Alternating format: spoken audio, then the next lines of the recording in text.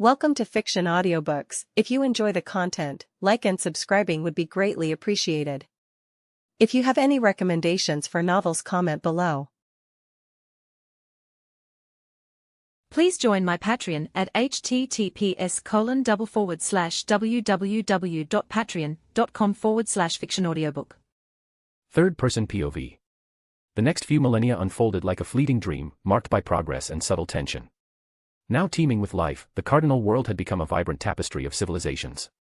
A myriad of races coexisted in a precarious yet harmonious balance, their histories intertwined.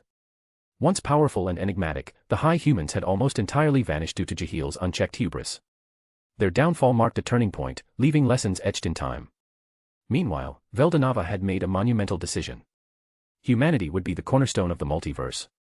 Though physically weak and ephemeral compared to other races, humans possessed an unparalleled capacity for growth and adaptability. Their rapid reproduction ensured their proliferation, making them an ideal candidate to populate countless worlds. With this choice made, Veldora set humanity's destiny into motion, seeding them across creation. In some universes, humans emerged as the product of slow, methodical evolution, their rise shaped by the passage of countless generations. In others, they sprang into existence fully formed, spreading across their worlds like wildfire. Regardless of the means, their influence grew swiftly, and humanity became the most populous race in existence, reshaping the very fabric of the multiverse. To ensure the equilibrium of the cardinal world, Twilight Valentine called upon his earliest creations, the pupils of the ancestor. He urged them to establish their own kingdoms and oversee the balance among the remaining races. Heeding his command, these powerful beings laid the foundations of their civilizations, thriving as overseers and protectors. Twilight, however, was not content to rest. His insatiable curiosity drove him to ceaseless experimentation, furthering his understanding of life and death. His magnum opus was Luminous Valentine, a high blood of unparalleled power. She required no physical sustenance and existed in the realm of divinity, her eternal material body untouched by time. In many ways, she was his alter ego, his ultimate creation, his daughter in spirit. But perfection breeds rebellion. Over the millennia, Luminous grew weary of Twilight's erratic whims and his often cruel experiments. When her patience finally ran dry, she acted with decisive force. Using a single, devastating, disintegration spell, she ended his existence. The death of the divine ancestor sent shockwaves through his pupils, shattering the fragile order Twilight had maintained. In the aftermath, Luminous found herself beset by adversaries. Many among her father's creations viewed her as a usurper, while others sought vengeance for Twilight's demise. Thus, the ripples of her rebellion grew into a tide of conflict, setting the stage for millennia of strife. Yet, even amid these tribulations, Luminous stood resolute, carving her own legacy as the shadow of her creator receded into history. Around this time, Guy had been fulfilling his role as the mediator in his own unconventional way. Wielding his unparalleled power, he would strike down nations that grew too ambitious or teetered on the edge of ruin due to their unchecked arrogance. When his intervention wasn't deemed necessary, he delegated the task to his trusted maids, Misery and Rain, along with his vast demonic army. Their efficiency ensured that Guy's presence as a stabilizing force was felt far and wide, even when he chose to remain behind the scenes. Velzard, on the other hand, served as his advisor, though the title held little substance beyond appearances. Her role was born less of necessity and more from her determination to witness him stumble under the weight of Veldora's mandate. While she found Guy's methods peculiar, she refrained from questioning them, content to silently observe his progress or, as she secretly hoped, his failure. During this time, Velzard maintained her periodic visits to the dwelling of the elementals. She checked on the Aurelia's progress every century, ensuring they adhered to her teachings. With her once fiery rage tempered, her dynamic with the elementals had returned to its usual state, a blend of discipline, respect, and subtle affection. Eventually, Guy's wanderings brought him to the remnants of the once great supermagic empire, a land his maids had previously reduced to ruins. Velzard quickly noted the empire's proximity to the colossal crater she had carved into the world during her birth. The connection seemed poetic, a silent testament to the frost dragon's indomitable power. Claiming the northern continent as his base of operations, Guy declared it the new heart of his influence. Velzard offered no objections. The land was, after all, her birthplace. With no human settlements remaining on the desolate continent, Velzard released her freezing aura upon it, transforming the landscape into an eternal realm of ice and snow. The glacial expanse became an unyielding sanctuary, a land where a presence reigned supreme and where time itself seemed to stand still. Velzard could feel her patience fraying. The stifling atmosphere of the ice continent, combined with the constant presence of the red primordial, was grating on her nerves. She was eager for a reprieve, and fortunately, the time had come for her next visit to the Aurelias. Rising from her private chamber within the Frost Palace, Velzard made her way toward the grand exit. As she passed through the main hall, she caught sight of Guy lounging on his ornate throne, draped in boredom. His crimson eyes flicked to her, a faint smirk tugging at the corner of his mouth. "Off to your appointment?" he drawled lazily, propping his chin on his hand. "Yes." Velzard replied curtly, not breaking stride. "Mind if I tag along?" he teased, leaning forward with a mischievous glint in his eye.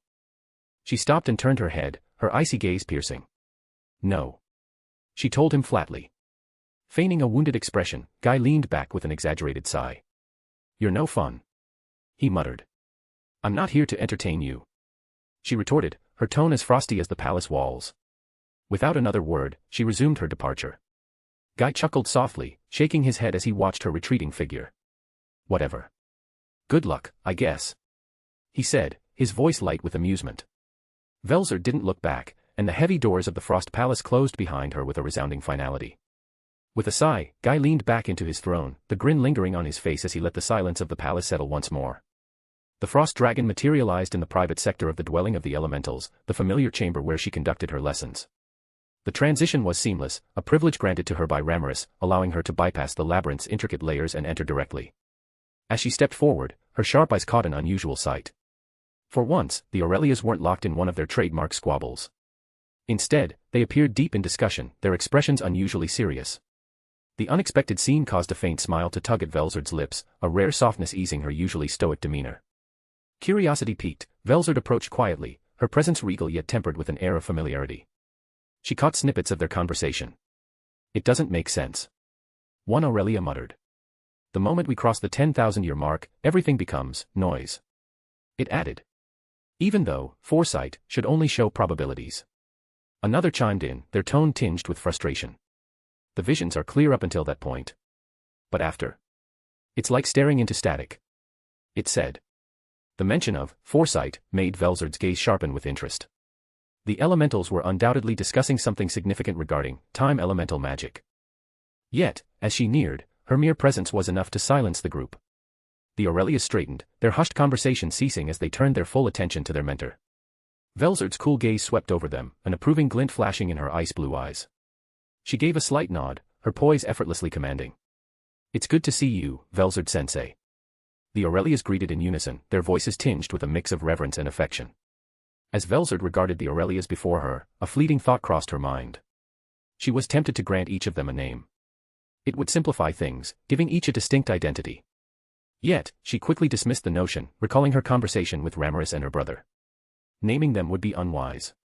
The Aurelias already stood leagues above other greater elementals in terms of power and energy reserves, their abilities skirting the boundary of divinity. To name them would push their strength to unimaginable heights, a risk not worth taking. Shaking off the thought, Velzard addressed them with her usual composed demeanor. "How is your progress on time stop?" she asked. The group responded with pride, most of them announcing their ability to sustain the suspended world for more than 10 seconds. Velzard couldn't help but think back to the sporadic bursts of temporal freezing she had felt during her stay at the Frost Palace.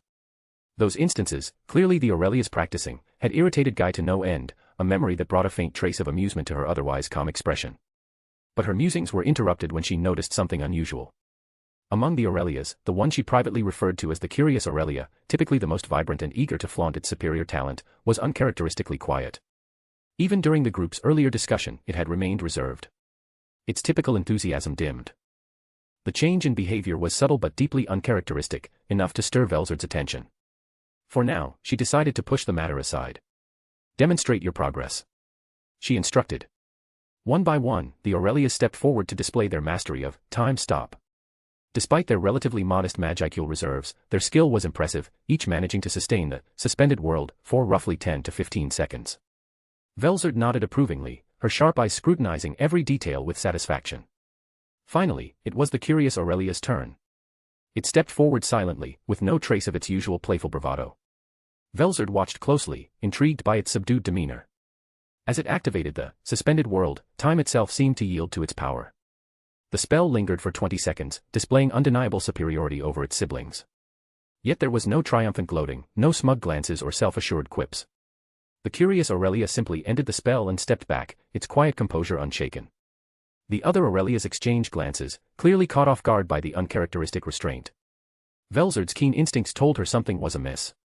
While she chose not to address it directly, she made a mental note to keep an eye on the curious Aurelia.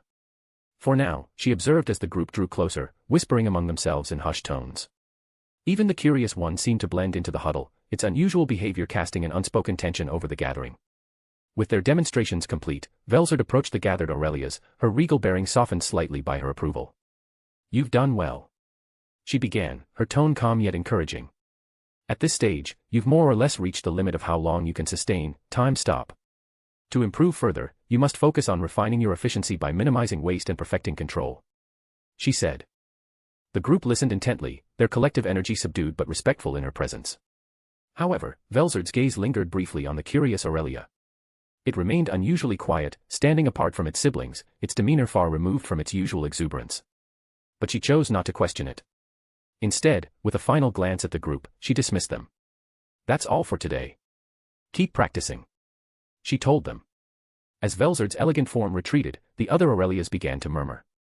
Their attention soon turned to their quiet sibling, and their tones were tinged with mild concern. "What's up with you today?" one asked, breaking the silence. "Yeah. I'm surprised you weren't so extra," another one remarked. The curious Aurelia hesitated, its energy shifting uncomfortably. Finally, it spoke, its voice quieter than usual. "My visions of the future, they're different from yours," it said. The others exchanged puzzled looks. "What do you mean?" another pressed. "When I look past 10,000 years, I don't see a blur like you do," it muttered, almost reluctantly. "I see fragments. A chaotic mess of possibilities, jumbled and hard to comprehend," it added. The group fell silent, their usual camaraderie tinged with unease. "What kind of possibilities?" one asked cautiously. The curious Aurelia's expression tightened as if recalling something unsettling. "I can't fully describe them. They're too disordered. But, there's one thing I always see." It paused, and the group leaned closer, anticipation mixed with dread. "A woman," it said, at last, its voice carrying a weight it rarely showed. "She has waist-length black hair and blue eyes," it described. Confusion rippled through the group. "A woman? What does that mean?" one asked, raising an eyebrow. The curious Aurelia shook its head. "I don't know. But there's something else." It hesitated, its voice trembling slightly as it continued. "When I look past that threshold, I rarely see myself. Sometimes I don't see myself at all." Its voice trailed off, underscoring its reluctance. The realization struck the group like a thunderclap. "You mean?" one began, its voice barely above a whisper. The implication was clear and horrifying. Their sibling, the one who always stood apart in talent and curiosity, might have done the unthinkable. It might have attached itself to a host. "You didn't dash," another started, its tone sharp with panic. "I don't know." The curious Aurelia interrupted, frustration bleeding into its voice. "The visions are too chaotic to tell. I don't know what it means," it added. The group erupted into frantic murmurs, their concern quickly turning to alarm. "We've been told never to lend our strength to mortals," one argued, its voice rising. "If they misuse it, it could cause catastrophe. Our mentor and queen warned us about this," another scolded. "I haven't done anything." The curious Aurelia snapped, but its usual confidence wavered. Its siblings' distrust was palpable, their worry feeding a growing tension. From that day onward, the small rift among the Aurelias began to widen. What had once been a quiet difference in personality, marked by the curious Aurelia's arrogance, now felt like an irreparable divide. The others watched their sibling with wary eyes, their camaraderie eroded by the seed of doubt. And though the curious Aurelia said nothing more of its visions, the weight of what it had seen lingered heavily on them all. Millennia passed, but the balance of the world began to show signs of strain. Within the dwelling of the elementals, tension simmered among the greater elementals of time, a subtle but undeniable shift that Velzard could not ignore. Meanwhile, her vigil over Guy Crimson continued as he carried out his unique interpretation of maintaining equilibrium. His methods were unorthodox, often brutal, yet effective, dispatching his demons to remind humanity of its place whenever their ambitions overreached. Velzard, though intrigued by his tactics, never intervened, her focus divided between the mediator and her own responsibilities. Humans, weak but resilient, began spreading across the land, realizing the potential Veldora had envisioned for them. Their burgeoning civilizations grew, driven by ambition and ingenuity, but with this growth came arrogance. On more than one occasion, Guy unleashed his wrath to curb their hubris, a spectacle that Velzard observed with both amusement and indifference. However, amidst the predictable cycles of rise and fall, a single event shattered the monotony.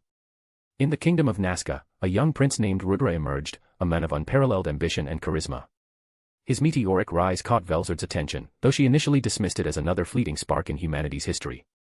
That changed when Veldora himself intervened, taking the prince under his wing. To Velzard's surprise, her brother began training Rudra to become a chosen hero. Under Veldora's tutelage, Rudra underwent a transformation. The prince's natural gifts were refined into the qualities of a leader and warrior. Before long, he earned the blessing of an elemental of light and, to the astonishment of many, received Rimur's direct favor. With their combined blessings, Rudra awakened as the world's first true chosen hero, his newfound power radiating with divine purpose. Velzard never openly questioned her brother's decision, but the implications were clear. Veldora intended for Rudra to challenge Guy, to serve as a counterbalance to the Red Primordial's unchecked might. She speculated silently, her thoughts weaving between admiration and curiosity. Was this another step in her brother's grand design? Or was this a gambit to test the resilience of humanity and the other races? The world held its breath as Rudra's legend began to unfold. His exploits were nothing short of extraordinary, inspiring a new era of hope and ambition among mortals. Yet, fate had a cruel sense of irony. On a fateful day, Rudra embarked on an expedition to the ice continent with his companions. Among them were his devoted sister, Lucia, and the scorched dragon, Velgrind, a being whose fiery temperament matched her devastating power. The frozen wasteland seemed to shudder under the weight of their arrival. Eventually, their journey led them to the Frost Palace, the heart of Guy and Velzard's domain. What began as a noble venture quickly escalated into an audacious confrontation. Rudra, the beginning chosen hero, stood before the Frost Palace's gates, his unwavering resolve clashing with the icy foreboding of the structure. Rudra and Guy's encounter may have been pivotal, but an equally charged meeting unfolded nearby, hidden from mortal eyes. As the frostbitten winds howled and the ice-coated landscape shimmered in defiance of the scorched dragon's fiery aura, Velzard observed from the shadows. Her sharp gaze missed nothing until it settled on an unfamiliar yet striking figure. Velgrind. It was their first meeting, a moment Velzard had neither anticipated nor sought.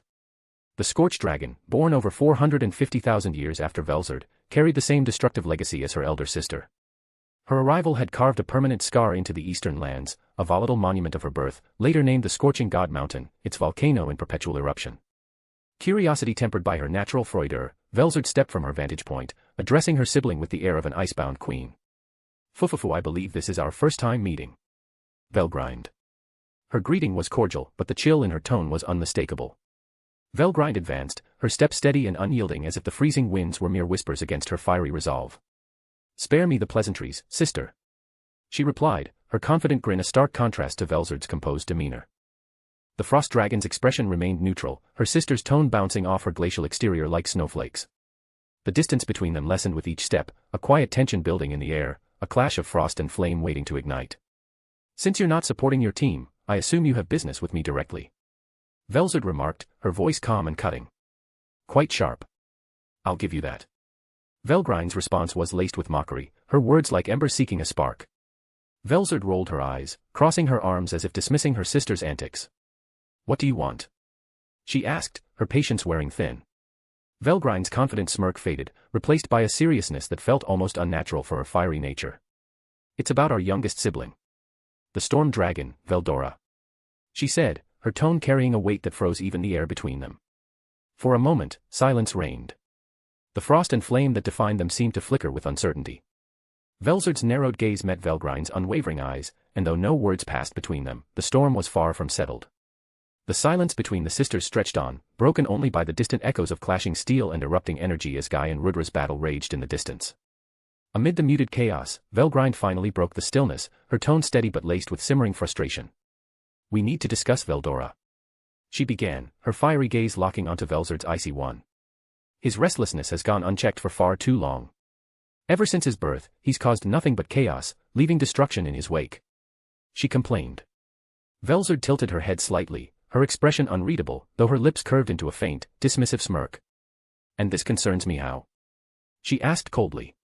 Velgrind's brow furrowed, her irritation breaking through her usual fiery confidence. You've seen it yourself. His rampages are relentless. I understand it's in his nature, given that he embodies chaos, but that doesn't make it any less infuriating. He's reckless, and it's only a matter of time before his actions tip the scales. She said. Velzard's expression remained unmoved, but her scoff echoed through the frozen air like a shard of ice piercing the tension. So, he irritates you. And. Velzard's tone was clipped, her frosty demeanor unyielding. He once challenged me, you know. Tried to assert his dominance. I defeated him, but he still wouldn't stop his destructive sprees. Velgrind's voice hardened, her usual confidence giving way to a simmering anger. Velzard's smirk widened ever so slightly, her next words dripping with cold amusement. Congratulations. You're stronger than Veldora. Now, what does this have to do with me? She asked again. The scorched dragon's flames seemed to flicker in her golden eyes as her irritation grew. We need to discipline him before his actions become catastrophic. This isn't just about me, Velzard. It's about all of us. She urged. Velzard's icy aura intensified subtly, a frigid edge creeping into her voice. We. Discipline him. How quaint. I already have responsibilities assigned to me by Veldonava. Unlike you, I don't have the luxury of roaming the world aimlessly. She mocked. Velgrind stiffened, the words striking her like a blow. Velzard's dismissive tone cut deeper than she expected, the implication clear. If you're so free, Velgrind, why don't you handle him? Velzard continued, her voice gaining a sharper edge. Or perhaps you're too busy playing with that hero and barging into my domain uninvited to bother. She pressed. The barb hit its mark.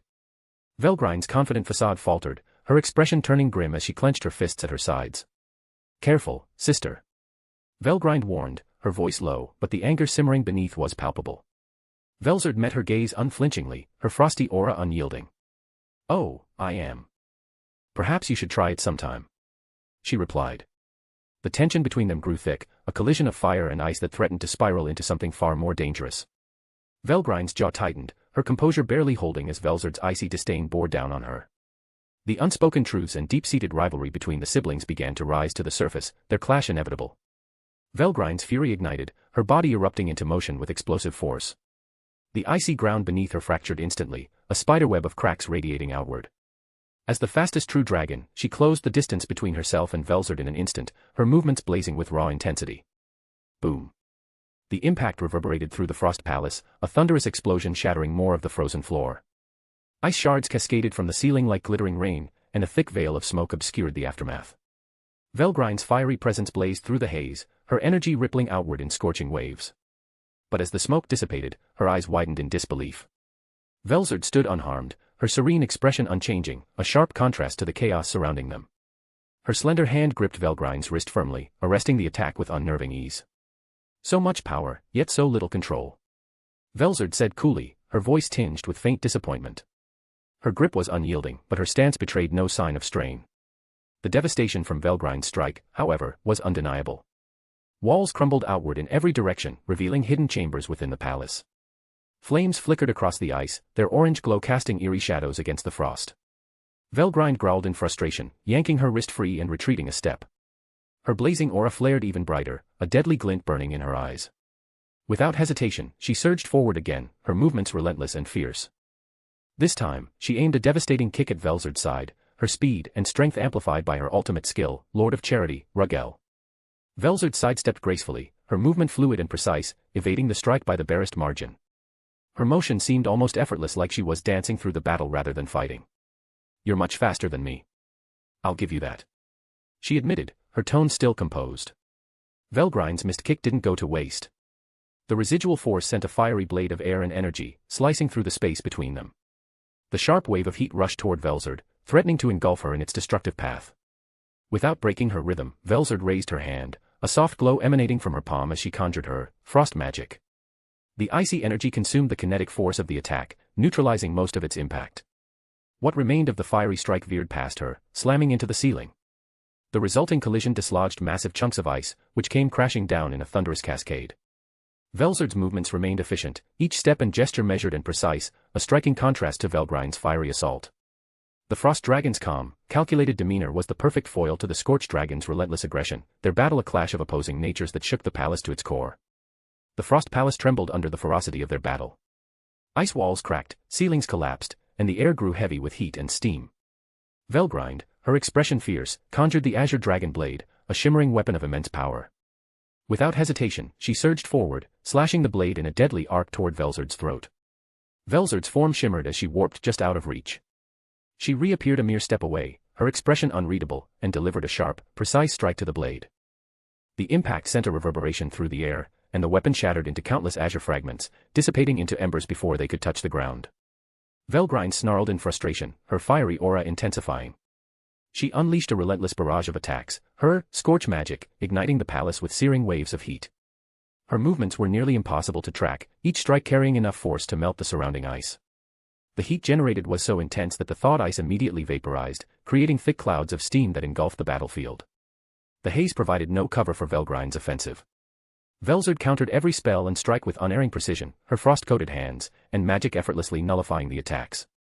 For every blazing inferno Velgrind unleashed, a wave of chilling frost extinguished it. For every explosive burst of speed, a measured step or flick of Velzard's wrist brought balance.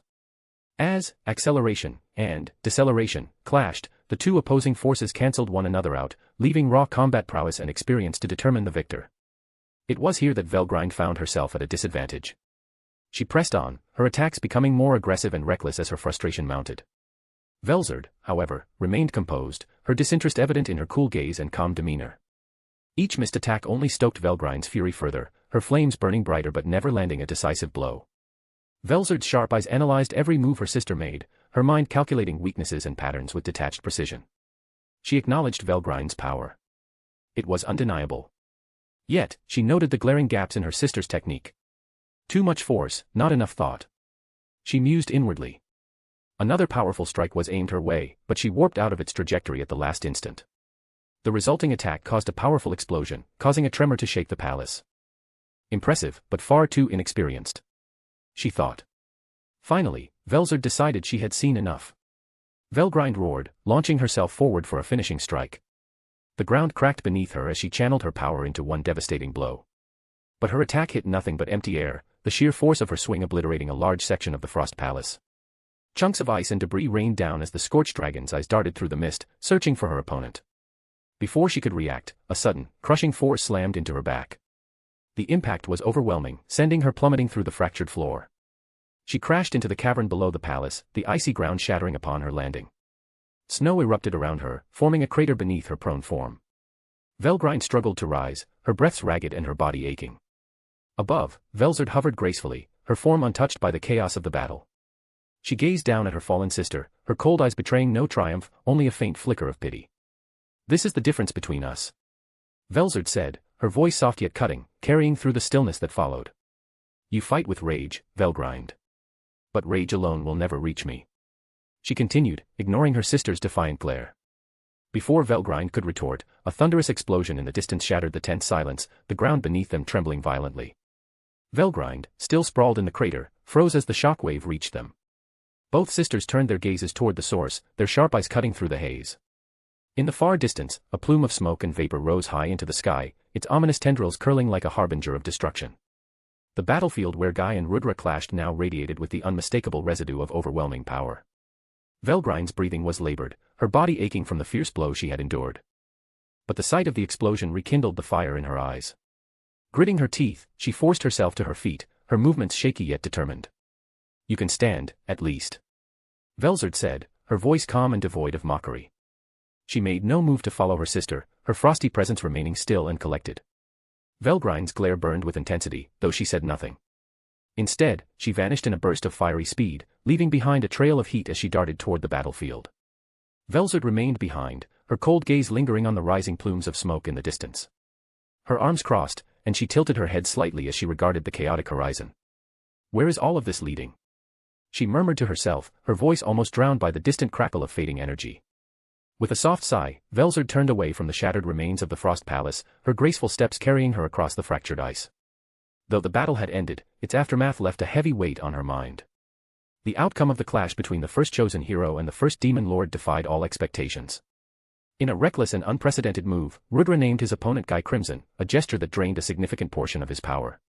When Velzard learned of this later, she was both baffled and exasperated by his stupidity. In the aftermath, Velzard and Guy exchanged bemused glances as Rudra and his group departed. Despite the strange turn of events, a peculiar camaraderie seemed to form between the hero and demon lord, a rivalry that, while fierce, bore no malice. From that day forward, Rudra became a frequent visitor to the Frost Palace, challenging Guy to countless rematches. These battles, though intense, never produced a decisive winner. During this period, life in the Eastern Empire underwent a dramatic shift. Veldonava and Lucia, Rudra's sister, fell deeply in love, their bond culminating in the birth of Malim, the first Dragonoid. The revelation shook Velzard to her core. While she felt joy for her brother, her elation was tempered by grave concern. To bring Malim into the world, Veldora had relinquished a vast portion of his power, leaving him with a mortal lifespan. The realization weighed heavily on Velzard, but for Rudra, it ignited a renewed determination. He vowed to unite the world and secure a peaceful future for those he held dear. This resolution led to a dramatic shift in Rudra's relationship with Guy. Rather than clashing directly, the two made a startling agreement. They would settle their rivalry through their subordinates. The winner would claim dominion over the cardinal world, a pact that transformed their personal conflict into a grand and dangerous game. Velzard was left speechless by their decision. The very idea of treating the world as a chessboard infuriated her, yet she held her tongue. Though her icy exterior remained calm, her mind churned with quiet resentment at their audacious gamble. The world's fate now hinged on the whims of its most powerful players, a reality that filled her with simmering rage. Everything changed on a day that would forever alter history. Velzard returned to the Frost Palace from her centennial visit to the dwelling of the elementals, her heart unusually heavy. The journey had been uneventful, but her interactions with the peculiar Aurelia had unsettled her. During her previous visits, the elemental's once arrogant and inquisitive demeanor had been replaced by a quiet, almost neurotic disposition. At first, Velzard dismissed the shift as a phase. But over the centuries, the change proved permanent. The Aurelia now seemed paranoid, its immense talents dulled by an ever-growing anxiety. Velzard had tried to probe for answers, only to be met with incoherent ramblings. Eventually, she abandoned her efforts, leaving the matter to Ramiris or her siblings, hoping they could resolve it. Yet the unease lingered, gnawing at the edges of her mind. Now, as she sat alone in her chamber, the Frost Palace's usual tranquility felt stifling. A knot of unease tightened in her chest, and for the first time in her life, a cold sweat traced a path down her temple. Something feels off, she thought, her anxiety growing into a suffocating weight. Driven by instinct, she tilted her head upward, her glowing eyes piercing through the ceiling. The icy blue of her irises shifted to a brilliant gold as she activated universal perception, seeking her siblings. No, she whispered, her voice trembling as her eyes widened in disbelief. Desperation took hold. She expanded her search, scanning farther and deeper, hoping her senses were deceiving her. But the truth became undeniable. She could no longer sense her elder brother's presence. This can't be happening. She pleaded inwardly, her breath coming in short, ragged gasps. Her rising panic was interrupted by the sound of measured footsteps echoing through the stillness. She froze, forcing herself to steady her breathing as the intruder drew closer. Turning toward the door, her gaze met Guy Crimson's. The sight of him only deepened her dread. The demon lord's usual confident smirk and mischievous glint were gone, replaced by an expression she had never seen before. It was solemnity. He stopped a few paces away, his crimson eyes heavy with unspoken words. The tension in the room became unbearable. Velzard, he began, his voice unusually subdued. He hesitated, his gaze faltering for the first time in her memory. Velzard's heart sank. She had never seen him like this, and his demeanor confirmed her worst fears. Veldora, he's... His voice trailed off, the words catching in his throat. Her breath hitched as tears welled in her eyes, blurring her vision. She shook her head slightly, silently willing him to stop, to say anything but what she already knew. Guy let out a quiet sigh, his shoulders sagging under the weight of the revelation. He's gone. The word struck like a dagger to her heart. Time seemed to freeze as the truth crashed over her, leaving her world colder and emptier than ever before. Unsure of what more to say or do, Guy slowly turned toward the exit. His steps were deliberate, as though each carried the weight of their shared grief. Before leaving, he paused, glancing back at Velzard. Tears now streamed down her face, silent yet unrelenting, each one carving a path of raw emotion. For the first time, Guy felt the sharp sting of grief. It clawed at his heart, uninvited and unwelcome. Though his pride forbade him from showing it, he understood her pain. Veldora had been more than his supposed equal. He had been a friend. Swallowing his emotions, Guy clenched his fists, forcing himself to leave. With a heavy conscience, he stepped out of the room. The moment the door closed behind him, the Frost Palace quaked. Velzard's grief erupted, no longer restrained by her ironclad control. Her aura surged outward like a tidal wave, blanketing the ice continent in an instant. A violent blizzard consumed the land, the air itself howling in anguish. Snow and frost swirled chaotically, blotting out the horizon as the storm surged in every direction. The temperature plummeted to unimaginable depths, and the frost spread indiscriminately, freezing everything it touched. From a distance, the outpouring of Velzard's power was a beacon of devastation, a monument to her sorrow. Her energy engulfed the entire continent, turning it into an inhospitable wasteland. Demons residing within the palace stood no chance. In an instant, they were encased in crystalline ice, frozen mid-movement as though time itself had halted. Even the primordials were forced to act. Misery and Rain gritted their teeth, flaring their auras to shield themselves from the relentless frost. The sheer magnitude of Velzard's power caused the air to crackle and groan and the ice to expand in all directions. Guy remained close, his expression grim as he unleashed his own aura. The vibrant energy roared to life, creating a barrier against the freezing storm. She's completely lost it. Rain muttered, her voice tense as her aura wavered against the unrelenting cold. Velzard-sama's grieving. And there's no stopping a true dragon's grief. Misery corrected, her gaze fixed on the blizzard's epicenter. Guy said nothing, his crimson eyes narrowing as he looked toward Velzard's chambers. For all his power and understanding of the frost dragon, even he knew that her sorrow was a force that could only run its course. The blizzard raged for days, its intensity mirroring the chaos in Velzard's heart. The once proud and composed frost dragon had been reduced to a hollow shell, her grief overwhelming, consuming her every thought. The world she had known had shattered with the loss of Veldora, and the storm she had unleashed reflected the depth of her despair. By the time the blizzard subsided, she was scarcely recognizable, her eyes sunken and hollow, the light within them dimmed by sorrow. Despite her shattered state, she still remembered her duty. She had promised Veldora that she would guide the Aurelias. With a heavy heart, she dragged herself to her feet, her every movement slow and labored. Each step felt like a weight pulling her down, but she forced herself to act, warping away to fulfill her promise. Meanwhile, the impact of Veldora's death had struck another ruler with equal force. Within the dwelling of the elementals, Rimuru was consumed by a grief unlike any she had ever known. The air in her domain grew thick and suffocating, reflecting the heaviness that had taken root in her chest. Her usually bright demeanor was nowhere to be found. Instead, she was a shadow of herself, a fragile figure drowned in sadness. The elementals surrounding her tried their best to lift her, but their attempts were futile. She could not be consoled. Yet, even in the midst of her pain, the memory of her duties lingered in the back of her mind. Tears still fresh on her cheeks, she stood, pushing herself forward despite the aching emptiness inside. She knew what had to be done. With a heavy heart, she left her dwelling and set her sights on the Aurelia's domain, the path ahead uncertain but necessary.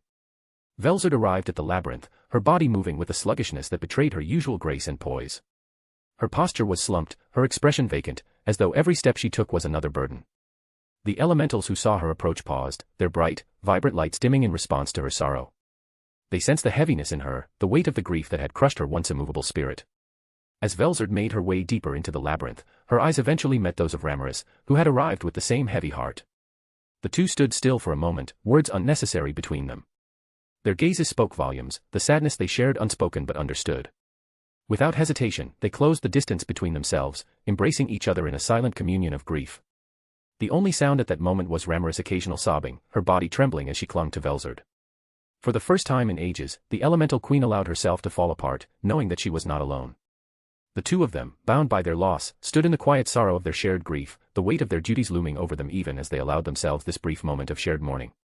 The silence between Velzard and Rimuru stretched on, heavy with the weight of their shared sorrow. Eventually, Rimuru finally broke it, her voice soft but steady. "Are you here to visit the Aurelias?" she asked.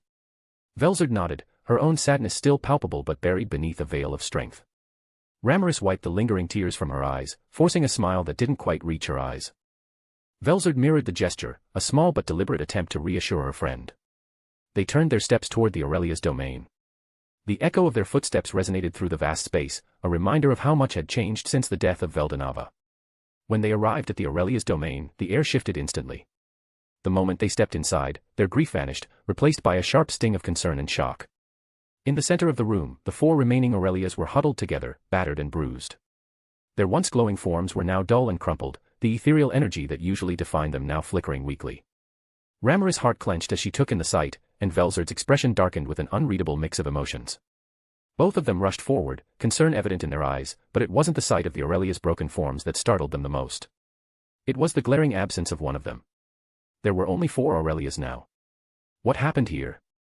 Rimuru, her voice strained with worry, asked what had happened. Velzard's gaze scanned the group, narrowing as she asked the more pointed question. Where was the missing Aurelia? She asked, her voice serious. The elementals exchanged nervous glances, clearly reluctant to speak, but the tension in the room made it impossible to remain silent. Our sibling started a fight. One of the Aurelias finally spoke, their voice hesitant and strained. Rimuru blinked, her confusion evident. A fight. She repeated, her voice quivering. What do you mean? She asked. The elementals shared another glance before continuing. It was becoming unstable. In the days leading up to Veldora-sama's death, something changed within it. It began to see things, visions of the future. But, whenever we looked ahead, we saw nothing. No clarity. Just blurs and static. It explained. Velzard's brow furrowed. Static. She echoed, her voice quiet but filled with the authority of someone seeking answers. The Aurelia continued, voice tinged with regret. It was different for our sibling. Its foresights weren't like ours. They were fractured. Broken. It saw futures that none of us could understand. And it thought we were dismissing it. That we weren't seeing what it saw. That's when the fighting started. 1 against 4. The result was. The Aurelia paused, looking at its siblings before finishing. This. It said. A heavy silence filled the room as Rimuru and Velzard absorbed this information. Their hearts grew heavier with each word. Rimuru, struggling to process the gravity of the situation, finally managed to speak again. And where is it now? She asked, her voice trembling. The elementals exchanged yet another uncertain glance, the unease growing in the room. After a long, tense moment, one of them spoke. It's gone. After the fight, it vanished. It replied. Vanished. Velzard's voice was low and hard, her eyes narrowing in disbelief. There was no sign.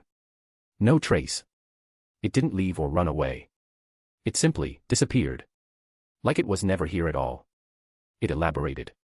Rimuru and Velzard stood in stunned silence, their minds racing to comprehend the enormity of what had just been revealed. The missing Aurelia, a force that had once been one with the others, was now gone without a trace.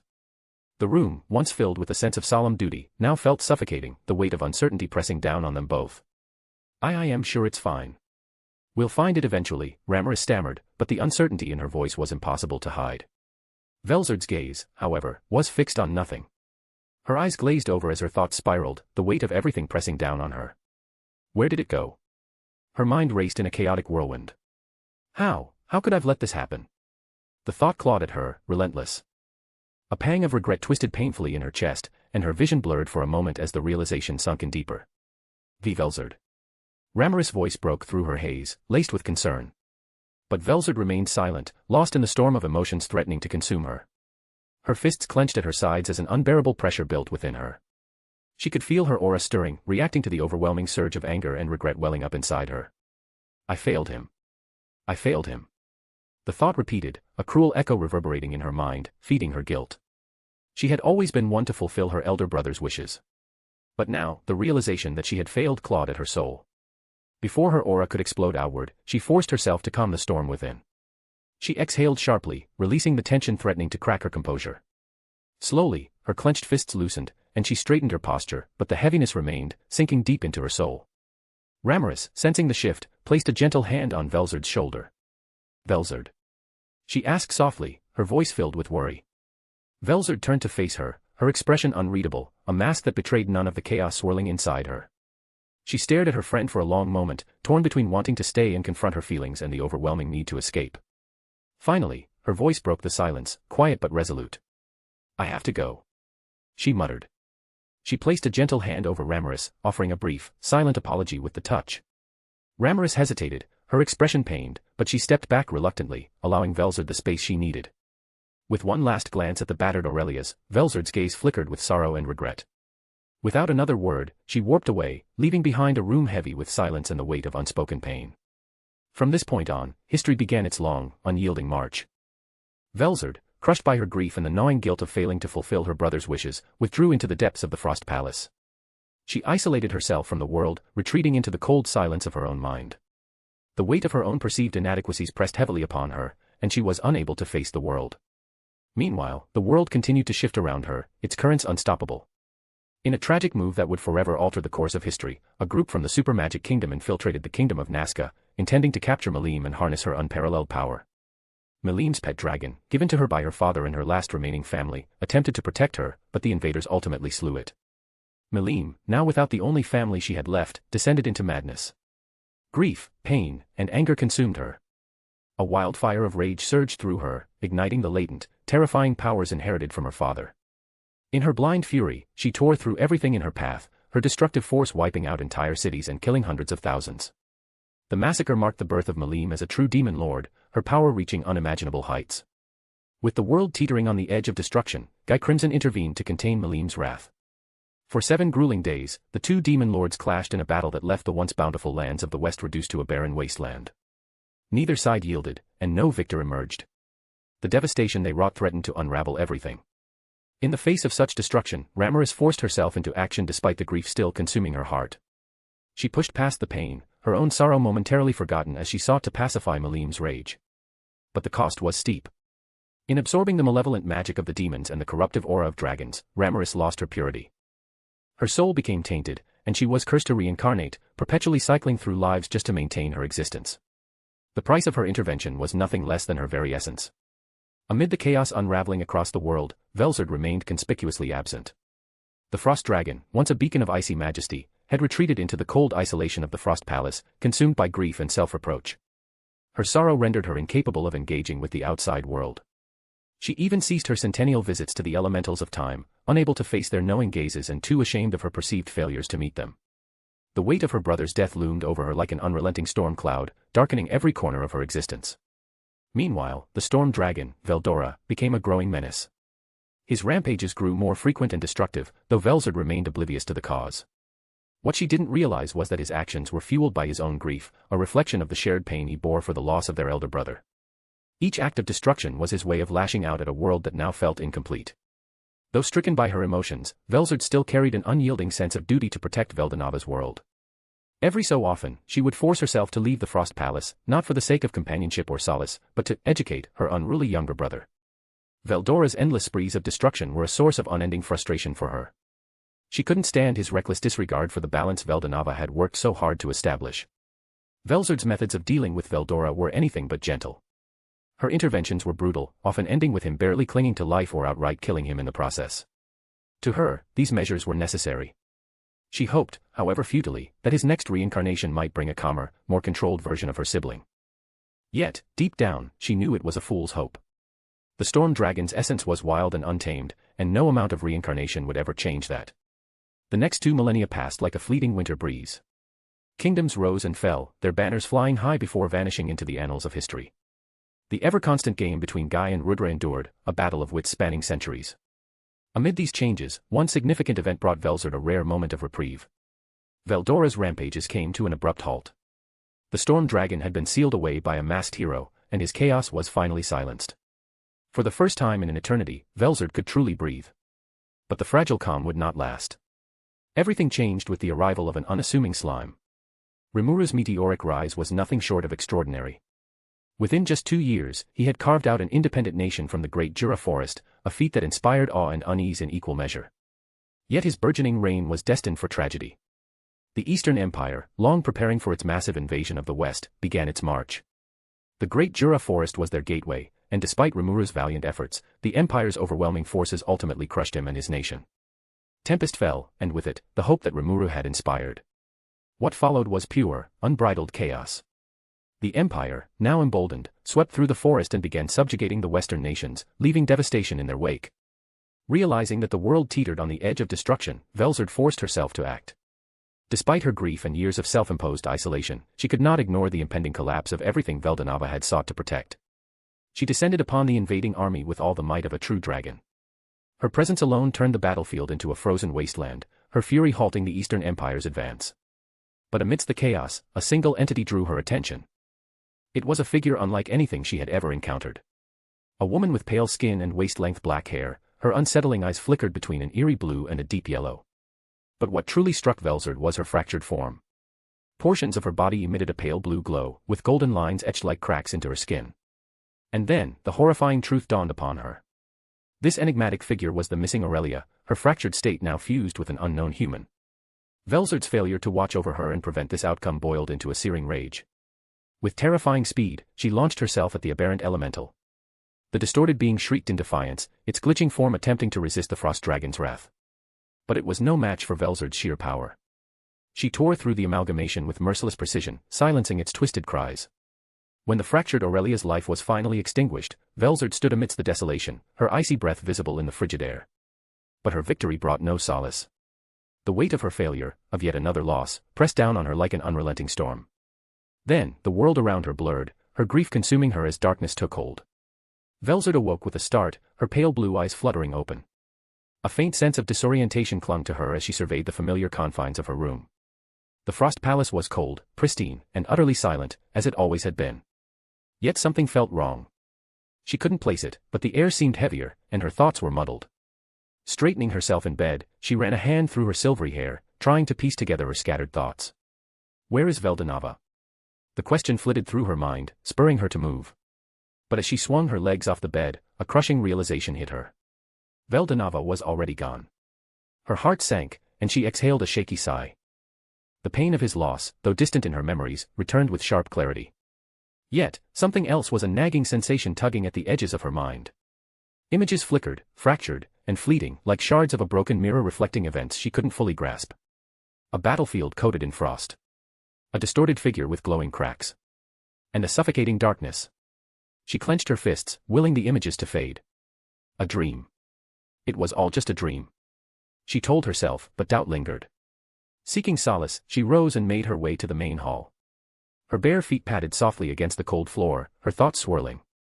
When she reached the vast chamber, her expression had smoothed into practiced neutrality, though her unease simmered beneath the surface. Guy Crimson sat lazily on his throne, one arm draped over the armrest, his crimson gaze half-lidded as if lost in thought. His head tilted slightly at the sound of her approach, and he regarded her with mild curiosity. "What's the matter?" he asked, his voice calm yet tinged with intrigue. Velzard hesitated, her lips parting but no sound escaping. The question forming in her mind felt absurd, but she couldn't suppress it. Did something just happen? She finally asked, her tone tentative. Guy raised an eyebrow, clearly bemused by her uncertainty. He straightened slightly, his gaze sharpening. Aside from me calming Meline down after her little rampage.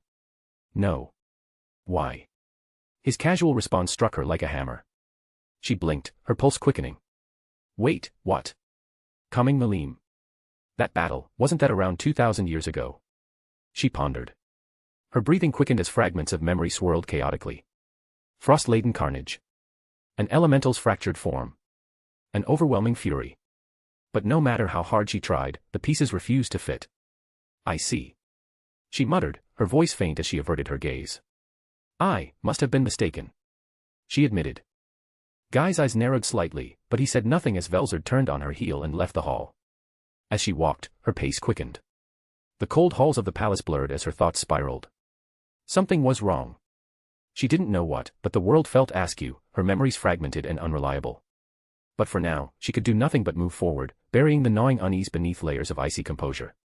Unbeknownst to Velzard or anyone else, the world was caught in an unrelenting cycle, a time loop spanning 2 millennia, repeating endless death and destruction. Each loop led to the Eastern Empire's invasion through the Great Jura Forest. The march would slaughter Rimuru and his nation, leaving chaos in its wake. The fallout varied with each iteration, sometimes prompting Guy, Velzard, or both to intervene. Despite the differences, the end was always the same. The timeline would loop after the death of a peculiar individual. And each time, it was almost always Velzard who delivered the fatal blow. The Frost Dragon remained oblivious at first. Her memories became increasingly fragmented with every loop, overwritten by each reset. Events blurred together, yet the emotions they evoked refused to fade. Instead, they grew stronger, festering within her. The anger, sorrow, and hatred all amplified with each passing cycle. Initially, she dismissed her fragmented memories as the product of her monotonous existence in the Frost Palace. Encounters with Guy began to feel eerily familiar, his words and actions repeating like déjà vu. Yet, something deeper gnawed at her, a persistent unease that even she couldn't ignore. Velzard's mounting disdain focused on one entity, the unruly Aurelia. At first, she wasn't sure why her emotions toward the rogue elemental were so intense. But as the loops wore on, her hatred grew more visceral, more consuming. Her ultimate skill, Lord of Patience, Gabriel, stirred uneasily in response to anomalies, confirming her suspicions. It wasn't her imagination. Time itself was fractured, and the cycles were no coincidence. Though her memories were too hazy to reconstruct fully, one truth burned brighter with each reset. The rebellious Aurelia was at the center of the chaos. With every repeat, Velzard's frustration boiled over. Her tolerance for Veldora's rampages eroded, and her attempts to curb his destruction became harsher and more violent. She felt her own stability slipping as the cycles dragged on, her volatility matching the turmoil she sensed in the timeline. But above all, her hatred for the rogue elemental solidified into something primal. Velzard didn't know how, but she knew the Aurelia was responsible for this affront to the natural order. Every loop only fueled her fury, transforming her grief into a seething rage that threatened to consume her. In stark contrast, the entity tied to the looping timeline grew increasingly fractured. Cronoa, a manifestation of Chloe Aubert's accumulated negative emotions across countless loops, seethed with rage toward Velzard. The Frost Dragon's intervention almost always marked the end of Cronoa's existence, resetting the cycle. Each death added fuel to her fury, compounding her hatred with every repeat. But Cronoa wasn't alone in her vessel. Aurelia was consumed by a growing terror of Velzard. It had observed firsthand how the Frost Dragon's methods of ending them became more brutal with every loop. Where once there was bewilderment at Velzard's actions, now only paralyzing fear remained. The elemental's mounting dread clashed violently with Cronoa's vengeful rage, creating a never-ending internal conflict. One craved escape at any cost, desperate to flee Velzard's wrath. The other yearned to confront and annihilate her tormentor. Their eternal turmoil raged as the cycles pressed on. However, after countless loops, a single event would set everything on a new trajectory.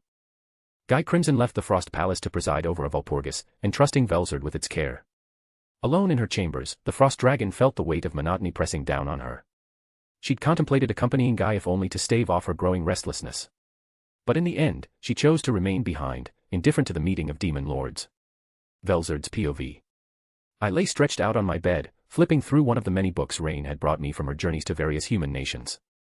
The pages were worn, probably scavenged from some old library, but it added a charm I couldn't resist. Sigh. There is little to do around here. Maybe I should have accepted Guy's invitation to attend that demon lord meeting. He seemed unusually excited for this Walpurgis, although knowing him, it was likely for the drama rather than the topics themselves. The last time I went, they spent hours debating pointless subjects, like naming their exclusive club. If I remember correctly, they didn't even settle on a name. Humans eventually coined the term the 10 Great Demon Lords, and they just rolled with it. Honestly, they can be rather amusing. Just as I let myself drift into a rare moment of relaxation, a powerful spike of magicule shattered the quiet. The aura was unmistakable. It was intense, formidable, and carefully restrained, with the telltale signature of a true dragon. I mused, feeling a smile tug at my lips as I sat up. Only one person could be wielding such a potent aura. Long time no see, little brother. Well, that was a lot. Would you look at that? For those of you who recognized that last part, I took it directly from the first chapter of this series, which I thought was pretty cool and meta. Let's unpack some things. First, there was a lot of narration in this chapter. I suppose I had to, considering I had to cover millennia worth of events. But now that's finally done. The truth has been revealed. Velzard's memories of the past loops are blurry, but similar to Cronoa, her anger toward Aurelia grew over countless loops. That is also why Cronoa and Aurelia feel very strongly toward her. For Cronoa, not only did Velzard kill her almost all the time, but the memories of her taking Rimuru in the most recent timeline only added fuel to that fire. As for Aurelia, I'm sure getting killed over and over by your mentor and being vividly aware of it all would cause you to fear them. Second, there was a lot of freestyling. I essentially covered the time loop aspect of this arc. However, due to my hazy memory, I made things up on the spot. But hey, that's what fanfics are for. The next chapter should cover Chloe and Hinata's journey through time and reveal how Aurelia ended up with Cronoa. Anyway, that is all. I'll see you in the next chapter. Author, out. Greetings, readers. Apologies for the letdown, but this isn't a chapter. Because we're about to head out for the New Year celebration, I probably won't be able to upload a new chapter for some days. That said, I do have this short part where I'll divulge information about the greater elemental of time, such as its inspiration, general stats, and other interesting information. Without further ado, let's begin. Inspiration. Aurelia stems from the Latin family name Aurelius, which comes from the word aureus. The name itself means the golden one and is generally feminine. In this case, the reason I've chosen the name relates to the saying, time is gold. For its appearance, as stated in a chapter, they can vary in their looks but do share traits. The main aesthetic they have in common is blue skin etched with golden lines. Their hair and eye color are the same, and they are heavily inspired by the other elementals in the series. Things that may vary include their physical build, hair type, and clothing. The illustration I've provided below only shows the curious Aurelia, described as being androgynous. General stats. Race, Aurelia, greater elemental of time. EP range, 1,200,000 to 1,800. Other titles, Elemental of Myth, Golden Timekeeper, the Golden One. Magic, Summoning Magic, Time Elemental Magic. Intrinsic skills, Temporal Manipulation. Tolerances, Abnormal Condition Nullification, Holy Demonic Attack Resistance, Natural Elements Nullification. Other information. While only light and darkness elementals can grant heroes the blessing they need to turn into chosen heroes, the Aurelius can do the same in this canon. In their case, it is even more extreme as they can bypass the need for Ramaris to grant the individual her divine protection. If an Aurelia were to grant a person their blessing and reside within the host, they would immediately be elevated to true demon lord status in terms of raw power. And if the person has proven their worth and become awakened, the Aurelia will merge with the host, resulting in a terrifying true chosen hero. However, the Aurelia can revoke its blessing anytime, just like the light and darkness elementals, stripping the hero of their status. Regarding their abilities, the Aurelias are digital lifeforms by nature. They remain unaffected by most temporal effects, and even an attack like chronosaltation would have an extremely low chance of working against them. Their connection to time allows them to recall loops perfectly, and they have some of the best future vision. They are even capable of using time warp, though they are kept under strict watch by Ramaris. In terms of their design, I went with strictly ethereal colors. The aesthetic has a flow to it, resembling the flow of time, and I think it came out pretty well. That should wrap everything up. But I'd like to add a few more images as bonuses. The pictures below show the process I follow when I make illustrations. You can see how I don't start with the anatomy structure and instead go with an incredibly rough sketch. I rarely do the anatomy sketch. The rough sketch is then layered with a cleaner sketch, followed by the lineart and base colors. Sketch. Sketch. Lineart. Base colors. Anyway, thanks for reading this short information dump. I hope you guys found it somewhat interesting. I'll see you all in the next chapter. Author, out. Third-person POV. The void was absolute, an infinite expanse of darkness that stretched endlessly, swallowing all sense of direction, time, and form. It was neither cold nor warm, utterly devoid of sensation, a place where even existence seems uncertain. Amid this all-encompassing nothingness floated a solitary essence, tethered only by the faint awareness of being. She does not know how long she has lingered here. It could be moments or millennia, for time held no meaning in this realm. Her physical form was absent, lost, forgotten, or perhaps never there to begin with. Yet, an ache gnawed at what should be her midsection, a phantom pain in a phantom body. And then, amidst the oppressive silence, a sound breached the void. Ta. It was faint, a distant echo rippling through the endless dark. The sound stirred her, faintly pulling at the threads of her awareness. Nata. This time, the voice was stronger and clearer. The call cut through the void like a shard of light piercing deep waters. She felt her essence quiver, stirred by the urgency in the cry. Hinata San. The voice rang out, sharp and commanding, obliterating the stillness. It shook her to her core, rousing her will. Though she had no eyes to open or a body to move, she strained to search through the nothingness. Her consciousness clawed against the void, driven by the instinct to respond. And then, light. It exploded into existence with an intensity that overwhelmed her essence. The brilliance was searing and relentless, engulfing her entirely.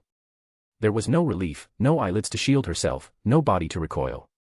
She could only endure the dazzling assault. Then, as swiftly as it came, the light softened. The world materialized around her, vivid and alive. A lush expanse of grassy plains stretched as far as she could see, each blade swaying gently in an unseen breeze. The air carried the fresh, damp scent of an approaching storm. To her left, a forest loomed with an ancient, brooding presence, its canopy shifting under the weight of distant thunder. Ahead lay a small, primitive village nestled in the open plains.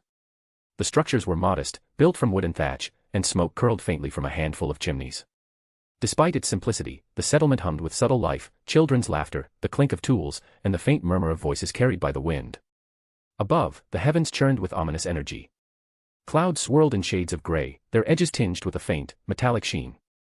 Thunder growled in the distance, a low, rolling sound that seemed to vibrate through the earth. Lightning flashed momentarily, splitting the sky with blinding brilliance before vanishing into the gathering storm. Hinata stands, or rather, her awareness is anchored to this place, though her body feels alien, almost detached. The ache in her midsection lingers, sharper now, as if reminding her of something she cannot recall. The otherworldly plane stretched out before her, hauntingly familiar yet unnervingly foreign. Deep within, a sense of foreboding rose, a whisper from the void that whatever lay ahead was not as simple as it seemed. Driven by curiosity, she attempted to look down at her form, only to be struck by a wave of disbelief. She couldn't control the body she was in. Her limbs didn't respond, and her gaze fixed forward as if her consciousness were tethered to a puppet she couldn't command. Hinata-san. Are you conscious? The voice was much clearer now, no longer muffled by the void. Recognition dawned on her. Chloe Aubert. That was Chloe's voice. A chilling realization struck her like lightning. Somehow, impossibly, she had been placed in Chloe's body. Even by her standards, it was an absurd conclusion, yet no other explanation fit. With hesitation, she responded, her mental voice shaky. See Chloe. No sound came from her mouth, only the reverberation of her thoughts, which confirmed that her essence still existed somewhere. It cemented the unsettling truth that she was now an unwilling passenger within Chloe's body. Yes, it's me. Thank goodness you're back. I had to pull your soul from an unlimited imprisonment. The sheer calmness in Chloe's mental voice only deepened Hinata's confusion. Wait. What are you talking about? Hinata's thoughts were frantic, disbelief coloring every word. She didn't have a face to convey her shock, but Chloe could all too easily imagine wide, incredulous eyes glaring at her. The absurdity of the situation made the image oddly amusing to Chloe despite the gravity of the moment. The void you found yourself in was an unlimited imprisonment. Chloe said it with such nonchalance it bordered on smugness, as though she were explaining something as simple as the weather. Hinata's thoughts came to a screeching halt. The last thing she remembered was Granbel's attack piercing her midsection. The sensation of life ebbing away in luminous arms was vivid in her mind. She had been dying, and she was certain she had died. So, you're saying you saved me somehow? From my certain death? Well, sort of. The bad news is that we're now 2,000 years in the past. Silence. Utter, deafening silence. Hinata's thoughts froze, unable to process what she'd just heard. Her initial response was to dismiss it outright. Surely Chloe was joking, an absurd, tasteless joke, but the unflinching sincerity in her voice gave her pause. For several seconds, nothing. Then, finally, a single coherent thought broke through Hinata's mental gridlock. What? After what felt like an eternity of silence, Chloe finally responded, her voice tinged with hesitance. I suppose I should start by saying this isn't the first time I've been sent to the past. Hinata's thoughts churned with 1,000 questions, each more urgent than the last. Yet, despite the storm raging in her mind, she remained silent. Something in Chloe's tone told her this explanation wouldn't be simple, so she waited, her patience uncharacteristically intact. I can't control it. Chloe's admission was startling, and her voice was quieter now. I don't even fully understand how it works. But every time something catastrophic happens, I'm sent back here. Hinata's unease grew. She wanted to demand answers, to know why this was happening or how Chloe had gotten them into this mess, but her instincts told her to let the girl speak. I've been seeing visions of past memories ever since that entity entered my body. Chloe's voice wavered, and Hinata could sense the weight behind her words. It wasn't just confusion or fear. It was something deeper, like grief mixed with the faintest sliver of resolve. What do you mean by that entity? That entity, the one that appeared when Rimuru-sensei saved me and the others. At first, I thought it was some foreign invader or an entirely separate being. Chloe's mental voice faltered before she pressed on. But, it's actually me. Hinata felt a jolt of disbelief ripple through her. Wait. Are you saying that thing was you? A version of you? Yes. Chloe's voice was now laced with an edge of certainty. It was me from a timeline where I met a tragic end. I can see flashes of her memories, or maybe mine. I'm not even sure anymore. For a moment, Chloe's mental voice fell silent, giving Hinata the space to process the revelation. The absurdity of the situation was almost too much to bear. A version of Chloe, twisted by some unknown tragedy, now tangled with the Chloe she knew.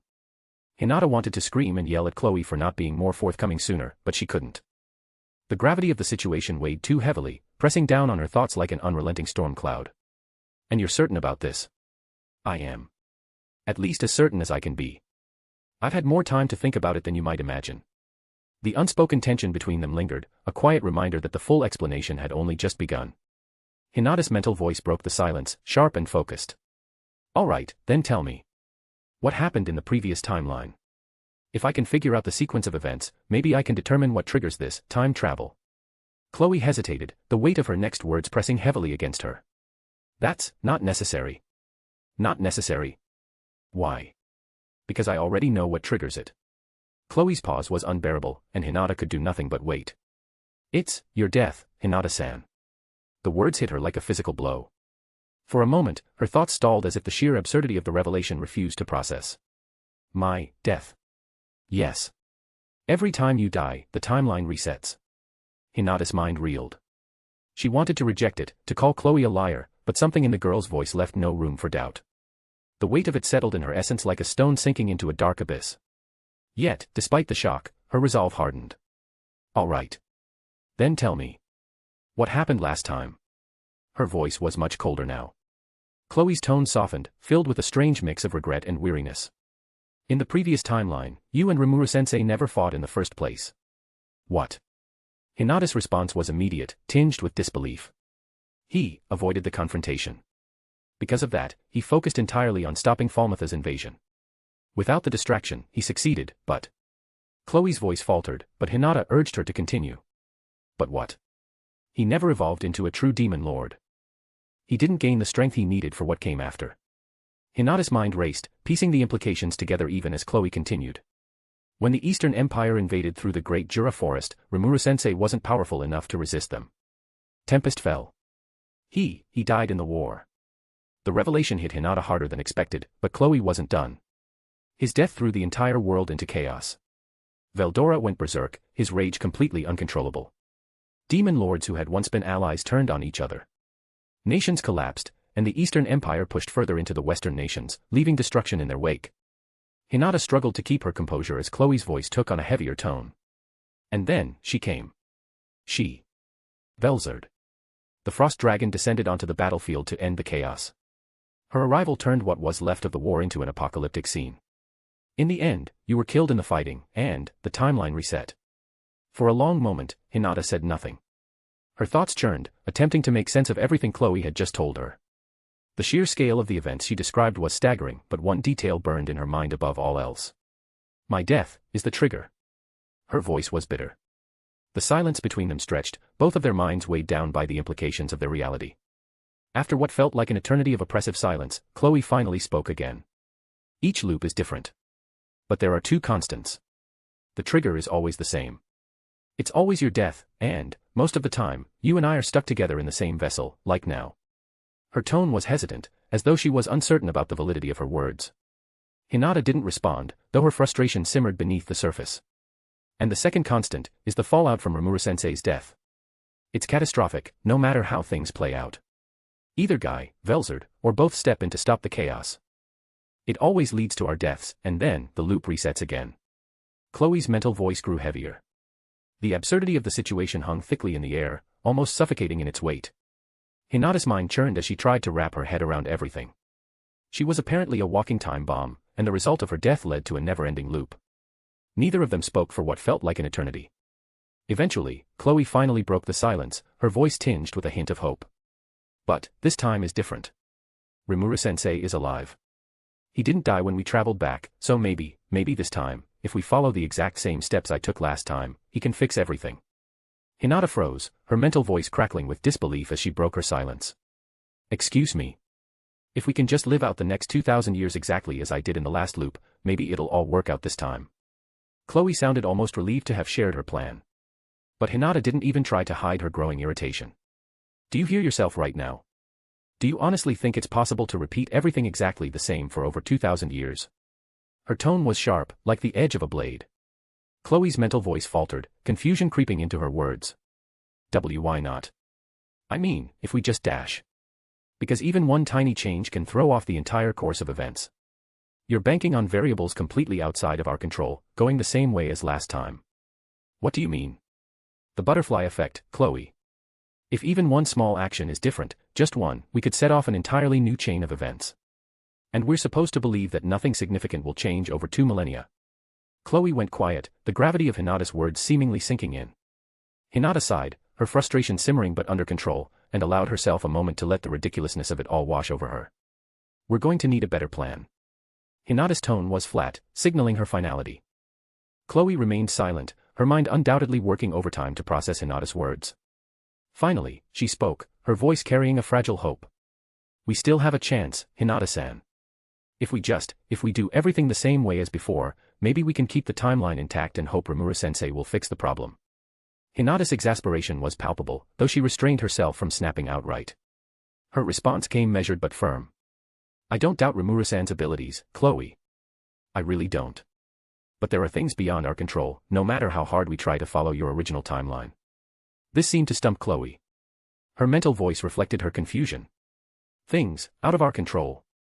Like what? Hinata didn't hesitate, her mind immediately bringing up a response. Like ensuring the frost dragon allies herself with Tempest. At those words, Chloe froze mid-step, her figurative breath catching. For the first time, Hinata's argument hit her with the force of a tidal wave. Her wide-eyed silence spoke volumes, and Hinata pressed her point. Think about it. Even if we repeat every action perfectly, there's no guarantee she will make the same choice. She's a literal true dragon, Chloe. Do you really think her decision-making is something we can predict or control? Chloe didn't respond immediately. She didn't need to. The weight of Hinata's argument began to sink in, the enormity of the challenge growing clearer with each passing moment. It wasn't just unlikely. It was absurdly, laughably improbable. True dragons were beings beyond conventional reasoning, and Velzard's allegiance to Rimuru wasn't something they could just engineer like a chess piece on a board. If Velzard didn't ally with Rimuru, the repercussions of that deviation alone were terrifying to consider. The timeline would veer into uncharted territory, and there would be no way of knowing how events would spiral from there. Chloe finally stopped walking altogether, the silence between them heavy with tension. I get it. But this is the best chance we have to restore everything to normal. What other choice do we have? Her tone was softer but still determined. Hinata sighed inwardly, her exasperation mounting. The logic was faulty, but Chloe wasn't entirely wrong. They had no other leads, no other plans. Fine. We'll try it your way. But just so you know, I'm confident it's going to fail. Chloe didn't argue further, though her resolve didn't waver. For better or worse, they were locked into a gamble where the odds were stacked impossibly high. However, before Chloe could take another step, her expression shifted. Her features were clouded with a melancholy that weighed heavily on the vessel they shared. Keenly attuned to Chloe's emotions within their shared form, Hinata recognized the change immediately. What's wrong, Chloe? Hinata's voice softened as she spoke. For several long, drawn-out seconds, Chloe didn't respond. The silence stretched, punctuated only by the faint rustle of grass in the cool breeze. Finally, Chloe's mental voice broke the stillness, quiet and uncertain. Hinata-san, are Rimuru-sensei and Velzard, that? The question caught Hinata off guard. That. Her confusion was evident, but the meaning dawned on her a moment later, and Hinata stilled, unsure of how to respond. It wasn't just the nature of the question. It was the realization that came with it. Chloe was in love with Rimuru. Hinata's mental voice faltered, weighed down by the delicate nature of the revelation. For once, she held her tongue, uncertain whether speaking would help or worsen the situation. But Chloe pressed her again, her voice trembling. Are they? With a heavy conscience, Hinata reluctantly answered. Yes, they were officially together in the timeline we just came from. Her tone was solemn, every word heavy with an understanding of the pain it would cause. The weight of the confirmation hit Chloe like a physical blow. She didn't say anything in response, and for a time, Hinata wondered if she could even say anything. The air around them felt thicker, charged with an unspoken sorrow that neither could fully express. Then, Hinata felt a faint sensation running down their vessel's cheeks. Tears. Though Chloe didn't make a sound, her emotions were bleeding through into their shared vessel, and the silent grief was almost unbearable. Hinata stayed inwardly quiet, unsure of what to say or whether to say anything at all. She hesitated, struggling to find words that might comfort Chloe. But before she could speak, the skies above mirrored Chloe's sorrow. Rain began to fall, soft at first but quickly escalating into a torrential downpour. Fat droplets of water soaked their body as the wind picked up, whipping through the nearby forest and making the grass bend in submission. The rumble of distant thunder underscored the moment, faint but foreboding, like a dirge for the emotions Chloe couldn't put into words. Feeling the cold wetness seep into their skin and hearing the gale howl around them, Hinata finally mustered the courage to speak. Her voice was as soft and steady as she could make it, though she inwardly cursed her ineptitude in comforting others. Chloe. I don't know what to say. But I'm here, okay. Chloe's tears only fell faster, streaming down their face as the rain blurred the world around them. The downpour drowned out all other sounds, save for the occasional crack of thunder that rippled through the heavy air. Hinata hated feeling so useless, so incapable of easing the girl's pain. She hesitated again, unsure if silence or words were the better option, but the storm didn't wait for her to decide. It raged on, a storm that seemed to embody Chloe's anguish. Despite her own uncertainty, Hinata remained steady, willing to endure the storm with her. Even if she couldn't fix it, even if her words fell short, she could at least be there. For now, that would have to be enough.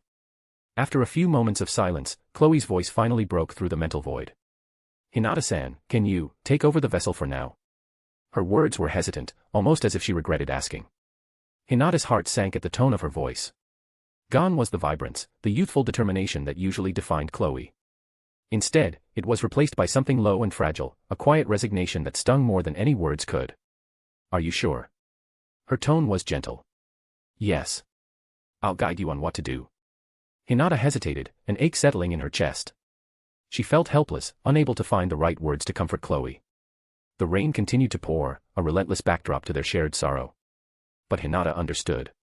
They had a task to fulfill, and if this was what Chloe needed, it was the least she could do.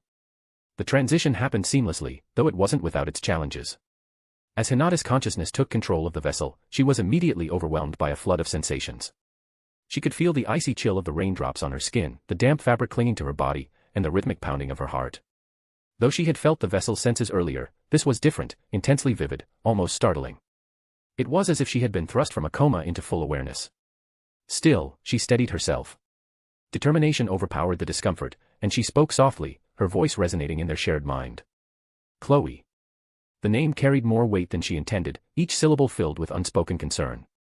Don't mind me, Hinata-san. I'll be fine.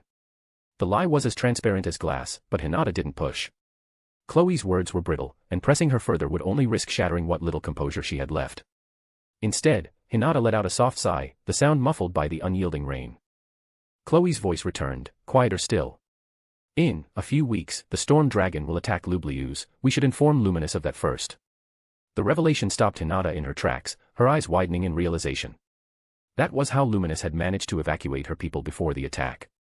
The mystery that had once confounded Hinata now had a clear answer. Though she had known about the destruction of Night Rose, she hadn't been present to witness how Luminous foresaw it. Everything fell into place, and after a brief pause, Hinata began moving forward again. Her steps were deliberate, her resolve hardening with each one. All right, Chloe. Let me take over for now. Just guide me on the way. Her inner voice surprised even herself with its softness. It wasn't her usual tone, sharp, commanding, and efficient. Instead, it was calm, almost tender, as though she hoped to provide Chloe with some semblance of comfort through her actions. Oh, okay. Hinata didn't press further. She simply moved forward, letting her actions speak in place of the words she couldn't find. The two pressed forward, uncertainty clinging to their every step but bolstered by a shared determination to see their plan through. With Hinata controlling the vessel and Chloe guiding her actions, they traversed the vast expanse of a world long past. It left Hinata stunned. Even with all her intellect and training, nothing could have prepared her for the sight of the world as it was 2 millennia ago. This can't be right. Hinata's thoughts raced. What if we screw this up? One wrong move and everything could spiral out of control. Chloe, sensing Hinata's doubts, offered faint reassurance. You're doing fine, Hinata-san, just trust me. We'll make it through this. But even Chloe wasn't immune to doubt. Her words occasionally faltered whenever it was her turn to take control, especially during interactions with people. It's been a while. Why, you're looking well. Chloe stammered once while greeting an old acquaintance whose name she clearly couldn't recall. Hinata inwardly winced. Chloe, they're going to notice something's off if you keep dash. It's always nice to see you. Chloe hastily corrected, her voice unnaturally high. Great. They'll figure us out in no time. One small mistake leads to another, and before we know it, the future's completely derailed. Despite her worries, they pressed forward, switching control as needed. Chloe's guidance kept them on course, and Hinata's precision allowed them to maneuver unseen when necessary.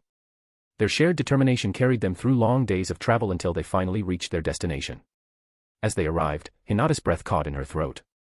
The Lublius of this era was far from the grand, imposing cityscape she knew, yet even in its infancy, it radiated a sense of power and ambition that made it clear why it would become a beacon of the West.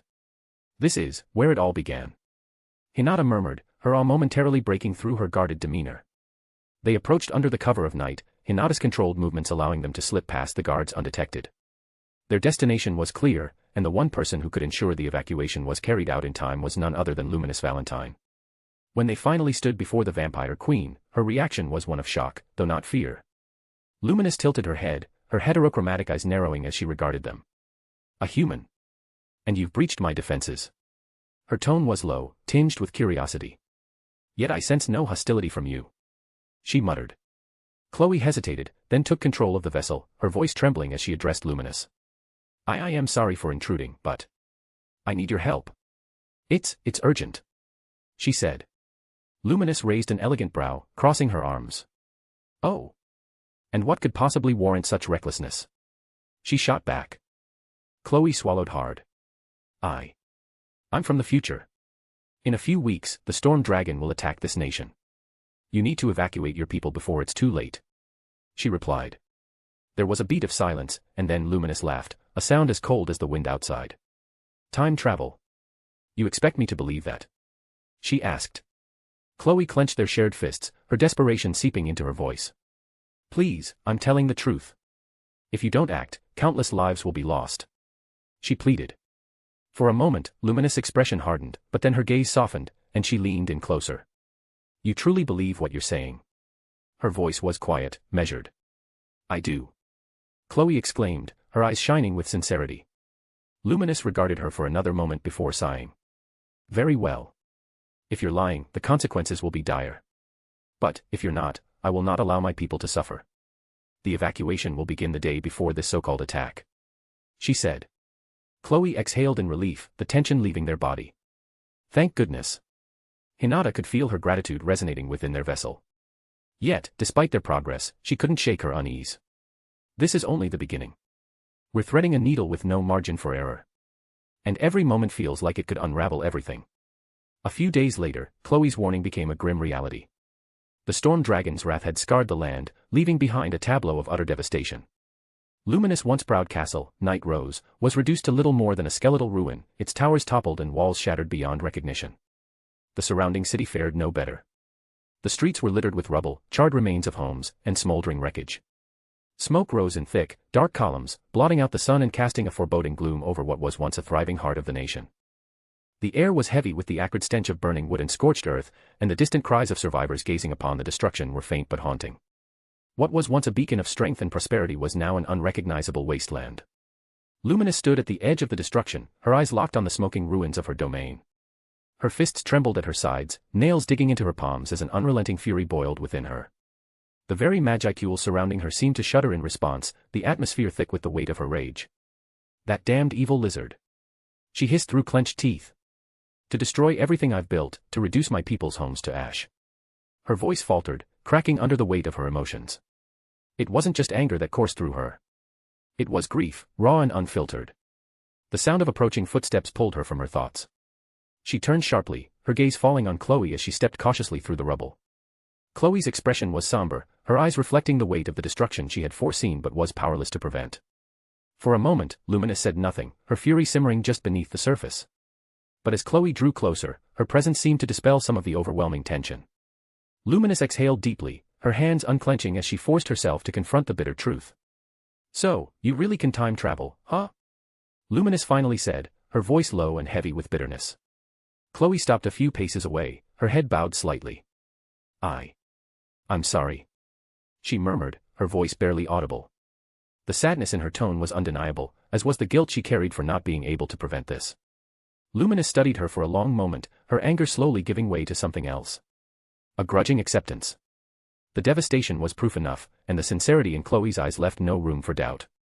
With a sigh, Luminous nodded, her gaze softening despite the turmoil raging within her. You warned me. Without you, this would have been even worse. I owe you. She said. Chloe looked up, surprised by the admission. Though she knew the outcome, she did her best to keep up the same act she'd maintained before. From that day forward, the bond between the two was forged in fire and destruction. Luminous' unwavering trust in Chloe was born from the ashes of Night Rose, cementing a friendship that would endure for centuries to come. The devastation of Night Rose had forced Luminous into a position of vulnerability, forcing her to go into hiding and consolidate what little power she had left. In the years that followed, she quietly rebuilt her strength, waiting for the right moment to rise again. That moment came during the Great Tenma War, a semi-millennial event that saw an army of angels descend from heaven, their sole mission to halt humanity's progress and limit their expansion. It was a chaotic and destructive time, one where Luminous saw a chance for both revenge and resurgence. Angels were tearing the world apart, but amid the devastation, Luminous seized the opportunity with a vicious determination. As nations teetered on the brink of collapse, she carefully crafted a new identity, positioning herself as a god during the chaos. Her sheer power as a true demon lord allowed her to capture the awe and reverence of those around her. Her magic could heal the wounded, destroy her enemies, and grant salvation to those who bowed to her will. And the survivors, desperate for a new leader, flocked to her with fervor. What do you think of it? Chloe asked her one evening as Luminous stood atop a newly constructed sanctum. Her eyes scanned the landscape. What was once ruin was slowly transforming into something new. Under her guidance, the people were rebuilding, reshaping the broken world into something that would reflect her strength. Luminous turned to Chloe, her lips curling into a faint, knowing smile. It's working. I'm not the same person I was before Night Rose fell. The world has been reset, and I've claimed my place in it. Her voice was filled with quiet triumph, though there was still the undercurrent of loss. Chloe, looking more subdued than usual, nodded thoughtfully. You're becoming something far more powerful than you once were. But, there's still more to come. The world hasn't quite stopped shifting yet. She muttered. Luminous looked at her, tilting her head slightly. What do you mean? She asked. I have some more things to tell you. About the future. Chloe hesitated, but Luminous' gaze was unwavering, encouraging her to continue. All right then. Chloe said with a sigh. The first person you should watch for is a slime named Rimuru Tempest. He's going to surprise the world, and he'll have an impact that none of us can foresee. She began, her voice resolute. At her words, Luminous blinked in confusion. A slime. The weakest of all creatures, with no real ability to defend itself. And one that would be named, no less. It made no sense. She pondered as she stared at Chloe, trying to process the information. Rimuru Tempest. Luminous echoed, her tone laced with skepticism. A slime. I'll admit, I'm having trouble believing that, but I trust you, Chloe. She paused, shaking her head. But a slime, that's an odd starting point for something so world-shifting. She remarked. Chloe gave a small nod, her eyes dimming slightly. It's complicated. But I promise, his role will be more significant than any of us can predict. She told her. Very well. I'll keep an eye out for this slime of yours. Luminous said, her voice steely. Chloe glanced down briefly, her eyes filled with momentary pain, before looking up again, her expression tight. There's another person you'll need to be aware of. A human named Hinata Sakaguchi. She'll eventually come under Lobelia banner. She informed her. Luminous raised an eyebrow, intrigued. Hinata Sakaguchi. Another human. She's important. She asked. Yes. She'll become a key figure in your nation, though there's more to her story than you might expect. Chloe replied. Luminous nodded, but she didn't press further. She trusted Chloe's warnings, no matter how strange they seemed. Chloe's gaze shifted to the distance, her expression clouded. Very well. I'll keep everything you said in mind. Luminous murmured, the quiet storm of emotion churning beneath her calm facade. Chloe nodded, her eyes heavy with the weight of her own pain and regrets. It's going to be a long road, Luminous. There will be pain. But you'll have the strength to face it. She told her. With that, Luminous turned her mind back to the people she had gathered, their unwavering faith in her evident in their every action. Her new empire's foundations were solid, and she would watch as it grew stronger with each passing day. But even as she basked in the strength of her people, Chloe's words lingered in her thoughts, and the threads of the future began to weave together in complex patterns, some easier to discern, while shadows obscured others. Pushing that thought aside, Luminous faced Chloe, her expression warm. Thanks, as always. Luminous said, her tone filled with gratitude she didn't often show. Chloe paused, her gaze lingering on Luminous for a moment before a faint smile tugged at her lips. Don't mention it. She replied, her words light but carrying the weight of countless years spent together. Luminous nodded, her mind already turning to the future. I'll continue to help you with your endeavors, Chloe. Whatever comes next, I'll be there to see it through. She said. Chloe's smile faltered, a brief flicker of uncertainty crossing her expression. And I'll have to become the chosen hero I'm destined to be. She muttered, her voice steady. Luminous nodded in agreement, her confidence unwavering. You will. But, what should I call you? We'll need a name for this new role. She said. Before either of them could speak, a soft and familiar voice chimed in from within Chloe, offering her 2 cents to the conversation. I suggest Chronoa. After all, Chronos relates to time, which is quite fitting for our situation. Good idea. But as Chloe came to agree with Hinata's suggestion, she suddenly winced, her face contorting with pain. She stumbled, falling to her knees as a sharp pain shot through her chest. Her breath caught in her throat, her eyes wide with confusion as she clutched at her heart. Luminous, instantly concerned, rushed to her side. Chloe. She exclaimed, her voice thick with worry. She knelt beside her, placing a hand on her back as she tried to steady her friend. Chloe met her gaze, struggling to maintain composure. It's fine. She said through gritted teeth, attempting a weak smile, though it was clear that it wasn't convincing. Just a sudden cramp. She added. Luminous eyes narrowed in exasperation, her worry deepening. You clutched your chest. That's not a cramp. What's really going on, Chloe? She demanded, her voice stern but caring. Chloe shook her head, rising slowly to her feet with Luminous' help. Though her body trembled slightly from the pain, she managed to stand. Luminous supported her, her expression still full of concern. As the two locked eyes, Chloe's thoughts shifted inward, her mind racing to unravel the source of her pain. Hinata-san. What happened? I don't know. But for some reason, I lost my unique skill, usurper. Yeah, that's because I have it now. Hinata was momentarily stunned. How? You know what? I'm not going to question it. She mentally sighed, pushing aside the confusion for the moment. Their new path had already become unpredictable, but they would face it as they always had. After reassuring Luminous once again, Chloe bid her friend farewell, her words carrying the weight of both duty and emotion. Luminous expected her to head toward the dwelling of the elementals to receive the blessing of either a light or darkness elemental and eventually Rimur's approval to ascend as a chosen hero. But unbeknownst to her, Chloe had already taken a different path.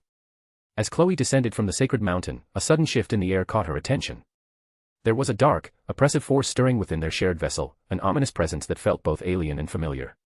It gnawed at their senses, creeping in like a cold shadow.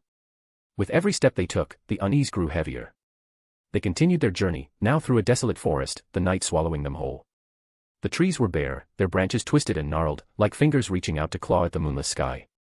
An unnatural silence hung in the air, broken only by the soft, unsettling crunch of dead leaves beneath their feet. Chloe, why do I feel uneasy? Hinata's voice was strained.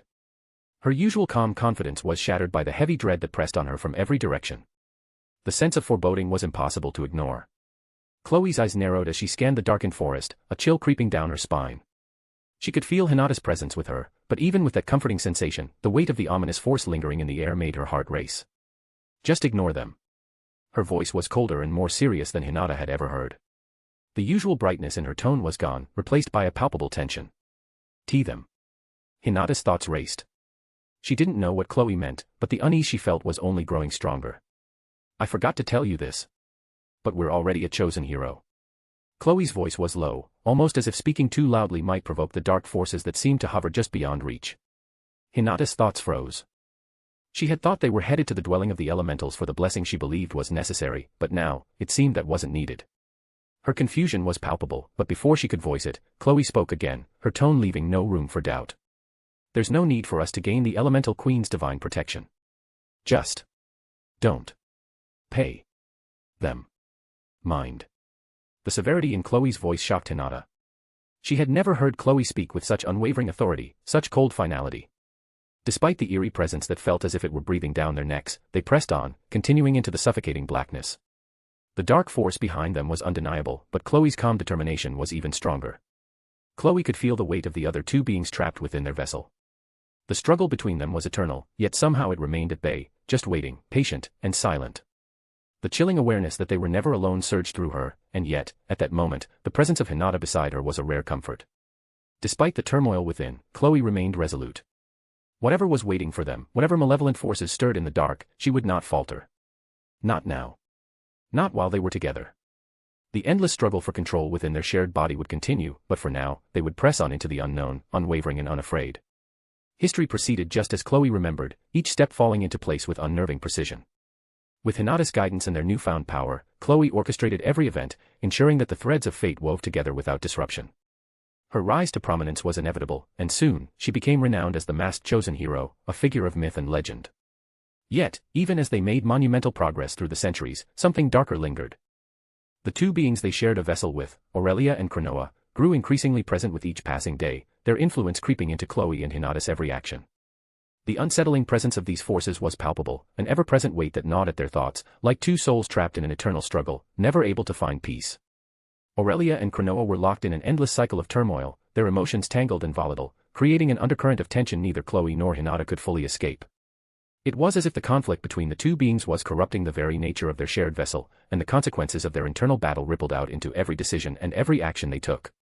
Chloe couldn't help but feel the tightening grip of their struggle, as if they were standing at the edge of a precipice, with the two forces battling for control of the vessel they inhabited. Each time they pushed forward, the turbulence grew more intense. Still, despite the overwhelming sense of unease, the two pressed on, determined to fulfill their mission. The stakes were too high to let their inner turmoil derail their path. Every moment was crucial, every action a step closer to setting everything in motion. But the constant presence of Aurelia and Cronoa's strife left Chloe and Hinata feeling like they were moving forward while being pulled in opposite directions as if the weight of the past and future held them in place. Chloe walked up to Luminous, the weight of the coming battle pressing down on her shoulders. Today was the day she would face Veldora, the storm dragon, and seal him away in the unlimited imprisonment. Her footsteps were steady, but her thoughts were racing as the task ahead loomed large in her mind. She met Luminous' gaze, knowing her friend would sense the gravity of the moment. "I'll be facing Veldora today," she said quietly, her tone laced with both certainty and caution.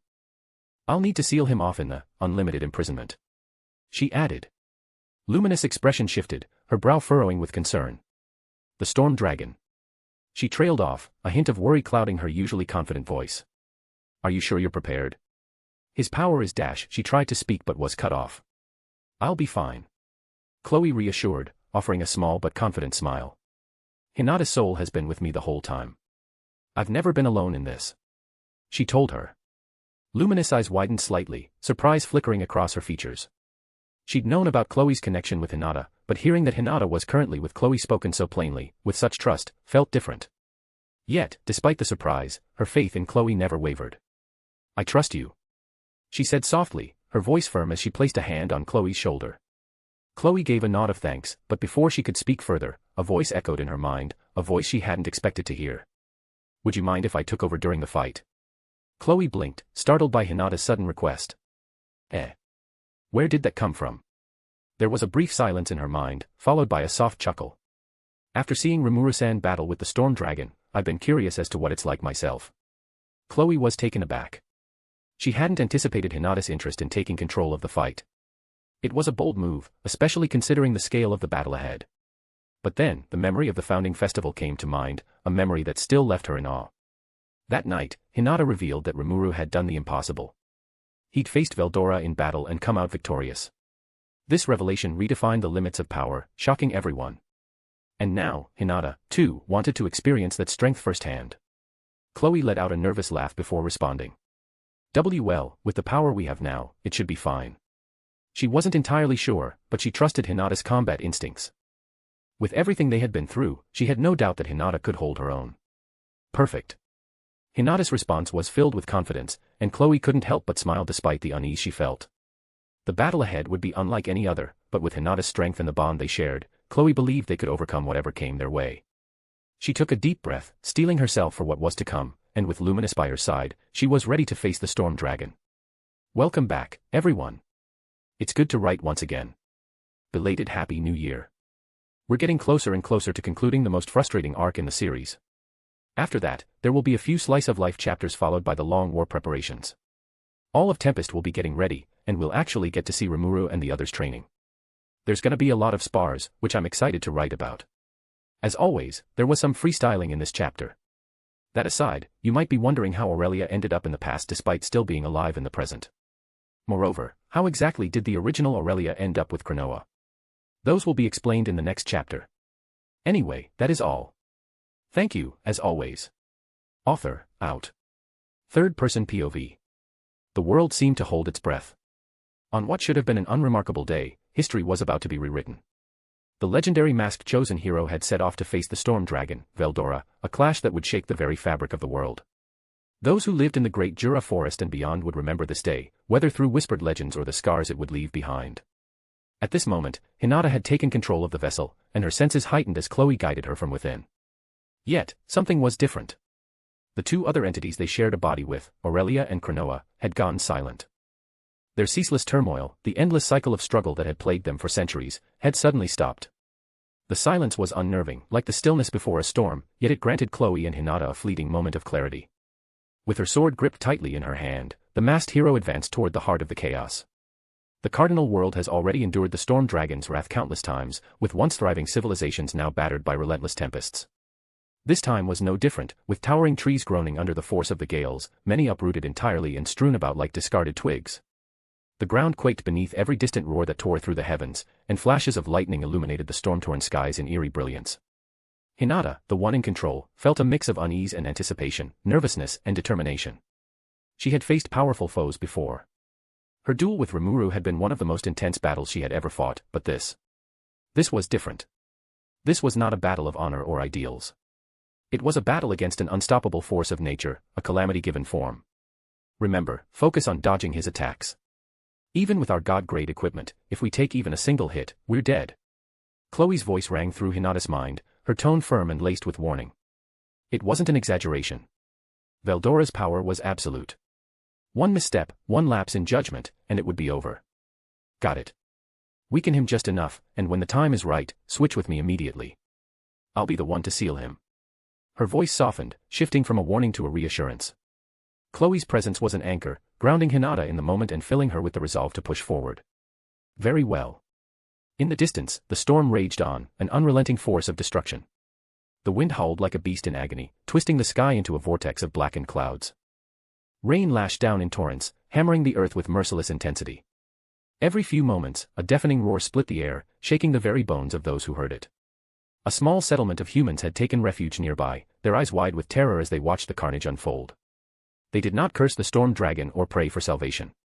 To them, Veldora was not a foe to be vanquished but a force of nature to be endured, a living tempest whose wrath could not be reasoned with. Misfortune had simply befallen them, as it had countless others before. They could only bear witness to the calamity that swept across the land, powerless to change the course of fate. But fate had already begun to shift. The masked hero stepped forward, her presence an unshaken force amidst the storm's fury. The moment of reckoning had come. The world itself seemed to recoil at the battle about to unfold. Thunder rumbled in the heavens, and the wind howled like a chorus of tormented spirits. Rain battered the earth, forming torrents that struggled to wash away the raw power saturating the air. And at the heart of it all was an unstoppable calamity. Ignoring the relentless downpour, the hero advanced, her every step measured and unwavering. Her blade gleamed even through the haze, reflecting the violent storm around her. Magicules churned in the air, thick and suffocating, yet she pressed forward. The very weight of the storm dragon's presence bore down on her like an unspoken challenge. Then, just a few hundred meters away, she stopped. Through the torrential sheets of rain, golden-slitted eyes locked onto her. A deep, rumbling laughter resonated through the sky. "Quahaha! You dare challenge me, hero?" he asked. The earth trembled beneath the sheer force of his voice. Even the heavens seemed to recoil at his declaration. Veldora turned his massive head fully toward the lone figure before him, his maw twisting into an ominous grin. His jagged teeth gleamed through the haze, sharp enough to tear through mountains. Lightning crackled across his form, arcs of raw destruction leaping from his body as if eager to be unleashed. The hero did not answer. She only tightened her grip on her sword, her stance unyielding. Intrigued, Veldora stepped forward, the ground quaking beneath his colossal weight. Each movement sent shockwaves rippling through the battlefield, uprooting trees and sending debris flying. His intense golden eyes bore into the hero, scanning her with keen interest. "Oh! A user of the time attribute." His voice rumbled with amusement. "You might be quite the trouble," he said. Then, without warning, he unfurled his wings. A single motion sent violent gales tearing through the forest, scattering the downpour in an instant. The torrential rain that had once blinded the battlefield was momentarily swept away, granting the hero an unhindered view of the behemoth before her. And then, he roared. It was not merely a sound. It was a force of nature. The sheer magnitude of his voice distorted the very air, the ground fracturing beneath him as the pressure surged outward. Trees snapped like twigs, rocks splintered, and the storm itself seemed to twist in response to his fury. It was the declaration of a king, a sovereign who had reigned unchecked for centuries. Veldora did not merely expect submission. He demanded it. Yet the hero stood firm. Even as the heavens trembled and the earth cracked, she did not falter. Her aura flared, defying the suffocating pressure around her. She would not cower. She had come to do what no one else had dared. And so, the battle began. The hero surged forward, her body a blur against the storm-ravaged battlefield. In the blink of an eye, she had crossed the vast distance between herself and the looming dragon, her speed defying reason. Veldora's eyes widened slightly at the unexpected swiftness, but his surprise quickly turned to exhilaration. With a thunderous movement, he spun his colossal body, his tail slicing through the air like a whip of pure destruction. A monstrous arc of lightning crackled along its length, illuminating the battlefield with blinding radiance. The force behind the strike was enough to shatter mountains and erase lesser beings from existence. "Dodge it." Chloe's voice rang through Hinata's mind like a blaring alarm. In that instant, instincts honed through countless battles took over. Hinata twisted her body midair, bending impossibly to avoid the catastrophic blow. The massive tail barely missed her, but even a near miss came at a cost. The raw energy crackling off Veldora's tail lashed out like living tendrils, searing across Hinata's side. A sharp pain flared through her body as arcs of lightning danced along her form, sinking past flesh and attempting to gnaw at her very soul. She clenched her teeth, refusing to cry out. It wasn't a fatal hit. But it was a warning. Her feet barely touched the ground before she was sent skidding across the damp earth, the momentum tearing trenches beneath her boots. She dug her sword into the mud to steady herself, sparks still crackling across her form. That was way too close. Her thoughts carried a rare flicker of unease, but she had no time to dwell on it. Veldora was already preparing his next move. The moment she looked up, the sky ignited. The storm dragon spread his massive arms wide, his magicule surging violently as the very heavens bent to his will. Then, lightning. Hundreds of blinding streaks tore through the clouds, lancing toward the battlefield like divine judgment. The ground quaked as bolt after bolt rained down in an unrelenting assault, each impact carving massive craters into the earth. The air itself screamed from the sheer heat and energy. Every single one of these strikes was a death sentence. They weren't just ordinary lightning bolts. No, they carried the power to obliterate a being down to the soul. Hinata had no choice but to move. Her body blurred once more, weaving between the storm of destruction. Every step was calculated, and every movement was precise. A single misstep would mean instant death. She could feel the raw power behind every strike, and each bolt carried the weight of absolute devastation. Yet, she pressed forward. Veldora grinned, eagerly awaiting the oncoming challenge. The hero darted forward, her movements a blur against the storm's relentless fury. With flawless agility, she closed the distance, leaping onto Veldora's massive tail and using it as a pathway to ascend his towering form. Lightning raged around her, each bolt narrowly missing, yet she never faltered. Her grip on her blade tightened. This was her moment. Summoning every ounce of strength, she swung her sword in a lethal arc, aiming for one of the storm dragon's colossal wings. Veldora's golden eyes flashed as he realized he had noticed the attack too late. Crack! The sound of shattering glass reverberated through the battlefield as her blade tore through Veldora's defenses. A jagged wound carved itself into the dragon's immense form, though compared to his sheer size, it was little more than a scratch. Although the pain barely registered, the audacity of the act fueled his excitement. His roar of defiance shook the heavens, the sheer force sending shockwaves rippling through the forest. Then, in a single fluid motion, he twisted his massive body. His colossal wing slammed into the hero with terrifying force, sending her hurtling through the air like a shooting star. Hinata gritted her teeth as she fought to regain control, the wind howling past her. Hundreds of meters passed in an instant before she flipped midair, landing with a heavy skid across the rain-soaked ground. Her boots dug into the earth, carving deep trenches as she came to a stop. Pain flared through her body. It wasn't enough to hinder her, but enough to remind her of the sheer power of the dragon she faced. Veldora let out a hearty laugh, his maw curving into a grin. This might actually be fun. He mused. Hinata, however, wasn't amused. TCH. He's not taking this seriously at all. Her frustration was evident, her grip tightening on her sword. The wound she inflicted was barely a blemish. Despite her best efforts, the dragon was still treating this like a game. Remember, you're fighting a catastrophe-class being. This was always going to be an uphill battle. Chloe's voice echoed in her mind, firm yet steady, grounding her. Hinata exhaled, forcing her irritation aside. Complaining wouldn't change the situation. She had to push forward. Without hesitation, she launched herself back into the fray. In response, Veldora stomped the ground, the impact sending tremors rippling outward as he adjusted his stance. Bolts of soul-annihilating lightning rained down again, yet Hinata wove between them with terrifying precision. Veldora's expression darkened slightly, mildly annoyed by her unnatural evasiveness. Sidestepping suddenly, he lashed out with his wing once more. Hinata barely managed to twist her body out of the way, feeling the rush of air as it narrowly missed her. She retaliated instantly, surging in for another strike. But this time, Veldora was ready. Clang! A deafening sound rang out as his massive claw caught her blade mid-swing. Sparks erupted where steel met scales. His eyes gleamed with mischief. You're fast, but not fast enough. He mocked. His other claw shot forward, intent on crushing her in a single swipe. Hinata's heart pounded. Acting on pure instinct, she yanked her blade free with all her might, the force sending her stumbling backward. Her evasion was just in time, as the dragon's claws sliced through the space where she had just been standing, missing her by mere milliseconds. Hinata steadied herself, her breathing hard and eyes locked onto the grinning beast before her. This fight was far from over. The battle raged on, each clash sending shockwaves rippling through the once lush forest. Thunder roared through the heavens, and the earth trembled beneath the sheer force of their conflict. Trees were uprooted and scorched, rivers diverted, and the very landscape reshaped in the wake of their clash. Despite the destruction wrought by their battle, only one side was truly struggling. Hinata gritted her teeth, her blade a blur as she weaved between Veldora's relentless attacks. Every strike carried the force to annihilate her down to the soul, yet he wasn't even trying. It was painfully clear. She was fighting for her life. But he was having fun. TCH. This is absurd. I'm throwing everything I have at him, and he's still holding back. She thought bitterly. A massive claw tore through the air, forcing her to leap back before she could finish her thought. The wind pressure alone sent her skidding several meters. Before she could fully recover, lightning rained down once more, forcing her to dive into a roll to avoid being disintegrated. Veldora let out a booming laugh, his golden eyes gleaming with excitement. Quahaha. You're quite nimble for a human. He mused, his deep voice reverberating through the battlefield. But how long can you keep dodging before your luck runs out? He taunted. Hinata didn't answer. She didn't have an answer. If this kept up, her stamina would eventually run dry.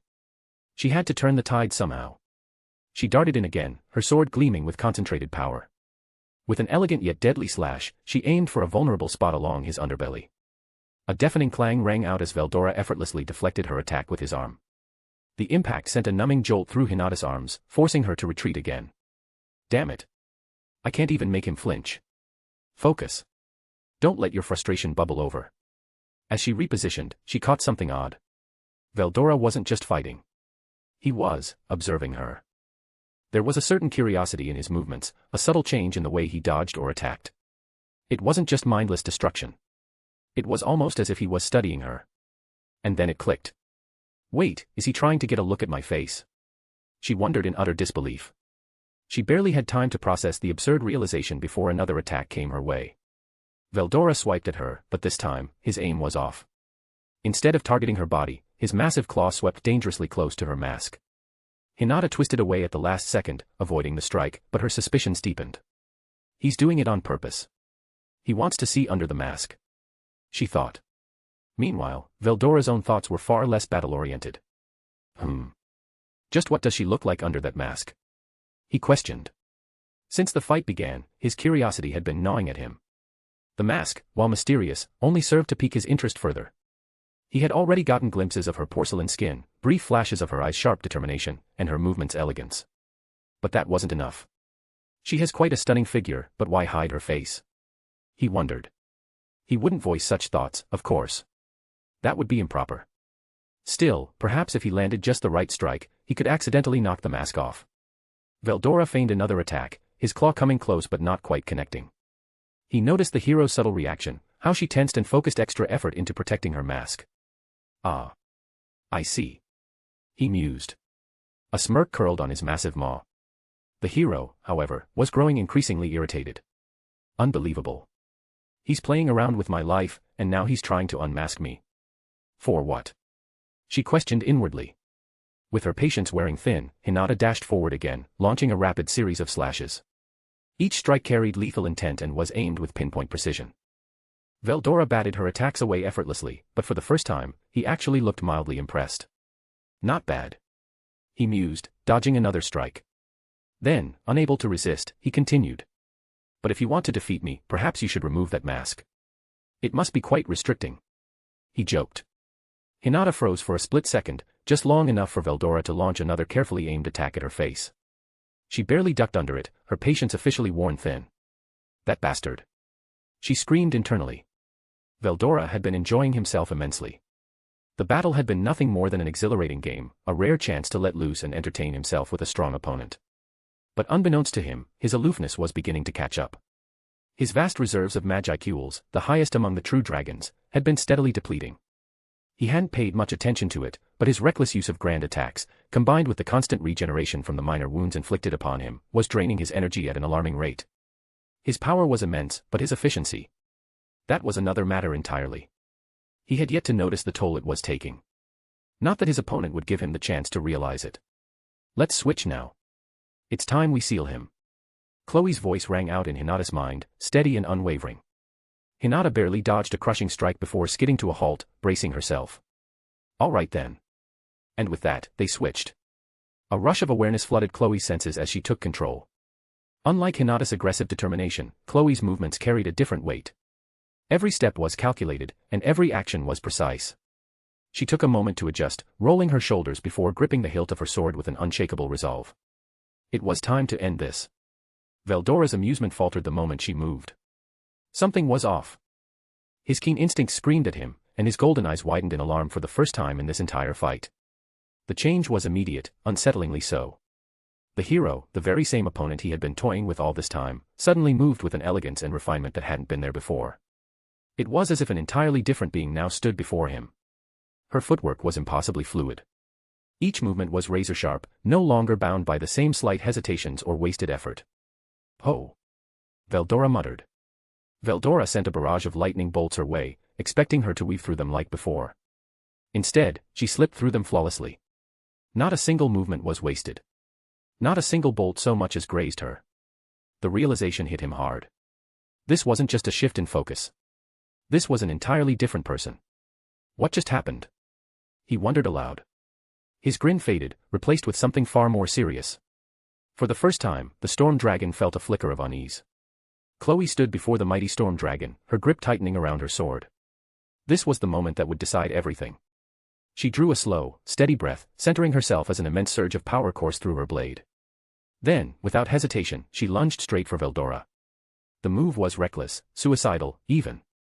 Veldora's sharp eyes locked onto her, confusion flickering across his face. What is this foolishness? Is she truly throwing herself at me with no regard for defense? He wondered as he readied to counter. But an unsettling feeling crawled up his spine. Something was wrong. And he was about to find out what. Chloe's blade shone with an ethereal radiance, bright golden arcs swirling violently around its edge as she invoked one of her most fearsome abilities, Absolute End. This was no mere attack. The unique skill didn't just slice through flesh. It severed space itself, rending reality apart and overwhelming the target with a fusion of magical and physical destruction. Veldora barely had time to react. The moment her sword connected, the world seemed to shatter. A blinding light erupted from the point of impact, consuming his massive form in an explosion of golden brilliance. The arcs of severed space coiled around him like vipers, slicing through even his near-invincible scales. For the first time in this battle, true pain shot through him. He let out a deafening roar of defiance, disbelief, and agony. His colossal body jerked as the devastating force surged through him. The air quivered under the sheer pressure of it all, the once majestic storm around them warping and twisting as if the world itself recoiled from the attack. This was no ordinary wound. This was a mark. A scar. A strike that his regeneration couldn't simply shrug off. Veldora staggered, his mighty wings faltering. His golden eyes, once brimming with excitement, now held something he hadn't expected to feel. Shock. She hurt me? He questioned. The thought barely had time to settle before Chloe took a single step back, her expression cold, resolute. And then, she raised her hand. In an instant, the arcs of golden energy still lingering in the air coalesced around Veldora, forming a spiraling vortex of light. The very fabric of space trembled as she channeled the power of her other unique skill, unlimited imprisonment. The swirling radiance twisted and surged, stretching before snapping shut around the battered storm dragon. In the blink of an eye, a dome of absolute confinement formed, its ethereal glow casting an eerie luminance over the battlefield. Veldora's massive form thrashed inside, his wings beating furiously, his claws raking against the unyielding walls of the prison. He roared a furious, earth-shaking sound that echoed across the land. His energy surged outward in one last desperate attempt to break free. But it was already too late. The dome quivered, then collapsed inward, shrinking rapidly until it swallowed him whole. And just like that, he was gone, sealed within a formidable prison, an imaginary space that not even time itself could erode. No force in the world could reach him. No skill, no attack, no plea. Veldora, the storm dragon, had been bound in an eternal prison. The battlefield was unrecognizable. What was once a lush, vibrant forest had been reduced to utter devastation. Entire swathes of trees were uprooted, and their massive trunks were snapped like twigs. Those that remained standing were stripped bare, their leaves scattered across the ruined land. The earth itself bore deep scars. Jagged cracks ran through the soil, smoldering craters marked where Veldora's lightning had struck, and massive footprints were grim reminders of the storm dragon's sheer power. The storm had finally vanished. But in its absence, the true scale of destruction was laid bare. Without wasting a second, the masked chosen hero dashed toward the nearby human settlement. She moved swiftly, scanning the area for any lingering danger. Though the village had been spared the worst of the battle, tremors from the clash had shaken its foundations, and the winds had battered its outskirts. The villagers stood frozen in place, their faces pale with shock. They had witnessed the impossible battle between a lone hero and the living catastrophe known as Veldora. And they had seen her prevail. Their awestruck gazes fell upon the masked hero as she approached, her presence now something far beyond human. She was a legend. Chloe didn't linger. She ensured the settlement was safe, offering brief words of reassurance before vanishing back into the ruins of the battlefield. She and Hinata still had a mission to complete. But from that day forward, stories of her would spread across the land. Tales of the hero who sealed the storm dragon. Tales of the one who defied a force of nature itself. History would continue as Chloe dictated, carefully reenacting every event she and Hinata had once lived through in the past timeline.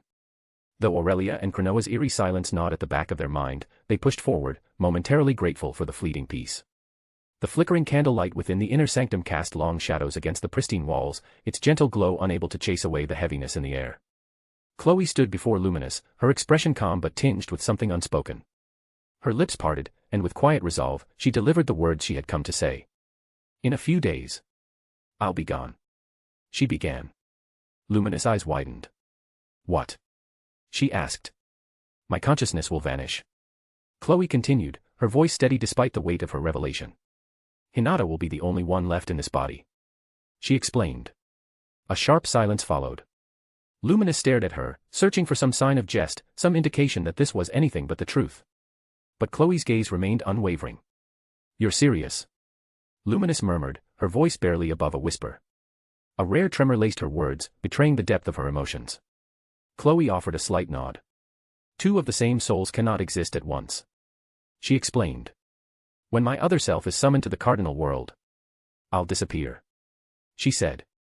Luminous clenched her fists, her breath hitching ever so slightly. She wasn't one to show weakness, not to anyone. But this was different. You always say things so simply. She muttered, her tone dripping with frustration. As if it's not a big deal. She added. Chloe's lips curled into a gentle smile. Because it isn't. This was always meant to happen. Luminous wanted to argue and demand another solution, but she already knew that Chloe had long accepted this fate. A heavy sigh escaped her. I assume this means the same will happen to Hinata. She said, her voice quieter now. When her other self arrives in our world. She added. Chloe gave a small nod. That's right. She replied. Luminous exhaled sharply, shaking her head. This whole mess is a headache. She muttered. It'll all make sense in time. Chloe assured her, her eyes filled with a knowing certainty that only made Luminous more frustrated. A beat of silence passed. Then, without another word, Luminous stepped forward and pulled Chloe into a tight embrace. Chloe blinked, momentarily surprised, but then, she returned the gesture, wrapping her arms around the vampire with equal warmth. Neither of them spoke. There was no need for words at this moment. Finally, after what felt like an eternity, Luminous pulled away.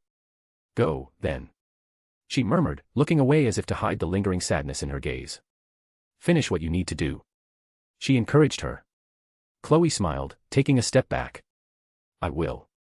She said. With that, she turned on her heel and walked away, her figure retreating into the sanctum's dim corridors. Luminous watched her go, her chest tightening with emotions she rarely allowed herself to feel. Worry. Doubt. But above all, trust. Chloe had never led her astray before. And so, despite the unease settling deep within her, Luminous chose to believe. To believe that somehow, everything would turn out all right. A nation had called for Chloe's aid. It was a small and insignificant settlement in the grand scheme of things. Yet its people had been plagued by an archdemon, an existence far beyond their means to combat. It had taken Chloe mere moments to vanquish it. The battle was over before it even began. And now, standing alone in the silence of an unassuming location, she felt the presence of her other self drawing ever closer. This was it. Her time was nearly up. With a deep breath, she steadied herself and reached out to the soul entwined with hers. Hinata, things from here on out are going to be a struggle. I'm sorry I had to dash. She hesitated, her voice solemn and low. But before she could finish, Hinata's thoughts cut through the silence. It's all right. Chloe's breath hitched at her interruption.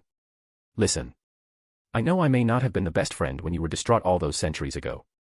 Her words had an unmistakable weight of sorrow and regret that Chloe had never expected to hear. Chloe's grip on her sword tightened. The struggle you endured, the burden you carried alone. I can't even begin to imagine what it was like. Living through countless loops, eventually falling for someone, watching as they fell for another, and still choosing to restore everything back to the way it was. Hinata's words struck her like a blade to the heart. Someone had spoken the truth of her suffering for the first time in centuries. Chloe's vision blurred. Hinata. Chloe's voice wavered. She had intended to leave parting words, which were the final instructions to prepare Hinata for what was to come. But instead, she found herself unraveling, being seen in a way she had long since buried. While I was skeptical of this plan at first, I realize now, you were right. This was the best course of action we could have taken. Chloe felt her breath catch. Hinata had opposed this plan for years. She had challenged it, doubted it, and called it reckless and impossible. But after everything, after all the cycles, losses, and suffering, she finally understood. And for Chloe, that meant everything. No. When things return to normal, I'll be there for you, Chloe. That was it. The dam broke. Tears slipped down Chloe's cheeks, silent but unrelenting. Endless cycles of pain, sacrifice, and choosing to endure, even when it meant securing a future where the one she loved would belong to another. And not just anyone. Velzard. The same woman who had ended her life countless times. The same woman who had been the greatest obstacle she had ever faced. And yet, Chloe had prayed, despite knowing the outcome, that Velzard would still make the same decision, that she would align herself with Rimuru and, inevitably, take him away. It was a fate Chloe had accepted long ago. But now, with the weight of it all laid bare, she could no longer hold back. She had endured for so long. And for the first time in what felt like an eternity, she allowed herself to grieve. Chloe stood in silence, her shoulders trembling as silent sobs racked her form. Though no sound escaped her lips, the steady stream of tears that fell told the depth of her grief. Hinata didn't speak. She didn't try to console Chloe with words that would only ring hollow.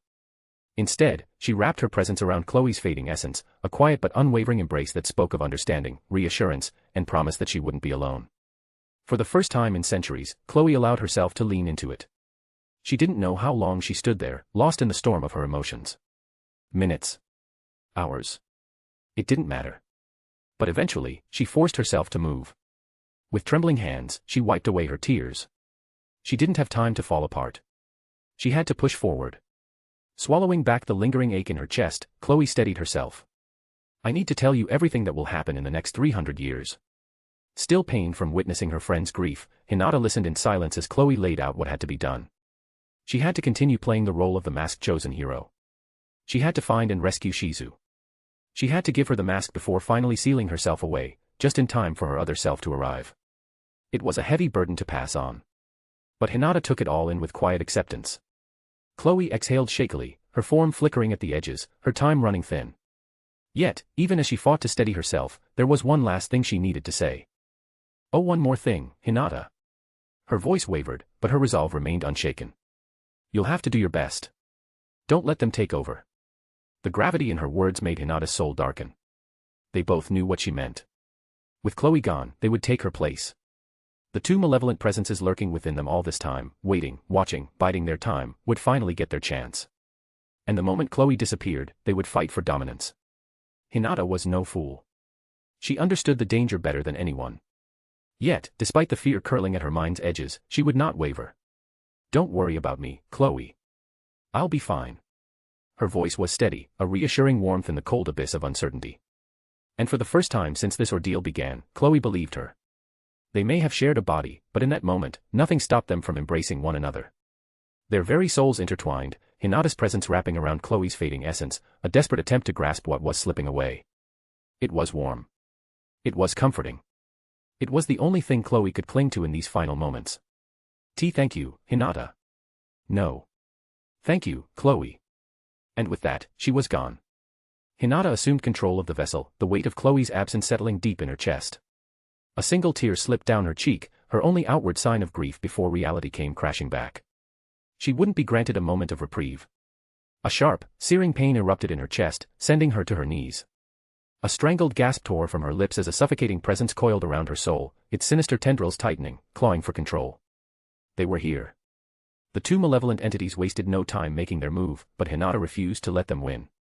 Gritting her teeth, she fought against their overwhelming force. Every fiber of her being trembled as she struggled to rise, but she pressed forward, inch by inch, step by agonizing step. She knew this was only the beginning. This battle for control would be relentless, an endless war within her soul. And she had no choice but to endure it. As she forced herself forward, each step a painful reminder of the torment to come, her thoughts drifted toward something far more terrifying. That thing. A shiver ran down her spine at the mere thought of it. She didn't know why, but she was certain of one thing. It was Chloe's pent-up emotions given form. The being she was referring to was Cronoa. Centuries ago, she had suggested the name as a mere title for their shared mantle as a hero, never realizing that it became the very identity of the monstrous presence lurking within. Cronoa was born from Chloe's suffering. From the endless cycles of death and rebirth. From the pain of losing everything over and over again. From the agony of loving someone she could never have. Hinata swallowed hard, but her unease only deepened.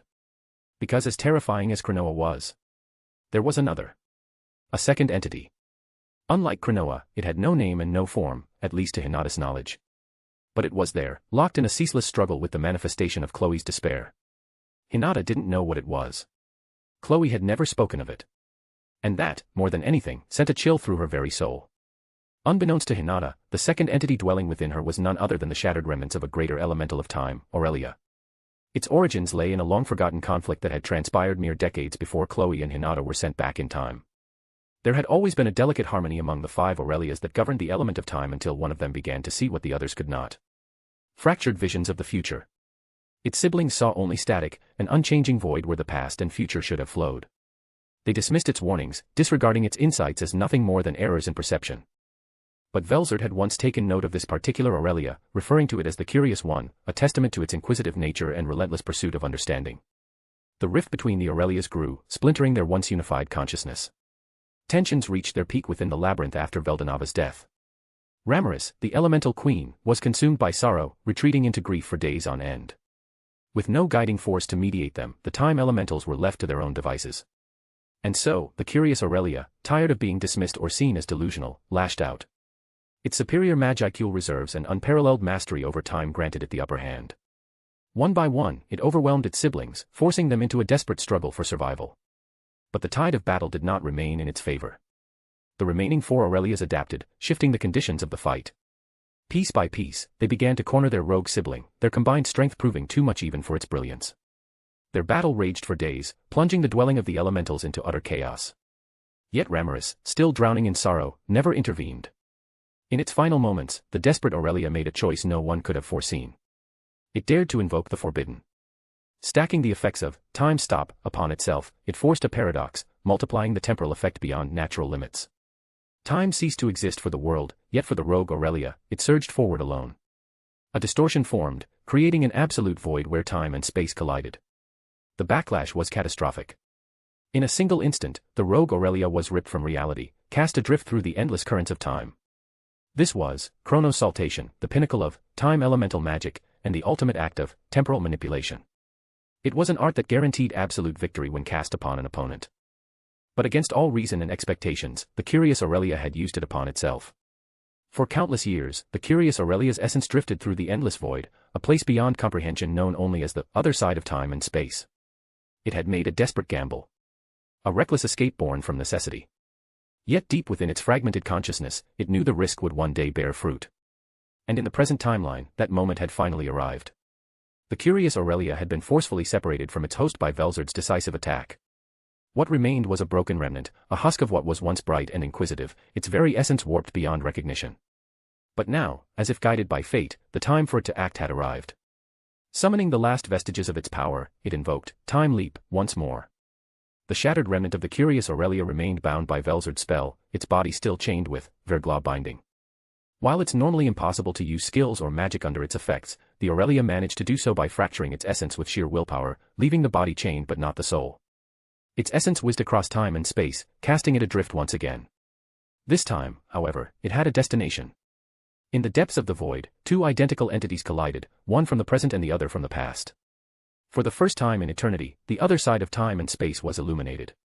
A brilliant light erupted in the endless dark as if a newborn star had been ignited within the abyss. The convergence was near instantaneous.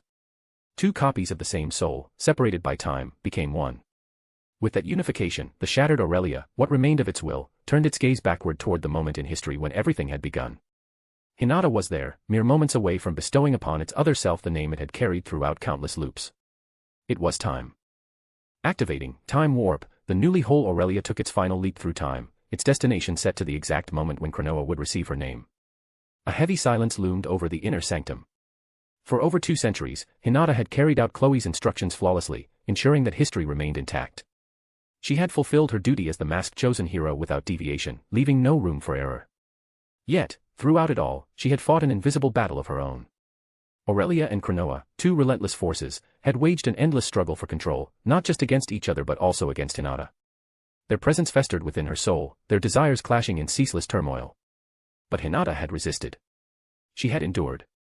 Now, however, the time had come. She could feel it. Her essence was unraveling, fading piece by piece as her other self drew closer. With a solemn expression, she approached Luminous, who stood waiting in the dimly lit chamber. Luminous, it's time. Her words were steady, but the weight behind them betrayed the sadness she could no longer suppress. Luminous frowned, her usual confidence giving way to something more somber. She had long known this moment was inevitable, yet now that it was here, it felt far more real than she had ever allowed herself to believe. All right. She murmured, her voice unusually quiet. Neither of them spoke another word. With slow, deliberate steps, Luminous led Hinata through a passage that descended deeper into the inner sanctum's depths.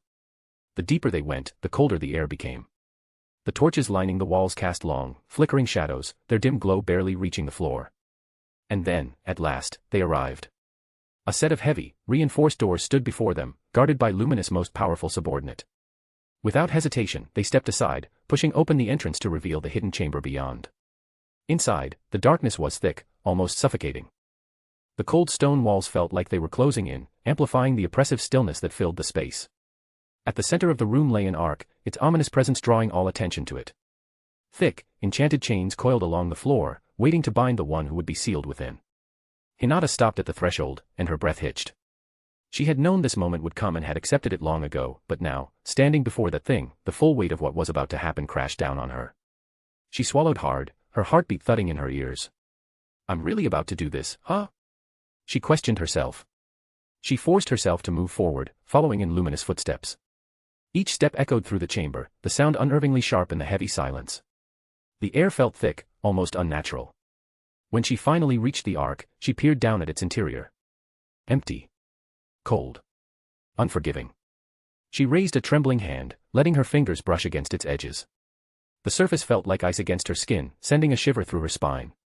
For the first time in centuries, true fear gripped her heart. What if she never woke up? What if no one came for her? What if she was left to rot in this place, lost in an eternal struggle against the monsters inside her? Her fingers clenched into a fist. Rimuru-san, you better get us out of this. She pleaded inwardly. She closed her eyes, steeling herself against the fear clawing at her mind. After a few moments, Hinata took a deep breath, steadying her nerves. There was no turning back now. I'm ready. She finally said, her voice firm despite the turmoil within. Luminous exhaled, a solemn sigh escaping her lips. Then prepare yourself. She replied. Hinata nodded, but as she moved to follow through, she found herself hesitating. The final requirement for the sealing ritual was a complete removal of all garments. The target had to be stripped bare, allowing the seal's divine energy to bind directly to their body without interference. She had known this from the start. Yet, standing here, on the precipice of her fate, she suddenly found herself unbearably awkward. Her hands twitched at her sides. She knew Luminous, as the self-proclaimed ruler of lust and beauty, had always harbored an eye for attractive women.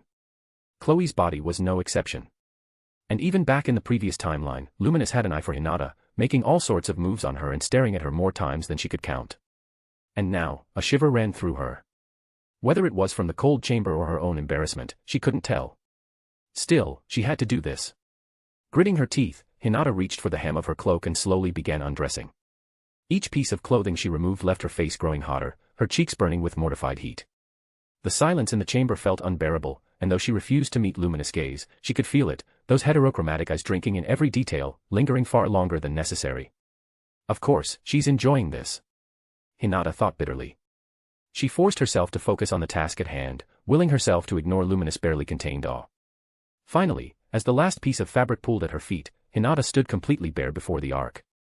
Her arms twitched, her body instinctively wanting to cover itself, but she resisted the urge.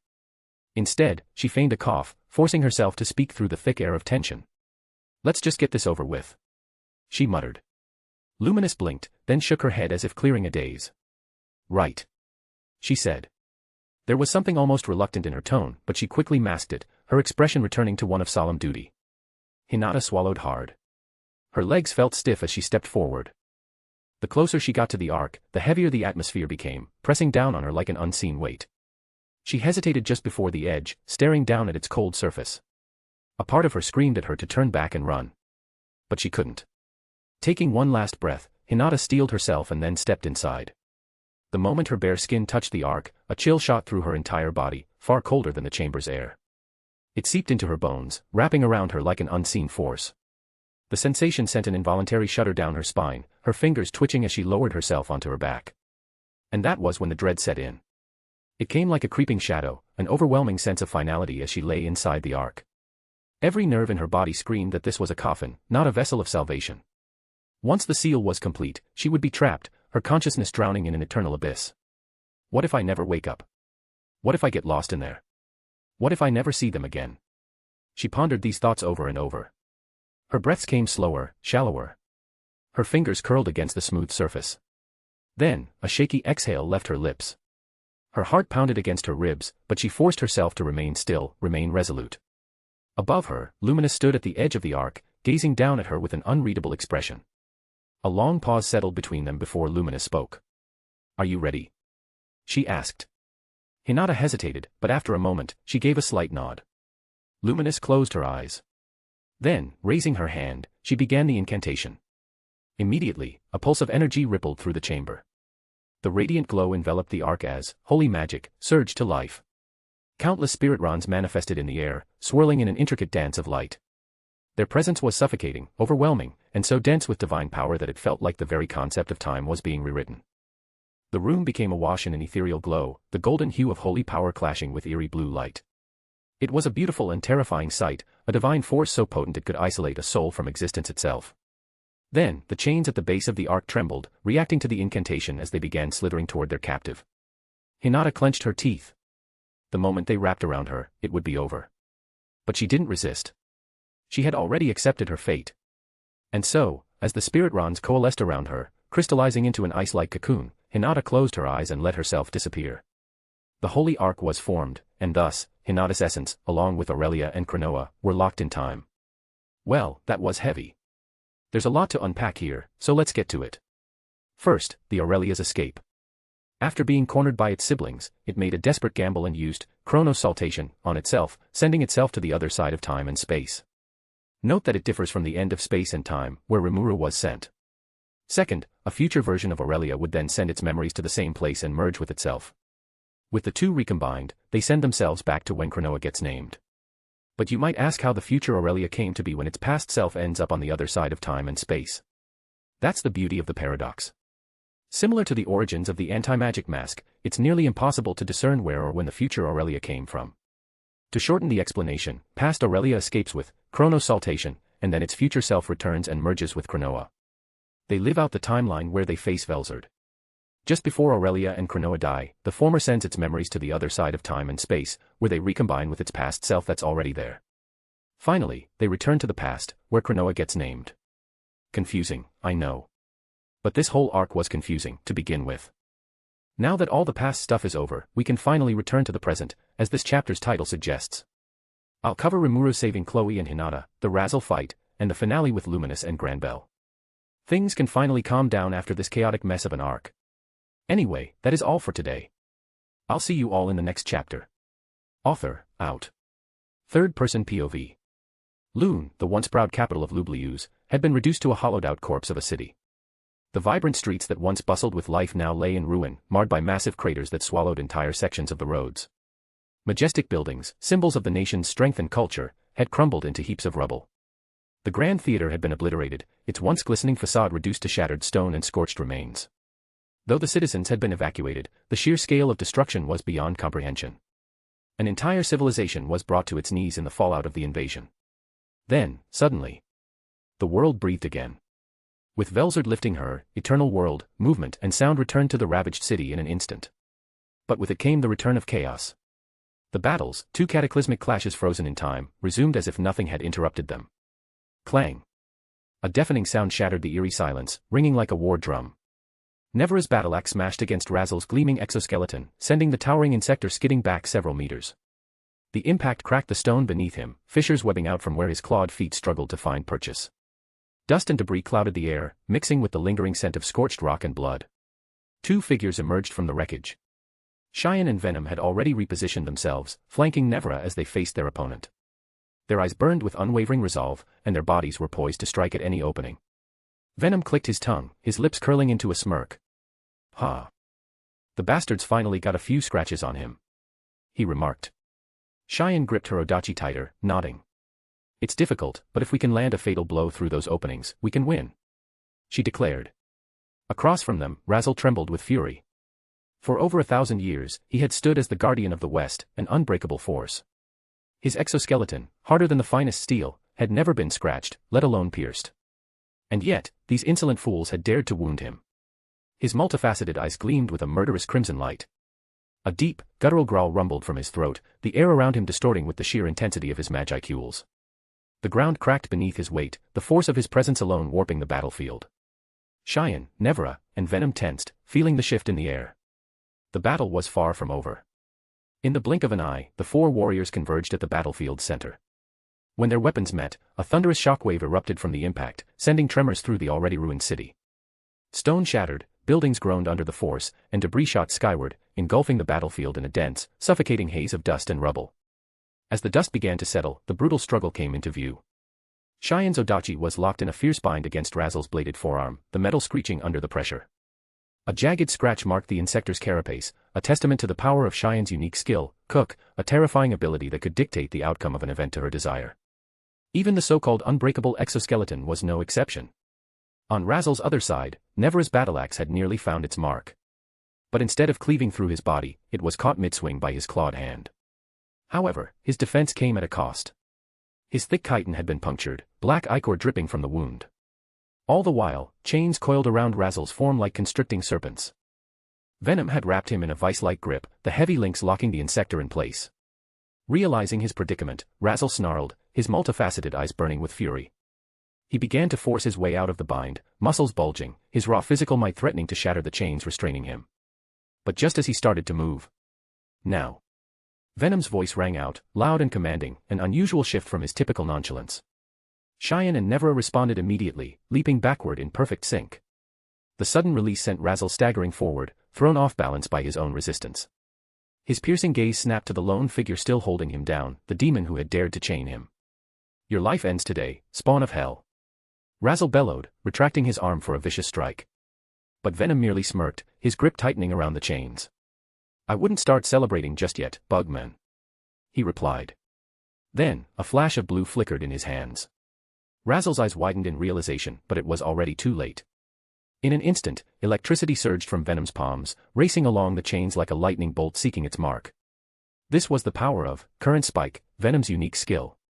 Unlike magic-based attacks, this ability generates pure, natural electricity, bypassing Razzle's magic resistance entirely. Worse yet, his own exoskeleton, ordinarily his greatest defense, became his downfall. The metallic properties of his carapace acted as a conductor, amplifying the current and sending it surging through his entire body. A guttural, inhuman screech tore from Razzle's throat as his body convulsed violently. His limbs jerked out of control, his joints locking and unlocking at unnatural angles as the electricity fried his nervous system. The acrid scent of burnt chitin filled the air. Before he could even muster the strength to counter, Venom let out a grunt and pulled with all his might. With a powerful spin, the chains tightened, and he swung Razzle like a rag doll, dragging the colossal insector through the air. Venom yelled as he hurled his opponent straight into a crumbling pile of rubble. Boom. The impact sent dust and debris flying, the remains of a once grand building collapsing under the force. But Venom wasn't done yet. Grinning wickedly, he twirled the chain once more, sending the massive, spiked ball at its end hurtling toward the buried insector, aiming to crush him under its unstoppable weight. Amid the swirling dust and shattered remains, Razzle staggered to his feet, his multifaceted eyes burning with fury. Chunks of rubble tumbled from his body as he shook off the impact. When he saw the massive spiked ball hurtling toward him, his instincts screamed at him to act. "I'll catch it," he thought as he braced himself, his clawed hands stretching forward to seize the incoming weapon. But before he could make his move, blades flashed from both sides. Cheyenne's Odachi struck his right forearm, carving a deep groove into his exoskeleton, while Nevra's battle-axe slammed into his left arm, sending a splatter of black ichor through the air. The force of their combined strikes forced his arms downward, leaving his midsection completely exposed. TCH. Razzle clicked in frustration, his pride seething at the growing damage to his once impenetrable armor. With a defiant roar, he swung his arms outward in a desperate attempt to swat his attackers away. But Cheyenne and Nevra anticipated the move, swiftly sidestepping his wild strikes just as the spiked ball slammed into his torso. The sheer impact crushed him back into the pile of debris, sending another thunderous shockwave through the battlefield. Sparks crackled as a devastating surge of electricity coursed through his body again. His exoskeleton, acting as a natural conduit, amplified the current, causing his limbs to spasm uncontrollably. A strangled growl left his throat, but this time, he refused to let the pain overpower him. Through sheer willpower, Razzle reached down and ripped the ball off his midsection, his clawed fingers digging into the metal as he wrenched it away. His legs bent, muscles coiling like springs, before he launched himself back into the fray with a mighty leap. His forearm blade clashed against Cheyenne's odachi, sparks igniting as steel met chitin. The force behind his swing sent tremors through the ground, but Cheyenne didn't flinch. Instead, she grinned. "What's wrong?" she taunted, her muscles straining as she held her ground. Razzle didn't respond, but his frustration was growing. He sent another thrust toward Cheyenne, but she sidestepped just in time before swatting it away with her weapon. "Getting a little sluggish?" she asked. "Silence, woman," Razzle snarled, pushing harder. He twisted his wrist, trying to angle his blade to disarm her, but Cheyenne's strength was unyielding. Their weapons clashed again and again, sending deafening shockwaves that cut through the air like blades of wind. Each strike was brutal, each impact enough to send shattered stone flying. Cheyenne's relentless attacks forced Razzle back step by step, her massive odachi carving through the ruined cityscape with every swing. Despite the punishment he had already taken, the insector still fought back with monstrous precision, his movements sharp and deadly. From the shadows, Nevera and Venom watched the brutal clash unfold, waiting for their moment to strike. Their target was relentless, with Razzle trading blows with Cheyenne in a clash of brute strength and sheer skill. But even an insector of Razzle's caliber wasn't invincible. They just needed an opening. Nevera glanced at Venom and, without a word, handed him her battle axe. He grasped it firmly, his fingers crackling with energy as he channeled his unique skill, Current Spike. A blue glow enveloped the weapon's blade, and arcs of electricity danced along its edge, illuminating the darkness around them with an eerie light. Venom smirked as he handed the weapon back. "It's ready," he told her. Nevera took it, feeling the raw power coursing through the axe. This strike had to count. She tightened her grip and steeled herself for what came next.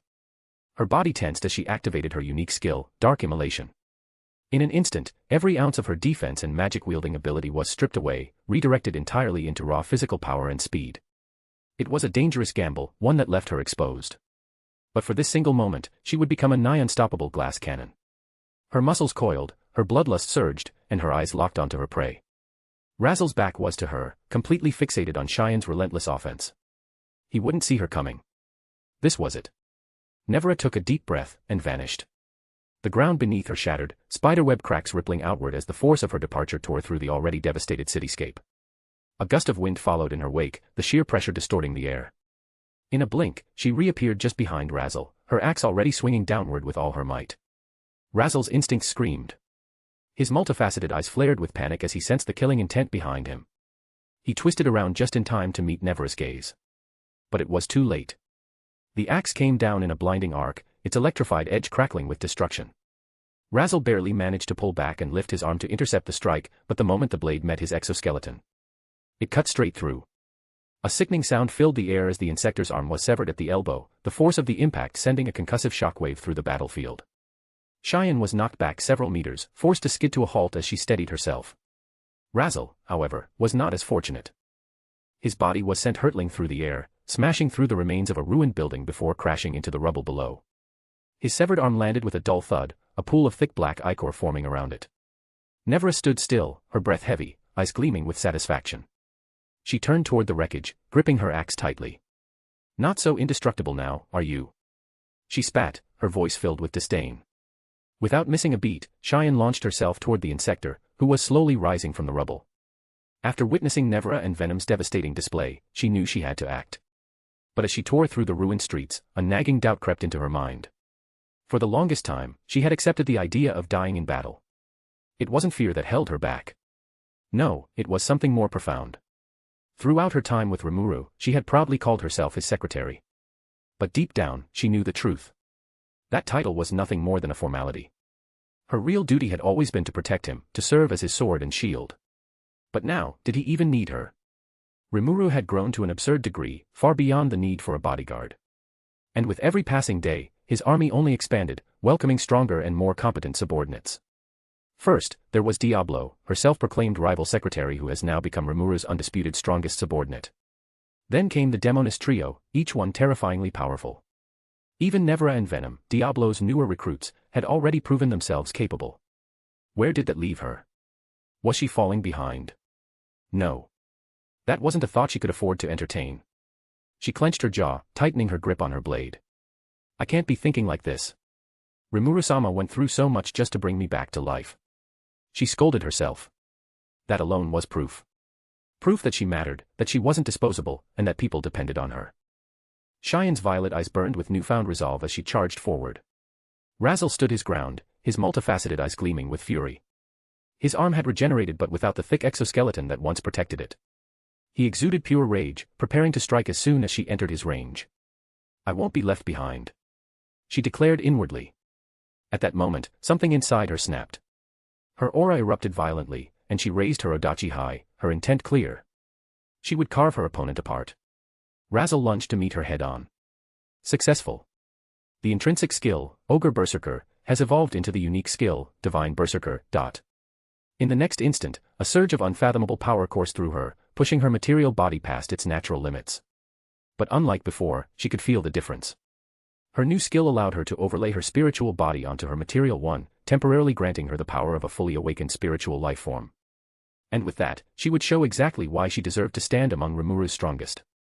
The insector realized the shift a second too late. His multifaceted eyes widened in disbelief as he raised his arms in a desperate attempt to block the incoming strike. But Cheyenne's newfound strength had already tipped the scales, and her Odachi sliced through his guard as if it were paper. Boom.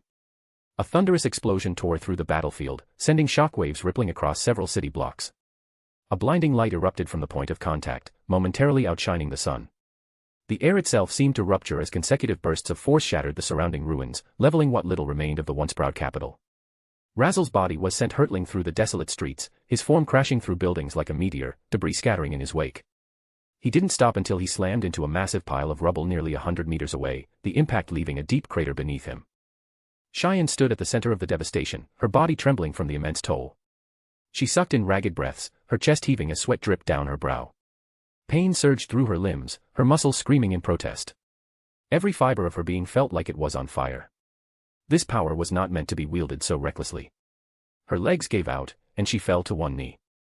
But before she could collapse, she planted her blade into the shattered ground, using it as support. Her knuckles turned white as she gripped the hilt tightly, forcing herself to remain upright. Nevera and Venom immediately rushed to her side, concern flashing in their eyes. But before they could reach her, Cheyenne raised a trembling hand, stopping them in their tracks. Huff, go check the rubble, she ordered between deep breaths. Make sure that bastard's dead, she added. The two demons hesitated for only a moment before exchanging a glance. With a silent nod, they bolted toward the wreckage, leaving Cheyenne to steady herself against her sword, her body still racked with exhaustion. As they neared the ruins of the collapsed house, Nevera and Venom remained on high alert. Though the battlefield had fallen into an eerie silence, neither dared to lower their guard. Venom scanned the wreckage, searching for any lingering presence. Perhaps Razzle was still alive, buried beneath the debris, waiting to strike. But as the last wisps of dust settled, their wariness was put to rest. Lying motionless in the rubble was Razzle's lifeless body. A massive, gaping wound stretched across his chest, the final gift from Cheyenne's devastating blow. His once impenetrable exoskeleton, a natural armor forged through countless battles, was now cracked and battered beyond recognition. Nevera exhaled slowly, her gaze locked onto the corpse. Though the insector no longer posed a threat, she didn't move just yet. Instead, she tightened her grip on her axe and cautiously stepped forward. Whoa, whoa, whoa, Venom muttered, taken aback by her sudden action. He quickly followed, more out of curiosity than concern. But as he caught up, his eyes widened in shock. Nevera had raised her axe high, dark flames erupting from its blade. Wait! Venom's protest was cut short. A deafening explosion shattered the silence as her axe came crashing down. The strike landed precisely where Cheyenne had wounded him, driving deep into Razzle's already mutilated torso. The ground trembled from the force, sending another shockwave through the wreckage. When the dust finally cleared, the ruined house bore a fresh crater. At its center lay the insector's remains split clean in half. Thick black ooze seeped from his wounds, pooling into the shattered earth, the last vestiges of his life vanishing into the void. Nevera looked down at the corpse with undisguised disdain before spitting on it. Serves you right, asshole. Her voice was sharp with lingering contempt. Venom let out an exasperated sigh, shaking his head. You're scary sometimes, he muttered. I mean, we just met the dude, and he already pissed you off that much, he joked. Nevera finally turned to him, her expression unreadable until a smirk tugged at the corner of her lips. Come on, you heard what he said earlier. He dismissed the eternal suffering in hell like it was nothing. She scoffed. With that attitude, if he were a demon, he wouldn't last a day down there, she said.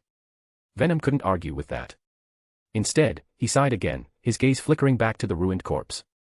Just as he was about to speak, Nevra closed the distance between them, leaning in to press a teasing kiss against his cheek. He blinked, momentarily caught off guard. "Let's go, idiot. We can't stay here forever," she quipped before turning away, resting her axe over her shoulder as she strode toward the exit. For a moment, Venom simply watched her retreating figure before chuckling to himself. "She's a little crazy. But I like that," he mused to himself. Shaking his head, he followed after her, leaving the ruins behind. And with that, the Guardian of the West had finally fallen. But he would not leave this world without one final act. Unbeknownst to his killers, the remnants of his power had already reached his most trusted ally. The battle was far from over. Amidst the crumbling remains of the once grand concert hall, two figures stood motionless, their expressions twisted in confusion. One moment, Rimuru had been standing on the broken stage by Shuna's side. Velzard had faced off against Cronoa just a short distance away. But now, three of them were gone. It was almost as if reality itself had skipped, erasing their presence without a trace. Where'd she go? Luminous' mind raced with panic. But she wouldn't be granted the luxury of searching for answers. A sharp disturbance in the air forced her instincts into overdrive. Without hesitation, she twisted around just in time to meet a sudden attack. Clang! A burst of sparks illuminated the darkness as steel clashed against steel. Granbell had closed the distance between them in an instant, his blade streaking toward her torso. Yet, Luminous reacted just as swiftly, raising her own sword to parry the lethal strike. Powerful gusts erupted from the impact, kicking up loose debris and sending fractured stone tumbling from the rafters. The floor beneath them cracked under the sheer force of their collision, the pressure radiating outward like a shockwave. However, despite being the aggressor, Granbell found himself on the losing end of their exchange. The difference was clear. In most cases, the gap between those who had awakened an ultimate skill and those who had not was insurmountable. Luminous' eyes lit up with a burning rage, her aura flaring violently. In a single elegant motion, she shifted her stance effortlessly. Granbell barely registered the movement before she sidestepped, causing his blade to veer off course. His balance faltered for a split second, and in that instant, she struck. Her foot connected with his side in a brutal kick. Boom. The impact sent Granbell hurtling across the hall, his body slamming into the far wall with a deafening crash. The stone cracked beneath him, webbing outward in jagged lines. Luminous lowered her foot with deliberate grace, her presence exuding dominance.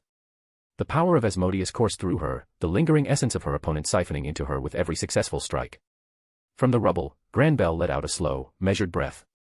The pain barely registered, yet frustration gnawed at him. He had regained his youthful form, and his strength had returned. Yet, despite it all, the battle had only become more difficult. Luminous had changed. And now, this fight would be an uphill struggle. Granbell wasted no time. Regaining his footing, he shot forward, blade in hand, aiming straight for Luminous. She didn't hesitate either. With a burst of speed, she met him head-on. When their swords collided, a sharp shockwave burst through the ruins, shaking the unstable structure. Sparks danced in the air as steel screeched against steel. Their clash was swift and violent, a blur of relentless strikes and parries. Granbell's movements were precise and calculated. He was a seasoned swordsman through and through. But Luminous had something he lacked. She had more experience. More importantly, she had power and rage. Fueled by unbridled fury, she pushed forward, her blade a torrent of merciless strikes. Granbell dodged and deflected, but the force behind her attacks forced him further back. "You dash," Luminous growled, her voice filled with venom. "Why on earth would you release what was inside the Holy Ark?" she asked. Granbell smirked, effortlessly sidestepping a downward slash. "Because I was listening," he answered smugly. "All those centuries ago when you and that chosen hero spoke," he said. Luminous' eyes widened slightly, but her hands never faltered. "So that's when it started," she thought bitterly. She didn't need to hear more. Granbell, who she once considered an ally, had been planning this from the very beginning. Her anger surged, and with it, so did her power. In an instant, she vanished from sight, only to reappear behind Granbell, swinging her blade in a deadly arc. He barely managed to intercept, but the force of her strike sent him skidding backward, his feet dragging through the debris-littered floor. "How did you break the seal?" she demanded, her voice sharp. Granbell chuckled as he rolled his wrist, shaking off the sting from her assault. "Oh, I didn't," he replied, his eyes gleamed with amusement. "But I tricked someone who could," he said. Luminous gritted her teeth but said nothing. Instead, she lunged. Granbell barely had time to react as she launched a flurry of relentless slashes. He could feel the shift in her attacks. She was no longer fighting for answers. She was fighting to kill him. He twisted, dodging by a hair's breadth, but she was relentless. No wasted movements. No hesitation. Every swing of her blade carried lethal intent. Then, in the brief lull between strikes, Granbell let out a laugh. "Tell me, Luminous." He sneered. "Do you really believe that Chloe is still inside Cronoa?" He asked, but Luminous didn't respond. Her grip tightened, and Granbell's smirk widened. "Not even a word." He taunted. "Then I suppose you already have your doubts," he said. Luminous lunged without warning, forcing him back once more. Their battle raged on, further destroying what little remained of the concert hall. Pillars crumbled, the floor shattered, and cracks raced up the walls. The theater was now unrecognizable, reduced to a battlefield of ruin. "Hinata. I'll avenge you. I'll end this bastard myself." Luminous' thoughts burned with a singular focus. Her eyes locked onto Granbell. Their battle raged on, steel clashing against steel, sparks flying with every exchange. No words were needed. Their blades spoke for them. Luminous pressed her assault, her strikes sharp and unrelenting. Granbell dodged, parried, and countered. But for every blow he avoided, another found its mark. His body screamed in protest, his muscles growing heavier with each passing second. "Damn it!" he lamented as he deflected another slash, only to feel his strength slipping further. Luminous wasn't just overwhelming him with sheer force. She was draining him. Each clash of their blades siphoned more of his vitality, stolen by the power of her ultimate skill, Asmodeus, Lord of Lust. With every exchange, she bled him dry. Granbell lunged forward, aiming for an opening, but Luminous twisted, evading effortlessly before retaliating with a vicious downward slash. He barely had time to block. The impact sent him staggering, cracks forming beneath his feet as he struggled to hold his ground. Luminous didn't let up. She was relentless, her rage fueling her every move. Meanwhile, the hero felt his breathing grow labored. His movements slowed, his body heavier. He was losing. Then, something shifted. A sudden surge of power pulsed through his veins. He felt it deep in his soul like something had broken free. It was then that he knew. Razel was dead. The realization struck him like a hammer. His most trusted ally, the Guardian of the West, had fallen. And in his final moments, his essence had reached him. Granbell's fingers tightened around his blade. His body, once sluggish, now felt invigorated, his mind sharp, his soul awakened. In response to his growing desires and undying hope, the voice of the world would announce his resolve. Successful. The unique skill, Unyielding, has evolved into the ultimate skill, Serial, Lord of Hope. A surge of raw, unrestrained power erupted from within. His aura flared like an inferno, a blinding blue radiance engulfing him. Luminous narrowed her eyes. She felt the change instantly. Without hesitation, she swung her blade once more, but this time. Clang. Granbell deflected the strike with such force that Luminous was sent skidding backward, tearing through the rubble before finally halting, her boots digging into the cracked floor. Her eyes locked onto him, her grip tightening around Night Rose. Granbell exhaled slowly, his stance unwavering. Then, raising his sword, he steadied himself. "It's time to end this," he declared. Luminous' lips curled into a snarl. "No." She shot back. Her aura surged violently, her blade glowing a deep, sinister red. "I will be the one to end you," she said. Their magicules churned, colliding in the space between them like a storm of clashing wills. Granbell's light burned bright, a defiant blue radiance, while Luminous' darkness raged a crimson fury. The battlefield trembled under the weight of their power. And then, they lunged. The moment their blades met, the earth seemed to tremble. The sheer force of their clash sent a violent shockwave rippling through the remains of the concert hall. What little of the structure still stood finally gave way. Crumbling stone and shattered wood came crashing down, sealing off the battlefield in a storm of debris. Neither combatant spared it a glance. Their focus remained locked on each other. Luminous moved first. Her form blurred as she shot forward, her blade streaking through the dust-filled air like a crimson comet. Granbell twisted, parrying at the last second. Their weapons screeched against one another, sending sparks flying as they maneuvered through the battlefield, dodging the falling wreckage with inhuman precision. A sidestep. A thrust. A feint. A counter. Flames of crimson and sapphire roared to life, clashing violently as both warriors unleashed their full power. Their auras swirled together, distorting the air itself. Neither held back. Every strike carried the weight of their convictions. For Luminous, it was her wrath. For Granbell, it was his unyielding hope. The tempo of their battle escalated. Blades clashed in rapid succession, ringing like a symphony of war. Their figures became blurs of motion, locked in an intricate dance of death. Each time Granbell tried to press forward, Luminous answered with overwhelming force, pushing him back. His newfound strength allowed him to keep pace, but he could feel the difference between them. Even with his ultimate skill, she was stronger. Her rage burned hotter than his resolve. Time seemed to slow. A slash here. A strike there. A thrust. And then, finally, an opening. Granbell's eyes widened, but Luminous saw it before he did. Her blade lunged forward, aimed straight for his shoulder. Granbell reacted on instinct, his sword moving to intercept. Too late. SHLK. Pain exploded through his body as her blade pierced his shoulder, the force of the impact sending a devastating shockwave across the battlefield. The next moment, he was airborne, his vision tilting as his body hurtled through the ruins. Crash. He slammed into a fractured pillar, shattering it into rubble. Dust and stone rained down, swallowing the battlefield in a suffocating cloud. Silence followed.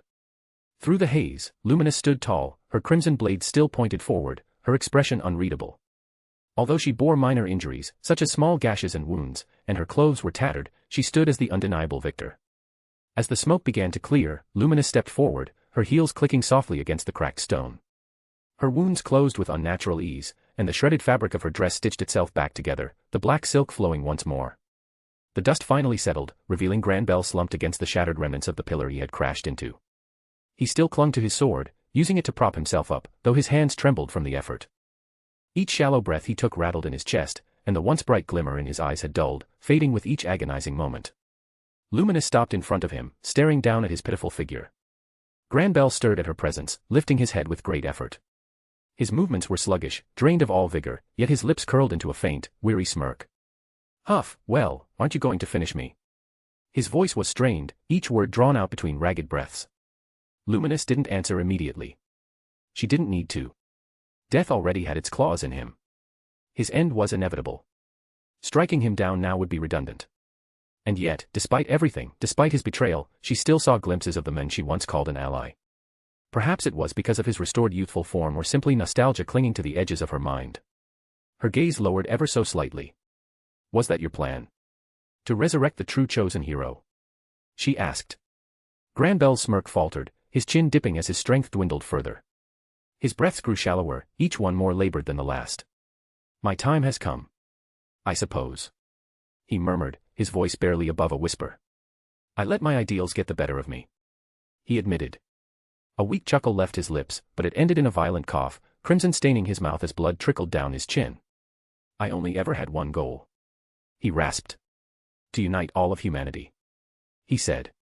Luminous crouched before him, meeting his gaze with an unreadable expression. And yet you went about it in the most twisted way. She said, her voice steady. Granbell didn't argue. He simply exhaled softly, the ghost of a smile lingering on his lips. Which is why. I'll leave the rest to you all. He murmured. If you truly decide to trust that slime, then there's nothing more I can do. His final words barely reached her ears. His body had already begun to slacken, his breath slowing until. Silence. His eyes drifted shut, his arms falling limply to his sides. The sword that had once supported him slipped from his grasp, clattering against the cracked stone with a faint, hollow sound. Then, like a puppet with its strings cut, his body slumped to the side, motionless. Granbell Rosso had met his end. Luminous remained still, her gaze lingering on his motionless form. The weight of the battle and everything else that had transpired pressed heavily on her. She had no sympathy for his demise, nor did she regret cutting him down. And yet, the somber air that settled over the ruins of the concert hall made it impossible not to feel something.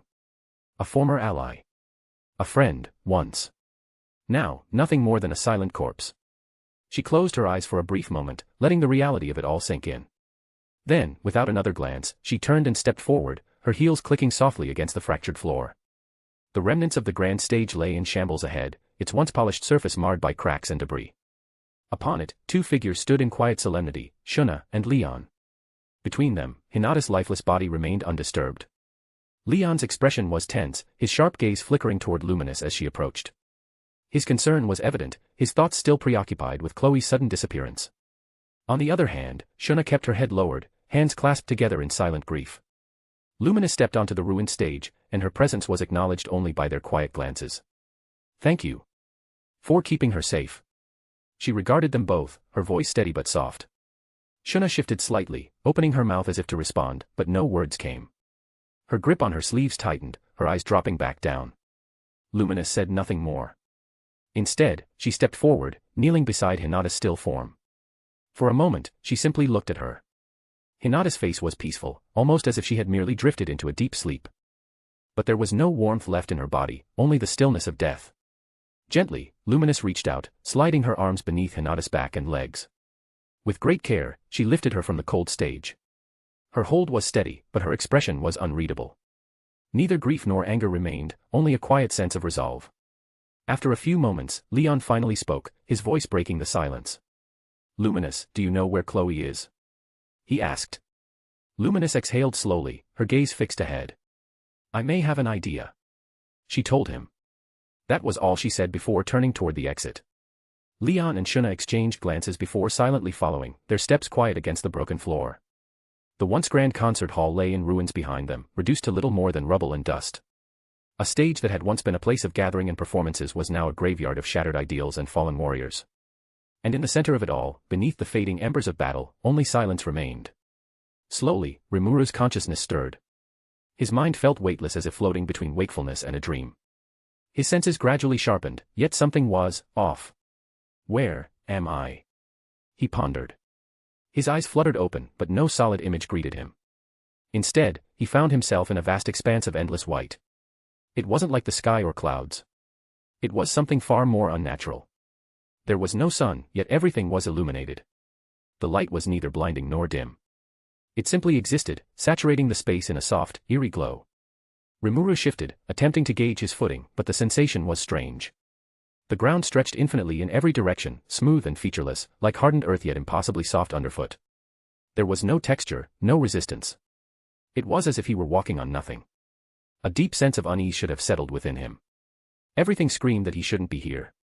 And yet, he felt calm. The air, if it could even be called that, was neither warm nor cold. It carried no scent, no movement, no life. But within this realm of silence, an inexplicable sense of peace filled him, as if the very space around him embraced his existence. He turned, scanning the endless horizon for anything that would anchor him to reality. Strangely, despite the land being perfectly flat, the horizon curved subtly, just as it did in the real world. Eventually, he saw it. Far in the distance, piercing through the boundless void, a pillar of light stretched skyward. It shimmered, its glow distinct from the omnipresent radiance of the world around him. Unlike everything else, it had substance. His gaze lingered on the light. It was the only thing here. With no other choice, Rimuru took a step forward. His footsteps made no sound, and yet he moved effortlessly. Silently, he advanced toward the pillar of light, the only beacon in this endless, surreal realm. Rimuru pressed forward, his footsteps soundless against the ethereal ground. The pillar of light remained distant, yet he could tell, however subtly, that it was growing. He was making progress. Still, something about this realm distorted his senses. There was no breeze, shifting shadows, or real sense of movement. It was as though the world itself was frozen in time. And as he walked, that sense of time slowly drifted from him. He had no idea how long he had been moving. Minutes. Hours. No, surely not that long. It was as if he had merely been existing in motion, his awareness slipping between moments without grasping hold of them. And then, something changed. Rimuru's gaze sharpened as a figure emerged in the distance. A silhouette against the endless white. He immediately raised his guard, halting for a moment before pressing forward at a steady pace. The figure stood still, unmoving. Their form was indistinct, as though shrouded in a haze that defied clarity. Even as he approached, the obscuring veil didn't lift. It was almost as if the world itself refused to reveal the identity of this lone presence. But the closer he got, the more details he could make out, such as long, flowing black hair, a slender physique, and the unmistakable outline of a woman. A strange familiarity tugged at the back of his mind, but uncertainty kept his defenses up. Then, the figure moved. She raised her hand and waved at him. Rimuru blinked. His steps slowed for just a moment. There was something comforting about the gesture. It lacked hostility and carried instead a casual warmth, as though she had simply been waiting for him all this time. And then, just as suddenly as the haze had obscured her, it lifted. The woman before him stood clearly now, her features unmistakable. His breath hitched, and his eyes widened in realization. For a moment, shock gripped him, followed swiftly by joy. His lips parted, curling into a smile. He knew her. And more than that, he resembled her. Rimuru's POV. I didn't need to think twice. Without hesitation, I quickened my pace, my feet moving almost on their own as I approached Shizu. She mirrored my movement, closing the distance between us. Even though a deep surprise still lingered within me, I pushed it aside. There was only one thing on my mind now. Slime-san. Her voice broke through the stillness, a familiar warmth in the air that made my heart beat faster. We met in the middle, and without a second thought, we wrapped our arms around each other. The embrace was natural, effortless. It felt like no time had passed at all, almost as if the 2 years between us had disappeared in an instant. The kind of warmth you feel when reuniting with someone you thought you'd never see again. I held her, feeling the soft pressure of her form against mine. But as I pulled back slightly, something about her was off. She was translucent, and a faint glow around her made her appear almost spectral. She seemed like a ghost, but still, I could touch her, feel her presence. We lingered there, standing together in a moment that felt suspended in time before finally breaking the embrace. Shizu smiled brightly, her eyes twinkling with the same gentle kindness I remembered. And without thinking, I smiled back. "It's good to see you again, Shizu," I said, my voice soft and filled with warmth. She covered her mouth, letting out a delicate giggle that felt like sunlight breaking through the clouds, filling the eerie stillness around us. "Although I hate to break it to you," she began, her tone light. "I'm not actually here," she told me. Her words hit me with a pang of realization, but I didn't let it dampen the moment. I laughed sheepishly, scratching the back of my head. The truth hung in the air, but the reunion was still real, still precious. "I had a feeling," I said, my voice still holding that warmth. "But it doesn't make this any less special," I added. Shizu nodded in understanding, a contented smile on her face. Her expression held a quiet peace as if she was exactly where she wanted to be, even in this strange, empty place. "I'm glad you stood up for me, Slime-san." "Thank you," she said, her voice sincere but gentle. I waved it off, brushing aside her gratitude as if it were nothing. "After everything he did, it was only natural," I replied, giving her a reassuring smile. Her laughter bubbled up again, light and carefree. She looked at me with an affectionate amusement. "Although, you really didn't hold back on him, did you?" she teased, her smile turning playful. I chuckled, feeling a familiar warmth at her words. "I'm pretty sure I was holding back a lot," I retorted, the playful edge creeping into my voice. Shizu sighed dramatically, knowing I had a point. "You've come a long way," she said softly, her gaze filled with admiration but tinged with a touch of sadness. It was clear that, even at this moment, she was proud of how far I'd come. After a moment of comfortable silence, Shizu gave me a warm smile, her eyes softening. "Thank you for saving my students, Slime-san. I know it wasn't easy, but you kept your promise," she said. I nodded, feeling the weight of her words. "Of course. I'll always keep my word," I replied. For a few seconds, we stood there, both lost in our thoughts, before I noticed the subtle shift in her expression. It was small at first, a glimmer of mischief creeping into her eyes, but it was enough to put me slightly on edge. Then, with a sly smile, she leaned toward me. "You know, I'm really impressed. You managed to charm someone as powerful as the true dragon, Velzard, huh?" she teased. My eyes widened, and my mind went blank for a split second. What are you talking about?" I stammered, completely caught off guard. Her teasing smile grew, the glint of mischief in her eyes growing stronger. "You're not fooling me.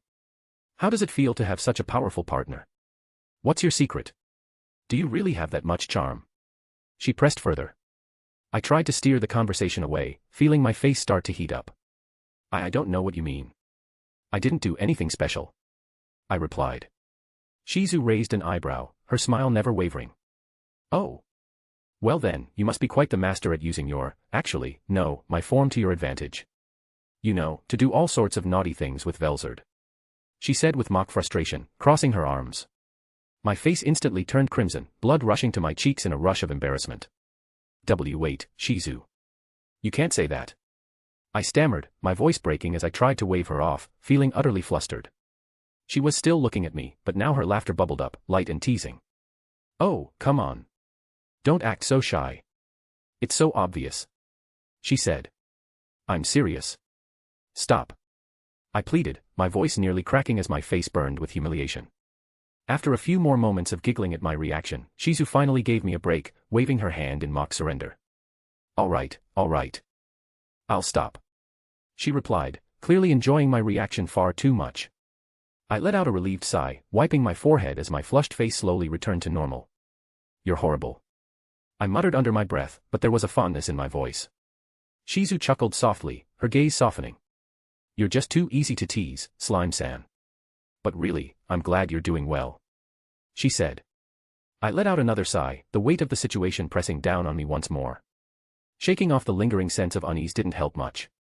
My gaze shifted toward Shizu, standing a little further away now. Once light and teasing, her expression had become more focused, almost solemn. Following her gaze to the pillar of light ahead, I saw its brilliance now blinding. But beneath that radiance, something sinister lingered. A deep, unsettling presence, like a maelstrom of negative emotions swirling within the light, clawing at the edges of my mind. I could feel the malice, the sorrow, and the anger that seemed to emanate from it, pressing against me like an invisible force. Shizu's gaze softened slightly as though she could sense the same thing. That's the source of it, she said, her voice quiet but firm. You'll have to handle this, Slime-san. After all, it's what you came here for. She continued. I nodded, the weight of her words settling in. It wasn't a question. It was an understanding. I was the one who had to step up and face this looming darkness head-on. Without another word, I began walking toward the pillar of light. My steps felt heavier with each passing moment, the swirling negativity growing more intense. The air around me seemed thick with suffocating pressure as if the very atmosphere was trying to weigh me down. But I didn't stop. I couldn't stop. This was what I needed to do. Shizu followed behind me, her presence a quiet support, though she said nothing more. Each step I took brought us closer to the light, and with each step, I felt that oppressive energy tightening around me. But I focused on the task ahead, determined to resolve the threat that lay at the heart of that ominous glow. The distance between us and the pillar shortened, and the emotions within it became even more unbearable. Yet, I couldn't let myself falter. I had to face it. I took another step forward. Then another. And then we were at the edge of it, staring into the heart of the light, where everything would either end, or begin. Holy moly. It feels so damn good to finally be back in the present. I cooked up the Shizu and Rimuru illustration on a whim, so I thought I'd use it here. We're nearing the end of this frustrating arc, and I couldn't be more glad. Of course, there will be a few changes in the last few parts. Yuki won't face Guy this time because he's more aware of the world's power ceiling. I've decided that all Lovecraftian skills will be God's skills. Therefore, I'm changing Lord of Spacetime, Yog-Sothoth, into Lord of Spacetime, Kronos. If you have other suggestions, feel free to leave them here. Anyway, that is all for today. I'll see you guys next chapter. Author, out. Rimuru's POV. As we cautiously advanced toward the pillar of light, an eerie silence stretched between us. The only sound was the faint, rhythmic hum of the glowing vortex, pulsing like a heartbeat in the emptiness. Each step forward made the pressure pressing down on us more unbearable, as if the sheer weight of suffering within the light bled into this world. The air around us felt heavy, thick with something intangible yet suffocating. It wasn't just oppressive. No, it was wrong. There was an unseen force clawing at the edges of my soul, whispering of torment without a voice. Be careful, Slime-san. Shizu murmured, her voice barely above a whisper. There was worry in her tone, an unspoken warning. I glanced back at her, offering a reassuring smile despite the unease creeping into my gut. We'll be fine, I said, though even I wasn't entirely sure. As we drew closer, the entity within the light took shape, and the closer we got, the more disturbing her presence became. The agony she radiated was no longer just a feeling. It was suffocating, tangible. A raw, endless anguish that seeped into my soul. And then, mere meters away, I could finally see her. She was kneeling, her face buried in her hands as if trying to shield herself from something unseen. Her entire body trembled, the broken sobs escaping her throat silent yet deafening in the absolute quiet of this strange realm. The woman looked eerily similar to the grotesque fusion Velzard had fought. She had the same unnatural hair, half black, half golden. She had the same ethereal, glowing pale blue skin laced with golden lines like a porcelain doll barely holding itself together. The scars that had marred Aurelia's form were also there, a haunting reminder of what had been. But the most unsettling part wasn't just her appearance. It was the way she glitched. Her entire figure flickered and distorted as though reality itself struggled to maintain her existence. Fragments of her form phased in and out, shifting unnaturally like a corrupted image unable to stabilize. The world around her warped slightly, reacting to her presence in ways that defied logic. She wasn't just broken. No, she was wrong. And yet, despite the horror of it all, the overwhelming pain she exuded made it painfully clear she was suffering. Suddenly, the woman's head shot up, and my breath caught in my throat. Her eyes, one a deep, sorrowful blue and the other a burning gold, locked onto mine, wide with unfathomable despair. There was nothing but sheer agony in her gaze, an all-consuming torment that twisted her expression into something beyond grief, beyond rage. It was the look of someone utterly broken, a soul shattered beyond repair. Before I could react, she moved. With a sharp, almost frantic motion, she raised a trembling hand. Magicule surged around her palm, coalescing wildly, uncontrolled and violent. The space around her cracked under the sheer pressure of her power, warping as unstable energy threatened to explode outward. Instinct took over. I leaped back, positioning myself protectively in front of Shizu, ready to counter whatever attack she was about to unleash. But the strike never came. The energy in her hand flickered, trembled, then collapsed in on itself. Her fingers clenched into a fist, and in a swift, almost desperate motion, she slammed her hand down, clutching at her chest as if trying to hold herself together. Then came the scream. A raw, heart-wrenching wail tore from her throat, shattering the oppressive silence. It was not a battle cry nor a scream of rage. It was the sound of a soul drowning in anguish, a piercing lament that carried eons of pain, loss, and regret. The very air trembled with her grief. The ground beneath her seemed to crackle, distorting under the weight of her suffering. For a few moments, I could do nothing but stare, my mind struggling to process the sheer depth of pain radiating from her. Then, from the corner of my eye, I saw Shizu glance at me. Slowly, I turned to meet her gaze. There was understanding in her eyes, a silent acknowledgement of what we had to do. With a slight nod, we stepped forward, cautiously approaching the woman on the ground. Eventually, I found myself standing before the kneeling figure, her quiet sobs the only sound in this desolate world. Slowly, I lowered myself to her level, hesitant yet determined. As I moved, she lifted her head, and my breath hitched. Golden tears traced silent trails down her pale cheeks, glimmering with an eerie radiance. The sheer sorrow in her gaze was overwhelming, raw, unfiltered pain that made my chest tighten. There was no longer any doubt. The woman before me was the same entity that Velzard fought. Then, without warning, she moved. Her trembling hand reached out toward me. Instinctively, I flinched back, but I was pulled forward before I could react further, caught in a desperate embrace. I barely had time to register what had happened before I found myself seated on the soft, almost formless ground. Her arms clung tightly around me, her entire body shaking as she buried her face into my shoulder. The weight of her sorrow pressed down on me, heavy and suffocating. Her sobs grew louder, more fractured as if each one was being ripped from the deepest part of her soul. I sat there, frozen, stunned by the intensity of her grief. From the corner of my vision, I saw Shizu approach. She knelt beside us, placing a gentle hand on the woman's trembling shoulder. Her expression was solemn, her voice barely above a whisper. "Chloe," she muttered. The name carried a quiet ache, a softness that only deepened the woman's sorrow. I hesitated, unsure of what to do. There was no way I could fully grasp the depth of the loss she had endured. The anguish she carried was something far beyond my understanding. But even so. Slowly, I let out a breath and wrapped my arms around her, returning the embrace. Remaining still, I let the woman lean into me as her quiet sobs continued. Her entire form trembled in my arms, her grief as endless as the void surrounding us. I could only hold her, offering what little comfort I could. As I sat there, my mind began to wander. Just what had she gone through to end up like this? I barely had time to dwell on the thought before Seal's voice echoed within me. She is the manifestation of Chloe Aubert's anguish built up over countless loops, the monus known as Chronoa. A slow breath left me as I processed her words. So, time travel and time looping are real. It would appear so. I tightened my hold on Chloe slightly, my mind racing. If time loops were the cause of this mess, then that meant. It all suddenly clicked. This was why Ramirez was so adamant about keeping that elemental away from Chloe back when I saved the kids. It wasn't just some random spirit. No, it was most likely a version of Chloe containing memories and power from another timeline. Seal continued, her tone as steady as ever. Additionally, it seems that a greater elemental of time, Aurelia, latched onto Chronoa at some point in time, which led them to be combined. My gaze flickered to the woman in my arms. Her body was a fractured mix of two entities, barely holding itself together. And that's why they're fused like this. Yes. I let out a slow exhale, my grip on reality shifting ever so slightly. This wasn't just a fight against some monstrous amalgamation. This was the aftermath of a tragedy that had played out over and over again, one that had finally reached its breaking point. My mind raced as I grasped for a way to alleviate her suffering. Surely, there had to be a solution, something, anything, that could ease this endless torment. Just then, Seal's voice resonated in my mind. There may be a solution, Rimuru-sama. At her words, I unconsciously tightened my embrace, my hold on the woman growing firmer.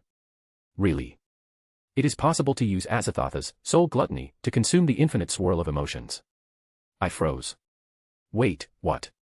Do not worry. It will not destroy her soul, but it will alleviate most of the anguish by absorbing the negative emotions. Momentarily stunned, I blinked, allowing the information to settle.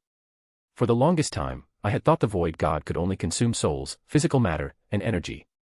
But emotions. This revelation left me breathless. Will she keep her memories? Yes. Aurelia, as well. The best way to bring peace and end their turmoil is by alleviating both souls of their anguish. A sharp pang of understanding settled in my chest. Chloe had been trapped in endless loops, which resulted in her emotions manifesting into Cronoa. Not only that, but she was also locked in an eternal feud with the elemental, Aurelia.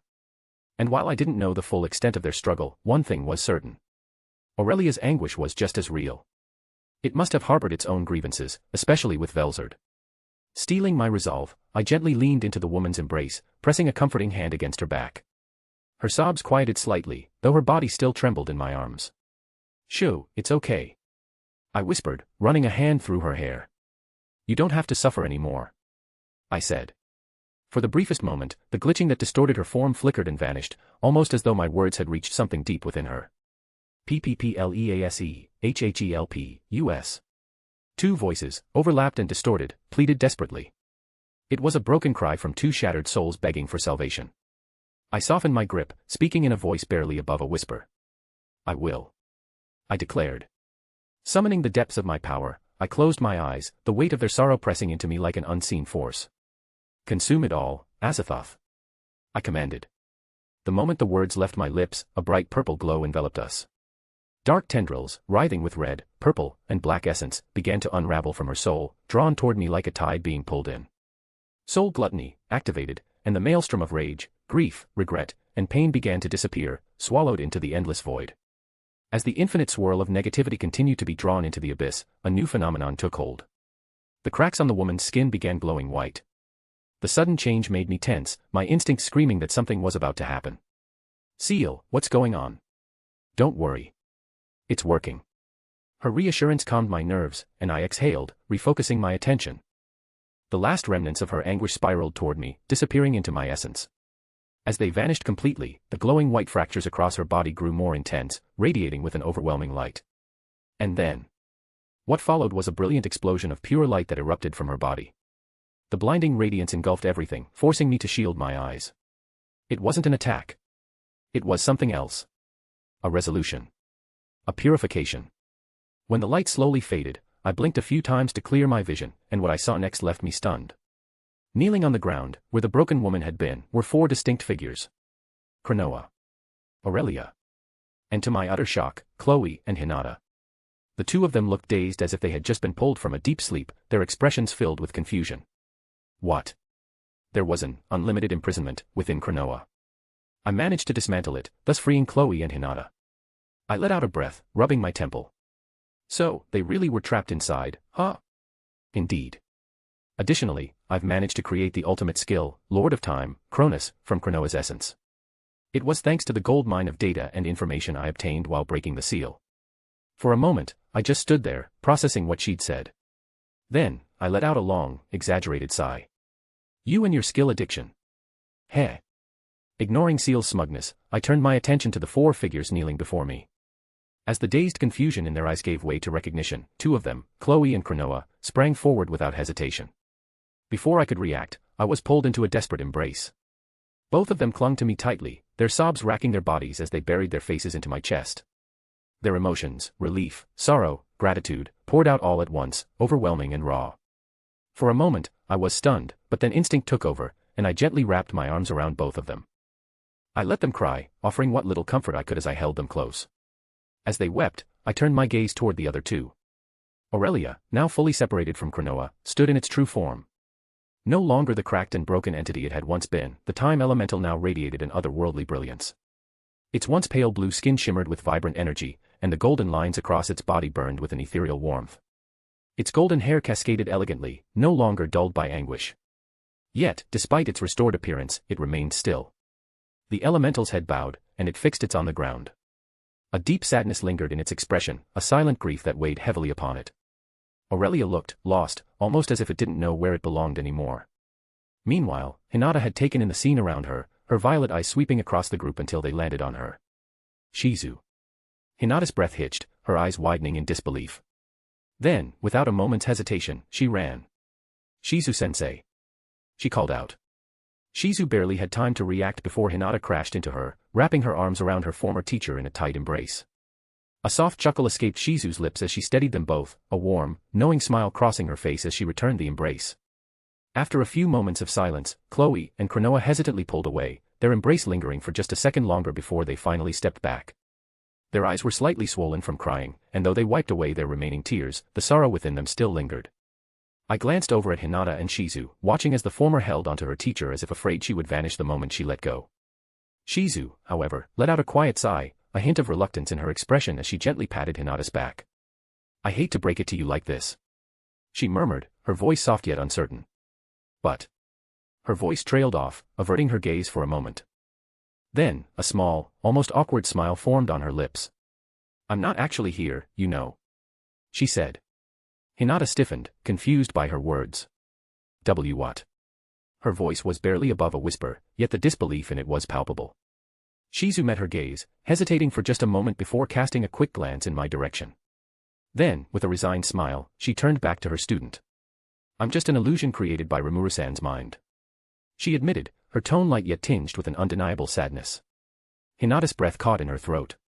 For a brief moment, she looked utterly lost. Her gaze darted toward me as if searching for confirmation, and I could only offer a helpless shrug in response. Slowly, she turned back to Shizu, her brows furrowing slightly. Then, with a deep breath, she steadied herself. "Even if that's true," she finally said, her voice soft yet unwavering. "I'm still glad we got to meet again," she added. Her words carried no bitterness or resentment, only quiet gratitude and a deep appreciation for this fleeting reunion, no matter how unreal it may have been. Slowly, I walked toward them, Chloe and Cronoa following closely behind. Despite everything that had happened, I was still trying to wrap my head around how Shizu had manifested here. If she really was just an illusion from my mind, then how was she able to interact so naturally? Regardless, I couldn't deny that I was glad to see her. "Well," I spoke up, breaking the momentary silence. "How are you holding up?" I asked. Hinata turned toward me, her expression momentarily unreadable. At my sudden question, Shizu let out a soft giggle while Hinata sighed, feigning exasperation. After witnessing 2,000 years of history firsthand and being trapped in that damn coffin, fearing I might never wake up. She exhaled, shaking her head slightly before a small, tired smile graced her lips. "Honestly, I'm just relieved to be out of that nightmare," she said. A chuckle escaped me, and Shizu smiled warmly at her words, nodding in quiet understanding. Before either of us could say more, Chloe and Cronoa stepped past us, their eyes locked onto Shizu's ghostly form. She blinked in slight surprise at their approach but quickly softened, her expression gentle and inviting. Without hesitation, she opened her arms, welcoming them as they buried themselves against her. Their shoulders trembled, silent sobs escaping them as they clung to her like lost children finally finding their way home. Shizu held them close, one hand running through Chloe's hair while the other rubbed soothing circles against Cronoa's back. There," she murmured, her voice carrying the same warmth and reassurance as it always had. Hinata and I stood in quiet awe, watching as she effortlessly eased their sorrow. Despite being nothing more than an illusion, she still carried the same gentle presence and motherly kindness that had always made her so beloved. My gaze drifted toward the lone elemental sitting behind us. Aurelia sat curled up on the ground, hugging its legs as it stared vacantly into the distance. Although its expression was unreadable, the way its body swayed slightly, as if caught in an unseen breeze, betrayed the turmoil still lingering within it. Hesitant but determined, I began to approach. Hold on." Hinata called out behind me, but I didn't stop. I could hear her quick footsteps following me, though she made no move to stop me outright. As I drew closer, I knelt down, lowering myself to meet Aurelia's gaze. At first, it didn't react. But then, its golden eyes flickered slightly, shifting just enough to acknowledge my presence. For a long moment, neither of us spoke. Then, I finally broke the silence. "How are you?" I asked, keeping my voice gentle but neutral. Aurelia flinched. Its eyes widened as if the question itself had caught it off guard. The tension radiating from its form wavered ever so slightly, like a fragile thread stretched too thin. It hesitated, voice barely above a whisper. "I don't want to leave this place," it said. Its words trembled with unease, laced with something dangerously close to fear. And it wasn't hard to figure out why. If it left, it would have to face her. Velzard. The one it feared most. I exhaled softly, keeping my tone as steady as possible. "Don't worry. It'll be fine," I began. Aurelia's eyes flickered again with the faintest glimmer of something almost like hope. "I'll reason with Velzard. I assured it. But. I paused, observing its reaction. It stiffened, anxious yet desperate to hear what I would say next. I need you to explain what you did later, I said. Aurelia's entire frame tensed. It lowered its head, eyes clouded with guilt, regret, and fear. Whatever it had done, Velzard really hadn't taken kindly to it. And considering its role in the time loop disaster, that was probably only part of the issue. It is possible Velzard has some awareness of the timeline resets due to her ultimate skill, Lord of Patience, Gabriel. Seal's voice was as smooth and composed as ever. She knows something, huh? Looks like I'll have to ask her about that, too. A few long, agonizing seconds passed. Then, at last, Aurelia looked up at me again. The fear was still there, deep and ingrained. But beneath it was a quiet resolve. Why, you promise? It asked, voice shaking. I met its gaze and nodded firmly. I promise, I said. With that, I made my way back to Chloe, Cronoa, and Shizu, and I could hear Hinata and Aurelia following close behind. Though the two girls still bore traces of sorrow in their expressions, their sobbing had ceased, replaced by a quiet but steady calm. Shizu had done well in soothing them. When I reached the group, I offered Shizu a grateful smile. Thanks, I said sincerely. You really helped them, I added. She chuckled softly, her warm gaze lingering on Chloe and Cronoa. They needed someone, she replied. I'm just glad I could be here for them, she said. Then, she turned her attention back to me, a faint but genuine smile gracing her lips.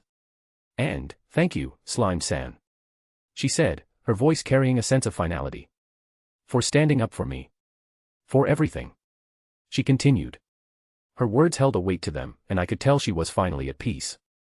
A comfortable silence settled over us, each of us taking a moment to process everything that had happened. Then, after a few moments, Hinata broke the silence with a sigh. So, how exactly are we getting out of here? She asked. Leave that to me, I replied with a smirk. Turning to Aurelia, I met its gaze once more. I gave a slight nod, one last reassurance that my promise still stood. Aurelia hesitated for only a moment before nodding back, albeit reluctantly. With that settled, I turned my back to everyone, focusing on the task ahead.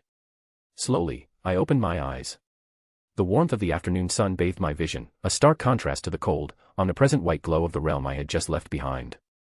The transition was almost jarring.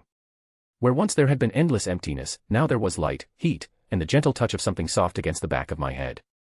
Wait, this feeling.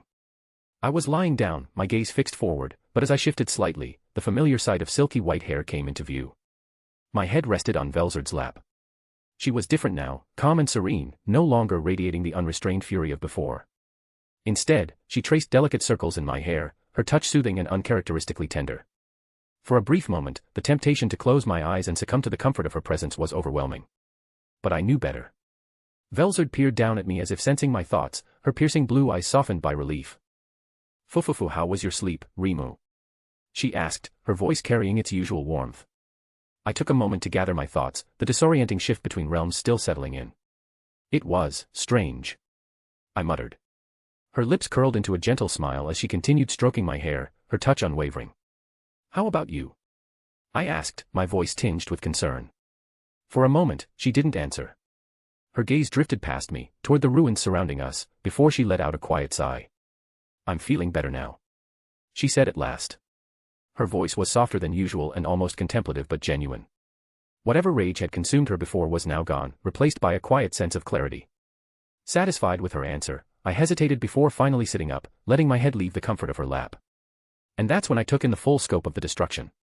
A cold weight settled in my chest as I scanned the cityscape. What was once a place of structure and life was now ruined. Entire buildings had been reduced to rubble, their foundations little more than broken stone and splintered wood. Craters marred the streets, their jagged edges evidence of the sheer force unleashed. Deep fractures ran through the ground, cutting through roads and buildings alike, while remnants of what once stood tall now lay in scattered debris. The devastation was undeniable. Even though I knew the citizens had been evacuated, the sight itself was still harrowing, a grim testament to the unchecked power of those who had clashed here. A pang of guilt settled in my gut. This wasn't the first time I had seen destruction of this scale. But seeing it with my own eyes, knowing I had played a part in it, it never got any easier. Eventually, my gaze fell upon a ruined city block, a vast, open space where only fragments of what once stood remained. Amidst the destruction, 3 figures stood in solemn anticipation, their expressions tense as if awaiting a moment that had yet to arrive. Shuna, Leon, and Luminous. But what truly made my breath hitch was what lay before them. The bodies of Aurelia, Cronoa, and Hinata were stretched out on the broken earth, motionless and serene. Their eyes remained peacefully shut, their forms eerily still. Yet, despite the lifelessness in their appearance, I knew it wasn't the end. A surge of determination coursed through me as I rose to my feet. Before proceeding, I cast a glance at Velzard. Still seated and leaning against a street pole, she gazed at me with a calm smile, her expression unreadable. She waved a hand lightly. "Don't worry about me. Go." Her voice was gentle yet firm, carrying an unmistakable sense of trust. I nodded once before turning away. As I approached, the three waiting figures immediately took notice. Luminous sharp eyes locked onto mine, brimming with a mixture of anxiety and expectation. "What did you see in there?" she asked, her voice laced with urgency. Leon stepped forward. "Did it work?" he questioned. I didn't answer. Instead, I lowered myself beside the fallen three, reaching out with my senses. Their bodies remained lifeless, yet I could feel the faintest traces of their souls still lingering within Cronoa. A quiet breath escaped me. This was it. "Luminous," I began, my voice steady despite the weight of the moment. "I need you to extract and transfer Hinata's soul back to her body as soon as I get everyone out. I'll handle releasing them and returning the elemental soul to its rightful vessel," I explained. Luminous didn't hesitate. She moved closer, standing at my side. "Very well," she said. I extended my hand, reaching into the depths of the remaining, unlimited imprisonment within Cronoa. The moment my magic activated, Cronoa's body shuddered, an ethereal glow radiating from within her. The colors swirled and shifted, a chaotic blend of vibrant hues, each one representing a soul trapped within. Luminous acted immediately. She raised a hand, and one of the swirling lights, a brilliant violet tendril, detached and stretched toward Hinata's body. At the same time, I focused on Aurelia. A golden and blue stream of energy coiled around my outstretched fingers before shooting toward the empty vessel that awaited it. As the last remnants of imprisonment unraveled, I carefully stabilized Chloe and Cronoa, ensuring their separation remained intact. Eventually, the radiant light dimmed, and the final strands of magic settled. Then, the changes began. Cronoa's adult form shrank before our eyes, her body gradually reverting to Chloe's childlike appearance. A soft, steady breath escaped her lips. Aurelia's fingers twitched, a faint glow lingering in her golden eyes as awareness returned. And finally, Hinata's chest rose with a sharp inhale. Her eyes fluttered open, no longer dull but filled with unmistakable life. Slowly, the three began to stir. Their breaths were uneven at first, but their senses gradually returned as the weight of their ordeal lifted. Leon moved first. His composed demeanor shattered the moment Chloe sat up, and he rushed to her side without hesitation. "Chloe." His voice wavered with relief as he knelt beside her. Chloe turned to him, blinking in surprise before a soft, relieved smile graced her lips. The exhaustion in her eyes was evident, but more than anything, she looked at peace. Meanwhile, Luminous wasted no time. In a blur of motion, she pulled Hinata into a tight embrace. The unexpected gesture left Hinata momentarily stunned, but after a brief pause, she sighed, reluctantly resigning herself to the vampire's whims. "El Luminous-sama," Hinata muttered. A quiet chuckle escaped Luminous as she held her tighter. "Never go dying on me like that again," she demanded softly. The tender moments continued, but soon, Chloe's expression shifted. A faint glow began emanating from her form, and in mere seconds, her small frame pulsed with radiant light. Her silhouette stretched, growing taller, more defined. The shift was seamless, yet the contrast was striking. When the glow faded, Chloe's adult form was fully restored. Leon hesitated for only a moment before reaching for her again. This time, Chloe returned the embrace, burying her face in his chest as quiet sobs escaped her. I blinked, caught off guard. Wait, she can freely switch between forms. I asked no one in particular. Yes. Also, I'd like to point out that Cronoa currently resides within Chloe. Seal's voice was as composed as ever, but the information sent a ripple of surprise through me. So, Chloe has a Manus like I do. Indeed. Additionally, I have entrusted Lord of Time, Cronus, to Chloe. I believe she will wield the skill well. Why, you just gave her an ultimate skill. Fret not. A copy remains stored within skill storage. I exhaled a quiet chuckle. You really think of everything, huh? Thanks, Seal. It is my pleasure, Rimuru-sama. The two pairs eventually broke apart, the relief on their faces palpable. The weight of their struggles had lifted, leaving behind only gratitude for their second chance. My attention, however, drifted to the lone figure still seated on the ruined ground. Aurelia remained motionless, its head bowed, golden eyes downcast. Unlike the others, it made no move to rejoin the moment of relief. Guilt. Hesitation. Uncertainty. Slowly, I approached, careful not to startle the elemental. Its golden eyes remained fixed on the ground, shoulders tense as if bracing for an inevitable reckoning. Once I was close enough, I placed a gentle hand on its shoulder. Aurelia flinched at the contact but gradually lifted its head to meet my gaze. The apprehension in its eyes was unmistakable, a storm of fear and uncertainty swirling beneath its expression. "Don't worry. You've got this," I encouraged, keeping my voice steady. A tense silence settled between us. Aurelia's entire being screamed hesitation. It wanted to run, to escape and hide from whatever consequences awaited. But after several agonizing seconds, it swallowed hard and gave a slight, resolute nod. Steeling itself, it slowly rose to its feet. I mirrored the gesture before turning toward Velzard. She stood in the distance, leaning against a battered street pole, watching us approach. Unlike before, when she had held me with warmth and relief, her expression now was unreadable, neither cold nor welcoming. It was the perfect embodiment of absolute neutrality, almost as if she were withholding judgment until given a reason to act. Aurelia's steps faltered, hesitation gripping it with every inch we closed. Its pace grew unsteady, the occasional pause betraying its inner turmoil. The tension in the air was suffocating, each moment dragging out like an eternity. Still, I kept walking, ensuring it followed. Finally, we came to a stop mere paces before Velzard. A heavy silence loomed between them. It was now or never. Velzard stood motionless, her neutral gaze locked onto Aurelia, her expression unreadable yet expectant. There was no hostility, no warmth, just quiet anticipation. I remained at Aurelia's side, ready to intervene if things took a turn for the worse. Aurelia trembled, its golden eyes darting toward Velzard before quickly lowering to the ground. It clenched its hands into fists, its entire being weighed down by the enormity of its actions. It stammered, struggling to form the words. It was a desperate attempt at an apology. But before it could continue, Velzard raised her hand. Aurelia flinched, immediately falling silent. Hesitantly, it lifted its head, confusion and regret flashing in its eyes. Velzard wasn't looking directly at it anymore. Instead, she inclined her head slightly as if listening to someone unseen. Then, with a calm yet firm voice, she finally spoke. "You're apologizing to the wrong person," she said. Aurelia froze, and my brows furrowed. "Huh," I muttered. Before either of us could question her meaning, a sudden flash of radiant light erupted in the air. The energy was warm and familiar. As the glow subsided, a small, fluttering figure emerged. Rimuru. Her tiny wings buzzed frantically as she whipped her head around, scanning the area in confusion. Where? She demanded, her voice unsteady and urgent. She turned to Velzard, nearly lunging at her. "Where's Aurelia?" "You said dash," she pressed but was stopped. Velzard simply lifted a finger and pointed ahead. Rimuru snapped her head in the indicated direction, her frantic gaze locking onto Aurelia. For a brief moment, time seemed to stop. Aurelia's eyes widened, golden irises flickering with shock, guilt, and unbearable sorrow. Rimuru's expression mirrored hers. But instead of guilt, there was pure, overwhelming relief.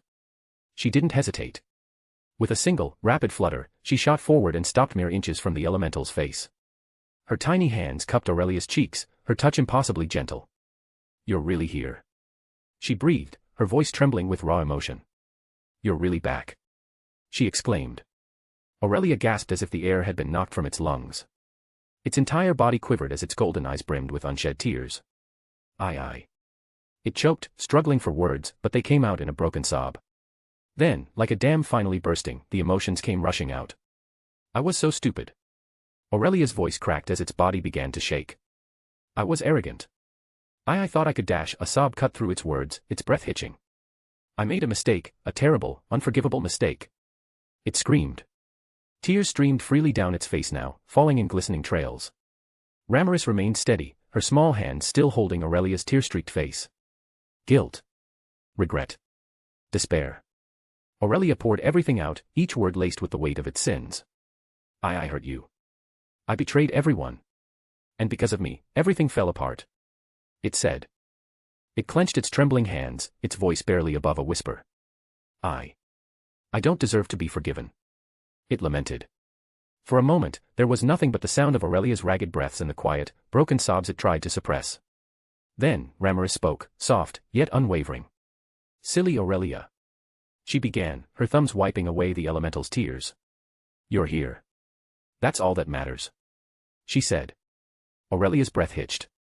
Ramiris pulled her tiny hands away just enough to look Aurelia in the eyes. I missed you, you big idiot. Her voice cracked slightly.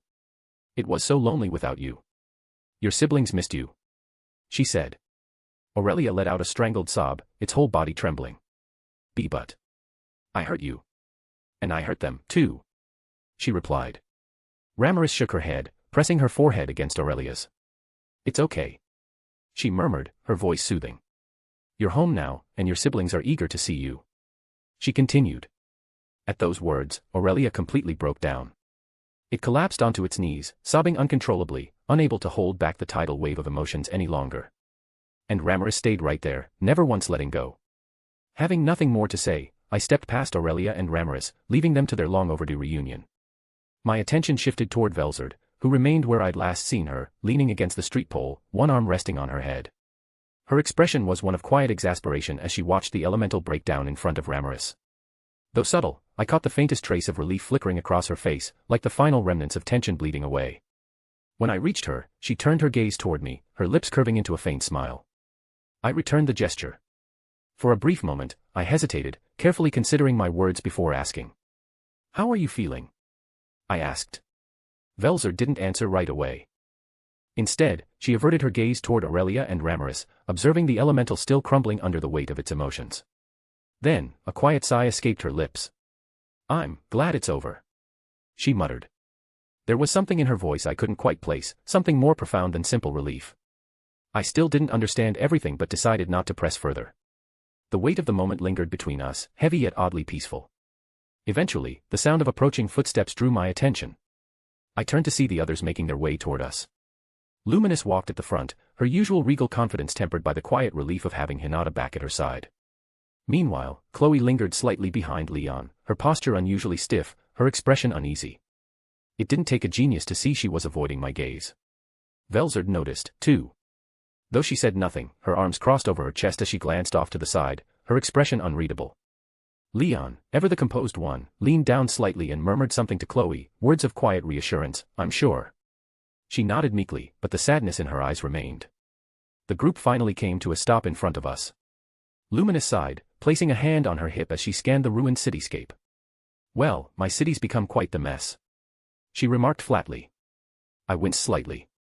Yeah, sorry about Dash, I began, but she cut me off with a dismissive wave. Spare me the apology. If anything, it would have been far worse if you weren't here, so I suppose I should be thanking you instead, she said. I blinked, mildly surprised. Oh, you're welcome, I replied awkwardly. Luminous smirked but didn't say anything else. Hinata was the next to speak, her tone shifting to something more serious.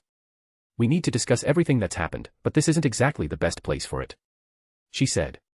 Luminous nodded in agreement. We'll relocate somewhere else here, she suggested. I hummed in thought before grinning. Actually, I was thinking of holding a private concert back in Tempest as compensation for the performance I promised you. How about we have our talk there? I offered. Luminous immediately perked up, her eyes gleaming. Oh, that's far more appealing, she replied. The tension of the moment eased ever so slightly as she gave me an approving nod. Very well, Rimuru. I'll take you up on that offer, she said. Before leaving, I took a moment to scan the cityscape, my universal perception sweeping across Lune. The aftermath of the chaos stretched far and wide, but most of the damage was concentrated around the concert hall. I took note of the wreckage, burned-out structures, and debris scattered in the streets. But there was a palpable sense of life remaining. The city, though battered, had survived. Inwardly, I sighed. It was still going to be a massive undertaking to rebuild. I'll lend a hand with the rebuilding efforts. No need to tackle it all alone, I said, turning to face Luminous. She shot me a grateful look. I appreciate that, Rimuru, she replied. Before I could respond, the sound of footsteps broke the silence. We all turned to see three figures approaching, walking steadily toward us. Cheyenne, Nevera, and Venom. Shuna was the first to react, rushing toward Cheyenne. Her expression was a mixture of relief and worry. Cheyenne, though slightly battered, waved her off with a small smile. Nevera and Venom, on the other hand, remained eerily calm as they approached us. The two demons knelt before me, never faltering in their poise. We dealt with the insector, Razzle. Nevera reported, her voice low as always. I gave a brief nod of approval. Good work. I praised. Leon and Luminous exchanged surprised glances, their eyes widening slightly. Razzle, the Guardian of the West. You killed him. Leon's voice carried a trace of concern as he spoke.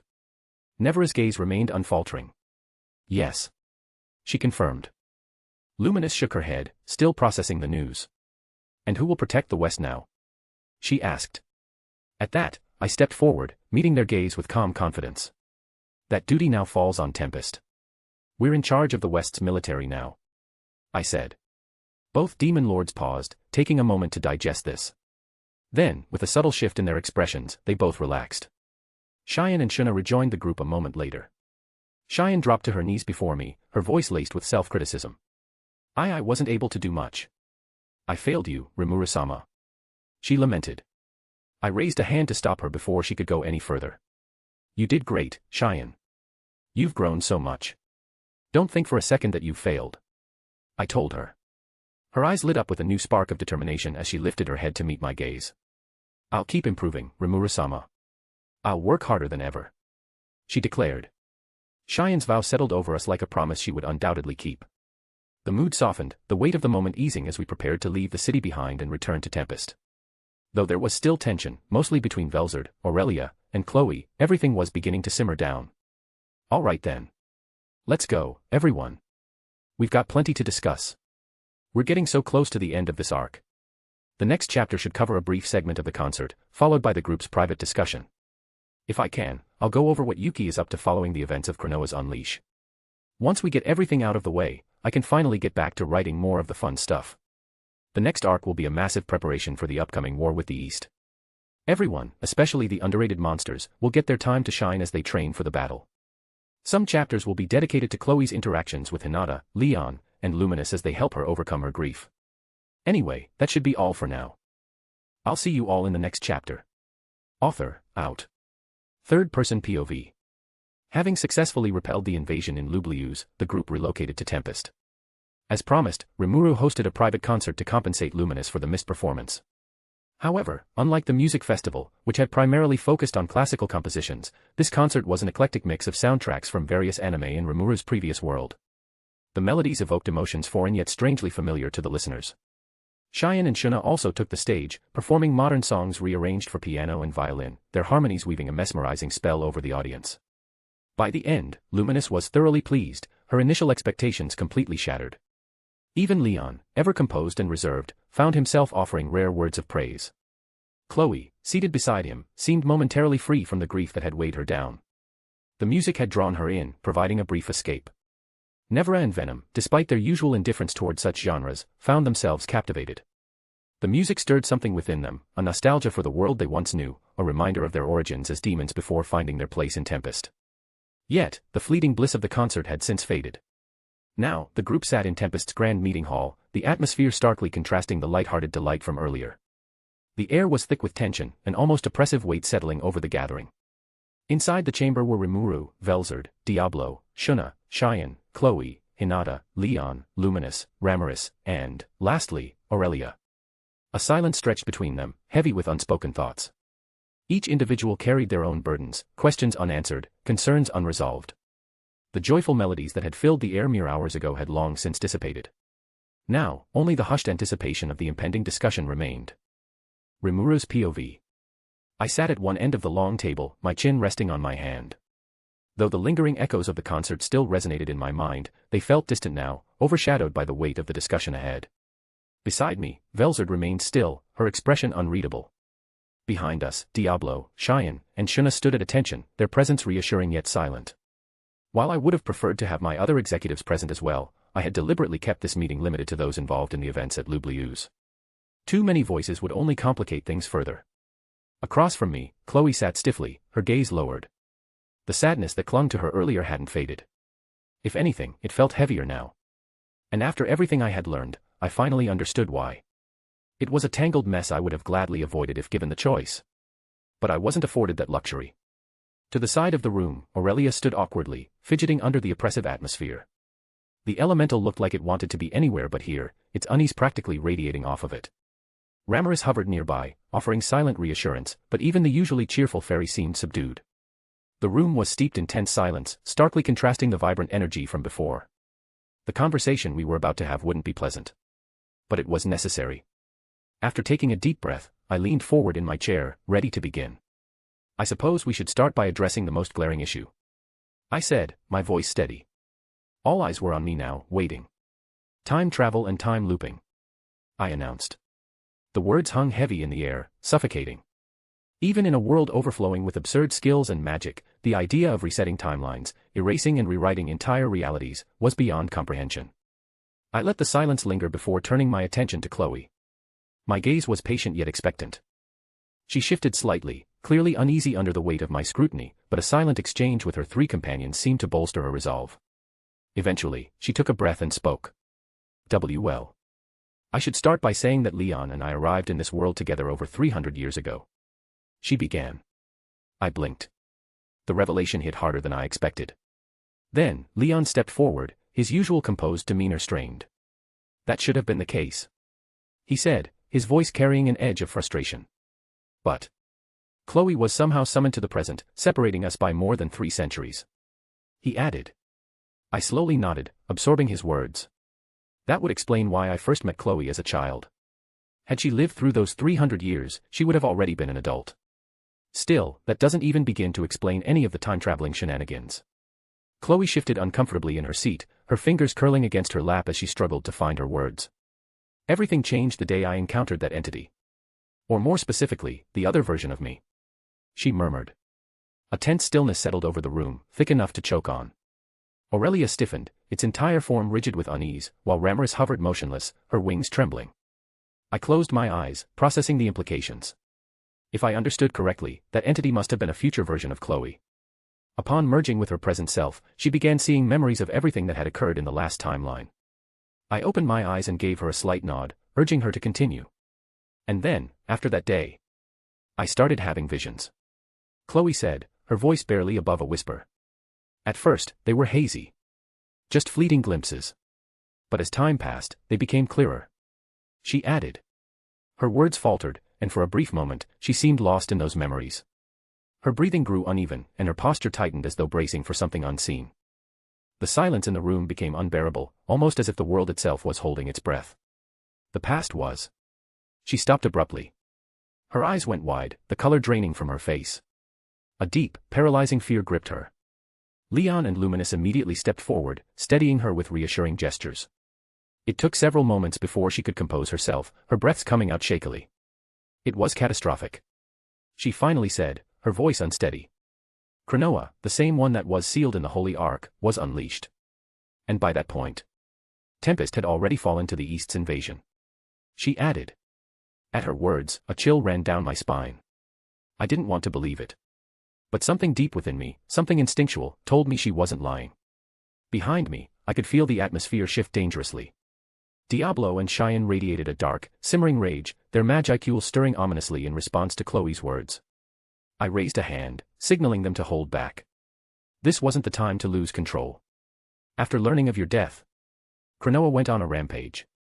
She continued, her voice growing more strained. The world was already in chaos, but she made it worse. As the Eastern Empire marched forward, demon lords turned on one another. The storm dragon wrought devastation. And eventually, she hesitated, then slowly turned her terrified gaze toward Velzard. Chloe swallowed hard, her body still trembling. Demon Lord Guy Crimson and the Frost Dragon, Velzard, had to step in. She said. The entire room turned to Velzard in unison. I followed their gaze, my eyes settling on her. She remained utterly still, her expression unreadable as she met Chloe's gaze head-on. Not a single flicker of emotion crossed her face, neither warmth nor coldness. Just absolute neutrality. Continue. Velzard said, her voice devoid of anything resembling inflection. A shiver ran through the room. The tension, already heavy, coiled tighter around us like an unseen force. Even I wasn't immune to it. I'd seen Velzard's icy demeanor before, but this was something else entirely. Chloe swallowed hard, her fingers curling against her lap as she gathered her thoughts. Consumed by her rage. She started, her voice faltering. Cronoa lashed out at Velzard, but it was useless. She was killed. She said. The weight of her words settled like a stone in my chest. But because of that. She continued, voice growing weaker. Her death triggered the time traveler skill, sending her memories back into the past, where they ended up with me. She explained. A suffocating silence followed. No one moved. No one spoke. The sheer absurdity of her story should have made it difficult to believe, yet no one could refute it. I slowly leaned forward, my gaze steady. One question burned in my mind, one that needed answering. Chloe. I said, my voice low but firm. How far back can you remember? I asked. She hesitated, her lips parting slightly before closing again. Then, after a deep breath, she answered. I can only recall the previous timeline. She admitted. Plus the most recent 2,000 years I lived through with Hinata. She added. I nodded, turning the information over in my mind. So, she doesn't have a complete recollection of every loop she'd been through. Yet the emotions, the sheer terror in her voice when she spoke of them, were still there. That meant the memories existed somewhere.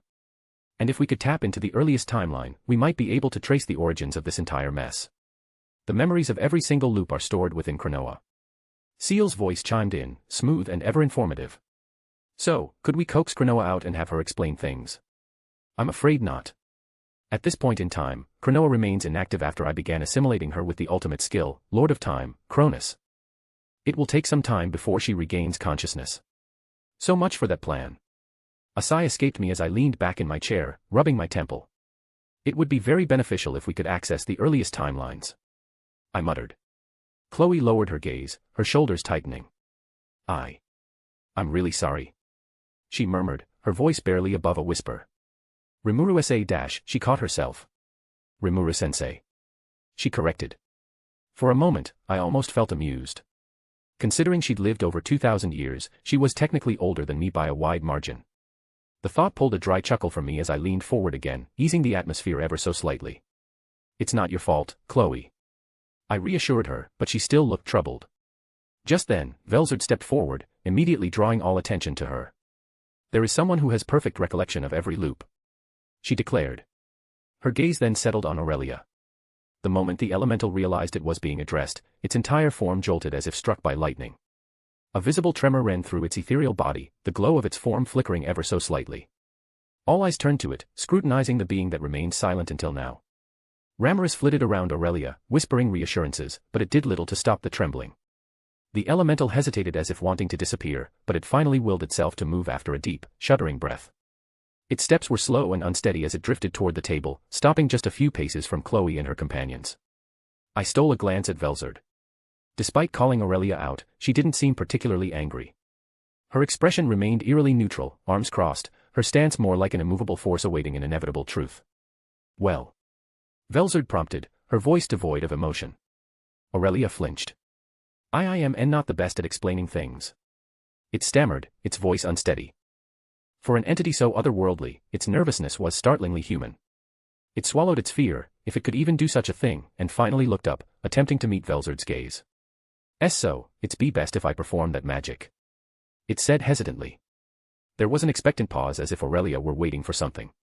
I turned toward Velzard, who gave the faintest nod, an unspoken confirmation. Then, Aurelia inhaled deeply, its luminous body shivering before its eyes flickered to an intense, glowing golden. The room instantly felt different. A pulse of magicules radiated from the elemental, but unlike the suffocating pressure of an aura release, this one was unsettlingly gentle, a calming, dreamlike force that tingled against the skin. Then, reality itself began to unravel. The walls of the chamber rippled as if submerged in water, warping and shifting before our very eyes. The floor beneath us twisted, stretching into something unfamiliar. Those who were seated instantly shot to their feet, and I did the same. The only ones unaffected by the display were Chloe, Diablo, Ramiris, and Velzard. Meanwhile, the rest of us scrambled, scanning the ever-morphing surroundings as the room reshaped itself into something else entirely. The process was unnervingly smooth. There were no sharp transitions, no violent ruptures of space. One moment, we were in the conference chamber. The next, we stood in an entirely different realm. An enormous chamber stretched around us, its walls carved from an unknown stone. Monolithic pillars extended endlessly into a dark, infinite void above. The very air carried an ancient, unshakable presence as if this place had existed since time itself began. Leon, Hinata, and Luminous turned in all directions, their eyes wide with confusion and disbelief. And then, my own realization struck hard. I knew this place. We're inside Ramiris Labyrinth. I muttered. Aurelia flinched again before hurriedly explaining. Sorry about that. I am currently projecting my memories into reality. And nothing here is actually real, it's all just an illusion. It said. Its words sounded sincere, but everything felt too real. The weight of the air, the scent of old stone, the echo of our movements, it was as if we had been forcibly teleported into the depths of the labyrinth itself. The others slowly began to relax, but their unease was still palpable. None of us could ignore the sheer impossibility of what we were experiencing. Eventually, Aurelia began moving toward a particular corridor, its ethereal form gliding ahead with an almost hesitant urgency. Ramirez quickly followed, hovering close as if afraid to lose sight of it. I glanced at the others, noting their unease. With a slight nod, we wordlessly fell in line, following the pair. It wasn't a long walk. The corridor stretched forward, its walls lined with flickering blue lights that cast eerie shadows along the stone floor. Then, we reached the foot of a massive archway. The moment we stepped inside, my senses flared in alarm. The space before us resembled a colossal training ground, at least, what used to be one. Now, it was nothing short of a battlefield. Its ground was ravaged, riddled with craters and deep fissures that splintered across the surface like the veins of a shattered mirror.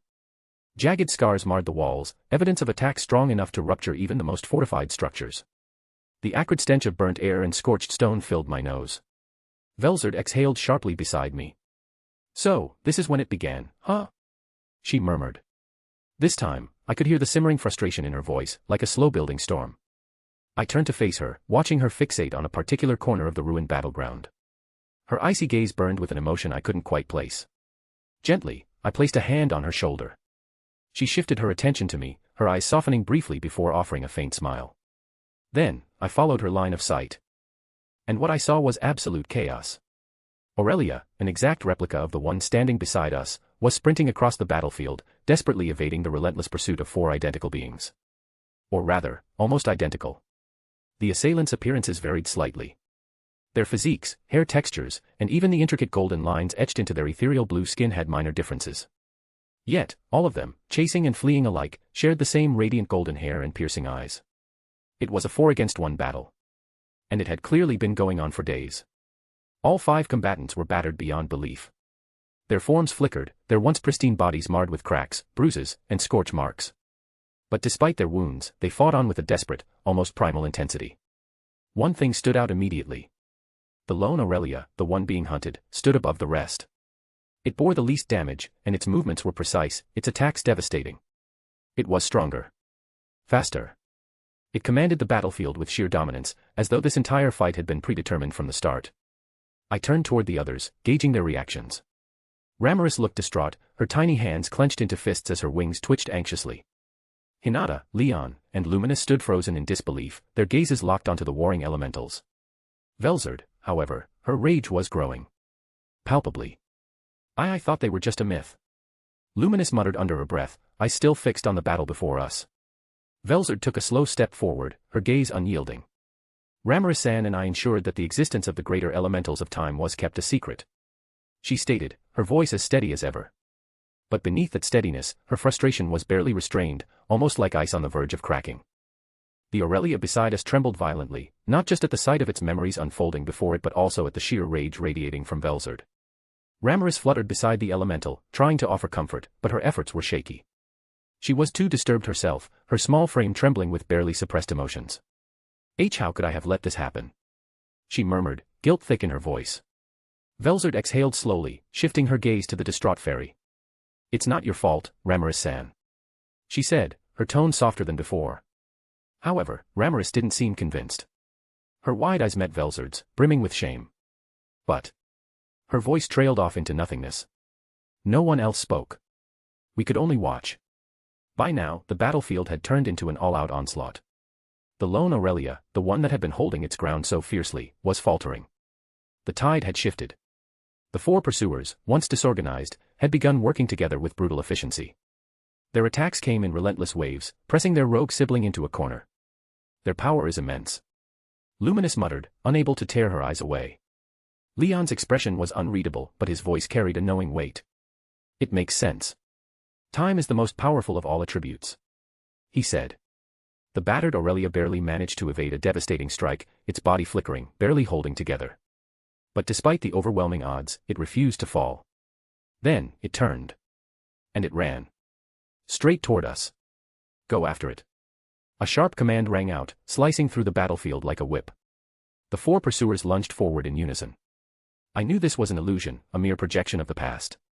But that knowledge didn't stop the instinctive tension from coiling in my chest as the fleeing Aurelia rushed past us. It felt so real. The air whipped around us from the sheer force of its movements. And the panic in its eyes was tangible.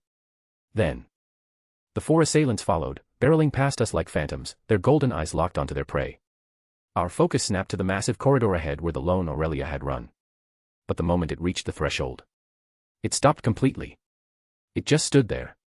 The Aurelia beside us took an unsteady step forward, its trembling intensifying as it watched its past self freeze in place. The pursuers were almost upon it, seconds away from striking. And yet, it still did nothing. Just as the 4 pursuers were about to strike, the lone Aurelia's aura detonated. A violent pulse of energy erupted from its body, a raw, primal force that sent its attackers staggering back. Even from our distance, a suffocating pressure weighed down on us, thick and unnatural, as if the very fabric of the illusion was straining under its presence. Seal's hesitation sent a jolt of alarm through me. Seal. I am detecting an unknown phenomenon originating from the lone elemental. An unknown phenomenon. Why, you can't identify it? Unfortunately so. Because everything around us is an illusion, I cannot properly analyze the event taking place. For the first time, Seal sounded uncertain. That alone sent a cold chill creeping down my spine. Ramaris trembled, her horror evident as she clutched at her chest, staring at the scene with wide, disbelieving eyes. Velzard, in contrast, clicked her tongue, frustration leaking into her normally composed expression.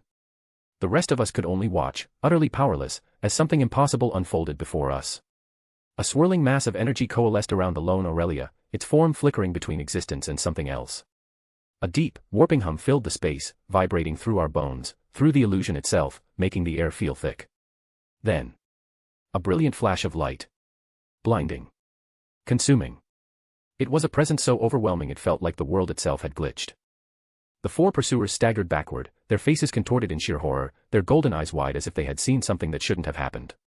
Eventually. Darkness. As abruptly as the light had come, it collapsed into absolute nothingness. The suffocating energy vanished, and the warping hum ceased. And so did the lone Aurelia. It was just gone. A heavy silence followed. Everything around us seemed to pause, almost as if time itself had momentarily stalled in response to what we had just witnessed. Even the illusionary world felt eerily still, the air thick with unspoken emotions. The Aurelia beside us turned to face the group, its expression a fragile mix of regret and fear. Ramaris' small shoulders sagged, her sorrow evident in the way her wings drooped.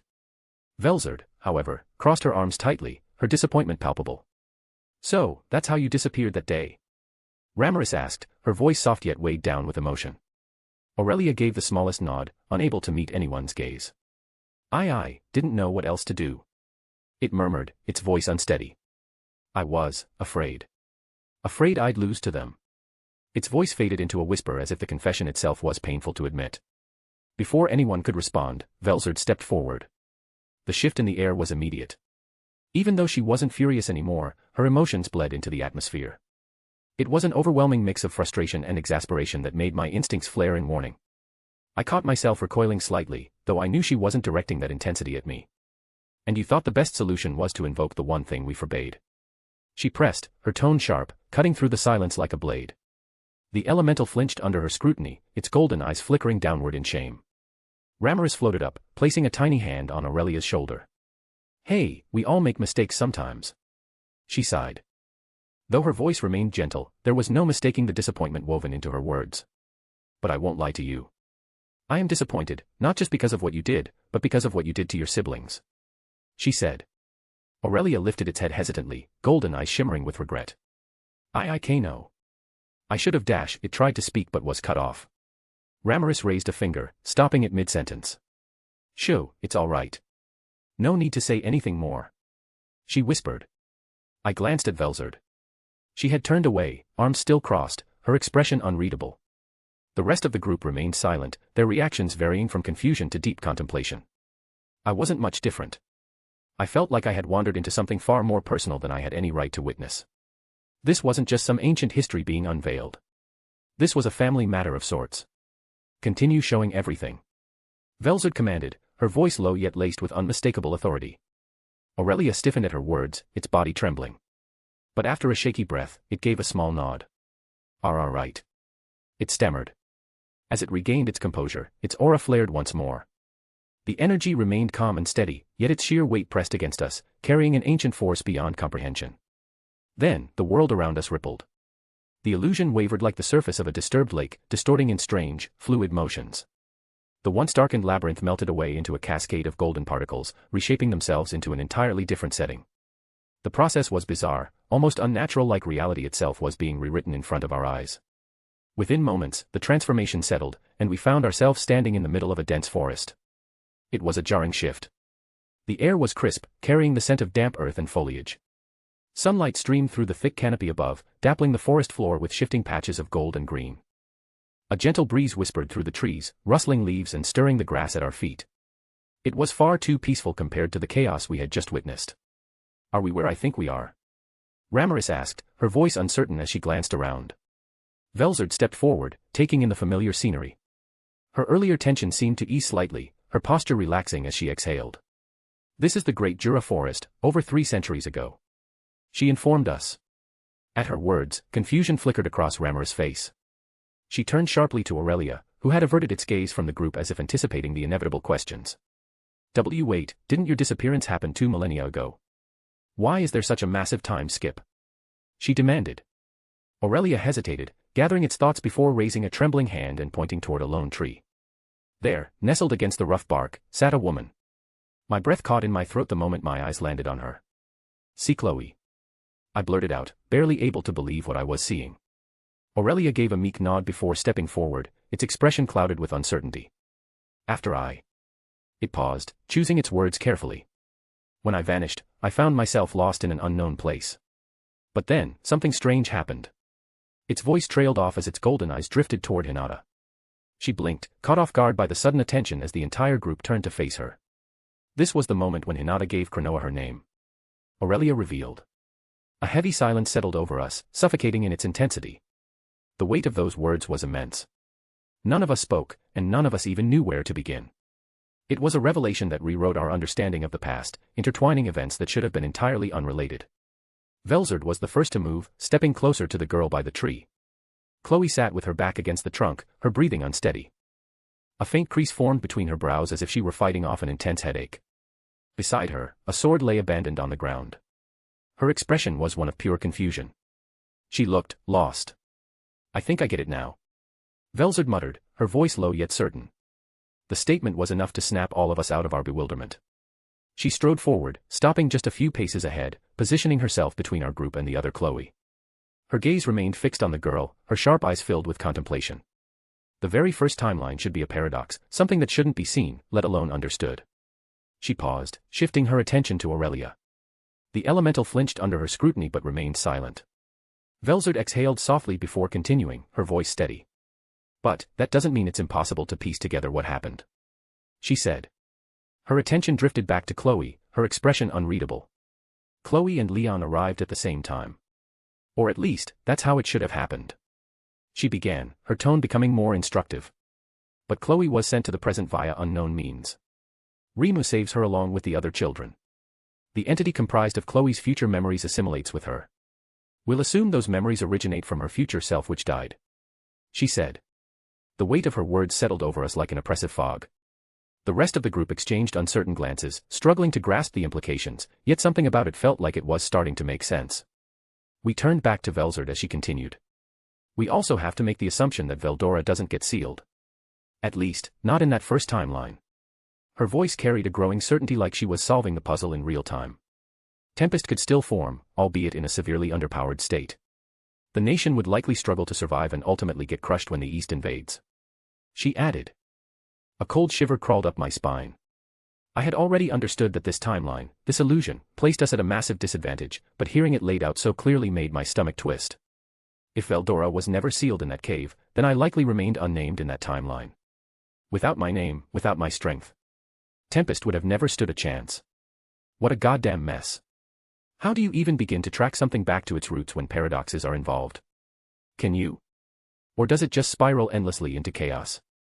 Chaos would have inevitably followed as the Eastern Empire expanded toward the West. Then, when things reached a breaking point, Guy and I would have intervened to put an end to everything. Chloe and Hinata likely died in the fallout, which in turn triggered the time traveler skill. Velzard's voice cut through my spiraling thoughts. At those words, our eyes widened. Even though everything still felt uncertain, the pieces were beginning to fit. It was still a mess full of gaps and assumptions. But it was a framework for understanding what should have been unknowable. Aurelia's expression shifted. The earlier fear in its golden eyes faded, replaced by something closer to understanding. Then that would explain how I managed to return. Aurelia muttered, drawing our attention once more. The elemental flinched under our collective scrutiny but quickly shook its head and pressed on. If we continue making assumptions, then the second timeline would have Chloe and Hinata returned 2,000 years into the past. It said, though its voice wavered with uncertainty. Hinata stepped forward, her brows furrowed in confusion. Wait a minute. If, in the first timeline, there was no masked hero, then how did Shizu-sensei even escape and leave Leon's castle? She asked. At that, we all stiffened. Oh shit. Without the masked hero, who I now know was actually Chloe and Hinata sent back in time, there would have been no one to rescue Shizu. So how did she leave? Then we'll have to assume that I either let her go, or she escaped on her own. Leon offered, his voice steady but not exactly confident. That's certainly possible. Hinata murmured, though she didn't sound convinced. I let out a long, drawn-out sigh before pinching the bridge of my nose. This sucks. Honestly, I can deal with broken abilities like time stop, or even ridiculous nonsense like law manipulation, but time travel. Time loops. Paradoxes. It's just chaos. Pure, convoluted chaos. So, to clarify. I exhaled, already regretting taking on this mess. In the first timeline, Aurelia disappears to God knows where. Veldora isn't sealed, meaning he's just roaming free. Chloe and Leon arrive, only for Chloe to get summoned to the present. I paused, taking another deep breath. We assume Shizu somehow leaves Leon's castle on her own and eventually becomes the conqueror of flames. She later becomes Hinata's mentor and the teacher of Class S. Hinata arrives, and then I arrive. But since Veldora isn't sealed in the cave, I don't get named. Tempest might still be formed, but it'll be severely underpowered. The nation collapses under the East's invasion, everything goes to hell, and then the timeline gets reset when Chloe and Hinata die. I finished with a sigh, already feeling a headache forming. The group fell into a contemplative silence, taking a moment to internalize the sheer insanity of my summary. To be honest, even I'm confused. There are so many holes and assumptions in this first timeline that, for all we know, we could be completely wrong. And when the second timeline begins, that's when Hinata and I get sent to the past. Chloe murmured, her voice laced with realization. Hinata ends up naming the manifestation of my memories and emotions. She trailed off, her gaze shifting toward Aurelia. At that, the elemental's expression flickered with something unreadable before it spoke. That naming. It somehow pulled me out of wherever I had been lost for so long. It muttered. A ripple of understanding spread through the group. As if drawn by some invisible thread, our gazes turned toward the other Chloe, the one slumped against the tree, her face contorted in pain as she clutched her head. My breath hitched. This was it. The exact moment when Hinata named the manifestation of Chloe's memories and emotions. Somehow, the single act of giving a name had managed to pull Aurelia from whatever abyss it had been trapped in. The scattered pieces of the puzzle were finally aligning. Can you remember how it happened? Velzard's voice cut through the air, sharp yet expectant. Aurelia flinched at the question, its expression tightening. I can't. It admitted. The elemental took a shaky breath before continuing. All I remember is my fractured soul, lost in darkness, adrift, without form. Then, suddenly, I was inside a vessel. It continued.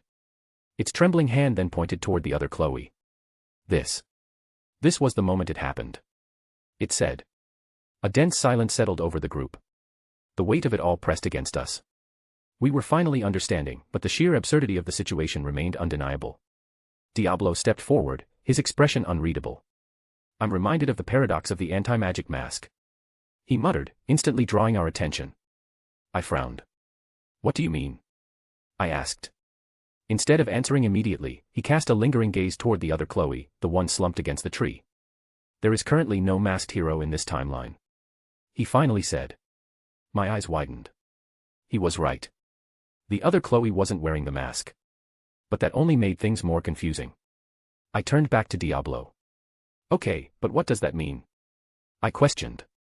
If we start with what we know, then in the previous timeline, Krinoa should have possessed the mask. He began to pace slightly, his tone calculated. She would have handed it down to the Conqueror of Flames, who later passed it to Rimuru-sama, who then gave it to Chloe in the present. He said. I nodded, following his reasoning. Right. But where are you going with this? I pressed. Before he could answer, Chloe stepped forward, her face stricken with realization. Wait, the only reason I even had the mask in the last timeline was because you gave it to me, Rimuru-sensei.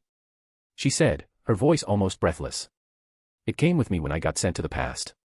She added. The weight of her words hit like a tidal wave, and our eyes widened in unison. Just like that, the fragile sense of understanding we had begun piecing together shattered completely. I groaned, rubbing my temples. So, what?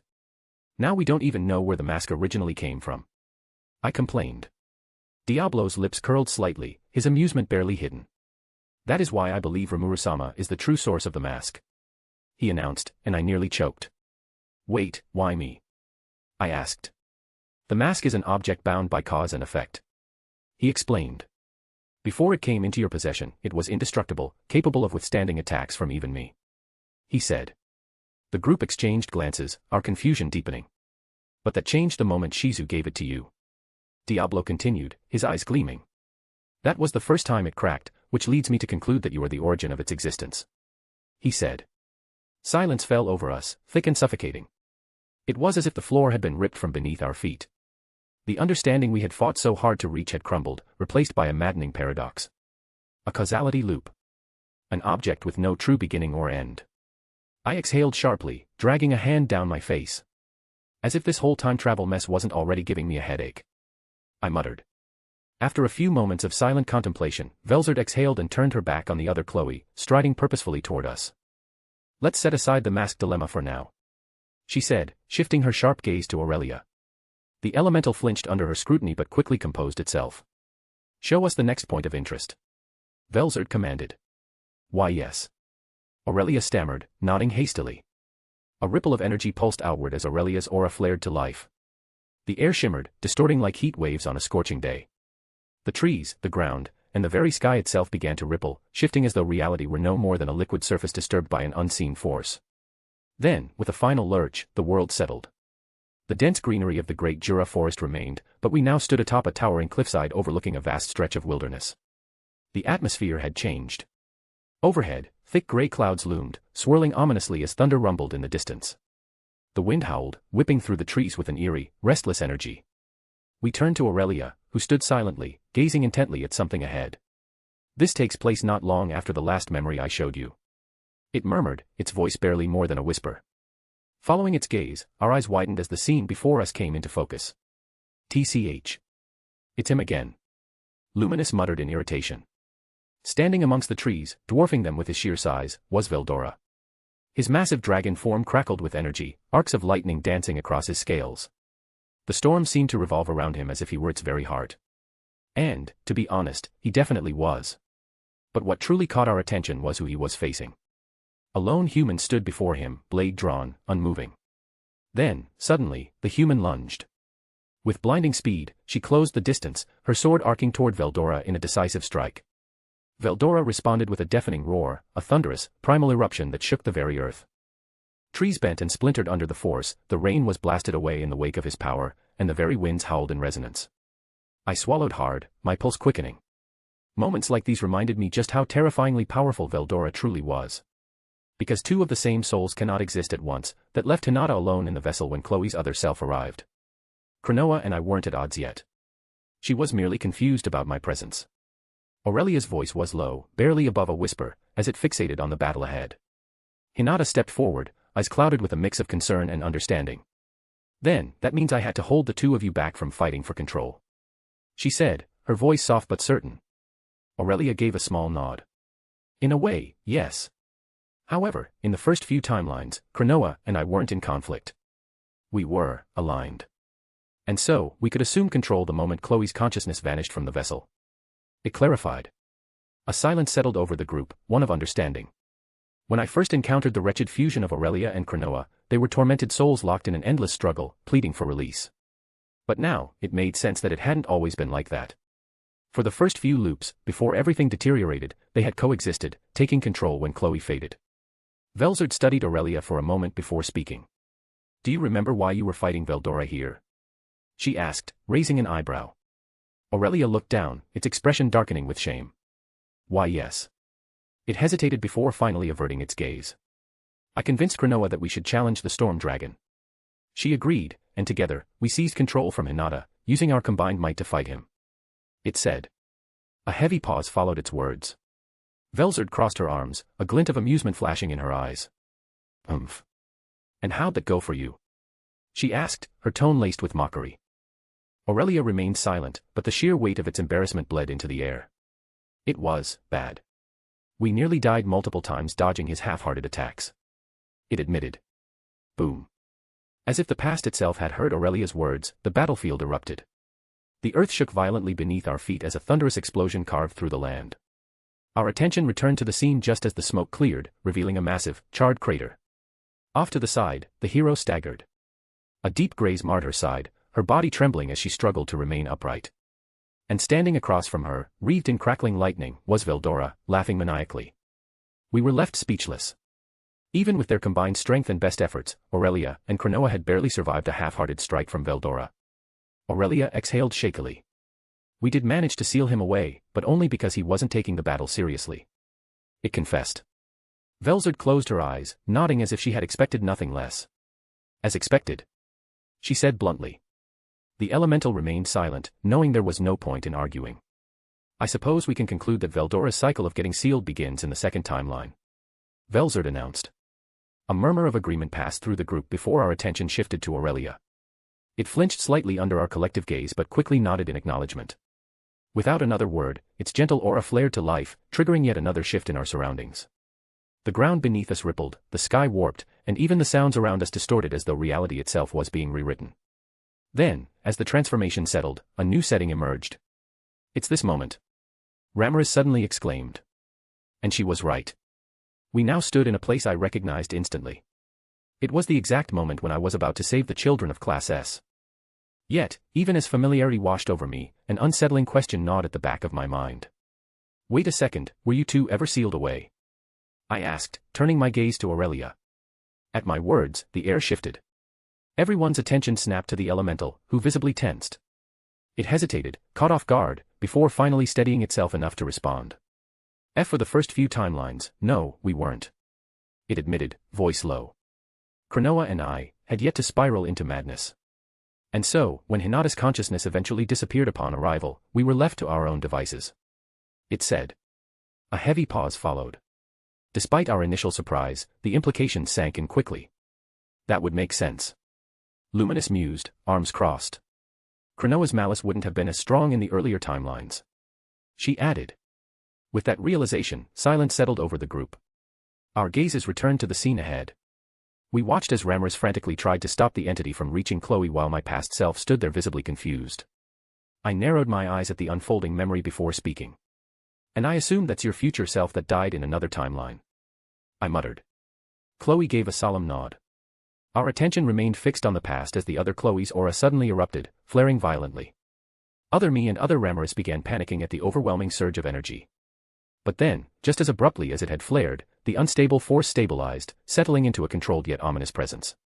Velzard exhaled a weary sigh, her usual composed demeanor giving way to a rare trace of exhaustion. Let's skip to the next event. She said, her voice laced with an unspoken weight. Aurelia barely hesitated before flaring its aura once more. The shift began immediately. The world around us twisted, warping, stretching, and collapsing into itself as if it were being forcibly rewritten. A pressure weighed on my chest, growing heavier with each passing second. The sheer force of transition felt different, this time denser, colder, and more hostile. I braced myself. If this really was the second timeline, it meant Tempest was already doomed. It was only a matter of how devastating the fall would be. Then, with a final lurch, the transformation was completed. A brutal, biting cold instantly sank into my core. It wasn't physical since I was immune to temperature's effects, but something far deeper froze within me. A numbing sensation clawed at my soul as though the very concept of warmth had been stripped from existence. Around me, the others shuddered violently, instinctively wrapping their arms around themselves despite the futility of it. Even Diablo, who rarely displayed discomfort, furrowed his brows, exhaling sharply. Everyone except Velzard. We turned our gazes outward, and what we saw stole the breath from our lungs. A vast, frozen wasteland stretched endlessly before us.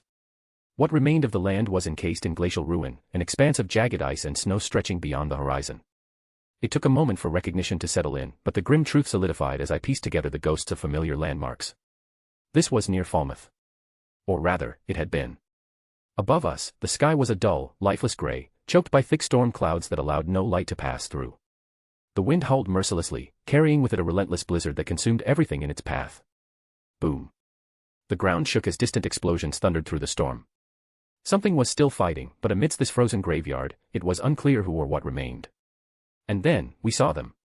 An entire army, millions strong, frozen in place. Not fallen. Not slaughtered. They just turned into statues. Their expressions were preserved in absolute detail, faces locked in screams of agony, hands still mid-swing, weapons raised in futile defiance against an unseen force. It was unnatural. There were a handful of figures that remained unfrozen, their bodies trembling from the sheer effort of breathing. Their movements were sluggish and strained as if the very act of existing in this place was slowly killing them. Then. Flash. Streaks of gold and red tore across the sky, colliding with thunderous force. Each impact sent shockwaves rippling through the battlefield, and with every burst of power, countless frozen statues shattered and obliterated instantly. We watched in stunned silence, the weight of the scene pressing down on us like an avalanche. This wasn't just destruction. This was annihilation. As the weight of reality settled in, an overwhelming sense of dread gripped us.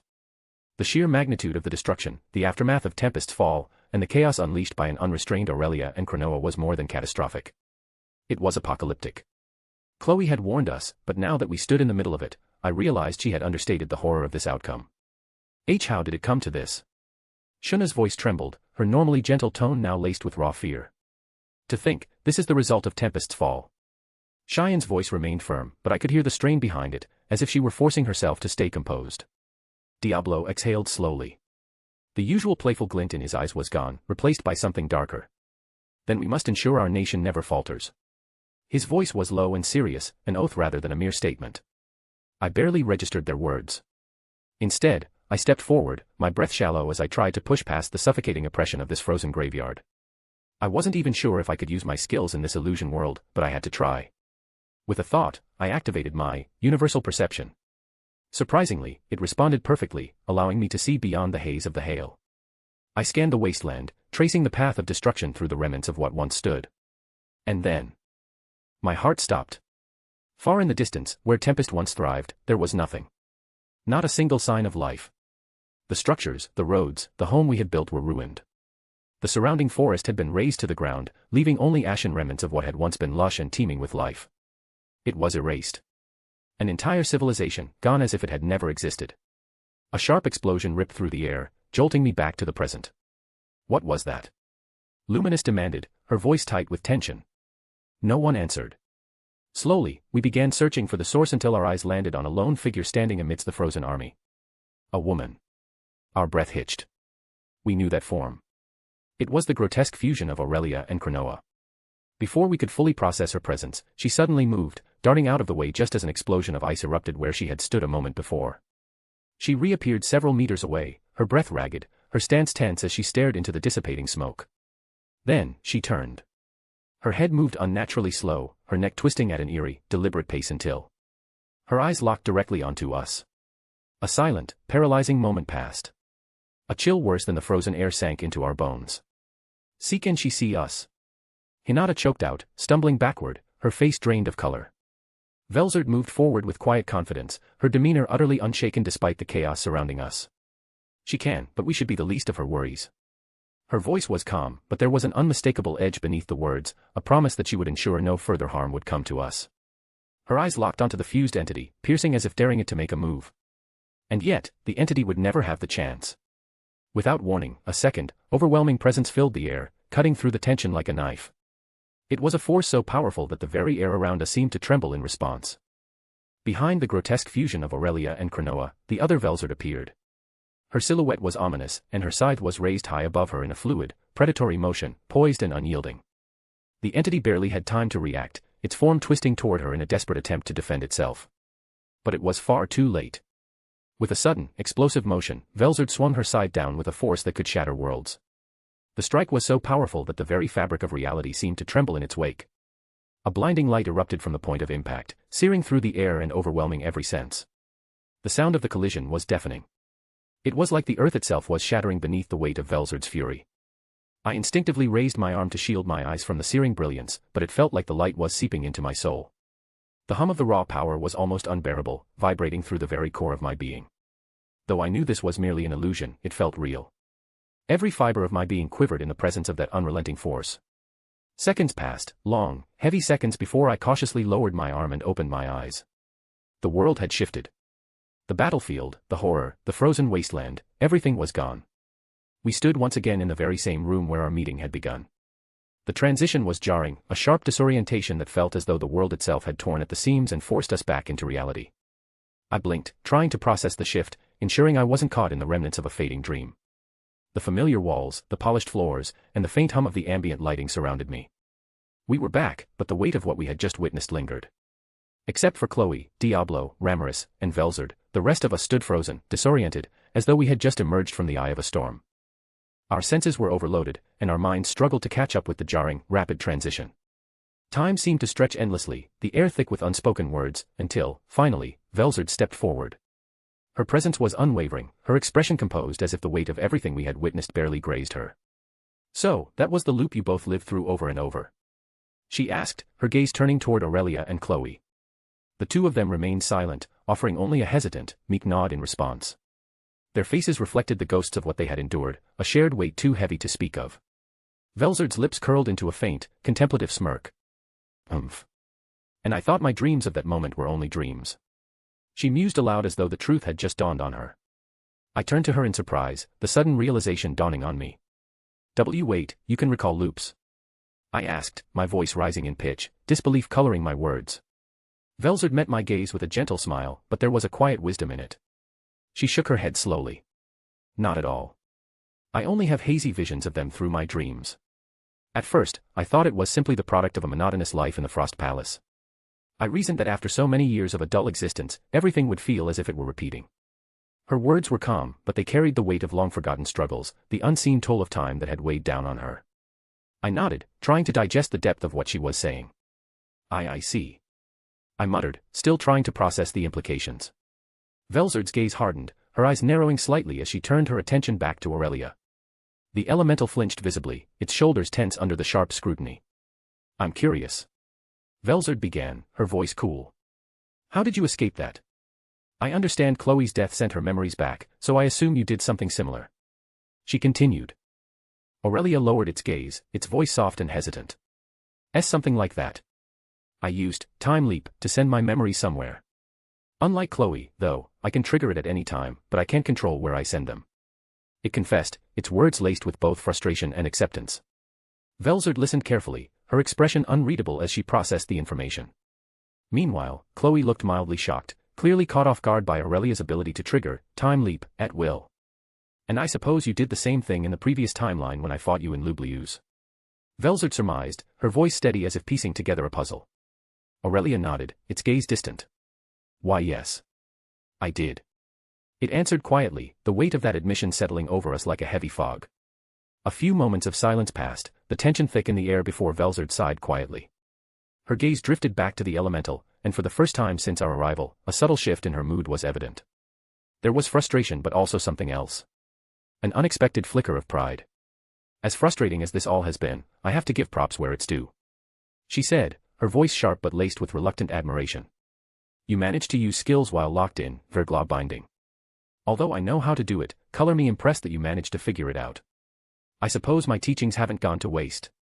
Her voice, though steeped in frustration, carried the weight of recognition. Aurelia was stunned by the praise. For the first time since Velzard had addressed it, the elemental didn't flinch. Its eyes widened in shock, processing the unexpected compliment. Even Rimuru, who hovered near Aurelia, seemed momentarily caught off guard by the display. It didn't respond immediately, its gaze falling downward, its expression unreadable. Meanwhile, I sat there, the pieces slowly coming together in my mind. "Wait a second," I muttered aloud, pausing as the realization hit me like a ton of bricks. "The fact that we're back here means..." I trailed off, my heart racing as my eyes locked onto Chloe and Hinata. "You two reenacted 2,000 years of history in the exact same way." My voice rose, disbelief thick in my words. Chloe and Hinata's eyes widened in tandem, clearly startled by my outburst. It took a long moment for the absurdity of the situation to sink in. 2,000 years of history, replayed in perfect repetition, over and over again. To say it was an impressive feat didn't do it justice. It was beyond anything I could comprehend. The two girls exchanged a quick, knowing glance, and then Chloe scratched the back of her head, offering a shy, sheepish smile. Well, it wasn't perfect. But we did our best. She admitted, her voice light, though tinged with exhaustion. Hinata, ever the composed one, gave a low chuckle, shaking her head as she spoke. I told her it was a dumb idea, but it somehow still worked. She followed. The absurdity of it all hung in the air for a long moment, but then, suddenly, Velzard's laughter broke the tension. It was a soft, melodic sound, unexpected but pleasant, that filled the room, easing some of the weight we all felt. I turned toward her, finding her expression one of quiet amusement, as if the sheer ridiculousness of the situation had finally reached her, too. That also means I made the same choice to visit Walpurgis. She mused, her tone now one of casual reflection. Luminous eyes widened at the mention of Walpurgis. Wait. You were there, Velzard-sama? She asked, clearly stunned. Velzard's answer came without hesitation, her gaze drifting into the distance for a brief moment of nostalgia. Of course. How else would I have met Rimuru? I simply concealed myself fully to avoid attention. She replied, the subtle fondness in her voice unmistakable. Luminous, now processing the implications, retreated into her seat. A wave of understanding washed over her face, her previous shock slowly giving way to a deeper comprehension. As the tension in the room began to fade and a quiet understanding settled over us, the weight of everything started to shift. The silence lingered, thick with the remnants of shared trauma and the complexities of what we had just uncovered. I leaned forward in my chair, resting my chin on my hand, searching for the right words. I must give you both my most sincere gratitude. I began, my voice calm but carrying a depth of emotion that I hadn't intended. My gaze remained fixed on Chloe and Hinata, and the weight of my words seemed to settle between us. Their eyes widened in surprise, clearly not expecting this from me. I continued, feeling the need to express something I'd held back. Especially you, Chloe. I hesitated for a moment, the gravity of the situation making my heart tighten. I can't begin to imagine just how taxing it would be to live through what you did. Cronoa, too. I added softly, the words more for myself than anyone else. At my words, Chloe's expression shifted. The surprise in her eyes slowly faded, replaced by something deeper, a mixture of sadness, exhaustion, and quiet relief. The room seemed to shrink around us, the air growing heavier with unspoken emotions. Before I could continue, Velzard's voice cut through the silence, her tone unexpectedly gentle. Having repeating dreams of all the time loops was tiring enough. But living through it is entirely different. You have my respect. She said, her words laced with a quiet admiration that contrasted sharply with the usual coldness in her demeanor. Chloe's resolve, already fragile, finally broke. Her eyes fell to the floor, and in that moment, it was as if the dam she had been holding up for so long shattered. Tears began streaming down her face, each drop carrying the weight of the centuries she had lived through. Hinata, Leon, and Luminous stepped forward, their hands gently resting on Chloe, offering her the reassurance and gratitude they knew she desperately needed. A pang of pain shot through me, and without thinking, I stood up. I glanced toward Velzard, whose expression was solemn yet understanding. She gave me a small, almost imperceptible nod, acknowledging what needed to be done. I nodded back, my chest tight, and slowly walked toward Chloe. As I approached, her sobs were quiet but unmistakable. Her body trembled with the force of emotion she could no longer contain. The trio of comforters, Hinata, Leon, and Luminous, stepped back in silent understanding, giving me the space to reach her. Chloe looked up, her eyes wide and filled with tears.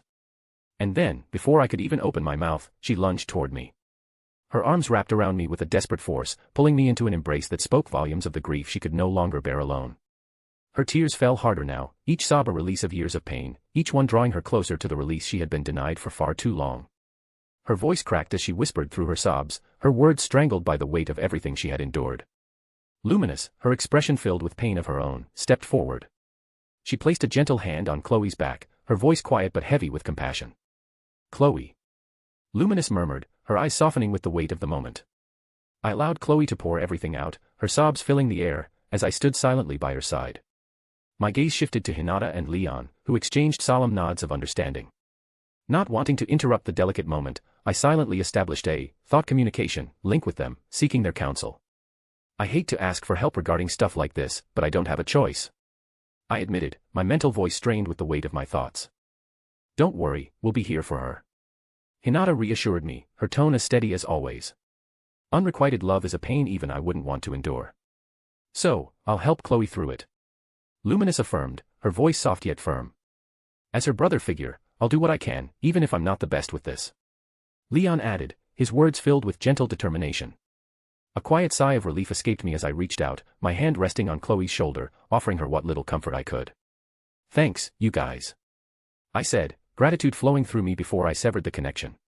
But as I stood there, watching Chloe in her raw, emotional release, I couldn't shake the deeper, more painful thoughts that had been festering within me. This wasn't just a matter of unrequited love. No, this was grief, true, unrelenting grief born from endless time loops and unimaginable loss.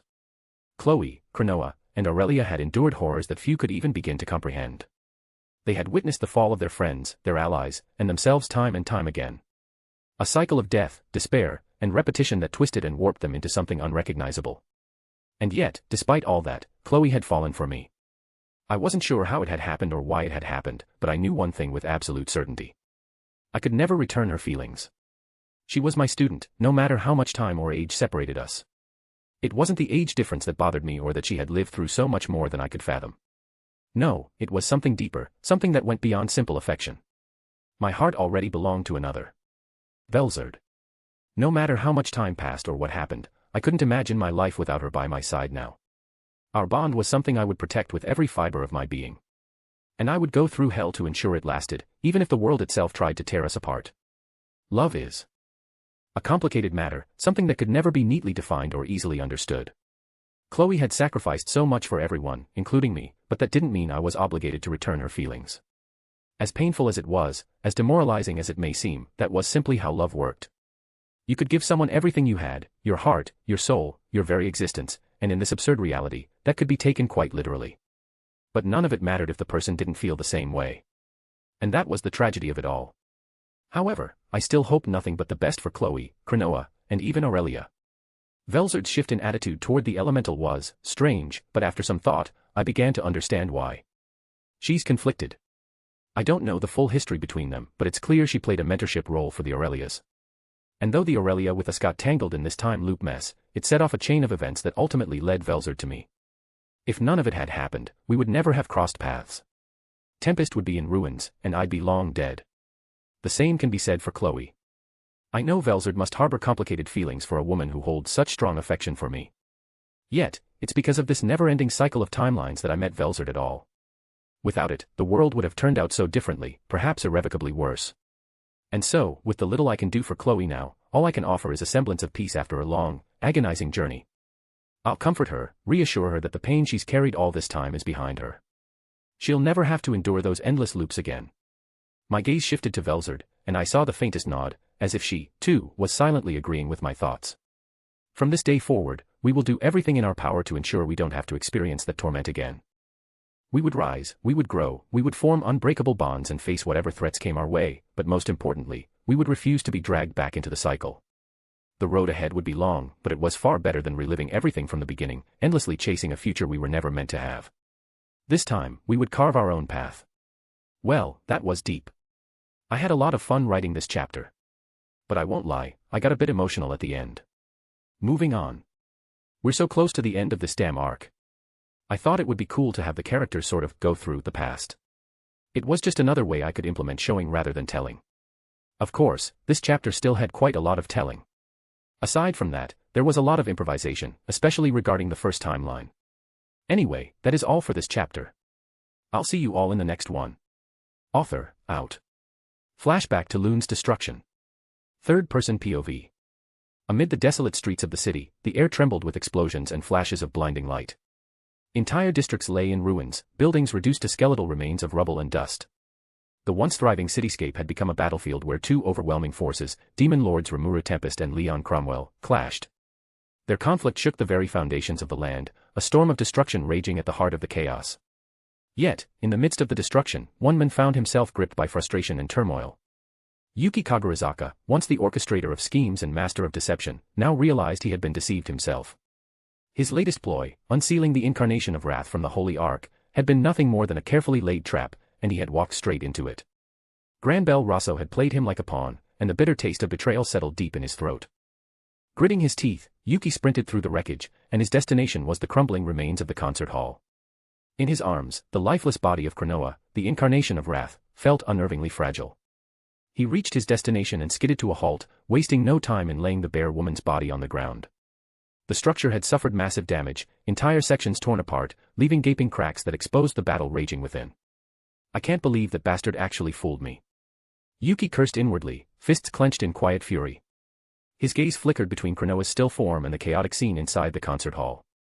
Through the crumbling openings, the furious clash of steel rang out, the sound of metal shrieking against metal filling the ruined space. Sparks flew like embers from a dying fire as two figures, Granbell Rosso, the men who had betrayed him, and Hinata Sakaguchi, the leader of the Saints, danced in a deadly exchange. For a brief moment, Yuki was taken aback. Hinata wasn't just holding her ground. She was dominating the fight. Several times, she forced Granbell onto the defensive, pressing forward with relentless precision.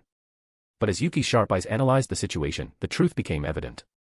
Granbell wasn't losing because Hinata had suddenly surpassed him. No, he was already at his limit. His breathing was ragged, his movements sluggish, and most telling of all, he was missing a hand. He fought someone else before this. Yuki thought. The realization sent a fresh wave of unease through Yuki. Granbell Rosso, despite his advanced age, was not a man Hinata could defeat under normal circumstances. For him to be in this condition meant another battle had taken place before this one, which had drained him to the point of exhaustion. I'm not about to find out what kind of beast he just fought. Yuki thought grimly. His gaze flickered away from the battle, settling instead on the lifeless woman beside him. Something about her unnerved him, the eerie stillness of her body, the unsettling presence she still exuded even in apparent death. A shiver ran down his spine as a sudden, irrational fear gripped him. For a brief moment, he could almost see her eyes snapping open, her body lunging toward him like a scene straight out of a horror movie. Nope. Not sticking around for that. He mused. Shaking off the thought, Yuki spun on his heel and bolted from the scene. His next destination was the rendezvous point where he and the moderate Harlequin alliance had agreed to regroup. He raced through the ruined streets, his mind forcing him to ignore the distant explosions and the bursts of blinding light that flashed across his vision. When he reached the vantage point, he realized he was the first to arrive. Yuki came to a stop, steadying himself against a leaning street post as he sucked in ragged breaths. His chest rose and fell rapidly, his pulse hammering in his ears. Huff, damn it.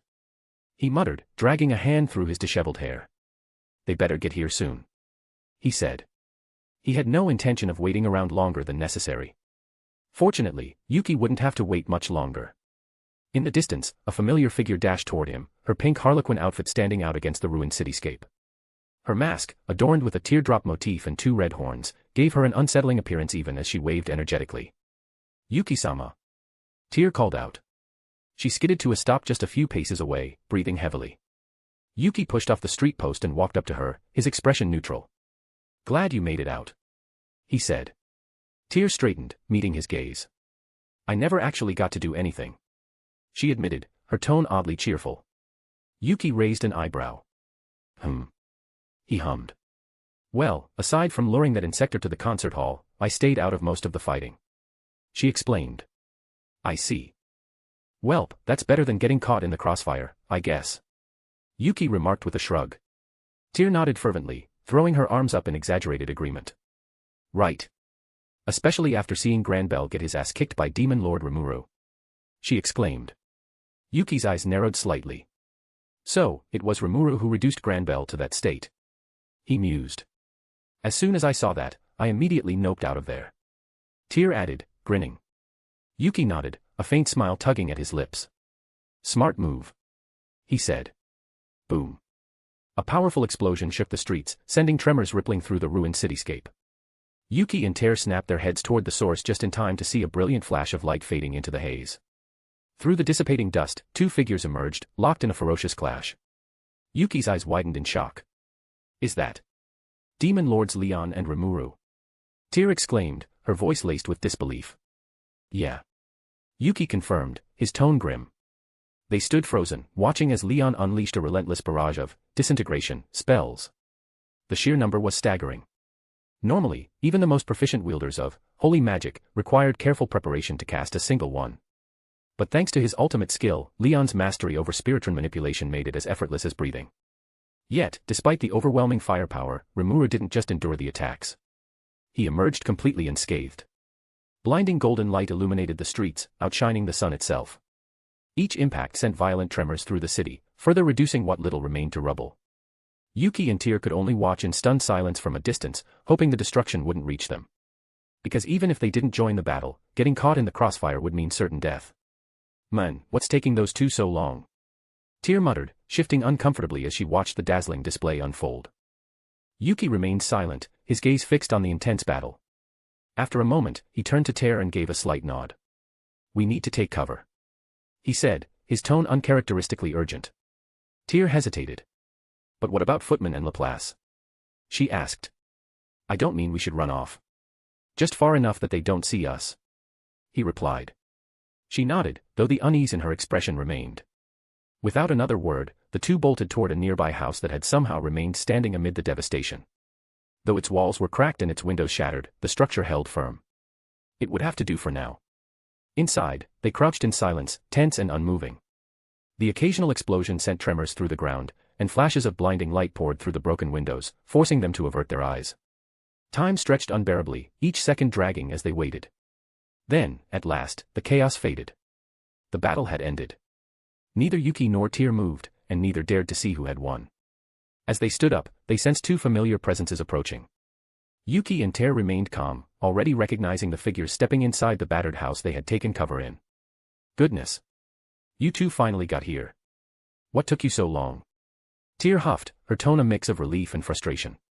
Laplace let out a quiet sigh, lazily scratching the back of his head.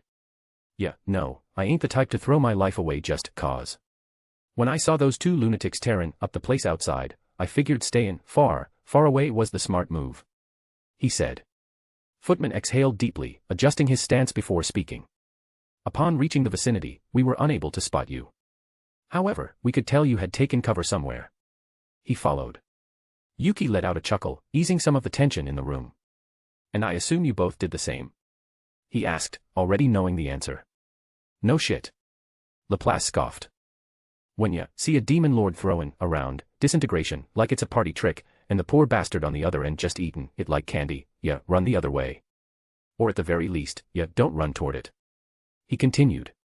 His exaggerated frustration earned a round of chuckles from the group, the momentary humor cutting through the lingering tension of the battlefield outside. Fair enough. And how'd your distraction mission go? Yuki asked, his tone laced with curiosity. Laplace lifted his arm, revealing the side of his garment marred by a burn mark. He let out a dramatic sigh before gesturing toward it. How's that for an answer? He replied. Yuki raised an eyebrow, rubbing his chin as he examined the damage. Laplace was rarely hit in combat, even in the most chaotic situations. And at a glance, Yuki could tell that whatever attack had grazed him had been exceptionally powerful. That's surprising. Didn't you beat the other vampire pretty easily? Yuki questioned. Well, what I didn't account for was that bastard's strength returning to his twin. Apparently, they used to be one or something like that. Laplace replied, exhaling another sigh. Yuki's eyes widened slightly, his intrigue piqued. Interesting. So they were split up. And when you killed Roy, his power flowed back into Lewis. He mused. That's the gist of it. Laplace confirmed with a shrug. I see. Yuki muttered, nodding thoughtfully before shifting his gaze to Footman. And what about you? He asked. Footman exhaled through his nose, his expression as composed as ever. Demon Lord Luminous Butler was unexpectedly formidable. But for me, the most frustrating thing was his speed. He answered. Laplace let out a chuckle. Ha. At least you got the easy one. He quipped. Yuki smirked at the remark, but before they could continue, Tyr stepped forward, her expression taut with urgency. We can do the catching up later. Right now, we need to get out of here, she urged. The group turned to face her, and Yuki gave a small nod of agreement. You're right. We shouldn't stay here any longer than necessary, he said. The further away we are from those devils, the better. Laplace muttered, his usual carefree tone tinged with wariness. Not wasting a second, Yuki began casting his teleportation spell. Thanks to his anti-skill, Lobelius barrier couldn't stop him from activating his magic. Blue magic circles flared to life beneath their feet, casting an eerie glow inside the ruined house.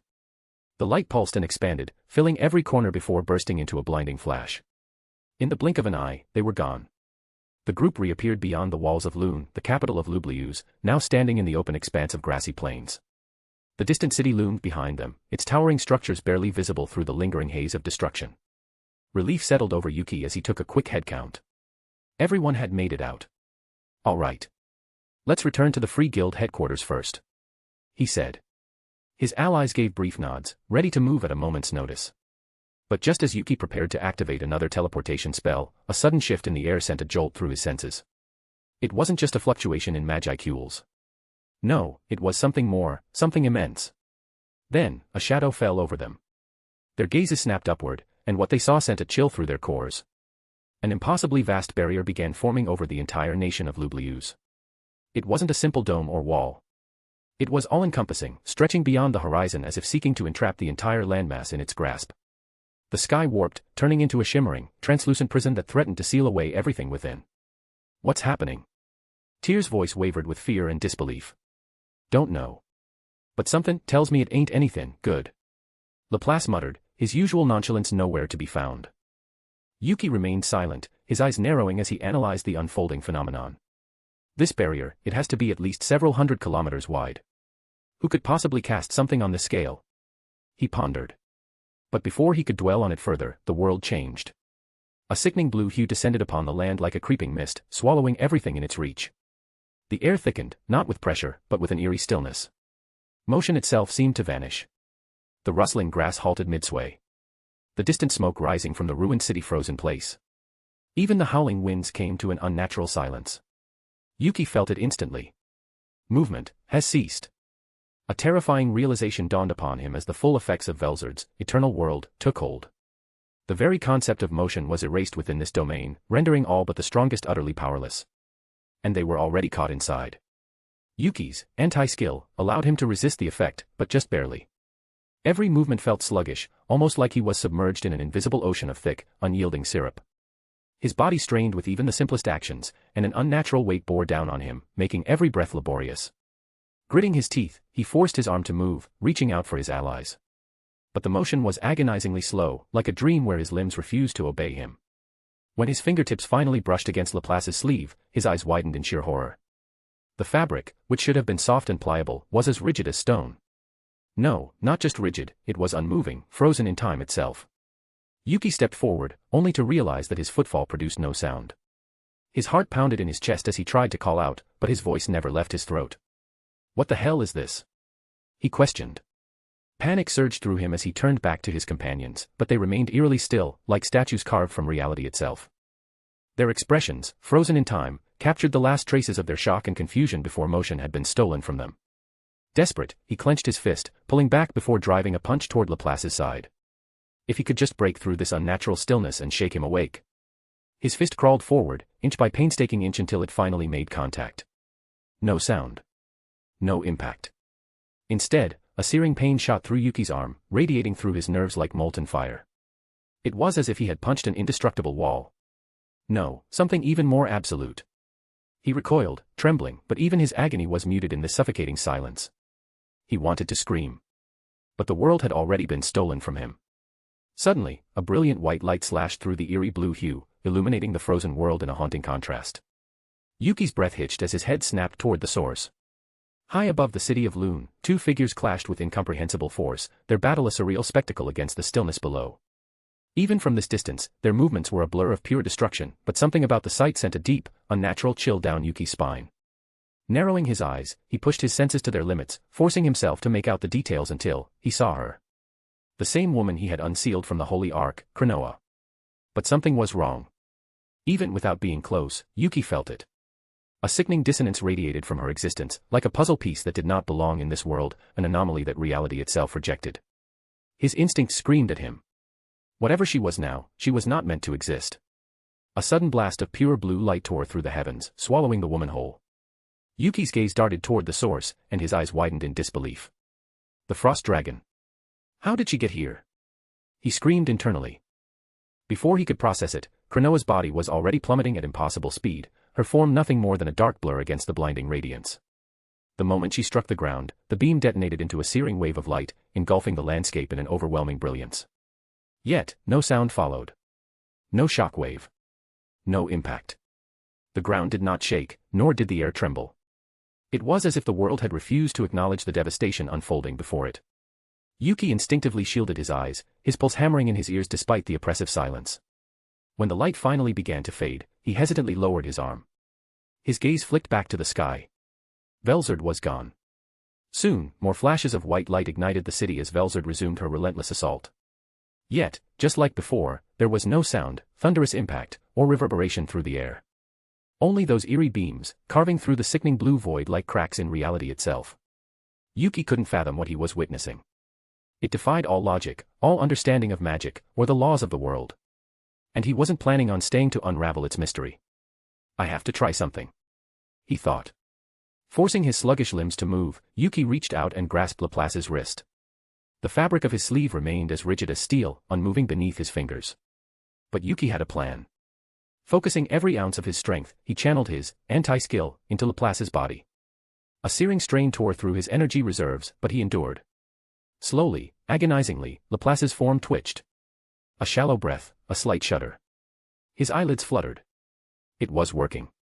Yuki's gaze darted toward the barrier's edge. It wasn't far. If he could just. Without hesitation, he activated his teleportation, wrenching both himself and Laplace from the suffocating stillness. The shift was jarring. 1 second, they were trapped in the sickly, soundless void. The next, warmth flooded their senses. The sky was a brilliant blue, the sun's rays gentle against their skin. A soft breeze ruffled their clothes. Birds chirped in the distance. Yuki exhaled sharply, his breath ragged from the sheer relief of feeling something again. Laplace staggered, his body jolting as though he had just surfaced from drowning. His wild gaze darted around in confusion. Hold on dash, he stammered, still disoriented. What the hell just happened? What did you do? He asked. Yuki turned to him, his expression laced with unease. I don't know, he admitted. When the barrier fully formed, all motion inside it just stopped. Even with anti-skill, I could barely move, he said. Laplace let out a shaky breath before forcing a smirk. Huh. So, something finally managed to put a strain on that thing, huh? He remarked. Despite his attempt at humor, his expression betrayed his fear.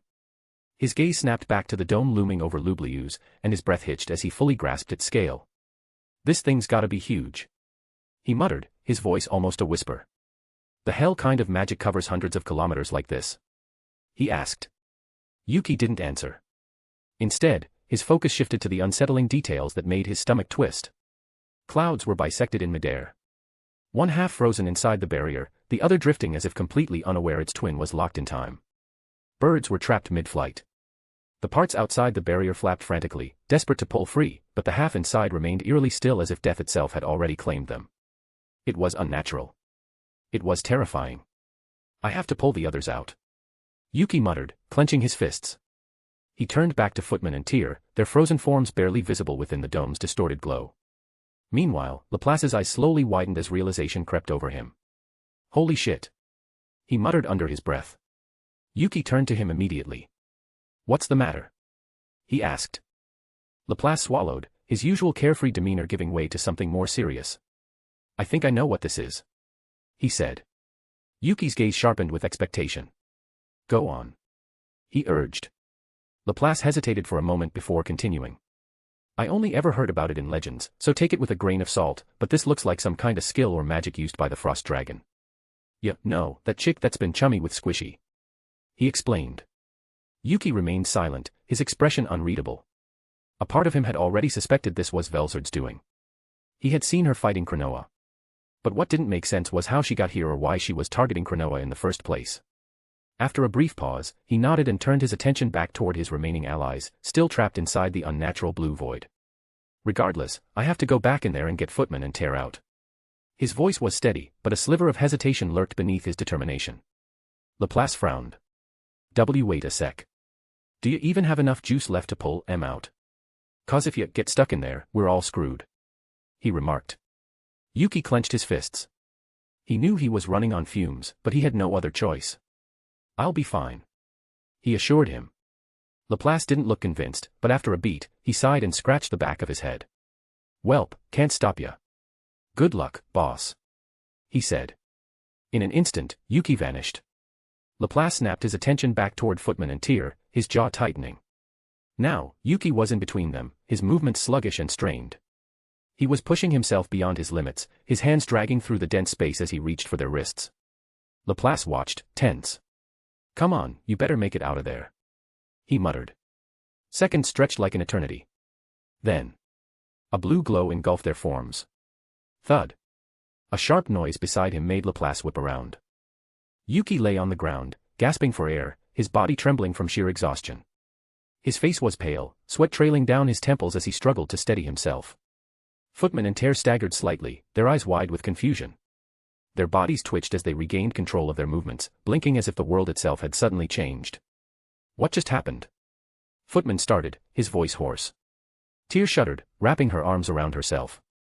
I couldn't move. I couldn't even think. She murmured. She looked around, panic still lingering in her demeanor. And now we're just out, she said. Laplace knelt beside Yuki, offering him a hand. You pulled it off, boss. But damn, you look like shit, he remarked. Yuki let out a breathless chuckle, still catching his breath. He gripped Laplace's arm and allowed himself to be pulled up, his legs unsteady beneath him. We're not safe yet, Yuki muttered. His voice was weak but firm. We need to leave, he urged. No one argued. Whatever had just happened back there, whatever that was, they wanted no part of it. Now that they were well outside the barrier's range, each of them could activate their own teleportation. Without hesitation, they vanished from sight, retreating to the Free Guild headquarters to regroup and reassess their situation. Unbeknownst to them, however, they had been watched. From the shadows, two figures stepped forward, emerging into the light. Guy Crimson and Misery now stood just meters from where Yuki's group had been moments ago. The red Primordial's eyes drifted upward, locking onto the massive barrier looming over Lubliu's. That sickening blue hue staining the world inside was a sight he knew all too well. But his true focus lay elsewhere. His gaze settled on her. His former advisor, Velzard. Misery, standing beside him, studied his expression before speaking. Is something amiss, Guy-sama? She asked. Guy didn't answer immediately, his crimson eyes flickering with intrigue as he observed the battle within. His sharp senses could feel Velzard's magic coursing through the barrier, freezing space itself in her wake. Finally, he exhaled a quiet chuckle. You know, I've never seen Velzard this pissed off before. His voice was low, almost amused, but there was an unmistakable note of curiosity beneath it. Cold and calculating as she was, Velzard had always fought with precision. Efficiency. Control. But this was different. Brutal. Unrelenting. Guy almost felt bad for the one caught in her wrath. Almost. And she even pulled out Kion. He muttered as he tilted his head slightly, his tone laced with interest. She's really mad, huh? He added. Misery followed his gaze, watching as the battle raged within the eternal world. Despite Cronoa's terrifying strength, Velzard was overwhelming her. Each clash produced brilliant flashes of light, frequently illuminating the blue domain. Errant beams of ice and energy shot outward at frightening speeds, colliding with the outside world. Mountains cracked. Fields withered. Entire sections of land became frigid wastelands or scorched ruins. This wasn't just a battle. This was a force of nature unleashed. Realizing there was nothing more to do, and more so that Guy had no intention of interfering in a battle involving Velzard, he turned his back to the barrier. Without another word, he strode away, his mind already racing with the events that had just unfolded. Misery followed a few steps behind before speaking. Shall I follow them, Guy-sama? She asked. Guy cast her a glance, then gave a slight nod. Yeah. Just wait for them. I'm sure you know where they're headed. He told her. Very well. Misery said with a bow before vanishing into the ether. With that, Guy also disappeared, returning to the Frost Palace. He exhaled through his nose, annoyed that his carefully crafted prank on the West had utterly failed. Back at the Free Guild headquarters, Yuki's group had regathered. But instead of staying with them, Yuki withdrew to his private office, shutting the door behind him.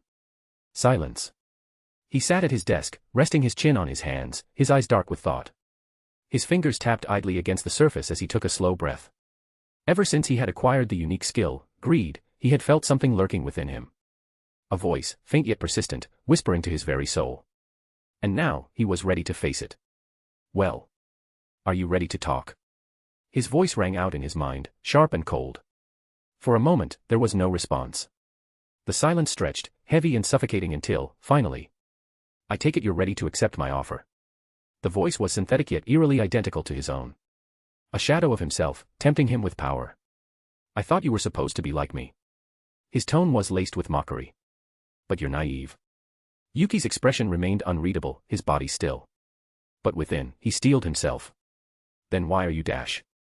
Before the voice could finish, Yuki moved. Not physically. No, this was something deeper. He reached into the depths of his soul, into the core of his being, and seized the presence that had been watching, waiting, and leeching. The entity recoiled, fighting and resisting, but Yuki's will was absolute. His spirit tightened around it, metaphorically crushing it in his grasp. The voice twisted, warping into static-filled protests, only to be silenced. Yuki's grin stretched wide, a sharp and sinister curve of triumph. The power was his, and the moment he usurped it, a surge of energy tore through his body, raw and unfiltered. Successful. The unique skill, Greed, has evolved into the ultimate skill, Lord of Greed, Mammon. His aura flared violently, twisting and expanding before settling into a dark, predatory stillness. The room around him seemed to shrink beneath the sheer pressure of his presence. And then, silence. The storm had passed, leaving nothing but the quiet hum of his newfound power. Yuki leaned back, exhaling slowly, his fingers flexing experimentally. He had won. And yet, his eyes darkened. Reaching the pinnacle of skills should have felt satisfying. It should have filled him with exhilaration. But instead, a quiet, insidious rage bubbled beneath his skin. He knew this was only the beginning. However, unbeknownst to Yuki, something was horribly wrong with the power he had just seized. The surge of strength filling his body felt absolute, and his triumph was unquestionable. Yet, he remained blissfully unaware of a fundamental truth. He was not the first to wield this skill. And now, without his knowledge, he had become a marked man. The moment, Lord of Greed, Mammon, etched itself into his soul, she was there watching. Every thought he entertained, every flicker of intent, every movement he made, no matter how carefully concealed, was now laid bare before an entity that existed beyond comprehension. An entity that had planned for this. Rimuru had discarded Mammon, releasing it into the cycle of reincarnation, seeing no value in it. But Seal saw an opportunity. Her calculations had been flawless, her foresight beyond mortal understanding. She had already known long before the moment arrived that Yuki would kill Mariable Raso. He would take Greed for himself, lusting after power he could scarcely begin to understand. And so, she had prepared. Like an inescapable snare, her plan had already tightened around him before he even realized it existed. Yuki thought he had claimed Mammon. But in truth, Mammon had claimed him. Welcome back, readers. We have a bit of a shorter chapter here. I wanted to cover Yuki's side of things when he unleashed Cronoa. As stated in the chapter, Guy won't face Yuki's group when they inevitably escape to the east. Instead, he'll have Misery and Rain intercept them. I want there to be a different battle. Since they're both still demon peers, I figured that Yuki and his group may fare better. And yes, Seal is a menace, as usual. Does Rimuru know what she did? Nope. The thing she implanted onto Mammon isn't a control circuit like in the angelic skills. It is merely an observation circuit meant to relay every bit of information about what Yuki is currently up to directly to Seal. Anyway, that is all, folks. To give a bit of a heads up, our classes resume on January 13th, so expect fewer chapters from then. We don't have classes on Friday, though, so I might be able to write on those days, but we'll just have to see. I'll see you in the next chapter. Author, out. Rimuru's POV. 3 days have passed since the invasion of Lublius. Though tensions still linger, they've begun to settle. To aid in reconstruction, I sent various magents from Tempest's construction division to assist in repairing Lune. Ideally, I would have sent Geld and his team, but considering the lingering unease the citizens have toward monsters, I decided against it. Regardless, progress is underway. With luminous people working tirelessly, repairs should be completed within 2 weeks. Speaking of luminous people, her scientists have shared some fascinating technology that could significantly enhance the ziggurat defense system and several other projects. We now have the means to improve the barriers protecting key structures and even convert our projectiles to fire holy power. That alone makes this exchange worthwhile. Honestly, we got the better end of the deal, especially since all we had to do in return was arrange a private concert for Luminous and send a few musicians to teach her subordinates. On the matter of Chloe, she's chosen to remain between Lublius and El Dorado for the time being. Understandably, Class S was worried sick about her. Convincing them that she was fine wasn't easy, and it stung to lie to them. But as painful as it was, the truth would have been worse. Even now, I think it's for the best that she keeps her distance. I'll always be here for Chloe if she needs me, but I know that's not what she wants. She truly needs time to think and time to let her anguish fade. Although I did what I could, consuming most of Cronoa's negativity with soul gluttony, I know it wasn't enough. More than anything, I just hope she finds peace. I hope with my soul that her heart can heal from my rejection. Most importantly, I hope that neither she, Cronoa, nor Aurelia will have to experience those nightmarish loops again. Confirmed. The individual, Rimuru Tempest, has successfully acquired the ultimate skill, Lord of Hope, Serial. I froze. My breath hitched, and my eyes widened in disbelief. You're joking. Seal's sudden surge of excitement only made the absurdity of this situation worse. Did that announcement ring out or anything? Worry not. At that moment, the voice of the world was made only audible to you. I sighed, rubbing my temples. I know you're about to go nuts with this. Foo. It's just your imagination. Yeah, sure. Whatever. Just put it in skill storage for now. As you wish, Rimuru-sama. And just like that, I somehow ended up with another ultimate skill. How? Veldora knows why. I'm not even going to question it. In fact, I think I'll just pretend I don't have it. Moving on. At this moment, I had gathered all my executives and then some. This wasn't just another strategy session in the meeting hall. No, this was an emergency assembly, and I wanted full attendance. We stood within the depths of the dungeon in a vast chamber carved from ancient stone. Towering pillars lined the walls, their weathered surfaces etched with intricate, time-worn patterns. The room's structure exuded an aura of antiquity, as if it had existed long before Tempest itself. Blue-flamed torches flickered along the walls, casting ghostly light that danced across the uneven surfaces, adding to the solemn atmosphere. On one side of the chamber, a raised platform overlooked the gathering. From here, I stood with Veldora, Velzard, and Rimuru, the latter floating just beside me. Our presence loomed over the powerful crowd below, a gathering of individuals who, given the order, could reshape the world. Among the assembled hobgoblins were Rigger, Gobda, Gonzo, and Gobiman. The Kijin were all present, including Shimo, newly evolved and now the guardian of the 60th floor. The dungeon marvels were also here, except for the archdragons, for whom we had different plans. From the Ministry of Science and the Ministry of Infrastructure, the highest-ranking members stood at attention, awaiting my words. The Scourge of Tempest, our nation's most powerful unit, though officially listed as the black numbers on paper, were represented by the 4 primordials and their demon peer subordinates. Even a few of Rimurus' dryads had been summoned, their ethereal presence adding a touch of mysticism to the gathering. Lastly, Cherries was here under Veldora's orders. Silence hung in the chamber, the flickering blue torches casting elongated shadows over the crowd. The air was heavy with anticipation, and everyone present understood the gravity of this meeting. It was time to begin. I would like to thank you all for attending this emergency session. My voice rang firm and unwavering, cutting through the heavy silence that filled the chamber. The gathered leaders, some of the world's most powerful beings, stood at attention, their gazes locked onto me. No one spoke. No one fidgeted. They were waiting, anticipating my next words. As you are all aware, tensions with the Eastern Empire have been escalating. Over the past few days, we've uncovered information that could be critical to ensuring Tempest's security. I continued. My gaze swept across the crowd, meeting the resolute expressions of my subordinates. They already understood the weight of the situation. Sui. I called out. In an instant, a shadow flickered, and Sui materialized before the assembly, kneeling in deference. I gave him a slight nod, prompting him to rise. The Kurayami have detected a shift in the Eastern Empire's movements. He reported, his voice as calm as ever yet carrying an edge of urgency. Until last month, they were conducting routine military marches just beyond the Great Jura Forest's border. However, those exercises have suddenly ceased. The reason behind this change remains unknown. He said. A murmur rippled through the crowd as they exchanged glances, their whispers barely audible over the crackling blue flames lining the walls. Discussions flared. Were the Empire's movements a feint? A sign of hesitation? Or had something prompted them to change their plans entirely? I remained silent for a moment, letting the weight of the revelation settle. Then, I raised a hand.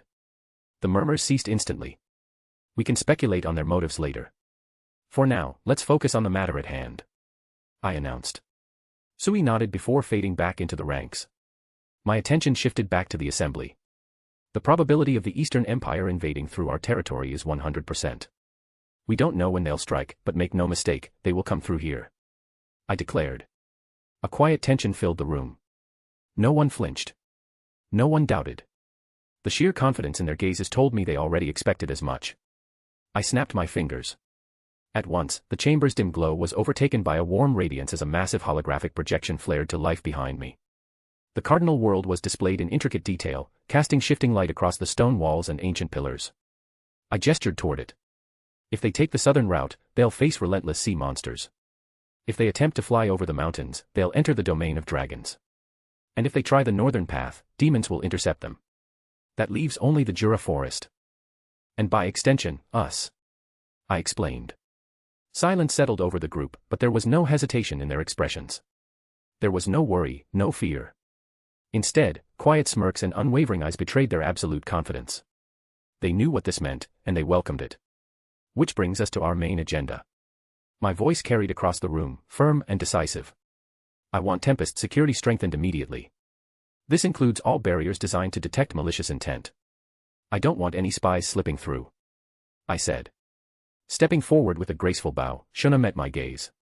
Leave that to me, Rimuru-sama, she declared with quiet conviction. I nodded, satisfied. Next, I need more intelligence on the Empire's movements. This is not a mission we can entrust to just anyone. I want the Kurayami to handle it, I said. Sui gave a silent nod, but before he could respond, Testarossa stepped forward, raising a hand. I arched a brow, giving her a slight nod to speak. I would like to send Moss to assist them, she proposed. He excels in reconnaissance, can deploy multiple duplicates, and is already familiar with the East's layout from previous missions I gave him in the past. Her voice carried sound logic. I gave a slight nod, and she bowed in gratitude. Moss stepped forward, kneeling before me. His head lowered. I will not disappoint, Rimuru-sama, he vowed. I acknowledged his words with a nod before turning my gaze back to the rest of the assembly. Now, regarding our military strength. My voice cut through the chamber, drawing everyone's focus. My gaze locked onto 3 key individuals. Benimaru, Hakuru, Cheyenne. I want you to maintain and intensify the training regimen. The Eastern Empire will likely outnumber us, but quality always trumps quantity, I told them. The trio stepped forward, bowing in unison. Determination burned in their eyes. We won't disappoint you, Rimuru-sama. Their voices rang out together, unwavering. Satisfied, I gave a firm nod before shifting my attention to another group. My gaze landed on the Demon Peer subordinates, who instantly stepped forward and knelt before me. You 8 will oversee the Black Numbers training. Push them to their limits, but also make sure to sharpen your own abilities in the process, I instructed. Your wish is our command. They spoke as one, their loyalty absolute. With a simple raise of my hand, I dismissed them, and they rose before returning to their positions. Remember, training will take place inside the labyrinth. I want no unnecessary casualties. We are most likely outnumbered, so I refuse to lose anyone before the real battle begins. My tone left no room for argument. Then, my gaze shifted to the infrastructure and development teams. The key figures stepped forward, offering a respectful bow. Now, about the ziggurats. I paused, turning toward the holographic display behind me. With a flick of my wrist, dozens of green markers appeared across the map, tracing the borders of our territory. The highest concentration was along the eastern front, while a few were scattered across the west and north.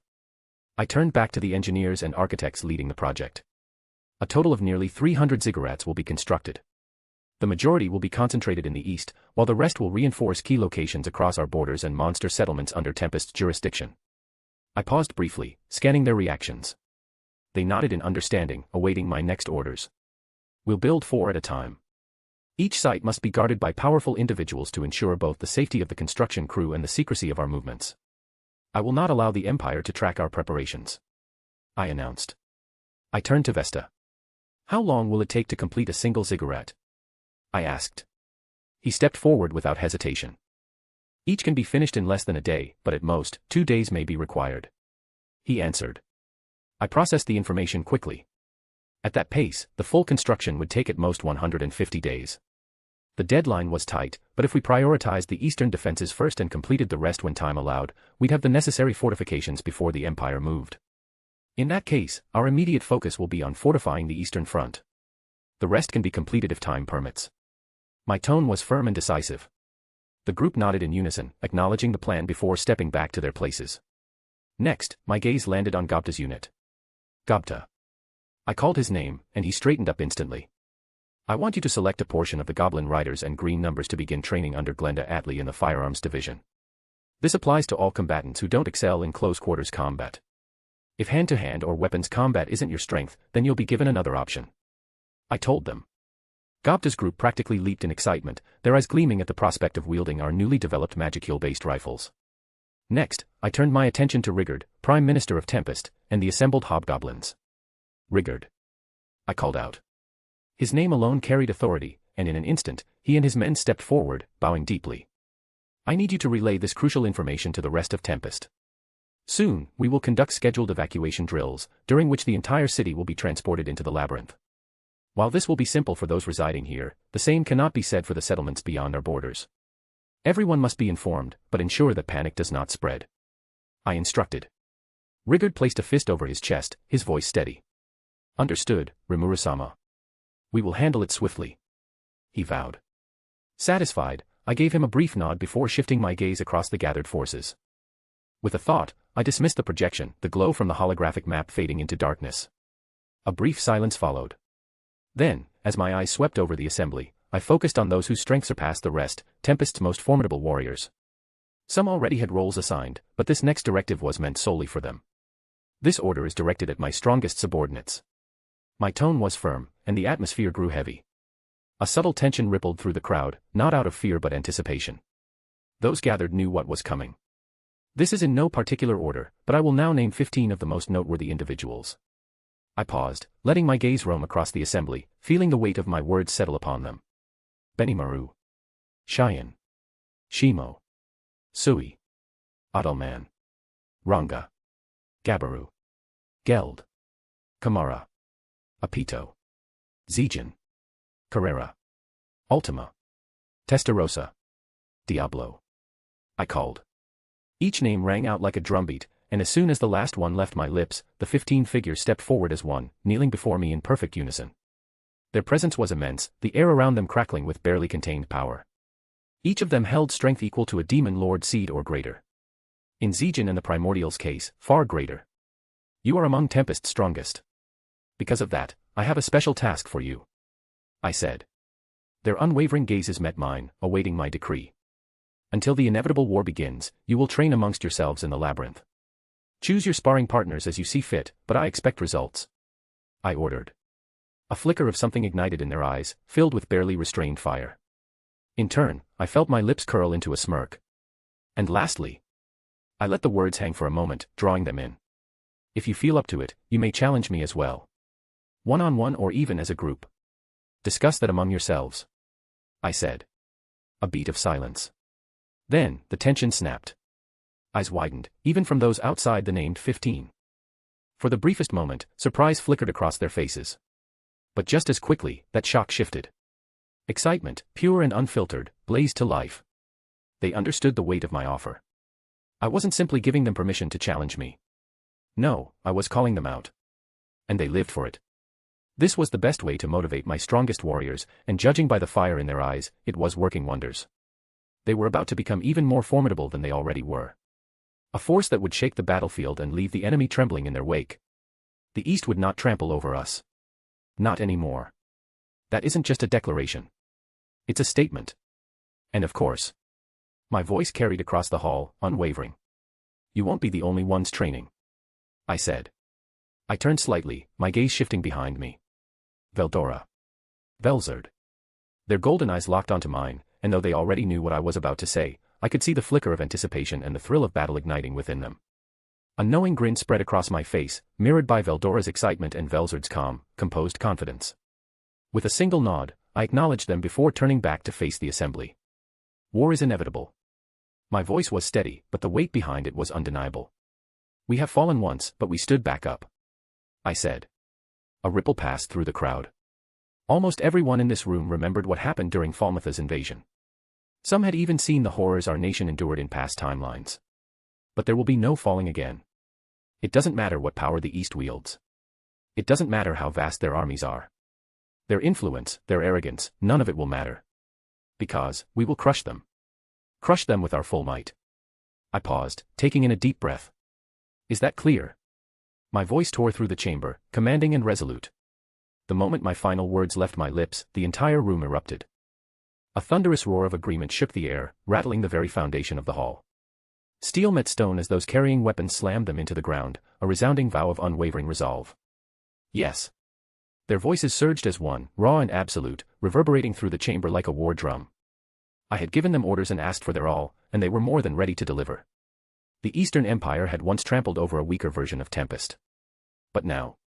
They have no idea what they're stepping into. The meeting had ended, but the energy in the room remained electric. My subordinates wasted no time. Most of them were already setting things into motion, carrying out the orders I had given. It was reassuring to watch them move with such purpose. Their resolve was unshakable. Still, with everything coming together so quickly, it was hard to ignore the weight of what lay ahead. That's why I planned a short beach trip in the coming days.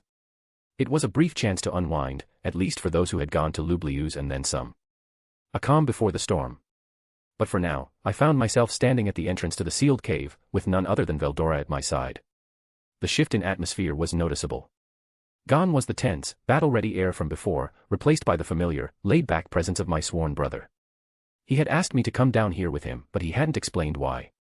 Considering how rare it was for him to request anything so mysteriously, I figured I'd humor him. Say. I finally broke the silence, tilting my head at him.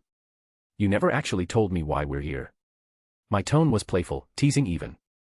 Veldora turned to me with his usual confident grin, his golden eyes gleaming with excitement.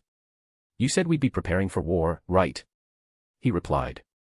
I nodded, already wary of where this was going. Yeah. But what does that have to do with this cave? I asked, raising an eyebrow. His grin widened as he lifted a single finger, striking a pose like he was about to reveal some grand secret. Patience, Rimuru. He told me, and I stared at him blankly. This guy. I couldn't help but snicker. Veldora, one of the most impatient people I knew, was telling me to be patient. The irony was almost too much. Then again, I supposed I couldn't judge him too harshly. He did spend 3 whole centuries sealed away with nothing to do. Shaking my head, I let out a small sigh. Right. Fine. Let's see what this is all about. I said. With that, Veldora pressed a hand against the massive doors and pushed them open with ease. A rush of ancient air spilled out, thick with the scent of damp stone and lingering magicules. The cave hadn't changed much since the last time I was here. Most of the magicules had dried up after Veldora's absence, and with no monsters spawning anymore, all that remained were a few patches of hippocute grass and some magic ores. Men. It's been ages. Veldora's voice carried an unmistakable tinge of nostalgia. Yeah. I muttered, taking it all in. Time really flies. I added. We exchanged a glance before stepping inside, the weight of old memories settling over us like a familiar cloak. A comfortable silence settled between us as we walked deeper into the cave. The cool, ancient air carried a familiar essence I hadn't experienced in a while. The last time I was here was to summon Testarossa. It's a moment that already felt like a distant memory.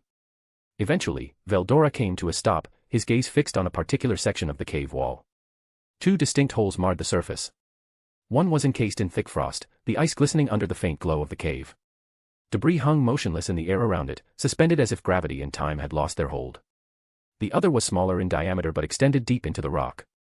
Its interior was completely charred black, faint crackles of electricity dancing along its surface, occasionally sparking to life before fading into the darkness. Interesting. So, this is where you experimented with mine and my sister's magic. Veldora exclaimed, his voice laced with amusement.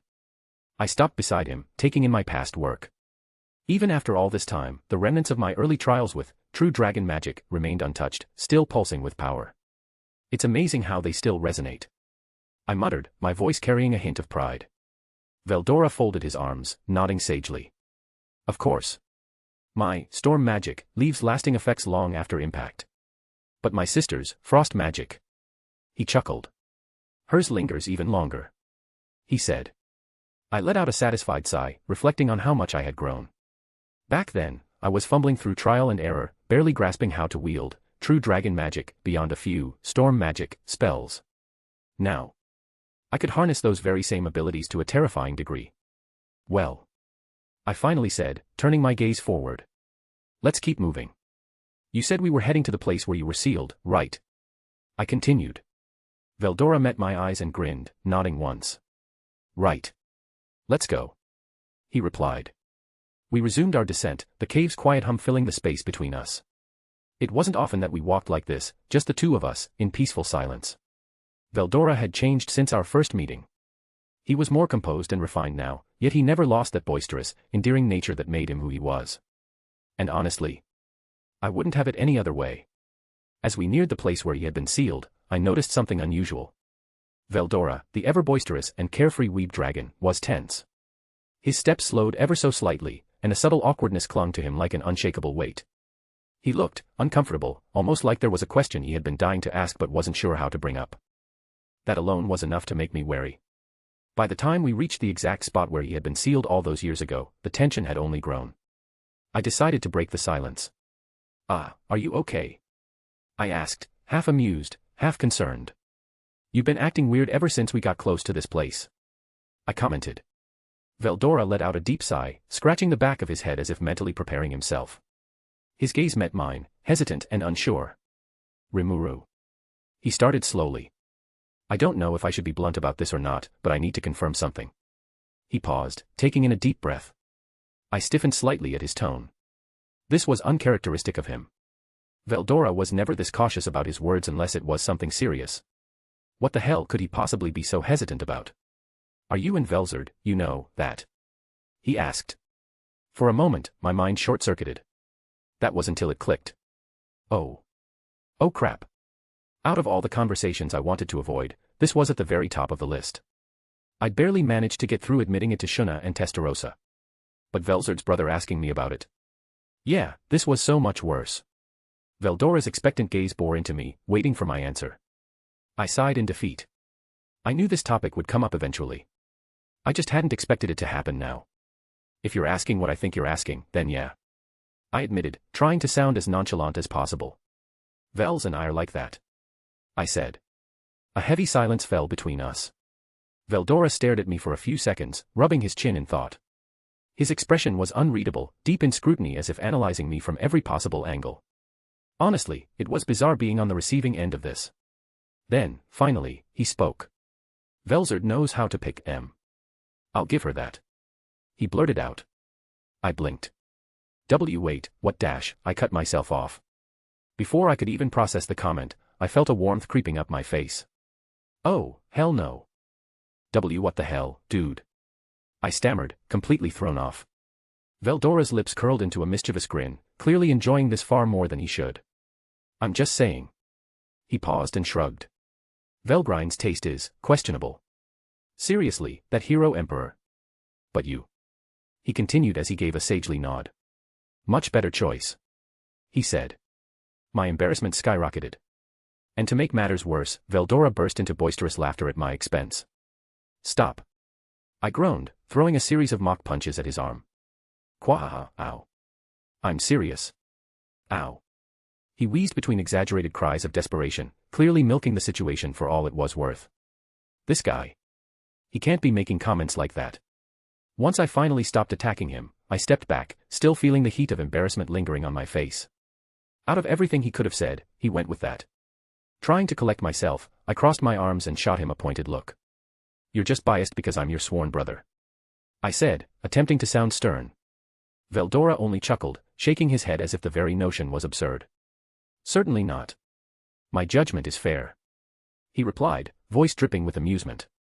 I rolled my eyes, but before I could argue further, he suddenly shifted topics. I still don't know what made Velgrind fall for that guy. He mused aloud. Maybe it's because Rudra was once Big Bro Veldanava's student. He continued. I blinked at that. Wait, really? I asked, and he nodded. Yeah. I don't know what my brother's plan was, but he saw something in the young prince that made him want to take him under his wing. Liked him enough to even gift him one of his 6 legendary weapons, he said. I frowned slightly, processing that information. So, not only does the Eastern Empire have the Scorched Dragon backing them, but its ruler also possesses a weapon made by the creator himself. That doesn't exactly bode well for us, huh? I muttered, concern creeping into my tone. Veldora shot me a questioning look. Are you worried? He asked. Who wouldn't be after hearing that? I shot back. At my rebuttal, he burst into laughter so loud that the chamber shook, dislodging bits of debris from the ceiling. You really shouldn't be, he said once his laughter finally settled. I gave him a skeptical look. Oh. And why's that? I asked. You've seen my sister's scythe, right? Canon. He replied, and I nodded immediately. Of course, I have. The memory was still fresh. Velzard slicing through that grotesque fusion of Aurelia and Cronoa is a sight that will never leave my mind. The sheer power behind that swing was enough to restore the natural order, undoing an entity that felt like an affront to reality itself. That's one of the 6 weapons forged by Veldanava, he elaborated. I froze. My eyes widened slightly as the realization sank in. When I first saw that scythe, I assumed it was something conjured with material creation, like the swords Veldora casually makes during our spars. But knowing that it was forged by Veldanava himself and was one of 6 legendary weapons put things in a whole new perspective. Well, I guess that makes things a lot better, I admitted, though my voice still carried traces of unease. But that still leaves 4 others. My voice trailed off.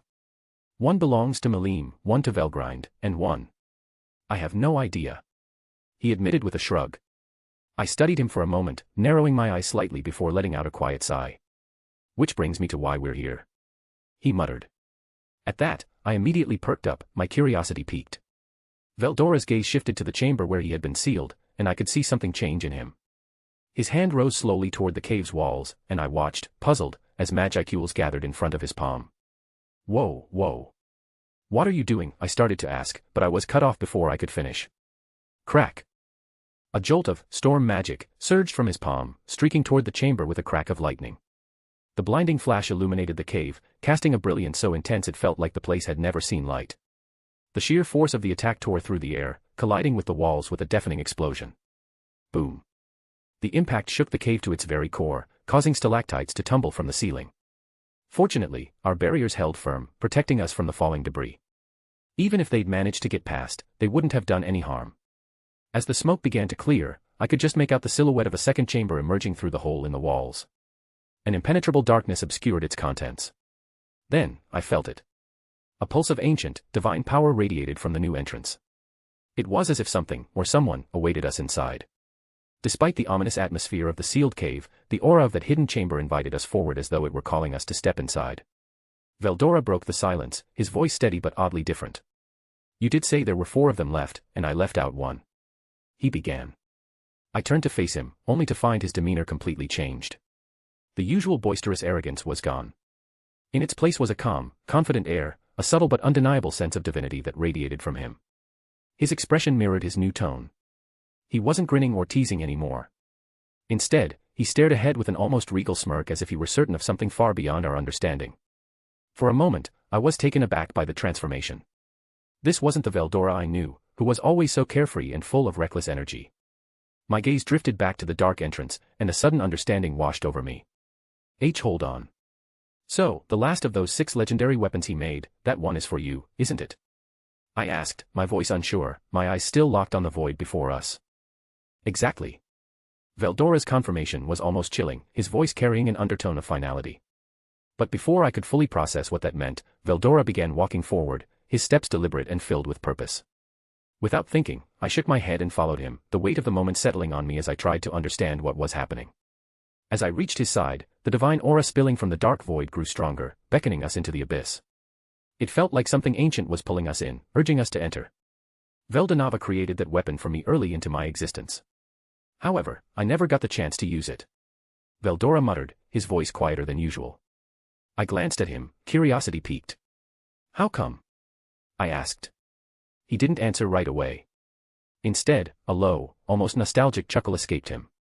It was a rare sound, a chuckle not accompanied by his usual loud and booming laughter.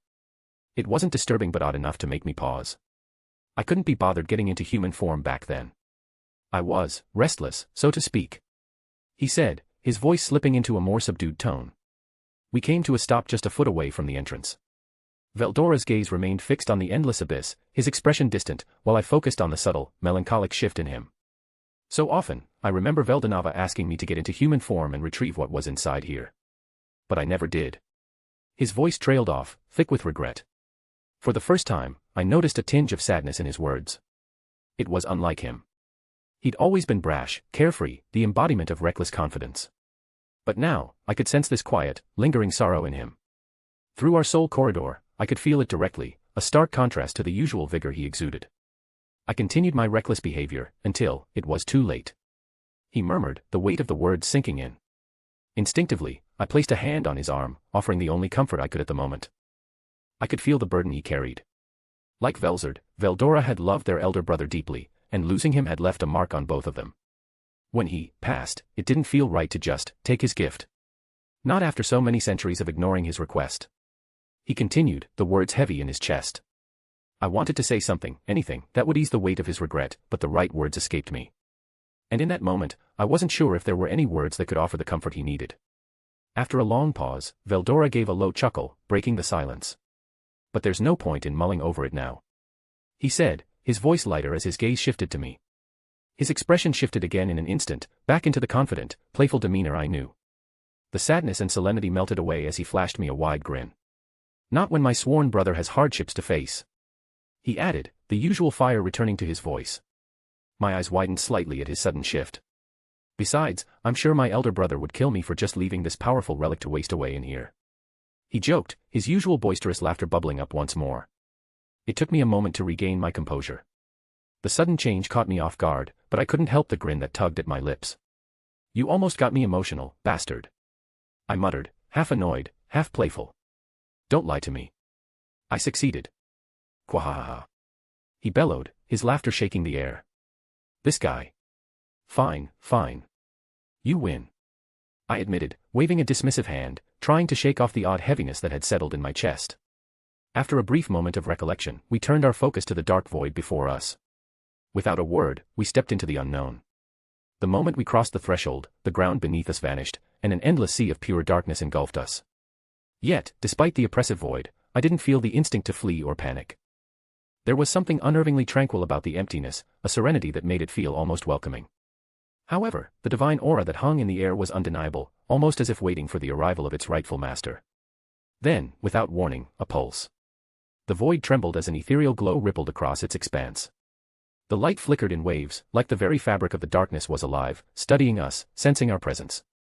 I turned to Veldora, who stood unmoving, his expression calm and expectant. The pulse came again, and this time, it was accompanied by an overwhelming surge of light. It erupted like a burst of divine radiance, flooding the entire void. I couldn't close my eyes fast enough, and for a brief, blinding moment, I was forced to take in the sheer brilliance of it. But just as suddenly as it came, it was gone, leaving only an afterglow that faded into the backdrop of the void. When my vision cleared, we found ourselves in a small, dimly lit chamber. The walls were rough, still reminiscent of a cave, and several torches flickered weakly in the corners, their light insignificant against the overwhelming presence in the room. At the center of the chamber stood an object that dwarfed everything else in both size and significance. Raised upon a set of smooth stone steps, the relic sat in an almost reverent posture, its sheer divine nature undeniable. It resembled the Ark of the Covenant, but there was something different about it. Engravings ran deep into its surface, intricate designs that glowed faintly with an otherworldly light pulsing with power. The two cherubim, generally depicted in the artifact, were replaced by miniature sculptures of Veldora's dragon form, each rendered in pure, radiant gold. The object was alive with divine energy. Its brilliance radiated with such intensity that the surrounding torches seemed to fade into insignificance, their light completely swallowed by the relic's glow. It was as if the room itself was built to contain it, a vessel for something far beyond mortal comprehension. It was a sight that felt as though it shouldn't exist in this realm, as though it had slipped through the cracks of reality itself to appear here, in this space where time seemed to pause. Whoa! I murmured, unable to contain my awe. Veldora remained silent as he approached the steps with a measured pace. I quickly collected myself and followed, though every step forward sent a prickling sensation through my body. The divine aura surrounding the relic intensified, pressing against me like an unseen force, heavy yet oddly serene. Eventually, we stopped just before the final step. Veldora's gaze was fixed on the closed ark, his expression unreadable. Then, he turned to me, a glint of curiosity in his golden eyes. Rimuru, I want you to try undoing this seal. He requested. I blinked in surprise. Why me? I blurted out. Veldora smirked, unfazed by my reaction. Just humor me. You can even ask Seal for help. He said. Something about his tone made me uneasy, but I wasn't about to back down. All right then. I muttered, swallowing my hesitation. Steeling myself, I placed my hand on the ark's smooth, cool surface. When I made contact, an unsettling sensation crept up my arm like something ancient and untouchable warned me not to interfere. Seal, begin analysis. On it. Beginning analysis dash. Then, silence. Seal's voice cut off mid-sentence. See Seal. I can't analyze the object. Nor can I decipher the hundreds of seals placed upon it. My breath hitched. Even Seal, someone who could analyze the very fabric of reality, was completely locked out. The weight of that realization settled in my gut like a lead stone. This wasn't just any artifact. It was something beyond comprehension. Determined, I activated Shub-Niggurath's skill nullification in an attempt to unravel the barriers. A formless wave of energy spread over the surface of the ark. And did absolutely nothing. It was as if my power had been swallowed by the void, erased before it even had the chance to take effect. The seals didn't even tremble. I withdrew my hand and exhaled. Yeah, looks like I can't do anything. I admitted. Veldora hummed, his gaze lingering on the relic. He wasn't kidding. He muttered. That caught my attention. What do you mean? I asked. I remember Veldonava telling me that no one but me could access what's inside. He replied, letting out a dry chuckle. I thought he meant it figuratively, as in order to ensure no one else could get their hands on it. He added. His smirk widened, his amusement barely hiding the weight of the truth. Who would have thought he meant it literally? He remarked. There was nothing more for me to do here. If even Seal and Shub-Niggurath were powerless against this seal, then there was only one person who could break it. I stepped back, giving him space. Veldora acknowledged me with a slight nod before placing his hand against the ark's surface. The reaction was instantaneous. A radiant glow burst forth, swallowing the chamber in an incandescent gold light. The two miniature dragon statues began to move. Their wings, solid gold mere moments ago, flapped with a mesmerizing rhythm, sending ripples through the air like the pulse of an unseen heartbeat. Then, the sound of shattering glass filled the room. One by one, the seals broke, not with force, but as if they were unraveling themselves, surrendering to their rightful master. Each fragment of the barrier dissolved into glimmering motes of light, swirling in the air before vanishing into the ether. The arc pulsed in response, releasing waves of divine energy that pressed against my very soul. The entire chamber seemed to hold its breath as the final seal fractured and faded. The golden dragons slowed, their movements becoming still once more as if their purpose had been fulfilled. Veldora stood before the now unlocked relic, staring down at it in silence. His fingers hovered just above its surface, hesitant yet resolute. After a long pause, he took a deep breath. Let's see what you left for me, brother. He muttered before reaching for the ark. Veldora placed both hands on the lid of the ark, his fingers gripping its edges with reverence. Then, with a deliberate pull, he lifted it. A deep, resonant hum filled the air, like the exhalation of something ancient stirring from slumber. A golden radiance burst forth, momentarily obscuring the ark's contents. The light swirled within the chamber, illuminating the intricate engravings lining the interior of the relic. Then, the glow receded, unveiling the weapon that lay within. Nestled inside the ark was a staff. But calling it that felt almost disrespectful. It was a masterpiece of divine craftsmanship. Its body was deep, abyssal black, seemingly absorbing the very light around it. Crackling arcs of lightning danced along its shaft, flickering in and out of existence like caged storms waiting to be unleashed. The weapon's form exuded elegance and brutality. Its surface was impossibly smooth yet thrumming with barely contained power. Golden draconic embellishments adorned both ends of the staff, sculpted in exquisite detail. At the top, a dragon's maw stood open, its fangs bared as if prepared to devour all in its path. At the base, another dragon coiled around the staff's length, its eyes shimmering with an otherworldly gleam as though alive. At the bottom of the ark, a single engraving stood out, etched with divine precision, a name that carried the weight of a god. Veldora traced the inscription with his fingers, his voice rumbling as he read it aloud. Tiamat. He said. The name struck a chord. If I remember correctly, in my previous world, Tiamat was a Mesopotamian deity, a primordial embodiment of chaos and the sea. The irony wasn't lost on me. Veldora, the storm dragon, now wielded a weapon named after the chaotic sea deity. It was a fitting match. Veldora reached into the ark, his grip firm as he took hold of the staff. The moment his fingers wrapped around it, a surge of raw energy pulsed through the air. He lifted the weapon with deliberate care as though aware of its power. His other hand grasped the lower end, testing its weight and balance. Then, his lips curled into a smirk. Without warning, he began to move. The staff spun around him in a fluid blur of motion, arcs of lightning bursting forth with every twist and turn. The sheer speed of his movements made it seem like the weapon had transformed into a wheel of flashing golden light. Winds howled through the chamber, thick with static, threatening to tear apart the confined space. The walls trembled under the storm he had conjured, yet his expression remained focused, not boastful, not arrogant, just intent. He wasn't showing off. No, he was testing the weapon, feeling its presence, attuning himself to it. Just as quickly as he started, he stopped. The sudden stillness was deafening. He studied the staff for a brief moment before nodding in satisfaction, his grin widening. This thing's perfect, he said. Then, to my horror, he extended it toward me. I instinctively took a step back. What? I stammered. Check it out. He urged, motioning for me to take it. I hesitated, staring at the staff in his hands. Even without holding it, I could feel the weight of its presence, the flickering lightning, and the subtle yet oppressive aura it emitted. But there was no way out of this, was there? With a sigh, I reached out and wrapped my fingers around the staff's shaft. Fine. Let me dash. I was cut off. The moment Veldora let go, I plummeted. What the hell? I barely managed to choke out as my entire body lurched downward. It was as if I had been handed a mountain. The sheer force threatened to crush me onto the floor. My arms strained under the sudden burden, and it took every ounce of my reflexes to adjust, pumping more strength into my body just to stay upright. But even then, the weight was absurd. I gritted my teeth, forcing myself to lift it properly. How is this even possible? I blurted out. Veldora erupted into boisterous laughter. You damn prick. How heavy is this thing? I demanded. His grin widened as he shrugged. Dunno. Maybe the weight of a large hill or something. He answered. I stared at him, dumbfounded. You're kidding. I muttered, staring at him with narrowed eyes. He wasn't. And that made it so much worse. With a sigh, I handed the staff back to Veldora. Even though I could hold it fine after adjusting my strength, there was no way I was going to carry that thing any longer than necessary. It wasn't just absurdly heavy. No, it felt wrong to wield it. Like I was holding something beyond my station. Veldora, however, took the weapon with unrestrained glee, his grin stretching from ear to ear. He gave it a quick twirl before gently planting its base onto the ground. Or at least, he tried to be gentle. The moment the staff touched the floor, a deep crack echoed through the chamber. The solid stone beneath us fractured like brittle glass, thin fissures snaking outward in all directions. I took a wary step back. Oi.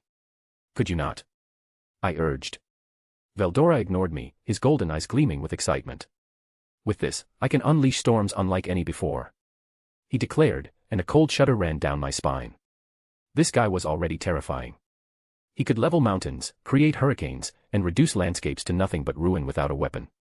And now he had a god-forged staff capable of conjuring storms powerful enough to drown entire civilizations. That was a terrifying thought. Please don't. I muttered, shaking my head. Quahahaha. What do you take me for, some kind of beast? Veldora boomed, his laughter reverberating through the room. I pinched the bridge of my nose. Damn you, old man. I murmured. But just as the laughter died down, something changed. A strange, low hum filled the air. It started subtle, barely a whisper beneath the residual static clinging to the room. But then the sound grew into a thrumming pulse that reverberated through the stone walls and settled deep in my chest. The staff glowed. A radiant light flared from its core, starting from its golden trims and bleeding outward.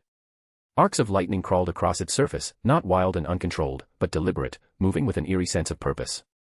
I instinctively stepped back, my senses screaming at me that something big was about to happen.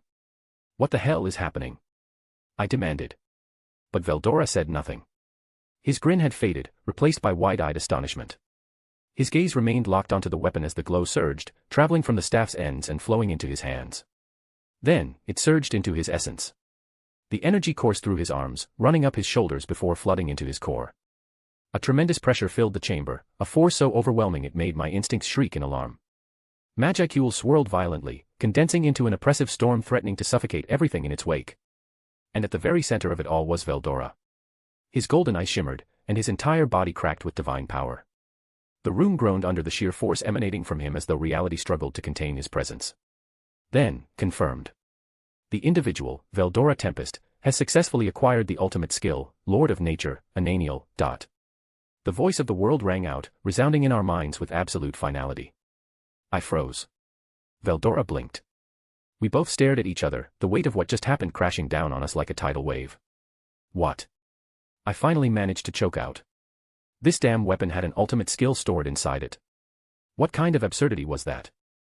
My thoughts spiraled as I tried to process the sheer insanity of the situation.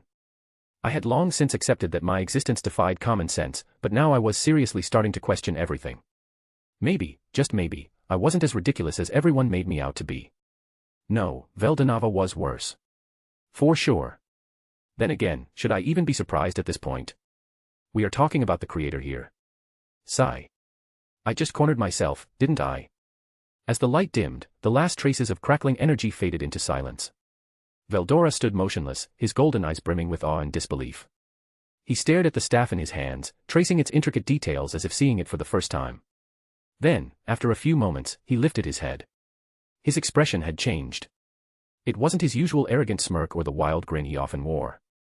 Instead, a quiet smile graced his lips, filled with something more profound. Gratitude. It was subtle, but through our link, I could feel it.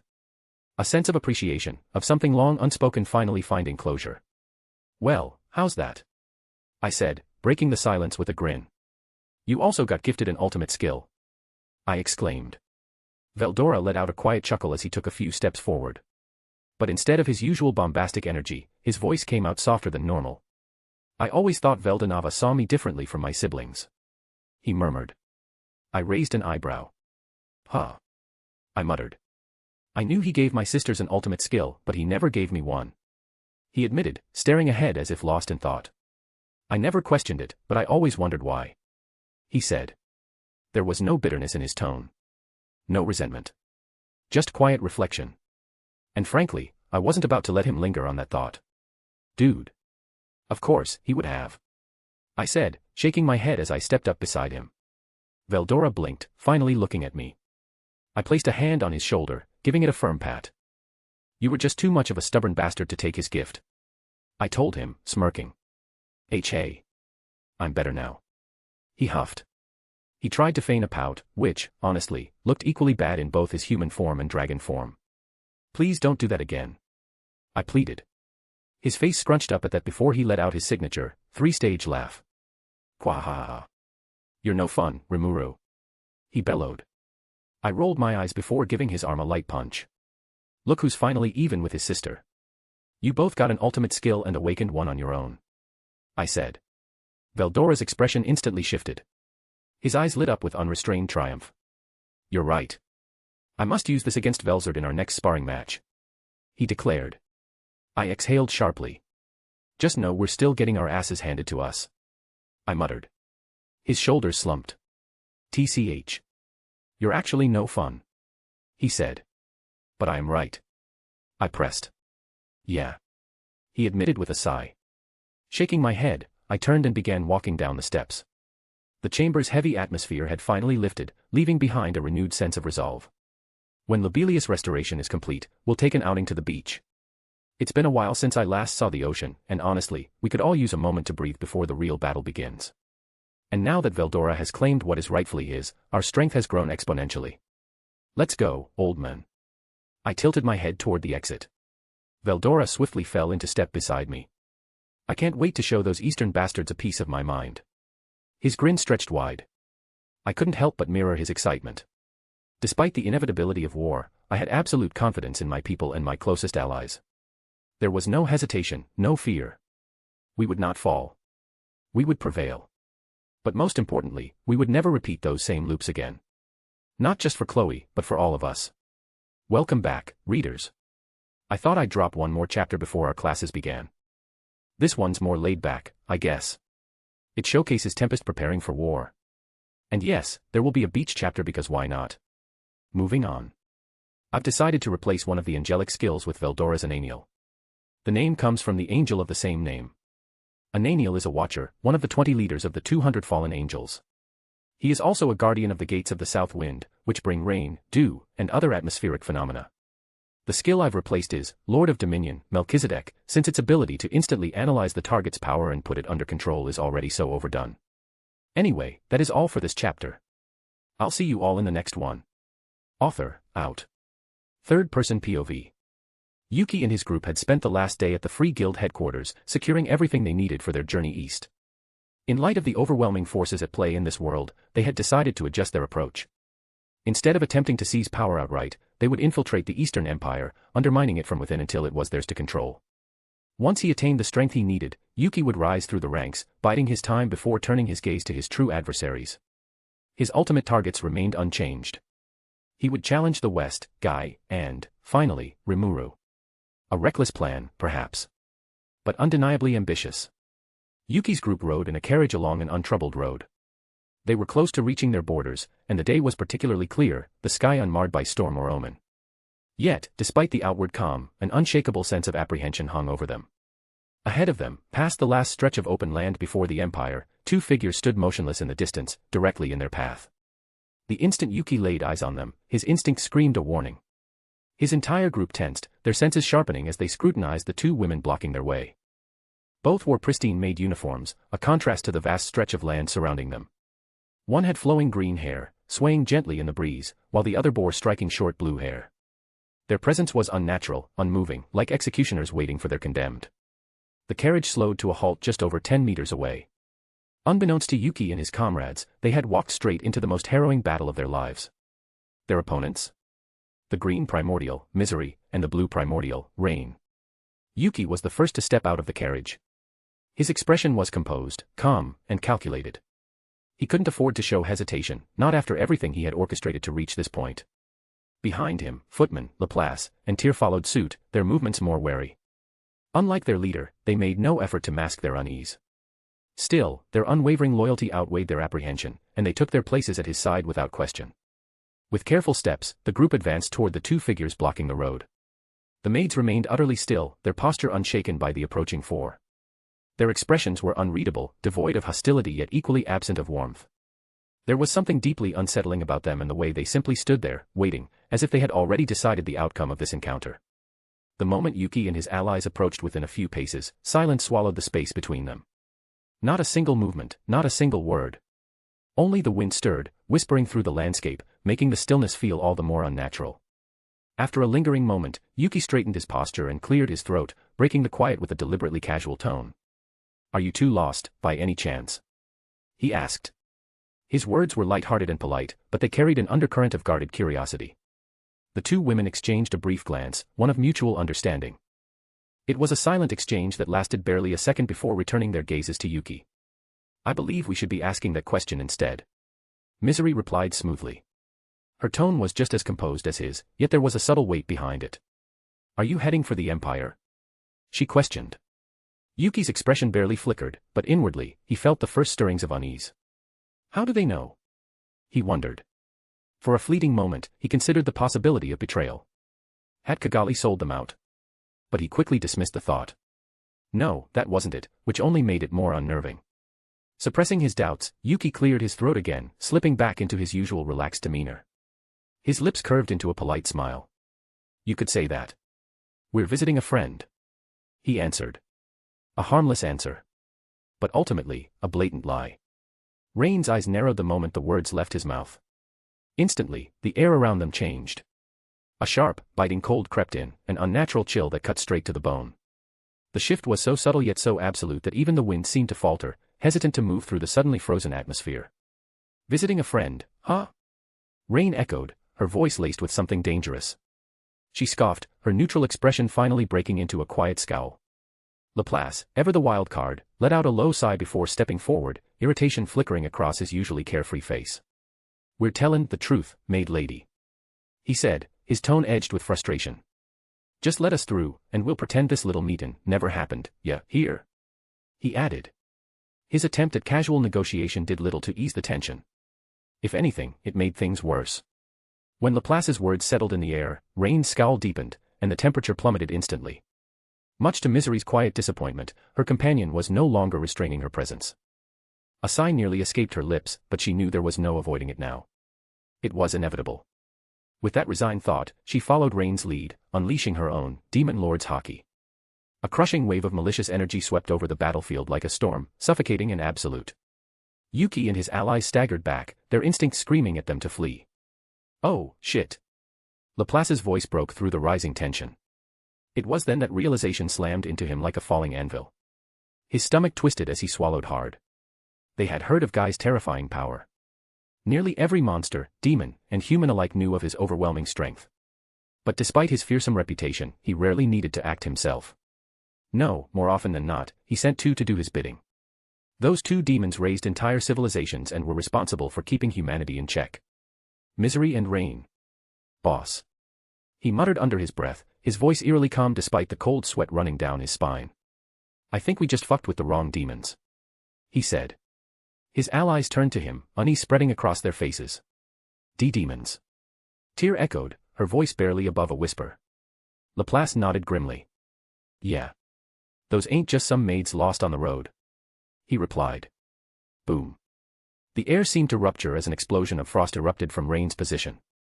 The pressure alone sent a violent shudder through the ground, splitting the earth beneath them. Freezing winds howled loudly, and thick ice rapidly consumed the once lush plains, transforming the battlefield into an unforgiving frozen wasteland. And then, she vanished. Bam. A devastating fist buried itself into Laplace's gut. The impact was instant, crushing, merciless. His breath fled his lungs in a violent gasp, his eyes bulging from the sheer force as his body was launched like a rag doll. The world blurred around him, but before he could even process the pain, Rain reappeared above him, her form a blur of speed, catching up to his trajectory with terrifying ease. With a vice grip around his throat, she slammed him into the ground. The earth shrieked, tearing apart as Laplace's body carved a deep trench through the frozen battlefield, dragged mercilessly by Rain's hand. The remaining three barely had time to register what had happened. Laplace. Tyr and Footman screamed in horror.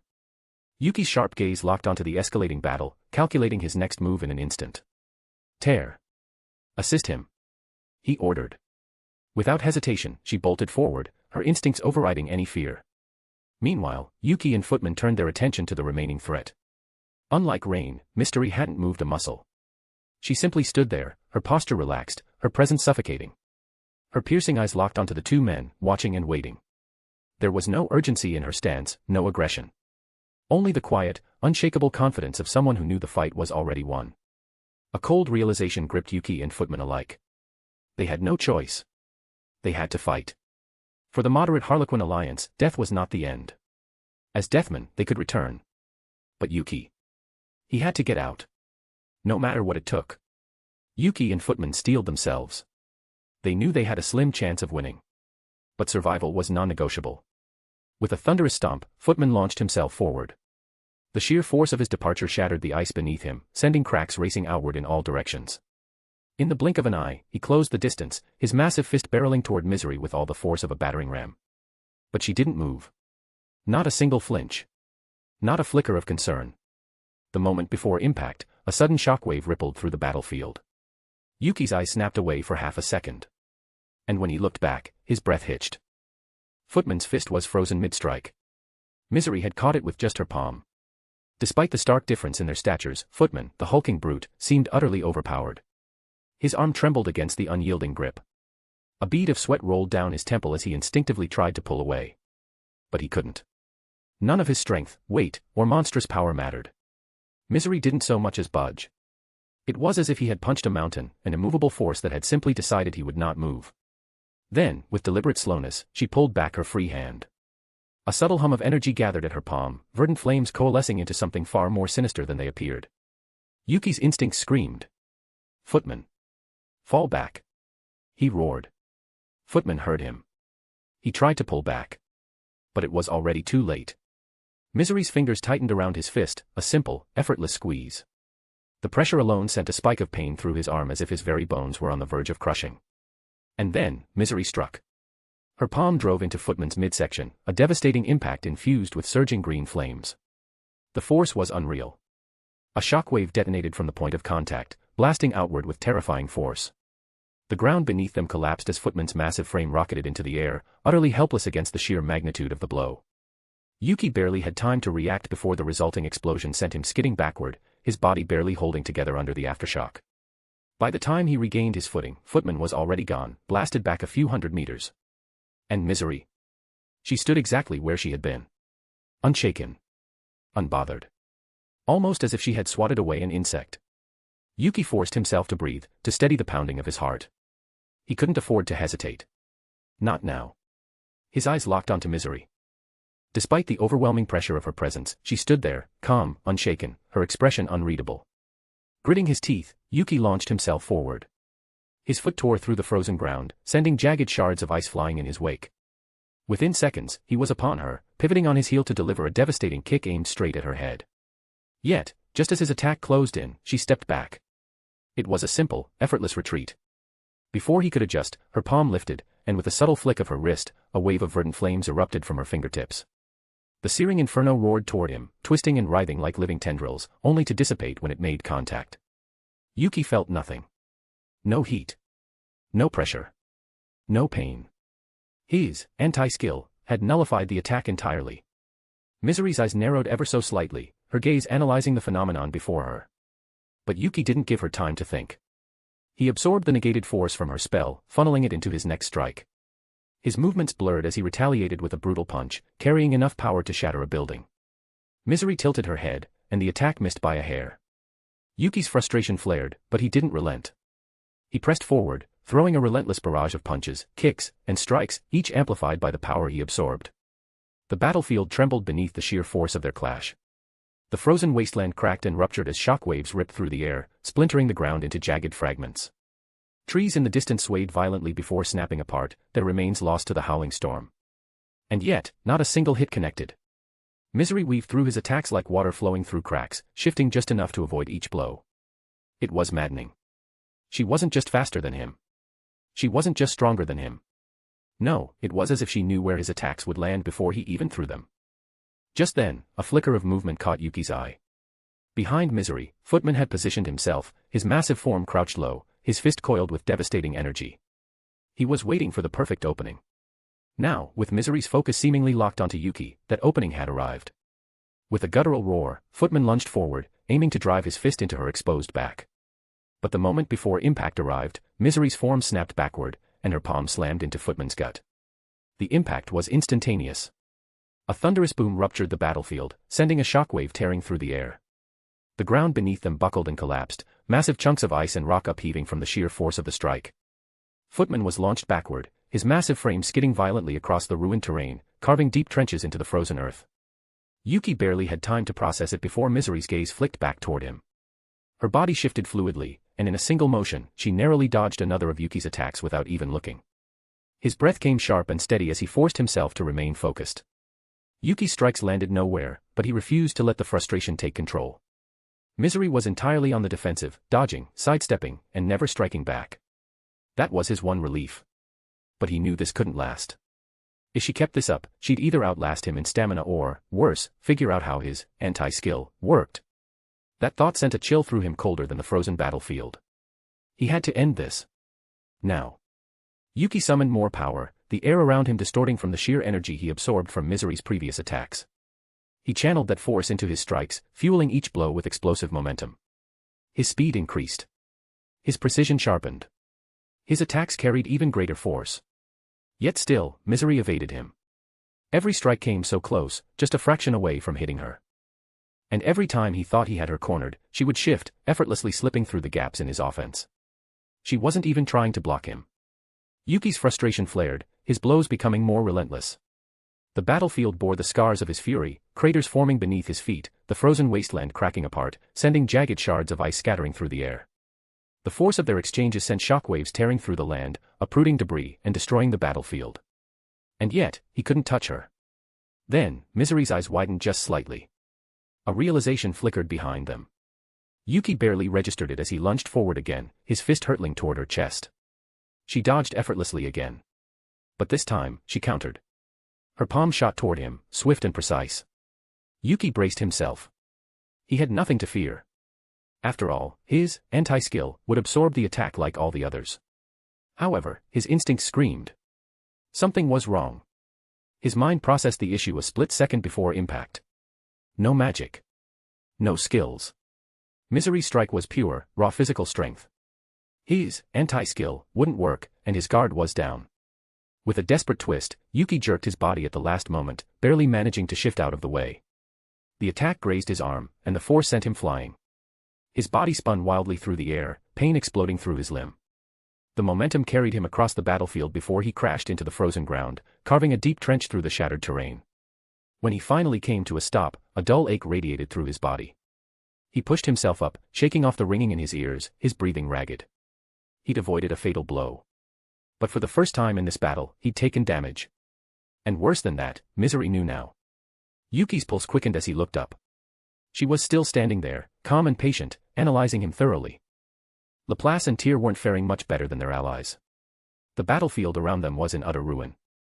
The once lush land had been transformed into a frigid wasteland, littered with smoldering craters whose edges were encased in jagged frost. Trees had either been ripped from their roots or frozen solid, standing as brittle monuments to the devastation. A howling blizzard raged on, its merciless winds cutting through the battlefield like daggers. The Wonder Pierrot's boots crunched against the brittle ice as he struggled to steady his breath. His usual grin was nowhere to be seen. Standing beside him, Tyr fared no better, and her once pristine outfit was tattered and frostbitten, battle-worn from the brutal exchange. Both of them were ragged, the ache of their injury settling in. And yet, their opponent stood untouched. Rain barely looked like she had moved. The demon's cold, piercing gaze flicked between her two battered adversaries, a look of utter disappointment settling on her features. "This is the group trying to claim the world?" she asked, her voice laced with quiet disdain. Laplace swallowed hard, forcing himself to stand a little straighter. Tyr huffed beside him, still recovering from the vicious onslaught she had endured. His instinct screamed at him to run. But he knew damn well there was nowhere to go. Instead, he took a deep breath and forced his usual casual tone, masking the tension coiling in his chest. "Look, lady. I dunno what kind of grudge you got against us," he began, rolling his shoulders. "But if you ask me, we've already gotten more than we deserve," he said. Rain's narrowed eyes turned sharp at his words. The air grew colder, but Laplace's easygoing demeanor didn't falter. "Tell ya what. Why don't we just pretend this little meetin' never happened, eh?" he offered, flashing an almost sheepish grin. A thick silence followed. Tyr tensed beside him. Rain's scowl deepened, but she didn't bother answering right away. Instead, she simply stared as if the mere suggestion was offensive. Then, finally, she exhaled lowly. "I have my orders," she said, her voice quiet yet carrying a weight that left no room for argument. "You will not reach the east," she vowed. Laplace let out an exaggerated sigh, shaking his head. He tilted his head back slightly, his body subtly shifting into a looser stance. "Welp, that's a shame. 'Cause we're going there no matter what," he muttered. Tyr stepped forward, her posture stiff but unwavering. "Yeah. You're not stopping us, demon," she shouted. Rain didn't respond with words, and she didn't need to. Her aura flared. A wave of pure glacial force crashed over the battlefield, turning the blizzard into a full-fledged storm. The temperature plummeted even further, and ice crept across the ground in jagged, erratic formations. Laplace clenched his fists. The gap in strength had been made painfully clear. But running wasn't an option, and they had no choice but to fight. The moment their bodies moved, the frozen ground beneath them shattered. Laplace and Tyr vanished from sight, their departure so swift that the air cracked from the force. Their strikes came simultaneously, Laplace's fist rocketing toward Rain's head while Tyr's foot shot toward her leg in an attempt to break her balance. For a split second, victory seemed within reach. But then, she wasn't there. Like water slipping effortlessly through grasping fingers, Rain flowed between their attacks with inhuman grace. No wasted movement. No unnecessary effort. Just absolute precision. Laplace's eyes widened, a flicker of dread flashing through them as he realized too late. Tyr barely had time to register their failure before it happened. There was a rush of cold. Then impact. Rain's counter came with terrifying force. Her palms struck both of them simultaneously, the sheer pressure sending them hurtling backward as if swatted away by an invisible storm. The world blurred around them, the violent rush of wind and snow deafening in their ears. Their bodies crashed into the frozen ground with an earth-shaking impact, carving deep trenches into the frostbitten wasteland. Shattered ice and frozen debris erupted around them as they finally skidded to a stop. Silence followed. Winds howled, carrying the lingering remnants of Rain's attack. She stood unmoving, her form barely disturbed by the exchange. Cold and unshaken, she gazed upon her adversaries with the same quiet disappointment as before, as if their struggle had never mattered. Laplace groaned, his vision swimming as he forced his body to move. Pain throbbed in his limbs, but he refused to stay down. Gritting his teeth, he planted a trembling hand against the icy ground, dragging himself up. Beside him, Tyr let out a sharp breath, her body shuddering from exhaustion and the biting cold. She pressed her hands against the frost-covered earth, struggling to lift herself. Yet Rain made no move to stop them. She simply watched, almost as if waiting. Almost as if she knew that no matter how many times they stood, the outcome would not change. Laplace and Tyr staggered to their feet, ignoring the pain coursing through their battered bodies. Their breaths came ragged, steam curling from their lips in the frigid air. Yet, despite their exhaustion, they forced themselves forward. They had no choice. With renewed resolve, they charged again. Tyr flicked her wrist, summoning her gleaming scythe in a burst of dark energy, its crescent blade gleaming ominously under the frozen sky. She knew brute strength alone wouldn't be enough, and they needed every possible advantage. Laplace moved in tandem with her, his body tense like a coiled spring, his sharp eyes scanning for the slightest opening. They struck simultaneously. Tyr's scythe came down in a vicious arc aimed at Rain's midsection while Laplace feinted toward her shoulder before twisting to launch a sharp kick at her ribs. It was a perfect attack. Coordinated. Precise. Deadly. But ultimately, meaningless. Rain slipped through their combined assault like mist through outstretched fingers.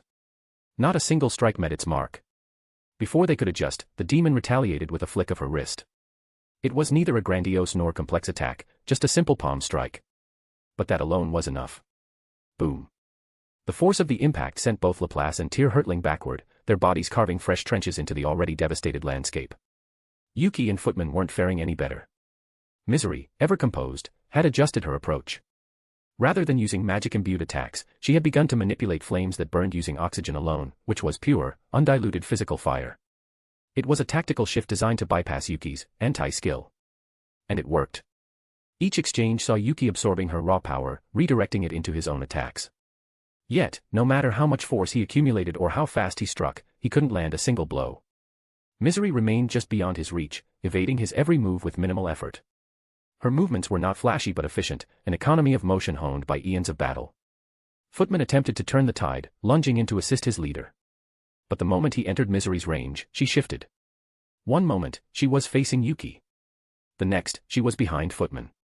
Bam. Another devastating palm strike sent the large harlequin crashing through layers of ice and earth, his massive frame momentarily lost in the frozen haze of battle. By now, the battlefield was a wasteland of devastation.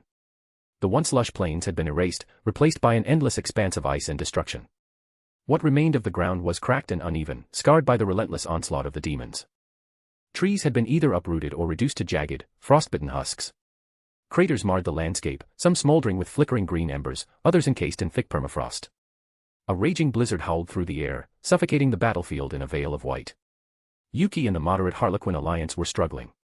Their bodies aching, their breaths labored. The toll of the battle was evident in every movement they made.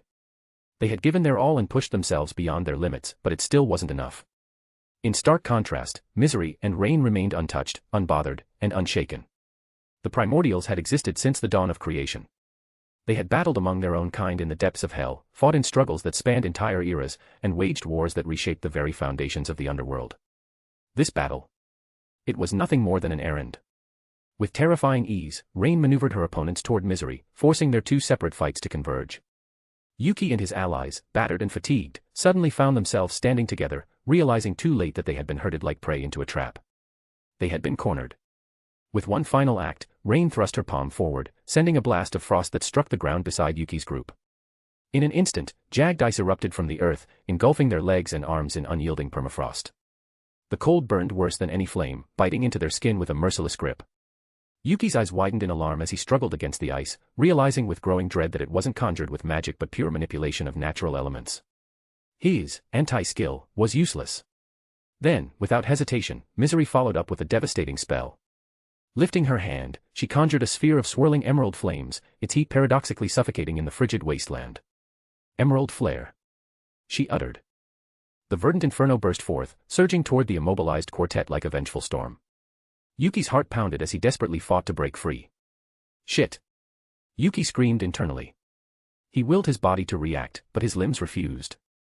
The ice refused, and the attack struck, detonating upon impact. A blinding flash of green swallowed the battlefield. What followed was a roaring explosion, sending shockwaves rippling through the air. The permafrost that held them shattered instantly, steam and vapor rising in thick plumes as the raw energy of the attack melted the ice and charred the earth beneath it. The already ruined battlefield bore fresh scars. Craters and deep fissures webbed across the landscape, remnants of a battle so one-sided it was almost cruel. When the smoke cleared, the devastation became apparent. Yuki and his subordinates lay sprawled in the dirt, their bodies broken. Their clothes, once pristine, were now tattered remnants, singed, torn, and frostbitten. Beneath the ruined fabric, raw wounds and deep bruises painted the aftermath of their defeat. The four stirred, weakly attempting to rise, but their bodies refused to cooperate. They had lost. Misery and Rain stood a few meters away, their expressions unreadable. To them, this wasn't even a battle. It was just another assignment, another obstacle crushed beneath their power. Yuki, ever defiant, forced himself to his feet despite the overwhelming pain. His legs wobbled, barely supporting his weight, but he refused to fall again. The two demons watched him with faint amusement, acknowledging his resilience but knowing full well that he no longer posed a real threat. However, before either of them could take another step, a new presence stirred. A wave of pressure washed over the battlefield, one so oppressive, so absolute, that even the howling wind seemed to falter.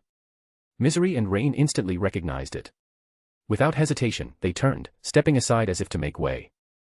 Then, with synchronized grace, they lowered their heads and bowed. Their master, the strongest demon, had arrived. Guy Crimson had entered the battlefield. His eyes scanned the battered group with mild intrigue. But his gaze lingered on Yuki, standing defiant in the middle of the crater despite his bloodied appearance and the clear exhaustion etched into his body. Guy's demeanor was nonchalant, almost amused as if he witnessed some trivial play rather than a deadly confrontation. His grin never faltered, his posture relaxed, knowing full well that none of the people around him posed any real threat. He took a leisurely step forward, closing the distance between him and Yuki. His pace was slow, measured, as though savoring the moment of Yuki's growing unease. "Phew. You look awful," Guy remarked casually, his smile wide and unbothered. Yuki forced a laugh despite the sting of pain and the weariness that clung to him. It was dry and humorless, but he needed to maintain his composure. His attitude remained firm, defiant even, a mask of confidence over his rising panic. "I thought for a second you wanted us dead there," he replied, keeping his voice steady, though his mind raced with calculations of the situation. Guy raised an eyebrow, his eyes twinkling with amusement as he crossed his arms, the playful challenge evident in his tone. "Oh. How can you be so sure that I didn't just come in to finish the job?" he asked, leaning in slightly, his voice laced with the cold edge of a threat. Yuki felt the weight of those words, the tension hanging in the air, but he refused to falter. His grin grew just a touch wider, deflecting the unease threatening to settle in his chest. He had to keep his cool. Show weakness now, and it could all be over. "Your maids are powerful enough to end it all. I'm sure you didn't need to step in," he returned, his voice laced with false confidence, trying to keep the conversation light despite the stakes climbing higher with every passing second. Guy chuckled, an unsettling sound that held no trace of malice but was laced with far more dangerous intent. "Well, aren't you arrogant?" he mused, amusement dancing in his eyes. "What if I'm just a sadistic demon who wants to get the kill for myself?" he asked. He tilted his head, the question dripping with curiosity and menace in equal measure. Yuki's gaze never wavered, his smile just barely hiding the tension that had crept into his bones. His heart raced as the situation became more dire, but he shook his head lightly, the edge of his words sharp despite the gamble. "Then we'd already be dead the moment you arrived," he retorted, his confidence strained but still present. Guy laughed outright at the audacity, a rich sound that echoed around them, and for a brief moment, Yuki felt the weight of the situation shift. Was it amusement, or was Guy sizing him up for something far worse? It was impossible to tell. The air around them crackled with tension. The rest of the moderate Harlequin alliance stood on edge, watching in silence. They had always known their boss could handle himself, but here, facing one of the most dangerous entities they had ever encountered, the stakes were more apparent than ever. Their fate hung by a thread, and one wrong word could bring everything crashing down. Eventually, Guy sighed as if bored by the back and forth. He scratched the back of his head, a nonchalant gesture that contrasted with the deadly silence of the battlefield. "If that's what you want to believe, then I can't stop you," he said, almost sounding amused at Yuki's response. The world seemed to still as the two stared at one another. A tense silence lingered, thick with the unspoken weight of what could happen next. For Misery and Rain, it was simply another moment in their master's casual game, watching Guy toy with his prey. But for Yuki's group, the reality was far bleaker. They stood in the shadow of death itself, knowing that one misstep, one slip of the tongue, could seal their fate. The entire situation hung by the slimmest of threads, and Yuki was the only one still standing between them and annihilation. "Let me make a random guess as to what you guys are after," Guy began, his voice lowering with an almost predatory calm. The air thickened, and the group's tension mounted. Even Yuki, ever the picture of confidence, stiffened slightly at the weight of his words. "Since the demon lords are too strong, you've decided to flee to the east, infiltrate the empire, and build your strength until, eventually, you think you can face me and the rest of them." Guy's voice turned darker, and his gaze sharpened as it fixed on Yuki. The tension in the air grew unbearable, thick like a storm cloud on the verge of breaking. Yuki stood unflinching as he met the red primordial's piercing gaze. A long pause stretched between them until Yuki finally sighed, letting his posture relax like a man who had already won. "That's about the gist of it," he said, his voice light and casual but with a hint of challenge underlying every word. He paused, letting the silence settle before delivering his final, taunting remark. "Besides, I'm sure you don't want the East winning the upcoming war," he said. At that, Guy's eyes flickered in surprise, but it wasn't because Yuki had guessed his plans. No, it was the sheer audacity of Yuki's statement, the way he seemed so confident that he could sabotage the Eastern Empire enough to tilt the balance. It was enough to unsettle even a being of Guy's pride. A wicked laugh bubbled from Guy's chest, and the sound was far from pleasant. It filled the space around them with an almost tangible malice, the temperature dropping with each chuckle. Yuki's allies froze at the sound, their bodies rigid with apprehension. Yuki himself, however, stood firm, never breaking eye contact with his future opponent. "So weak, yet so bold. You sure are one sly bastard," Guy said, his laughter finally ebbing into a low growl. "I've dealt with many of your kind before. You've got guts. So, I'll humor you for now," he added. Yuki's confidence didn't waver. Guy's words only confirmed what he already knew. The game was on. You may reach the east and sabotage them as much as you like. Guy continued, the malice in his voice thickening. But know this, human. I'm not expecting anything from you, he said. Yuki exhaled in a long, relieved breath. His smile softened, but there was still something calculating in his gaze. The red primordial was underestimating him, and that was precisely the opening he needed. Guy turned his back on them with a lazy flick of his wrist, signaling for Misery and Rain to follow. The three of them began to walk away, their departure slow, almost mocking in its confidence.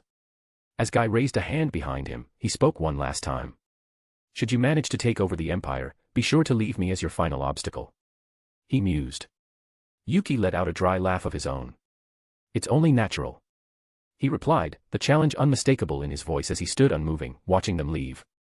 Guy and his mates vanished in a flash of light, leaving behind only the smoldering remnants of the landscape. Yuki's group was left standing in the aftermath, their breath catching in the cool air as they surveyed the ruin around them. The wreckage of their carriage lay in tatters nearby, and the frozen corpse of their horse lay motionless in the dirt, a silent testament to the chaos that had just unfolded. Slowly, the other three members of the group rose to their feet, their movements stiff from the battle's toll. Laplace let out a low mutter, his voice tinged with frustration as he looked around. Looks like we're walking to the east, he said, his expression sour as he rubbed his shoulder. Footman gave a hearty sigh, glancing down at the wreckage with an air of resigned relief. Still, it's a miracle we even survived today, he muttered, his tone both incredulous and grateful. Tyr, on the other hand, had no patience for the grim humor of the moment. She flung her arms wide in exasperation, her voice full of annoyance.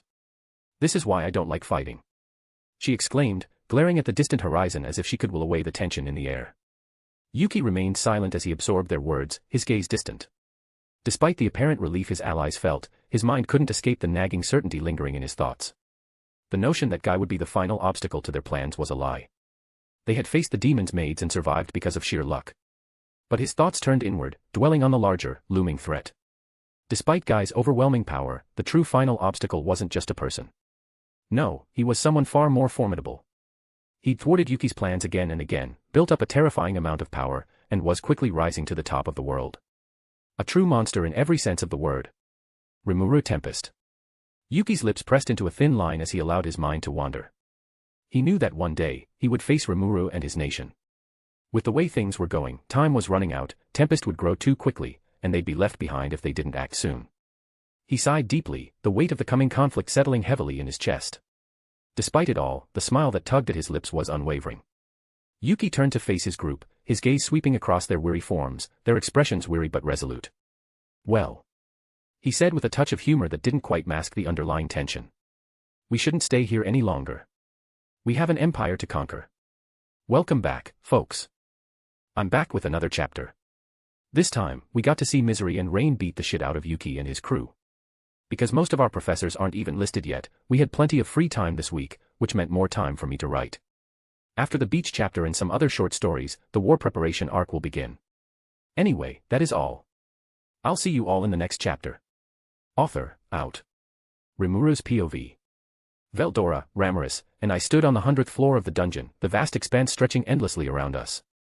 After claiming his god-forged weapon, Veldora had been eager to put it to the test, and honestly, I couldn't blame him.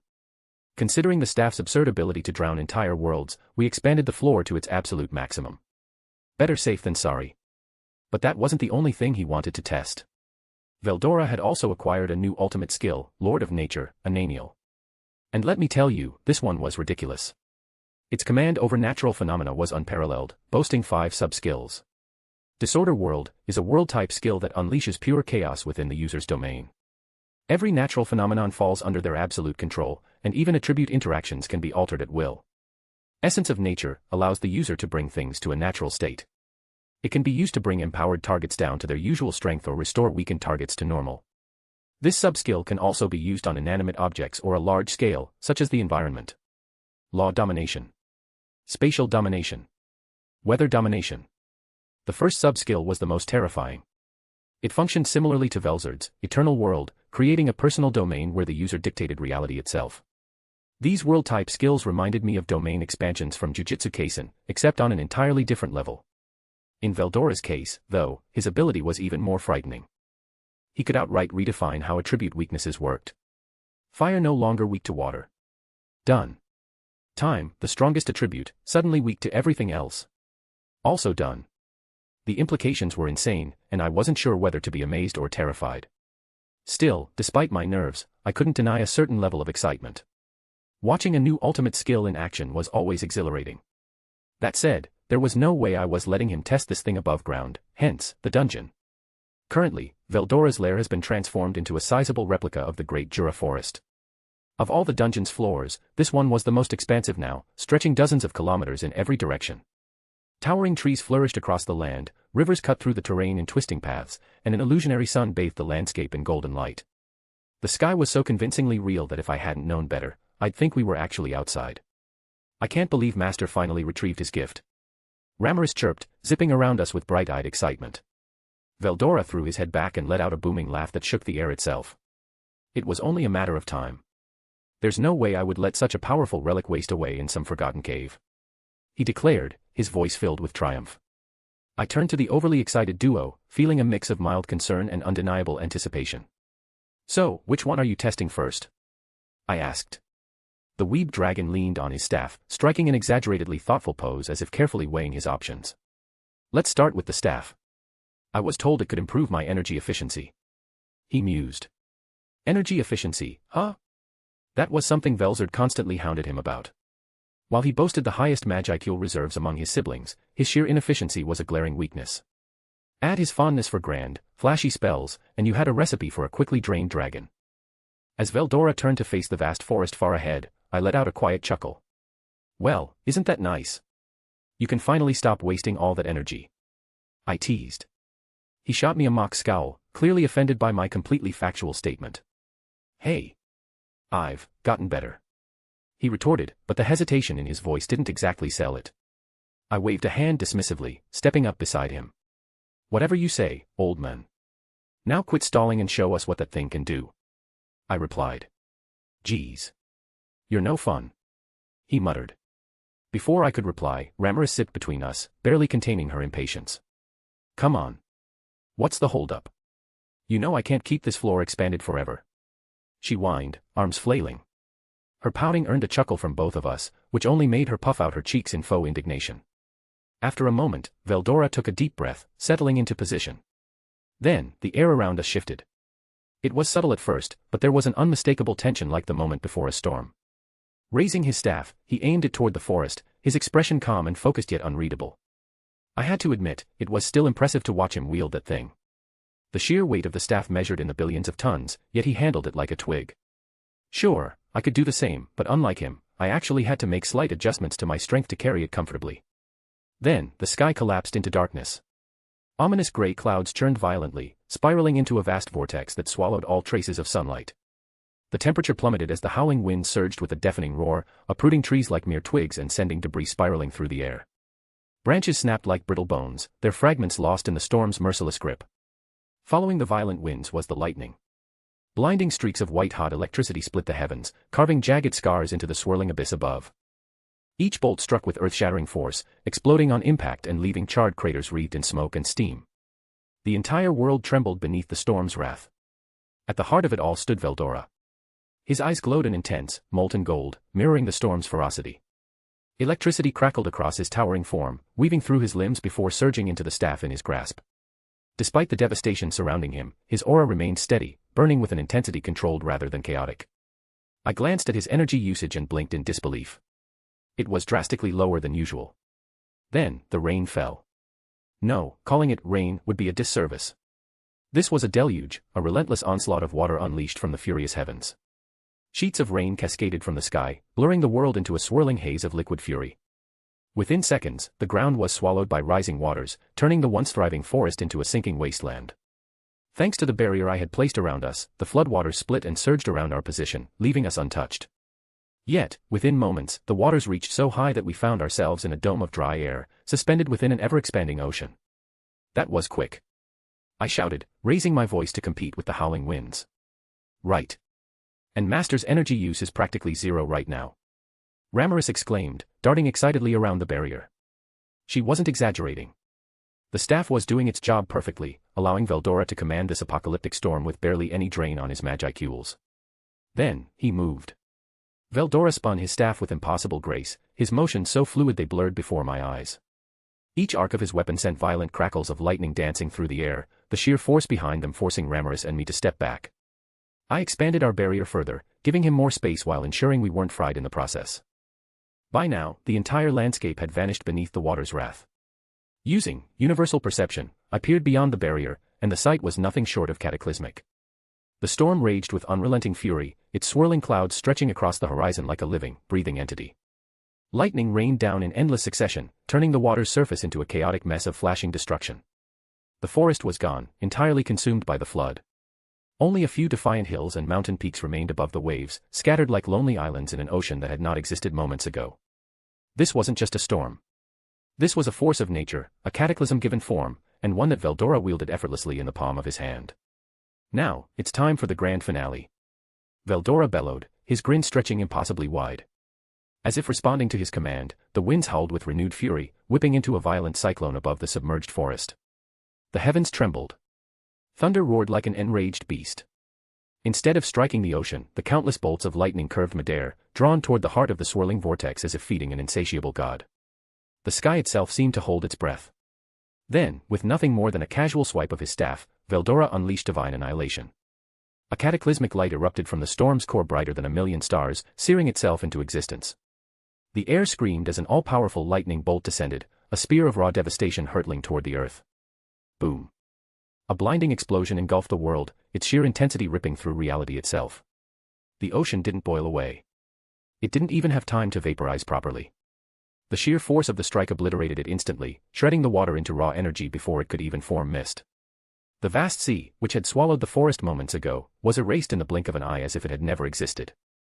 The submerged land beneath was not spared. What once was a thriving forest was now a smoldering, gaping crater stretching several kilometers wide. The impact had carved deep into the earth, reducing everything in its wake to nothingness. There were no charred trees, no remnants of roots, only an expanse of barren rock, cracked and broken like the desolate bottom of an ancient ocean long forgotten by time. Silence followed. A silence so absolute, so unnatural, that it was deafening in its own right. The storm had vanished, and the winds had died. Once suffocated by raging clouds, the sky now stretched clear and endless, as if in awe of the destruction wrought below. Rimuru hovered in stunned silence, her tiny form flitting through the air as she took in the lifeless wasteland before her.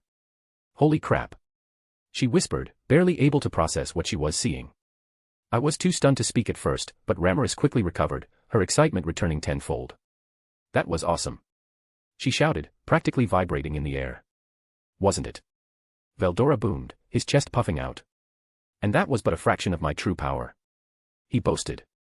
As terrifying as that claim was, what made it worse was that he wasn't exaggerating. I had been monitoring his energy usage the entire time, and with that staff enhancing his efficiency, his control had reached a level frighteningly close to Velzard's. Shaking my head in disbelief, I walked up to him and gave his shoulder a light tap with my fist. That was insane, man. I admitted, unable to suppress my grin.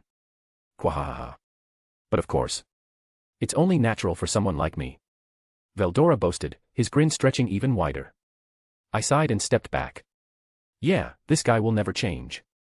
Not that I'd want him to. My gaze drifted over the lifeless wasteland that used to be a thriving forest. I rubbed my chin thoughtfully before turning to the floating fairy beside me. So, are we resetting this floor so Veldora can use his ultimate skill? I asked. Rimuru blinked at me, momentarily confused, until realization dawned on her face.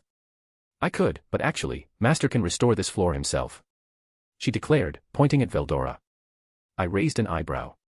Wait, isn't that your thing? I thought only you could fix dungeon floors. I questioned. Well, technically, yeah, but I gave both of you access to that ability ages ago. So, you guys can alter floors however you want. She explained with a nonchalant shrug. That made me pause. Now that I think about it, I've never actually tried modifying floors myself. I always left that to Rimuru whenever we had new ideas. Sure, I'd used Small World to analyze people's abilities, but I never realized just how much freedom she had given us.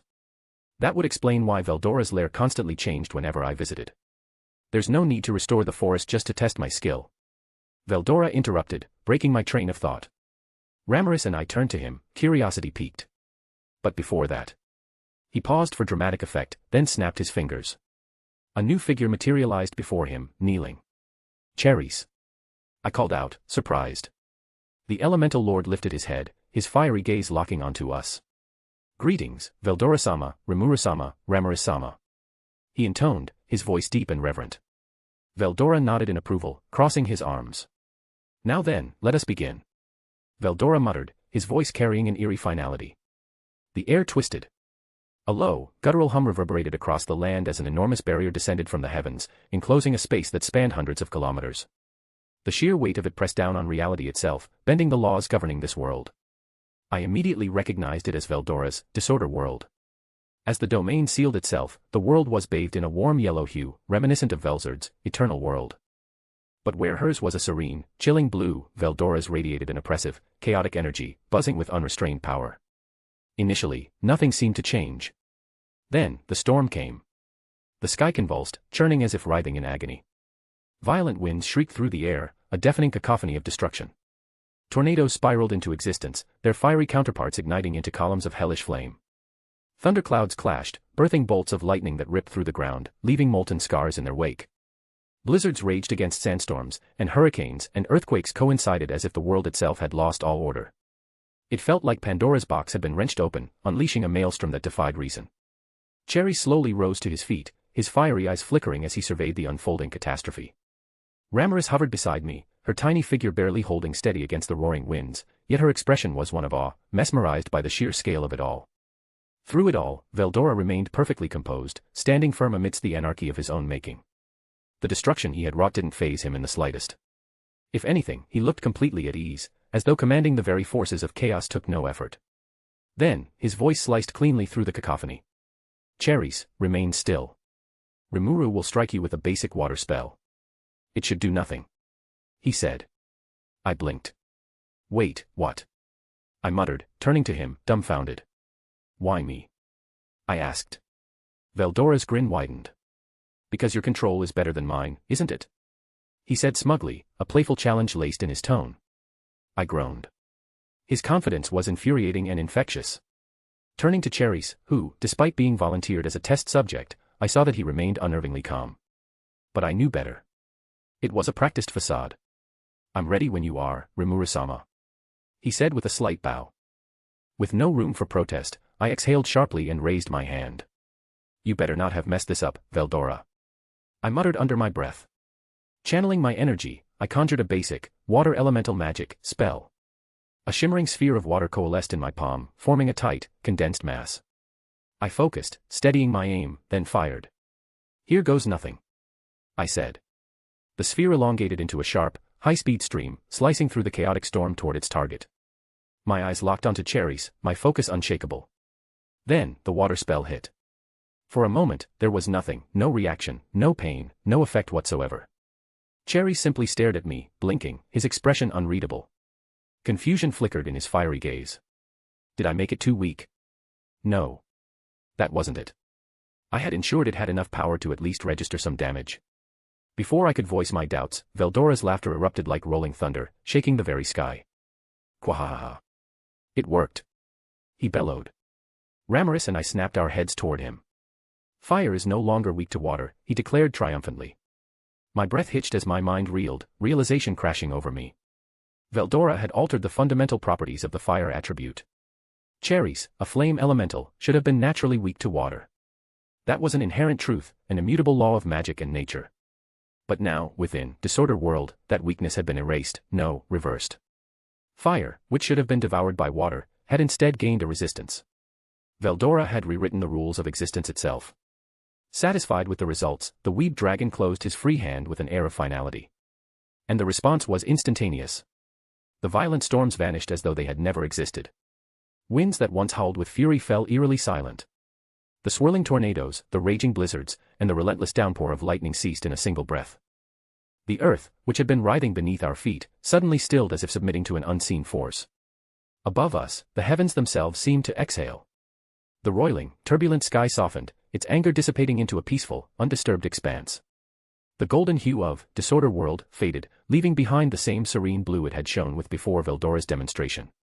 However, the land remained in ruin. Scarred by the earlier devastation, the once thriving terrain had been reduced to a barren wasteland, charred and lifeless. It was a haunting sight that drove home the sheer scale of Veldora's might. This level of destruction, summoned and dismissed on a whim, was nothing short of terrifying. Such is the power of a true dragon. But Veldora wasn't finished.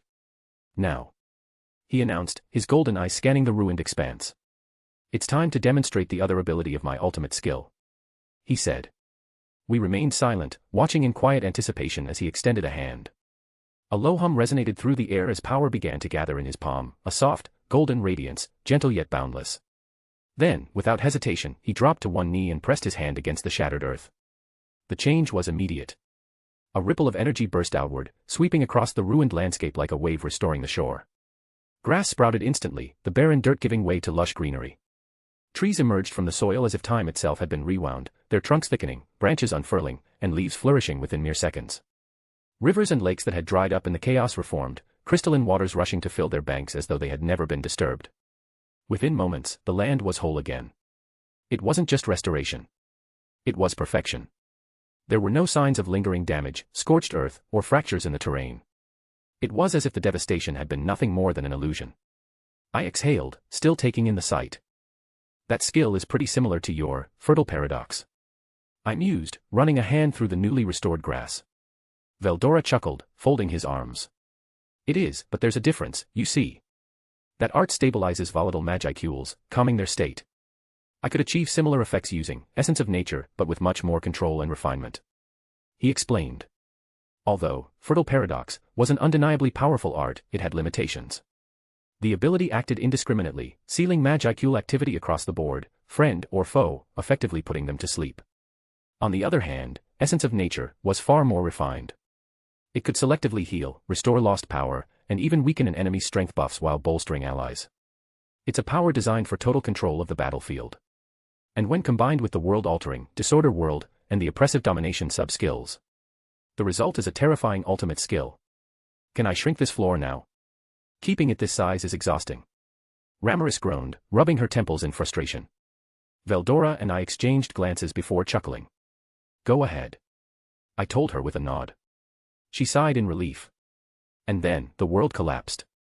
The vast expanse around us folded as if reality had been reduced to a sheet of paper and someone was crumpling it up. The horizon twisted, spiraling inward like liquid glass, bending space in ways that defied logic.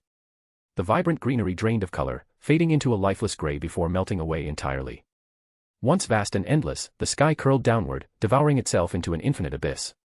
For a brief moment, we were nowhere. Then, just as suddenly, reality snapped back into place. We now stood in Veldora's lair as if we had always been there. Ancient stone walls stretched around us, their surfaces weathered yet resilient. Towering pillars reached skyward, their sheer size evoking a sense of overwhelming grandeur. The dome-shaped ceiling loomed above, its smooth curvature lined with intricate carvings. Dim, flickering magic torches cast long shadows across the chamber, bathing the space in a warm, golden glow. The atmosphere carried an unmistakable final boss energy, exactly as we had designed it. That was fun. Veldora exclaimed, stretching his arms skyward with a satisfied grin. Much to my relief, he had finally stored away his weapon of mass destruction. Is there anything else you require, Veldora-sama?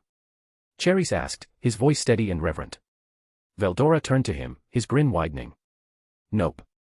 You're dismissed for today, Cherries. He told him. The elemental lord inclined his head in gratitude before turning to face Ramiris and me. Offering a respectful bow, he lifted his gaze. Then, if you'll excuse me, he muttered. In an instant, he vanished in a brilliant flash of orange. The chamber briefly flared with a fiery radiance before dimming to normal, the lingering glow fading like the last embers of a dying flame. Silence settled among us. I exhaled, my thoughts a tangled mix of satisfaction and concern. Veldora's newfound power was terrifyingly impressive. But knowing him, I couldn't shake the worry that he'd get reckless with it. Welp. That's future me's problem. Right now, Ramiris and I have a different agenda. After some discussion, we decided to take the remaining Aurelia and assimilate them with the 4 archdragons guarding the floors before Veldora's lair. It felt off that the final guardians were so underwhelming. At this point, even Apito, Shimo, and Kamara had surpassed them. By merging the Aurelias with the element dragons, they would ascend to the level of a true demon lord, making them worthy as the final 4 bosses before Veldora himself. Velzard had been hesitant at first, her usual calm composure giving way to a moment of contemplation. It wasn't the power boost she objected to, but something more personal. When she finally gave us the green light, she added one condition. She wanted to see them again. That was when I learned the greater elementals of time were actually her students. The revelation caught me entirely off guard. Velzard, the imposing frost dragon, training greater elementals. The thought had been almost surreal initially, but the more I considered it, the more it made sense. After all, she wielded absolute dominion over the time attribute. Who better to guide them? Now, I stood before the massive gate leading to the dwelling of the elementals. Beyond this threshold lay the birthplace and sanctuary of nearly all elementals, where the legendary Aurelius remained stationed. Rimuru had gone inside to gather them, leaving me to wait outside. Suddenly, a soft rhythm of approaching footsteps caught my attention. I turned, and there she was.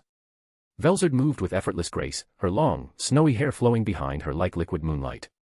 The faint aura of frost she carried made the air subtly crisp, but instead of being uncomfortable, it was invigorating. There was a quiet power in her presence, cold, commanding, yet undeniably beautiful. A smile tugged at my lips as she stopped just a step away. "It's been some time since I last visited the dungeon," she murmured, her voice smooth as silk. Before I could reply, she leaned in, her lips brushing against my cheek in a feather-light kiss. I blinked, momentarily thrown off by the unexpected affection. "Are you excited to see your students again?" I teased, recovering quickly. Velzard rolled her eyes, though the slight smile on her lips betrayed her amusement. Crossing her arms, she shot me a look of playful exasperation. "Don't say it like that. Think of this as me sending them off," she shot back. I chuckled. "They're not going anywhere, you know. They're just taking on new roles," I replied.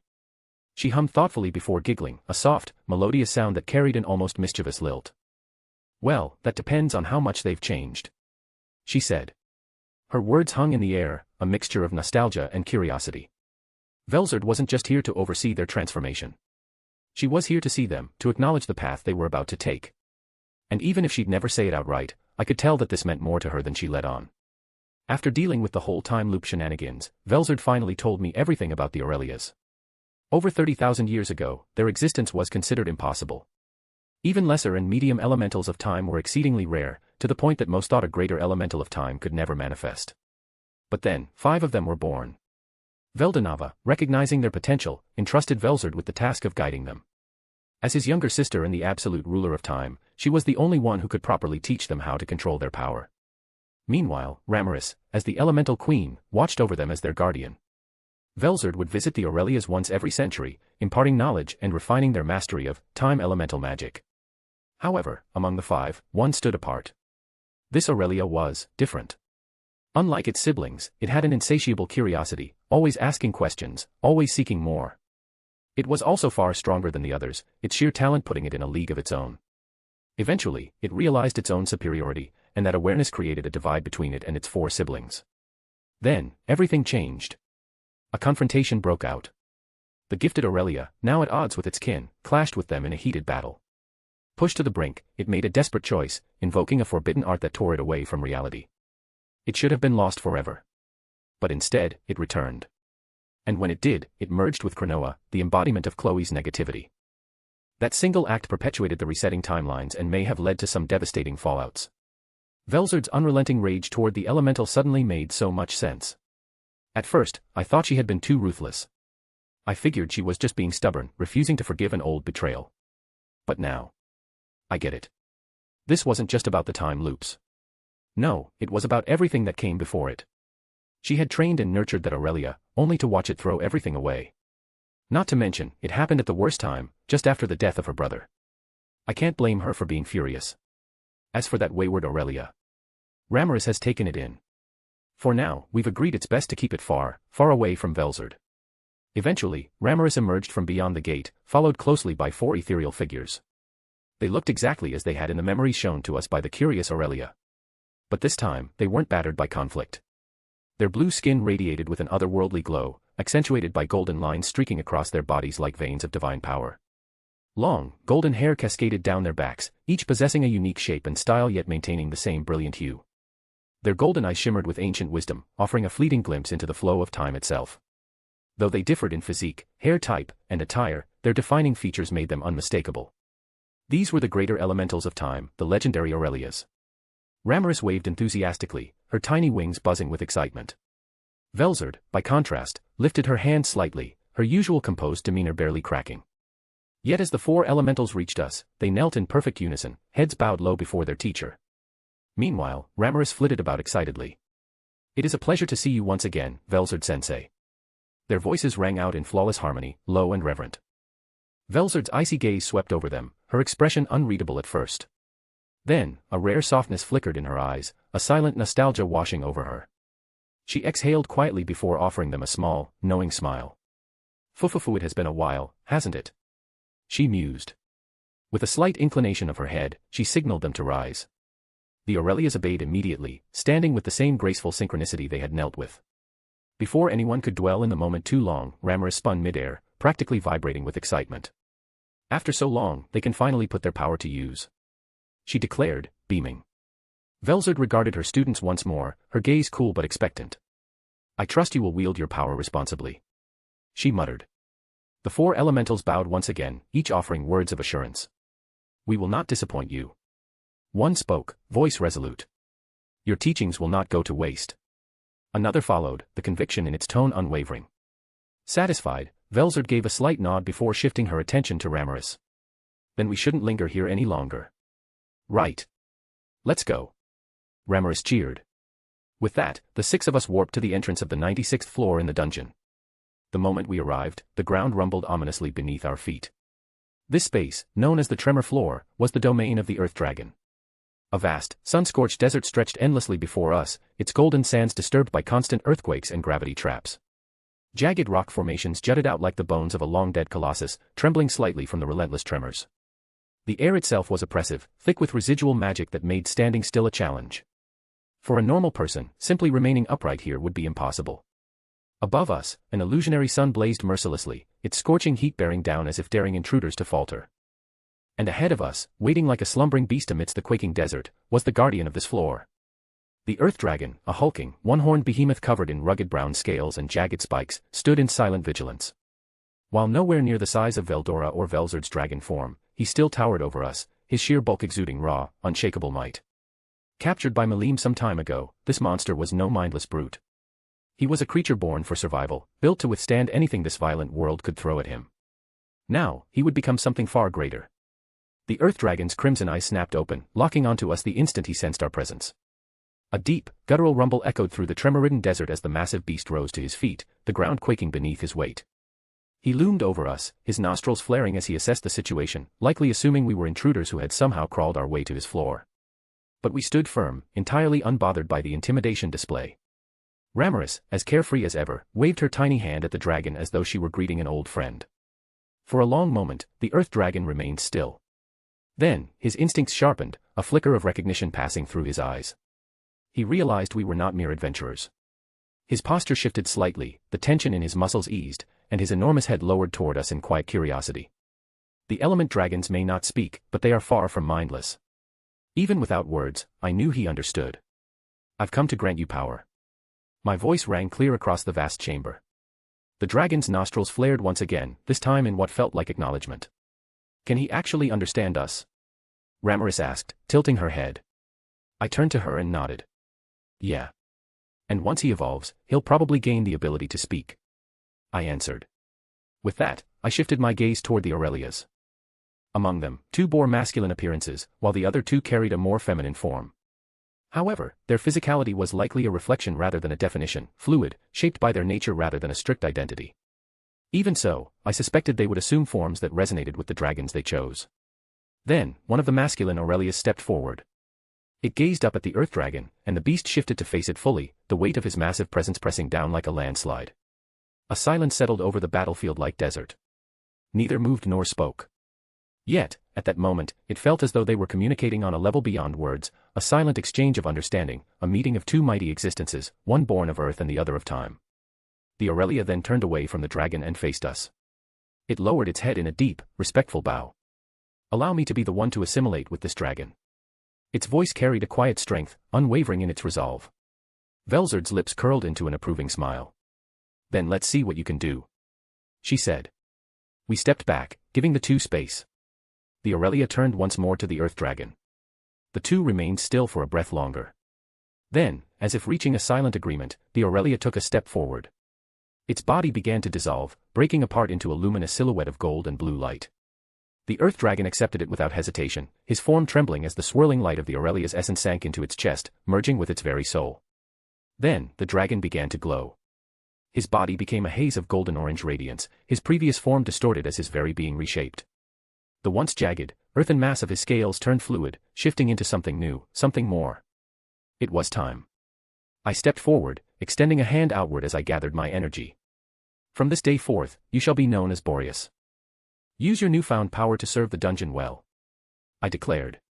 When the name was spoken, a powerful surge of magicules erupted outward. Tendrils of energy surged from me, spiraling into the dragon's shifting form. The glow around him intensified, pulsing wildly as the final stage of his transformation took hold. The chamber shook violently. The sand beneath us lifted into the air, caught in the storm of magicules as the transformation reached its peak. Then, with a sound like shattering glass, the golden light fractured, scattering into the air like celestial fragments. And from the remnants of that light, the newly reborn Boreas, the Earth-time Dragon Lord, emerged. Now slightly taller than before, his 3 pairs of massive wings stretched outward, kicking up a powerful gust. His tail had split into 3 separate ends, each pulsating with time-infused energy. Where he once bore a single horn, he now had 3, curved and formidable, radiating a faint golden glow. His rugged brown scales, still lined with jagged spikes, bore new streaks of golden markings, coursing across his body like veins of pure power. Then there were his eyes. No longer crimson, they gleamed with piercing gold, the unmistakable mark of the Aurelia's influence. For a brief moment, the newly ascended dragon stood in silence, his golden eyes flickering as if adjusting to his newfound existence. Then, slowly, his gaze shifted toward us. Holy crap!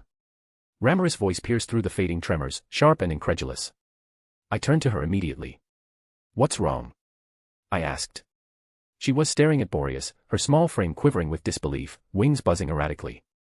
His existence value is ridiculous. It's... She gulped, eyes darting between us as if double-checking the numbers, 6,230,450. She announced. My breath hitched. Over 6 million. That wasn't just within divinity's range.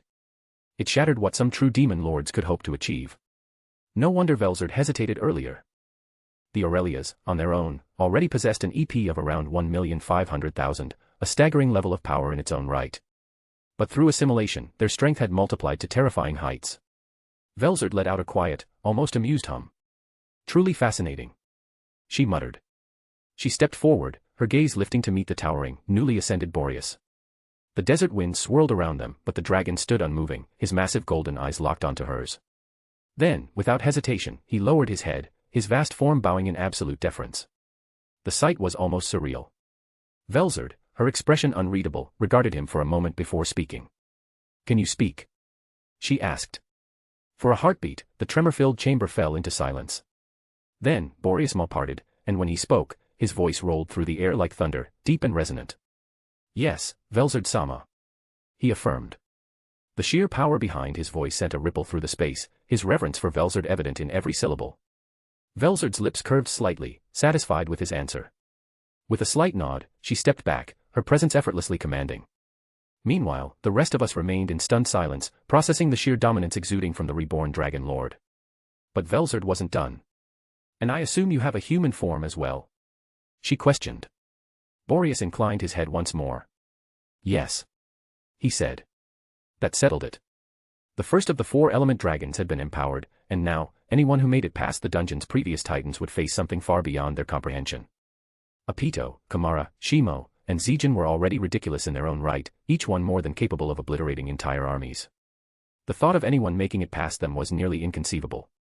But if, by some miracle, a dungeon group did break through, they'd be met with something far worse. With 1 Aurelia now assimilated, our group had dwindled to 5 as we descended into the 97th floor, known as the Thunder Floor. Here, relentless tempests and furious lightning strikes carved through the vast, primeval forest below. Towering trees, their bark blackened from endless storms, swayed violently, their massive roots digging deep to resist the unforgiving winds. The sky was a churning abyss of darkness, storm clouds rolling endlessly, crackling with streaks of untamed lightning. The very air hummed with energy, static dancing in the atmosphere. Amidst this chaotic tempest, a lone colossus stood. The Wind Dragon. She was larger than Boreas had been before his evolution, her frame sleeker and aerodynamic, built for speed rather than brute force. Her emerald green scales glistened under the flickering lightning, their surface eerily smooth, with barely any spikes to disrupt her streamlined form. Her crimson eyes, feral and untamed, narrowed as she took in our arrival. Recognizing our presence, she stepped forward, her movements causing the ground beneath us to vibrate despite her slender build. Every motion was graceful yet powerful, a predator observing intruders in its domain. Rimuru, ever unfazed, flitted ahead and waved excitedly. "Yo. Long time no see, huh?" she greeted, her voice loud enough to cut through the howling winds. The wind dragon paused, her gaze locking onto the tiny fairy before slowly shifting to the rest of us. I stepped forward, my cloak whipping violently in the storm's fury, and met her gaze with unwavering confidence. "We are here to grant you power," I declared, my voice cutting through the roaring winds like a blade. "Use it to defend the dungeon with pride," I added. A tense beat passed. Then, as if recognizing the weight of my words, the wind dragon lowered her head in deference, her massive wings slightly folding inward. I turned to the remaining 3 Aurelias, their ethereal forms standing amidst the storm, golden eyes reflecting the unrelenting sky. Their expressions remained unreadable as they examined the formidable beast before them. Without hesitation, one of the feminine Aurelias took a step forward. She turned to me, Rimuru and Velzard, then bowed deeply. "Allow me to take this one," she requested. "She's all yours." Rimuru cheered, twirling midair. The Aurelia nodded once, then turned back to the wind dragon. Their gazes met, the ancient beast and the timeless elemental seemingly locked in a silent understanding. The moment stretched, lightning illuminating their figures, casting them in alternating flashes of light and shadow. Then, the Aurelia moved. She raised her hand, palm outstretched, and her body dissolved into streaks of radiant gold and deep azure, her essence shifting into pure energy. The luminous stream shot forward, streaking toward the wind dragon's heaving chest, melding into her very core. A howling vortex erupted around us, the already intense storm amplifying tenfold as the wind dragon arched her body, releasing a mighty, thunderous roar. Her form became engulfed in a radiant, emerald-green blaze, a massive silhouette shifting and morphing within the ever-brightening light. The storm itself seemed to bow to her transformation. Lightning cascaded down in arcs, striking around her form, drawn toward the massive surge of power. The air whirled chaotically as if the sky acknowledged the birth of something far greater. Stepping forward, I lifted my hand, magic gathering at my fingertips. "From this day forth, you shall be known as Nodos," I declared, my words imbued with power. At once, tendrils of my magicule surged outward, spiraling around her glowing form, fusing with the elemental's power. Her energy spiked violently, a whirlwind of conflicting forces trying to stabilize. Then, it all condensed, the storm, the power, the light, focusing into a singular, breathtaking moment. With a shattering burst, the radiant cocoon exploded outward, revealing the reborn dragon within. Now more majestic than ever, Nodos, the Windtime Dragon Lord, stood in her fully evolved form. Her sleek, green-scaled body had grown gracefully larger, and she now possessed 2 pairs of enormous wings, their membranes subtly rippling with golden veins of time magic. Her horns had doubled, elegantly curving back, and intricate golden markings adorned her body in symmetrical streaks. But most striking of all were her eyes. Gone was the wild crimson. In its place, brilliant gold gleamed, the unmistakable mark of an Aurelia's soul. Amazing. Rimuru's shrill voice snapped me out of my admiration. "Her EP is 5,780,965. She said. I let out a breath. Another defender on par with true demon lords had been born. At this rate, the time-empowered dragon lords would become the dungeon's ultimate guardians, capable of decimating even the strongest enemies. And soon, the final 2 would join them. With the process now streamlined, we moved swiftly through the remaining element dragons. It was almost poetic, 1 masculine Aurelia, 1 feminine Aurelia, and 2 final dragons, 1 male and 1 female. It was a balance of power, almost as if the world itself had arranged it this way. The frozen floor mirrored the ice continent, though condensed into a far smaller but no less lethal domain. Howling blizzards swept the land in a ceaseless barrage, obscuring everything in a veil of biting white. Jagged ice formations, some the size of fortresses, jutted from the frozen wasteland, and the very ground was layered with frost so thick it could entomb a man instantly. Survival here was an impossibility for ordinary adventurers.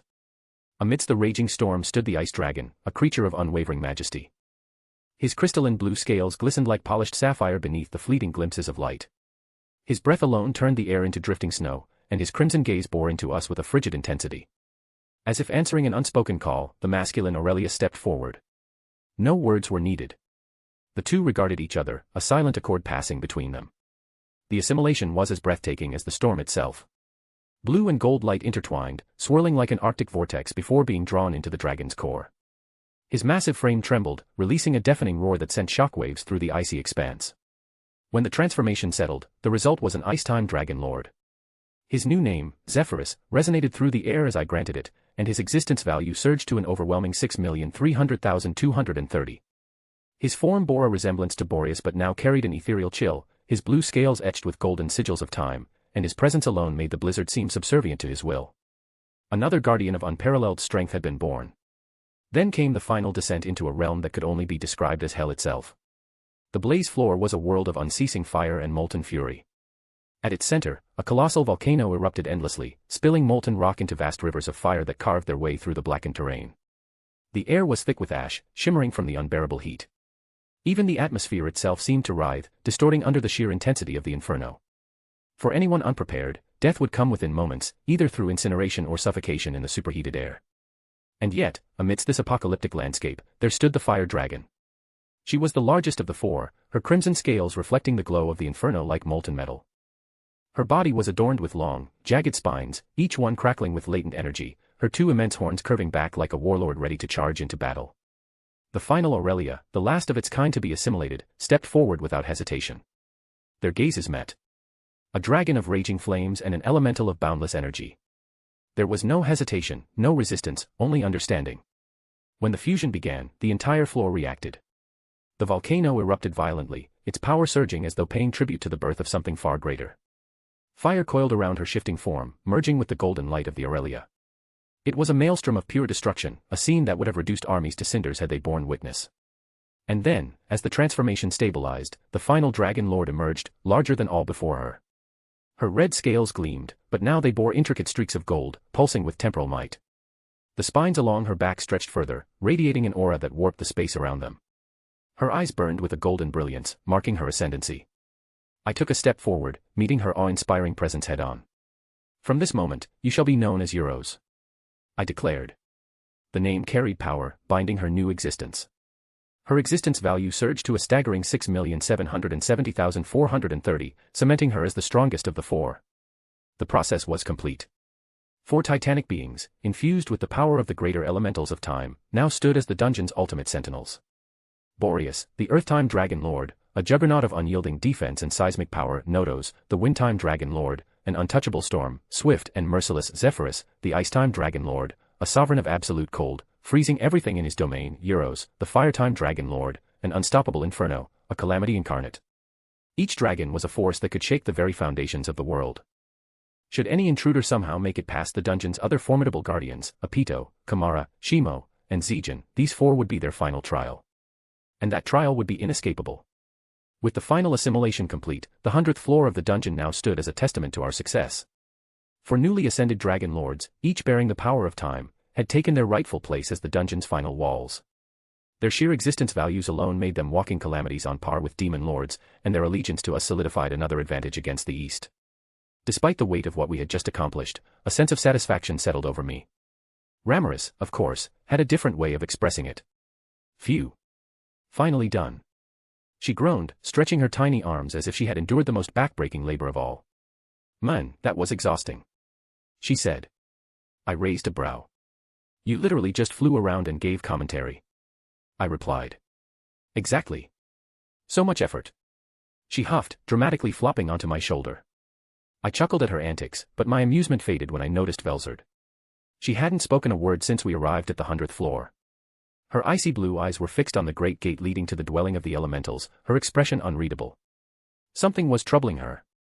I stepped closer and placed a gentle hand on her shoulder, keeping my voice soft. Vels. What's wrong? I asked. For a moment, she didn't answer. Then, as if pulling herself from deep thought, she turned to me, lips curving into a faint, almost hesitant smile. It's nothing, Rimu, she murmured. I've just been thinking about that other Aurelia, she said. I blinked. Even Ramirez, who had been lazing on my shoulder, shot up in surprise. She flitted between us, her small face a mix of confusion and wariness. The Aurelia's doing just fine, Ramirez assured her, though there was an odd tightness to her voice.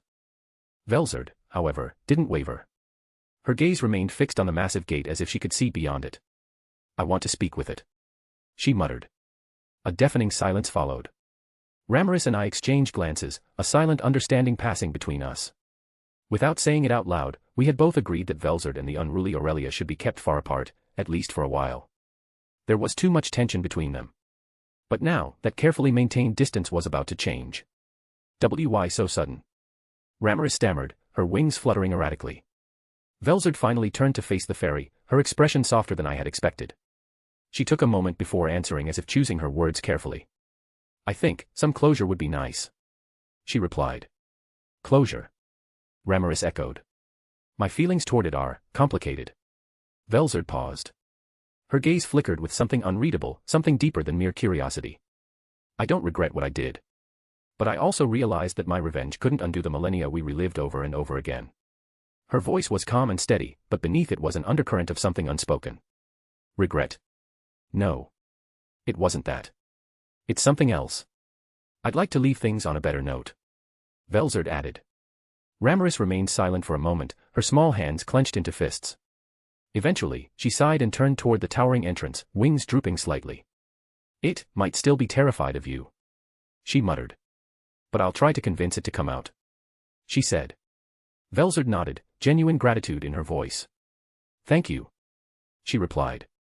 And with that, Ramiris took off toward the dwelling of the elementals, her tiny figure vanishing past the massive doors. Velzard and I stood together in the lingering silence, waiting for what came next. As Ramiris' tiny form disappeared into the looming gate, a hush fell over the 100th floor. The distant hum of magicules pulsed faintly in the still air, but otherwise, the world around us remained silent. Then, a soft sensation brushed against my hand. I glanced to my side and found Velzard's cool fingers intertwining with mine. Her hold was gentle, almost hesitant, yet there was a quiet intensity to it, almost like she was searching for something unspoken. It could be assurance. It could be understanding. Rimu, she murmured, her voice barely above a whisper. Did I do the right thing by allowing the Aurelias to lend their strength to another? She asked. I didn't answer immediately. For one, I wasn't sure what to say. This was a deeply personal matter tied to Veldonava, her past, and a history I could only begin to grasp. And even if I did fully understand, was it really my place to tell her what was right or wrong? But I couldn't stay silent forever. I think your brother would have wanted them to come out of their shells eventually, I said softly. As powerful as the Aurelias are, they're limited if they stay inside the labyrinth their whole lives, I added. Velzard stared ahead, her eyes clouded with thought. She understood my words, yet, something in her expression told me she wasn't entirely convinced. Maybe I'm grasping at straws here, but I think he asked you to guide them so they could learn to control their power, to make them less volatile, I continued. At that, she blinked, her fingers unconsciously tightening around mine. You said he prevented them from lending their power to mortals, right? I questioned. She nodded. Then maybe it wasn't because they shouldn't assimilate, but because they weren't ready. You've trained them, helped them grow, made them more stable. Maybe this was always the next step, I said. Velzard remained quiet for a long moment before finally sighing. I suppose you could say that, she replied. She let out a dry chuckle, a distant, almost nostalgic sound. My elder brother was always so cryptic. He never gave clear answers, always speaking in riddles, leaving people to interpret his words however they wished. She reminisced. A slight smirk tugged at my lips. Well, that just means nothing's off the table, then, I teased. Her quiet amusement mirrored my own, and for a while, we simply stood there, fingers intertwined, gazes fixed on the gate, the silence between us strangely comfortable. Then, you know, I've been thinking, Velzard murmured suddenly. I turned to her. Yeah, I asked. She hummed as if debating whether to say it aloud. Then, with a subtle but unmistakably mischievous grin, she continued. Veldora has an elemental as a servant, doesn't he? That Cherries, the flame elemental. She questioned. I blinked. Yeah, he does. Why? I confirmed. Velzard paused. Then her grin widened ever so slightly. I might just name the last Aurelia and take it under me. What? Welcome back, readers. While I would say this chapter is short, it really isn't. Regardless, I'm glad to say we have a somewhat long weekend, which means more time for me to write. You might wonder why I boosted the Dragon Lord's power. My simple answer is that it just made sense. They guard the last 4 floors before Veldora, and it makes no sense that they are so underpowered. While the terrain was the biggest challenge on their floors, it still didn't explain why they were so weak. Are they too powerful now? Maybe. But let's be honest, is any adventurer crew actually making it past Zijin or Kamara? The next chapter will cover Velzard's closure with the Aurelia. While there will still be lingering tension between them, it'll be for the better. I have a name planned out for her, yes, it will become her, but I would like some suggestions. She'll become Velzard's servant, fulfilling a role similar to Cherries. Anyway, that is all for today. I'll see you all in the next chapter. Author, out. Velzard's POV. Rimuru's reaction was quite amusing. The wide-eyed shock and the stammered disbelief were also quintessentially him. Considering everything that had transpired, I doubt he ever expected me to drop such a surprise. But truthfully, neither would anyone else. Even I hadn't foreseen this. I've been lost in thought ever since the incident at Lubliu's. Delivering what was due, releasing all the pent-up rage that had festered in me for so long, was supposed to feel satisfying. Yet, in the aftermath, I realized it didn't bring me any closer to peace. The visions still linger. Those fragmented, blurry remnants of the timelines we endured continue to pester me. They surface when I least expect them, weaving themselves into my dreams and thoughts, refusing to let go. Knowing what I know now only makes my feelings more complicated. The loops, those endless, suffocating cycles, weren't just abstract memories. They defined me. My unruly student, the one I once saw as an anomaly to be tolerated, had been directly tied to the mechanism perpetuating that torment. Because of that, I spent countless millennia confined to the Frost Palace, reliving the same monotony. Over and over. Words repeated themselves, and conversations blurred into each other. Reality itself began to feel like an echo, and the line between a true memory and fragments of some alternate past became hopelessly indistinct. Even now, I can't recall all the details of those previous loops, but the emotions they stirred carried over. And yet, had those loops not occurred, would I have ever left? Would I have ever abandoned the ice continent, that endless expanse of cold and silence? The answer is, no. Without the pressure of monotony finally breaking me, I likely would have spent an eternity in the Frost Palace, mindlessly watching over Guy and his insufferable antics. Even though we had been companions for so long, I know now that staying with him would have driven me mad. That decision to leave wasn't just an escape. It was the first moment I truly lived. And that choice, that seemingly small act of rebellion against the cycle, led me to him. To Rimuru. The love of my life. The one who thought a heart I thought had been permanently frozen. I can't deny the irony of it all. Time, in its endless looping cruelty, had been both my prison and my salvation. Without those repetitions, without the unbearable monotony pushing me to act on that faithful day, I would never have stepped into the unknown. I would never have met Rimuru. So now, as I stand here with him, I can't help but feel conflicted. Those memories, those visions, they haven't let me go. But at the same time, I'm grateful for the path that eventually brought me here, even if it was paved with suffering. And maybe, just maybe, naming the last Aurelia and taking it under my care is my way of finding closure. I would take the remnants of those loops and make them new and meaningful. Perhaps it's my way of finally moving forward. After a few seconds of awkward silence, Rimuru scratched the back of his head, his sheepish smile betraying his uncertainty. Well, I suppose that should be fine, he said, his tone tinged with hesitation. I allowed myself a small chuckle at his reaction. He was clearly still processing the surprise I'd just dropped on him, but it didn't deter his willingness to adapt. Do you still have a vessel for Aurelia? I asked, my voice calm and composed. He nodded quickly. Quite a lot, actually. We never got to use all of the 1,600 bone golems, he replied, an air of casualness returning to his tone. Perfect. Those vessels were crafted from dragotite, a material capable of channeling the primordial's power with remarkable efficiency. Even Cherry's vessel was made from the same alloy. It was more than suitable for housing an Aurelia. Would you like me to get one from my lab? Rimuru offered, his expression softening into something more reassuring. There's no need, I replied with a smile. You can go on ahead. We'll join you in just a moment, I said. Rimuru hesitated briefly but then nodded, heaving a small sigh of acceptance. He stepped closer and leaned in to kiss my cheek. The warmth of the gesture lingered even as he turned and began walking away. I watched his retreating figure for a few moments, the soft glow of the dungeon's lights reflecting off his form. He didn't look back, trusting me to handle what I needed to. Here goes nothing, I murmured under my breath, my gaze shifting to the massive gate that towered before me. Each step I took toward it reverberated through the cavernous dungeon, the rhythmic echoes almost like a heartbeat building in intensity. The flickering light of the magicule-powered torches lining the walls cast long, shifting shadows, giving the space an eerie, almost sacred ambience. The last remaining Aurelia was undoubtedly terrified of facing me again. And why wouldn't it be? I could still feel faint traces of its emotions from that day, the fear, the desperation, the raw instinct to survive. I'm certain Ramirez was doing everything she could to calm it and ease its anxiety. Which is why I must be careful. Every step I took was deliberate. Every stray thought of negativity must be banished. It wasn't difficult since most of my resentment toward the Aurelia vanished after that day in Lubliu's. Still, as I approached the ancient gate, a bittersweet memory surfaced. The structure loomed before me, carved with intricate patterns that spoke of its age and purpose. I paused a few meters away, my thoughts drifting back to a time untouched by the chaos of the loops. Visions of past timelines had tainted my mind, blurring the edges of memory and dream.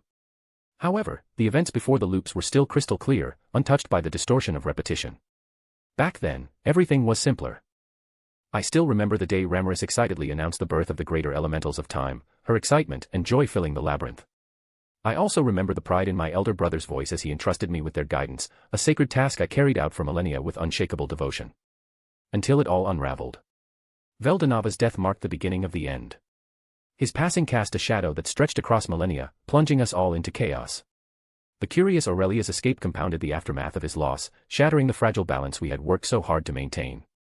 Anger, regret, and confusion swirled within me like an unrelenting storm. Unable to bear it, I abandoned the labyrinth. I withdrew from the world, locking myself away in the Frost Palace, where I drowned in the numbing monotony of isolation. It was easier to stay frozen, detached, and unfeeling than to face what had been lost. But now, standing before this gate, I could no longer ignore the unresolved pieces of the past. I closed my eyes briefly, steadying my breath. The gate ahead loomed like a trial, a bridge to closure and reconciliation with the fractured remnants of history I couldn't change. Then, a deep, resonant groan echoed through the chamber. The massive gate began to move, ancient mechanisms grinding as stone shifted against stone.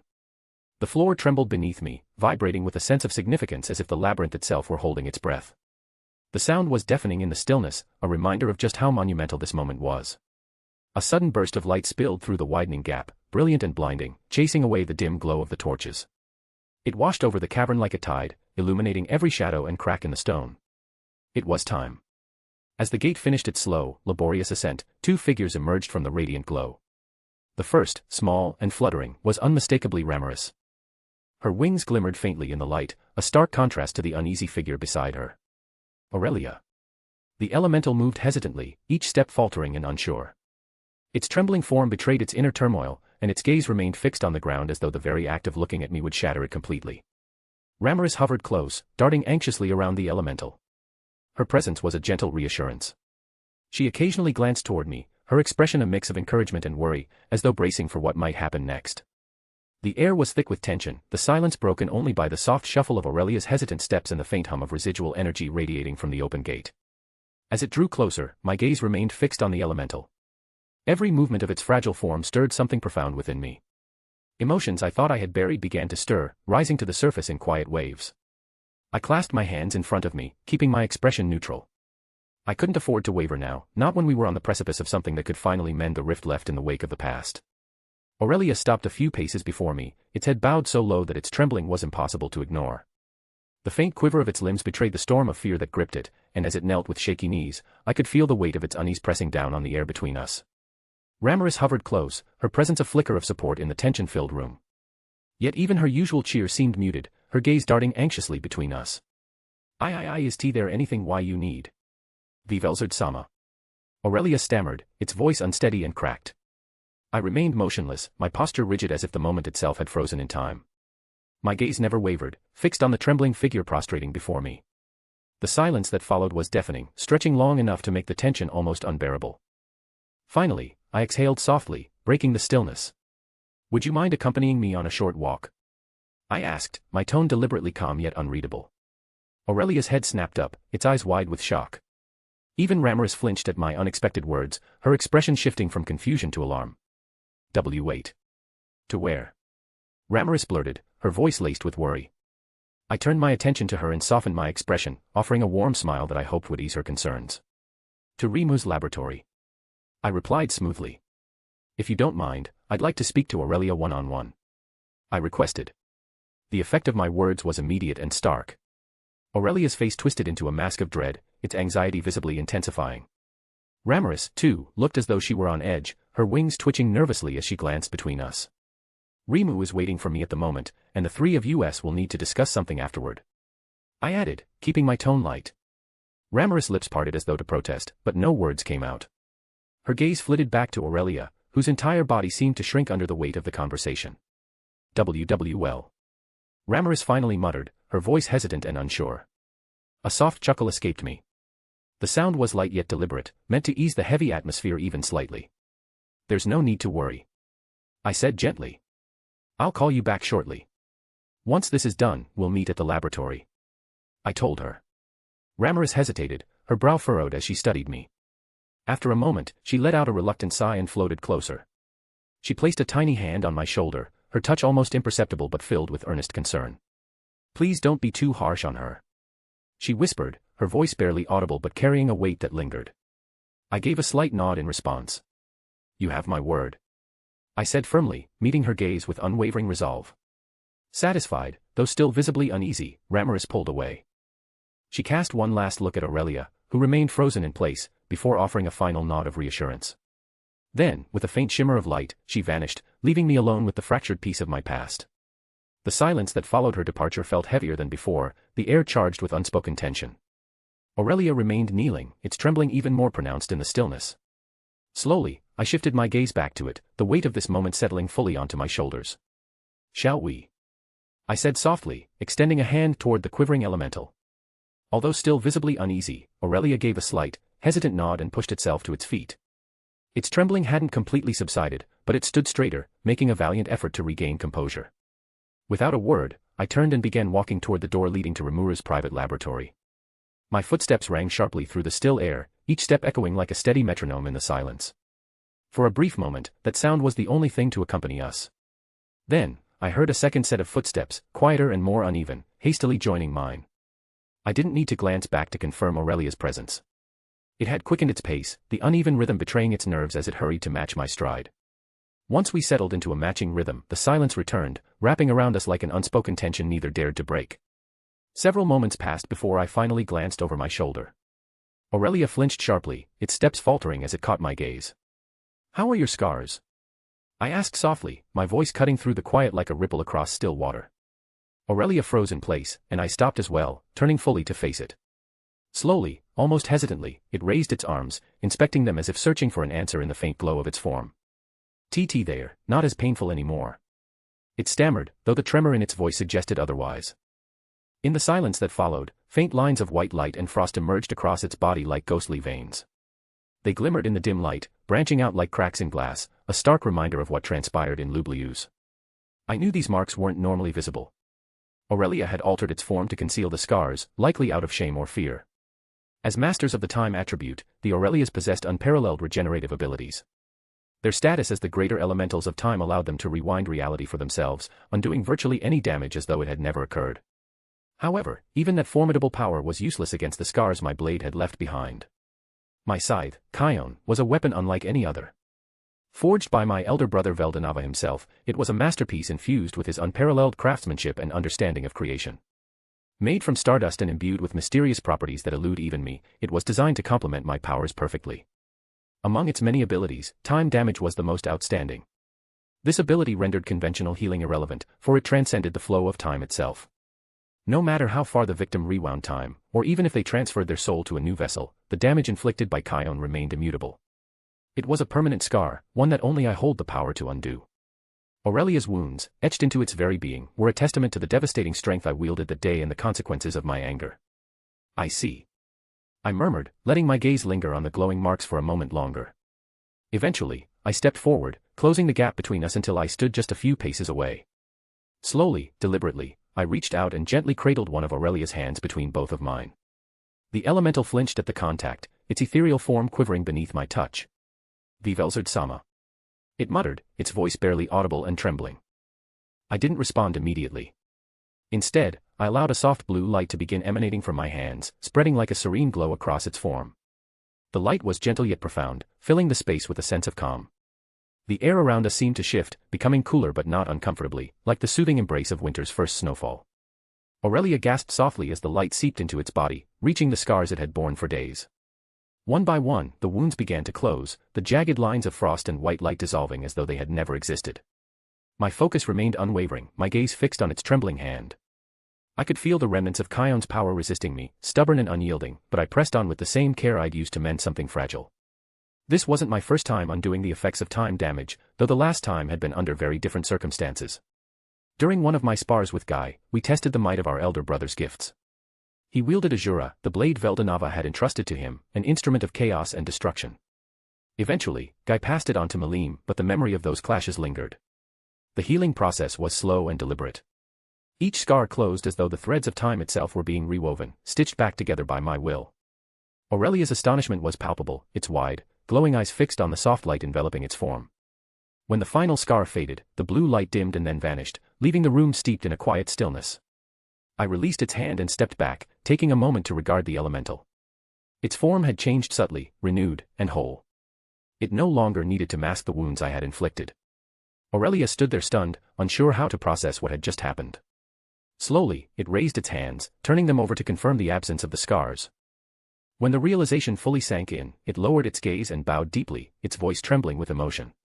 Thank you. Velzard it spoke, but I cut it off. Sensei. I interrupted gently. Aurelia blinked and looked up at me, confusion flashing briefly across its face. A faint, nostalgic smile curled my lips as I regarded the elemental, the best student among the 5 I had ever trained. Have you forgotten? I asked, my tone soft but teasing. Its eyes widened as recognition dawned. No. It exclaimed hurriedly, shaking its head. There's no way I could ever forget everything you've taught me and my siblings, Velzard-sensei. It continued. At that, a light laugh escaped me, a genuine, quiet sound that softened the tension lingering between us. That's better. I said, my voice warm. Silence passed, but it was no longer heavy or strained. The air felt lighter, and while Aurelia was still visibly nervous, there was a hint of ease in its posture that hadn't been there before. After a few moments of silence, I turned back toward the laboratory door and resumed walking. My pace was unhurried and measured, allowing Aurelia to fall into step beside me. Your siblings have chosen their paths. I began, my voice quiet yet firm, echoing slightly in the cavernous dungeon. Now, they've become one with the element dragons, fulfilling the roles greater than themselves. I continued. At first, the only response was the rhythmic sound of our footsteps, blending with the faint hum of magicules in the air. Then, after a moment, a soft sigh broke the stillness. I'm glad for them, Aurelia said, its voice subdued yet genuine. We walked on in silence, the weight of the unspoken lingering between us. The tension wasn't as sharp as before but hadn't entirely dissipated either. It was a fragile truce, tentative and untested.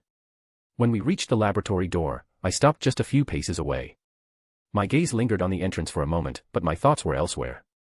Slowly, I turned to face Aurelia, my expression calm but solemn. Your future, however. I began, my voice dropping to a lower register. It's yet to be determined. I continued. The elemental tilted its head slightly, confusion flashing across its features.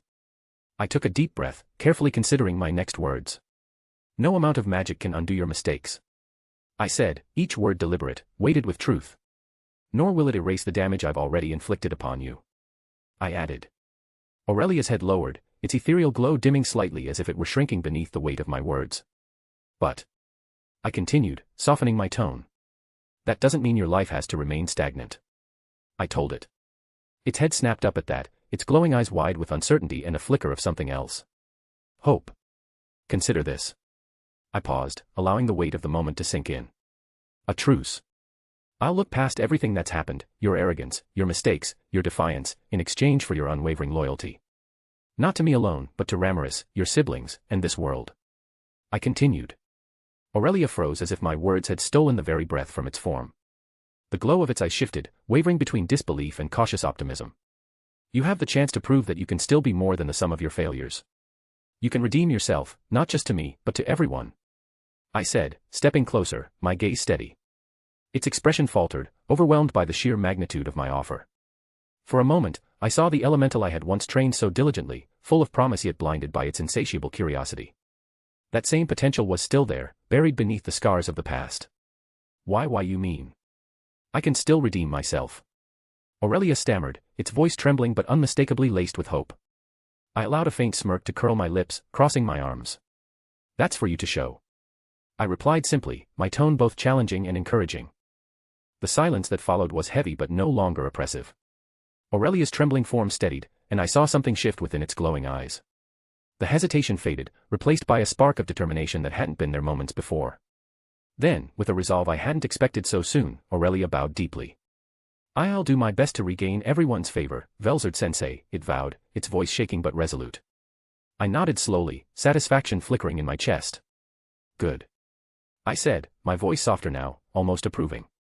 For the first time in millennia, I allowed myself to believe, just a little, that this last student of mine might truly find its way.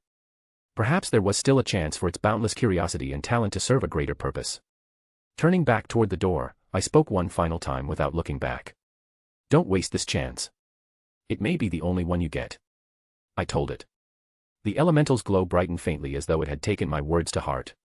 Without another word, I pushed open the laboratory door, stepping forward into the next chapter of this journey across time. Rimuru stood near the center of the laboratory, his gaze fixed on a single bone golem. The vessel he'd chosen radiated an ominous yet refined aura, its polished limbs gleaming faintly under the magical light. Nearby, other golems stood motionless, awaiting their future purposes, but this one was clearly special. As Aurelia and I approached, Rimuru turned to greet us, his usual cheerful demeanor evident. "Ah, welcome to my lab," he said with a smile.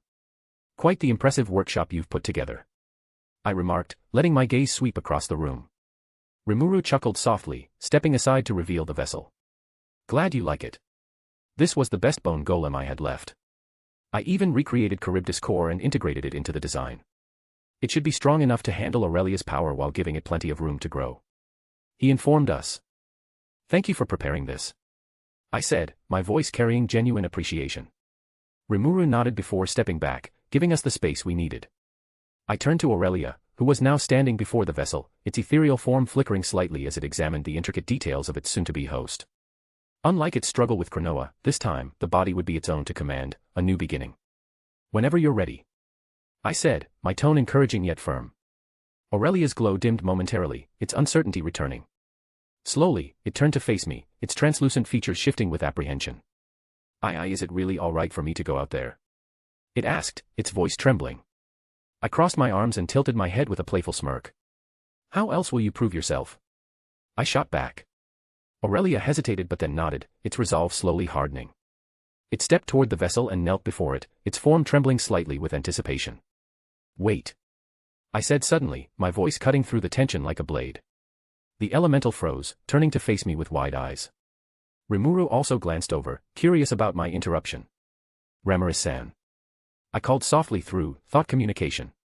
"Velzard-sama. Is everything all right?" Rimuru voice echoed in my mind, tinged with concern. "Yes, we're in Rimu's laboratory. Come," I told her. With that, I severed the connection, trusting that she would understand. In the next moment, a brilliant flash of light filled the room, momentarily illuminating every corner. The light vanished as quickly as it had appeared, revealing Rimuru floating midair with an expression of relief. "You scared me for a second there," she whined, flitting closer to me. "What's going on? Everything all right?" she asked. Fufufu, there's nothing to worry about," I said with a soft chuckle, gesturing toward Aurelia and the bone golem. Rimuru turned her attention to Aurelia, her usual playfulness giving way to something more tender. Slowly, she floated over to the trembling elemental, her tiny hands cupping its ethereal cheeks. Her wings glowed faintly, casting a gentle light over the scene. "You've been given a chance," she said softly, her voice filled with warmth and care. "Make us proud, Aurelia. Not just for yourself, but for everyone," she added. Aurelia's glow brightened slightly, and its trembling stilled as it gazed at her, its uncertainty replaced by a flicker of determination. I will. Rimuru-sama," it replied, its voice steadier than before. Rimuru smiled warmly, releasing its cheeks and floating back. "Good. I'll be watching, so don't let me down," she exclaimed. Satisfied, she turned to me, offering a slight nod before retreating to give Aurelia the space it needed. Rimuru, too, stepped further back, leaving me and the elemental standing before the vessel. I glanced down at my last student, noting the resolve beginning to shine through its nervous aura. "Now, let us get started," I said softly. After a few tense seconds, Aurelia's ethereal form began to glow brighter, the light growing so intense it became a brilliant silhouette of pure energy. Swirls of blue and gold intertwined, flowing like streams of fire and ice locked in an eternal dance. The figure pulsed with life, and then, without warning, it streaked toward the empty vessel. The entire room was bathed in an otherworldly glow as a powerful surge of aura rippled through the air. The force sent tremors along the walls and floor, leaving a still silence in its wake as the light began to settle. When the last of Aurelia's essence merged with the golem, the vessel trembled violently. I stepped back, watching intently as the transformation unfolded. Slowly, like a marionette being brought to life, the bone golem began to rise, its limbs moving with an unnatural elegance. The same golden and blue radiance seeped from the vessel, but now it began to shift and distort, its rigid structure melting into something far more fluid. It was as though the material no longer followed the rules of solidity, reshaping itself to fit the essence now housed within. Long, flowing strands of light extended from the head, forming hair with an iridescent glow. The once featureless body began to refine itself, its outline softening as it took on a distinctly feminine shape. The air grew heavy with magicules, thick and almost suffocating. Every particle in the room seemed to hum with life as though it recognized the emergence of something extraordinary. The new presence, her presence, was palpable, sharp yet serene, commanding respect without a word. As the light settled into its final shape, I stepped forward, stopping just a few paces from the glowing figure. From this day forth, I began, my voice steady and resolute. You shall be known as Aurora. Prove yourself to those you've wronged, and show the world you're worthy of carrying this name. I said. A wave of light radiated outward like a heartbeat as the figure acknowledged my words. At that moment, tendrils of magicules stretched from me toward her, linking us in an intricate web of power.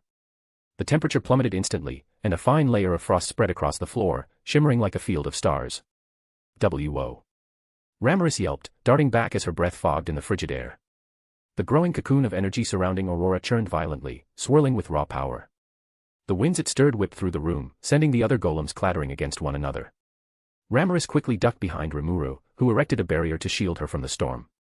The cocoon's light grew brighter and brighter until it eclipsed everything in the room. The magicules howled one last time before fusing entirely with Aurora, the energy dissipating in a final burst of brilliance. When the light faded, what emerged was no longer the hesitant, flickering elemental from before. Aurora stood tall, her new form radiant yet composed. Her movements were graceful as she stepped forward, her presence commanding attention without effort. She was a being of pure purpose now, serene yet exuding strength. Her appearance had shifted in subtle yet profound ways. Her long, flowing hair shimmered like a cascade of light, and her once bare upper body was now clad in elegant, crystalline clothing that seemed to grow naturally from her form. The golden streaks that once adorned her body had transformed into soft, glowing lines of icy blue, pulsing faintly like veins of energy. Aurora knelt before me, lowering her head in reverence. My name is Aurora, the First-Time Lord. I am yours to command, Velzard Sensei. Her voice was clear, steady, and filled with newfound resolve. The uncertainty and nervousness that had defined her before were gone, replaced by a quiet but unshakable confidence. For a moment, I studied her, taking in the enormity of what had just occurred. This was no longer the arrogant elemental that had once acted out of selfish curiosity. The being before me had been reborn, her presence now one of calm authority and purpose. I allowed a faint smile to touch my lips. Then rise, Aurora. Let us see what you are capable of. I commanded, my voice steady but tinged with anticipation. Aurora, glowing with quiet determination, gracefully rose to her feet. The transformation had reshaped her form and her presence, elevated, commanding, yet serene. Before I could say anything further, Ramaris darted past me in a blur, stopping inches from Aurora's face. Her tiny hands cupped her cheeks as her vibrant eyes sparkled with pure amazement. This is crazy. You've reached an insane level now. Like, even crazier than I imagined. Ramaris blurted out, her voice teetering on the edge of disbelief and excitement. Aurora blinked, momentarily startled by the outburst, before a sheepish smile spread across her lips. She bowed her head slightly. Thank you, Ramaris-sama. She replied softly, her tone carrying both humility and gratitude. Rimuru stepped forward, his gaze fixed on Aurora with a mixture of curiosity and awe. His normally calm demeanor cracked as his eyes widened. This is incredible. Ramaris, can you analyze her status? He asked, his voice barely hiding his anticipation. Ramaris spun around, gave him a quick salute, and turned back to Aurora, her expression quickly shifting into one of focus. She extended her hands toward Aurora, her magicule swirling faintly as she began to analyze the newly evolved Time Lord. The process took a moment, but when it was over, Ramaris froze, her wings fluttering nervously. Wait a second. She muttered, her face a mixture of shock and confusion. Slowly, she turned to face Rimuru and me, her tiny hands trembling as if she couldn't process what she'd just uncovered. Well. What is it? Rimuru pressed, his voice tinged with impatience. Ramaris hesitated, gulping audibly before speaking. It's better if I just show you both. She muttered. In an instant, the results of her analysis were transmitted directly into our minds. Name, Aurora, EP, 9,725,340. Race, Time Lord. Blessing, Frost's Protection. Title, Frost Dragon's Timekeeper. Magic, Frost Magic, Summoning Magic, Time Elemental Magic. Skills, Temporal Domination. Resistances, Abnormal Condition Nullification, Holy Demonic Attack Resistance, Physical Attack Nullification, Natural Effects Nullification. The sheer weight of the information hit me like a tidal wave, though I masked my reaction. Beside me, Rimuru wasn't nearly as composed. What the? He muttered, his voice trailing off as his eyes went impossibly wide. He looked at Aurora, then back at me, struggling to find words. Her existence value is almost 10 million. He finally exclaimed. I allowed a faint smirk to curl my lips. As expected of my finest student. While I'd known Aurora would achieve extraordinary strength after her evolution, even I hadn't anticipated this degree of power. With an existence value nearing 10 million and my millennia of guidance, Aurora could rival, perhaps even defeat, some of the weaker demon lords seated at the octagram. The addition of my frost magic and divine protection only further solidified her potential. Ramirez, however, didn't seem capable of containing herself any longer. She shot back toward Aurora, her entire body trembling with excitement. Amazing. She squealed, spinning in midair. You're like, unstoppable now. I mean, wow. You've really outdone yourself. She praised. Rimuru, still trying to process what he'd just learned, looked at me with wide, questioning eyes. Vels, did you know this would happen? He asked. I met his gaze, my expression calm but undeniably proud. I had high expectations for her. But even I admit, she surpassed them. I replied, my tone carrying an undercurrent of satisfaction. Aurora stood silently, her presence unwavering yet far from overwhelming. Despite the newfound power coursing through her, she carried herself with a quiet grace. The lines across her body pulsed faintly with icy blue light, a subtle reminder of the immense strength lying dormant within her. I will do my utmost to live up to your expectations, Velzard-sensei, Ramirez-sama, Rimuru-sama. Aurora said, her voice steady, a quiet resolve shining in her glowing eyes. I inclined my head slightly, acknowledging her vow. Good. The path ahead will not be easy, but I trust you won't disappoint. I told her. As the words settled between us, the air in the laboratory felt electric, not just from the lingering magicules but from the unspoken understanding shared among us. Aurora's presence was different now, a beacon of potential and purpose that seemed to light the room in an entirely new way. For a moment, silence reigned, broken only by Ramirez's soft, breathless murmur. She's really something else. She muttered. Rimuru exhaled, finally regaining his composure. Yeah. He said, a slight grin creeping onto his face. Something else, indeed. He added. I turned toward Aurora, meeting her glowing gaze with a steady, expectant nod. For your first task. I began, pausing just long enough for the weight of my words to settle. You are to apologize to your siblings. I said firmly. Aurora's eyes widened, the glow within them flickering briefly. Though she had regained Ramirez's favor, the bond she once shared with her siblings remained fractured, unaddressed, and unresolved. They have become one with the element dragons guarding the floors directly above us. I continued. Like you, they've been named. Use your time in the dungeon wisely, Aurora. Reconnect with them and rebuild what was lost. When the time comes, I'll summon you for greater tasks. But until then, this is your priority. I told her. Ramirez floated closer, her tiny hands resting gently against Aurora's crystalline cheek as she smiled warmly. Velzard-sama's right. More than anyone else, your siblings deserve your apology. She whispered, her tone soft but insistent. Aurora hesitated, her expression conflicted. But after a few moments, her gaze sharpened with resolve. She gave a firm nod. Very well. I will do as you say. She replied, her voice steady and full of determination. I allowed myself a faint smile. Good. I said, satisfied with her response. Then, without lingering further, I turned to Rimuru and extended my hand. He took it without hesitation, his touch grounding me as we faced the laboratory door. I have high expectations for you, Aurora. I said, my voice calm yet carrying an undeniable authority. And I shall do my best to exceed them, Velzard-sensei. She vowed, her words brimming with conviction. Without another glance back, Rimuru and I stepped toward the exit. As the door slid open, I felt the day's weight slowly lift from my shoulders. It had been a long and arduous process, but with this chapter finally nearing its conclusion, a rare sense of peace began to settle over me. Aurora's presence still lingered faintly behind me, like the last notes of a powerful melody. She was different now, stronger and more composed. Yet, this was only the beginning of her journey. Time would reveal if she could truly rise to the expectations placed upon her. Beside me, Rimuru seemed lost in thought, his usual casual demeanor replaced by a rare moment of quiet introspection. I wondered if he, too, was thinking about what lay ahead for all of us. Welcome back. It's been some time since the last chapter. Our second semester is beginning to come in full swing. Luckily, we don't have classes on Friday, so there's that. Moving on. The Sacred Beach episode will most likely start in Chapter 68. There are a few more things I'd like to cover in the next chapter before we get to that point, and I may need to rewatch Slime Diaries for some inspiration. Check out this illustration I'm cooking up, lil teaser for what's coming up. Anyway, that is all, folks. I'll see you in the next chapter, whenever I have the time to write that. Author, out. Rimuru's POV. 2 days had passed since Aurora and her siblings evolved, and I was still wrapping my head around the sheer scale of what that meant for Tempest. With the element dragons and a Time Lord on our side, the dungeon had become an unparalleled fortress. Even without factoring in Veldora, we now had 5 beings with power rivaling true demon lords standing by, ready to unleash their full might if needed. Just knowing they were there added a profound sense of security.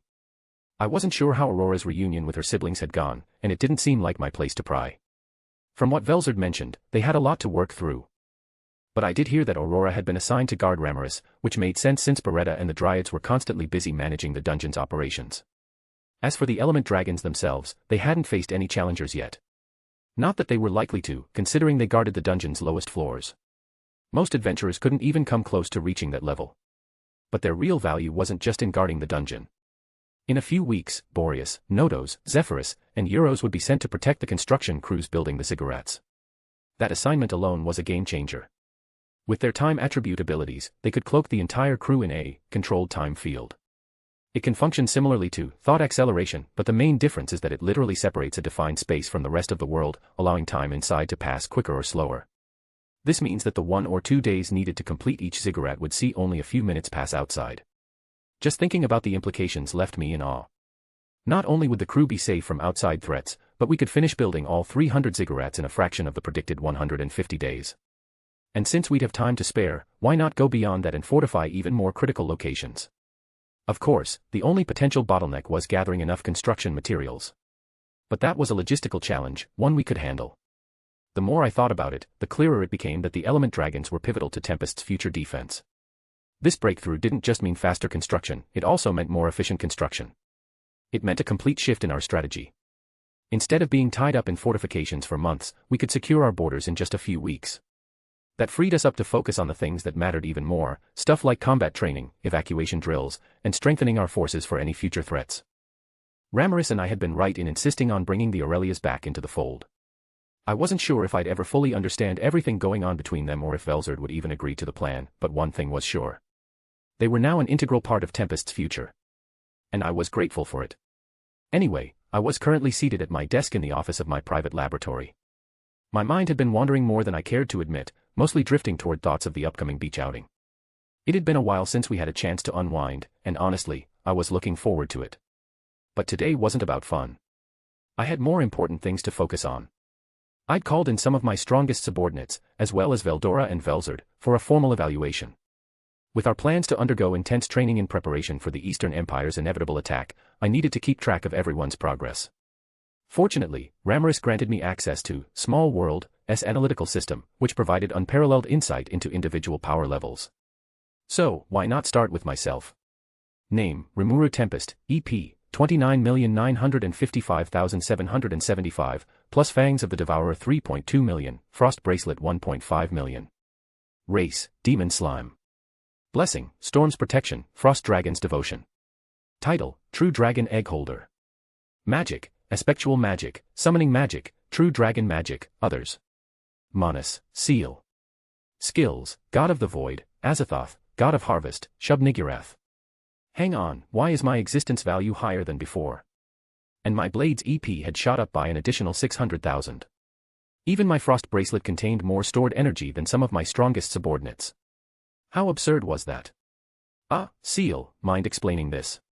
The increase in your existence value is due to the true dragon egg within you undergoing a process similar to incubation. While not a literal incubation, this phenomenon bears a resemblance to it. Until the hatching process is complete, your EP will steadily grow. That makes sense. And I assume that explains my sword as well, since it's always by my side. Indeed. As the egg matures, its ambient energy naturally resonates with any artifacts closely bound to you. Well, isn't that neat? While I knew existence value wasn't the ultimate measure of combat prowess, I couldn't deny it was exciting to see those large numbers. What truly mattered in battle was fighting experience, skill proficiency, and knowing when to unleash your abilities. But hey, seeing big numbers was still satisfying. Now that my curiosity was piqued, I was eager to see the evaluations for Veldora, Velzard, and the others. Something told me that their growth would be just as impressive, if not downright shocking. First up was my sworn brother, the first friend I made in this world, Veldora. Are you ready to witness the full might of the invincible storm dragon? His booming voice shattered the peaceful quiet of my lab, accompanied by a three-stage laughter that seemed explicitly designed to cause headaches. Sigh. So much for a calm evaluation. Again with the boisterous entrances. I muttered. Tone it down, old man. Just because you might have the highest number here doesn't mean you get to deafen everyone. I told him. Veldora's chest puffed with pride as he crossed his arms, a smug grin plastered on his face. But it does mean that. I've earned my bragging rights, and I'd be more than happy to crush you in a rematch. He declared triumphantly. I shook my head, knowing exactly what he was going to add next. No using imaginary collapse, though. That's cheating. He blurted, wagging a finger at me like I was some reckless upstart.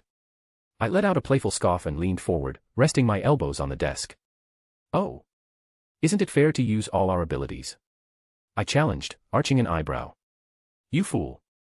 He roared, his expression turning serious. You risk dying yourself if you use that. He said.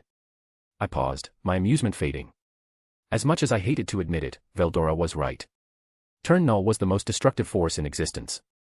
Since I hadn't fully transcended into a true dragon that embodied the concept of nothingness, I remained vulnerable to the devastating effects of imaginary collapse, S-power. If I ever lost control and unleashed too much of it, not only would my opponent be erased from existence, but I'd either sustain severe damage or face deletion myself. It was a terrifying power, one I kept as a last-ditch resort. And even then, only reluctantly. Eventually, I leaned back in my chair and gestured for Veldora to take the seat across from me. He beamed and plopped down without hesitation, looking as eager as ever. All right, let's get this evaluation started.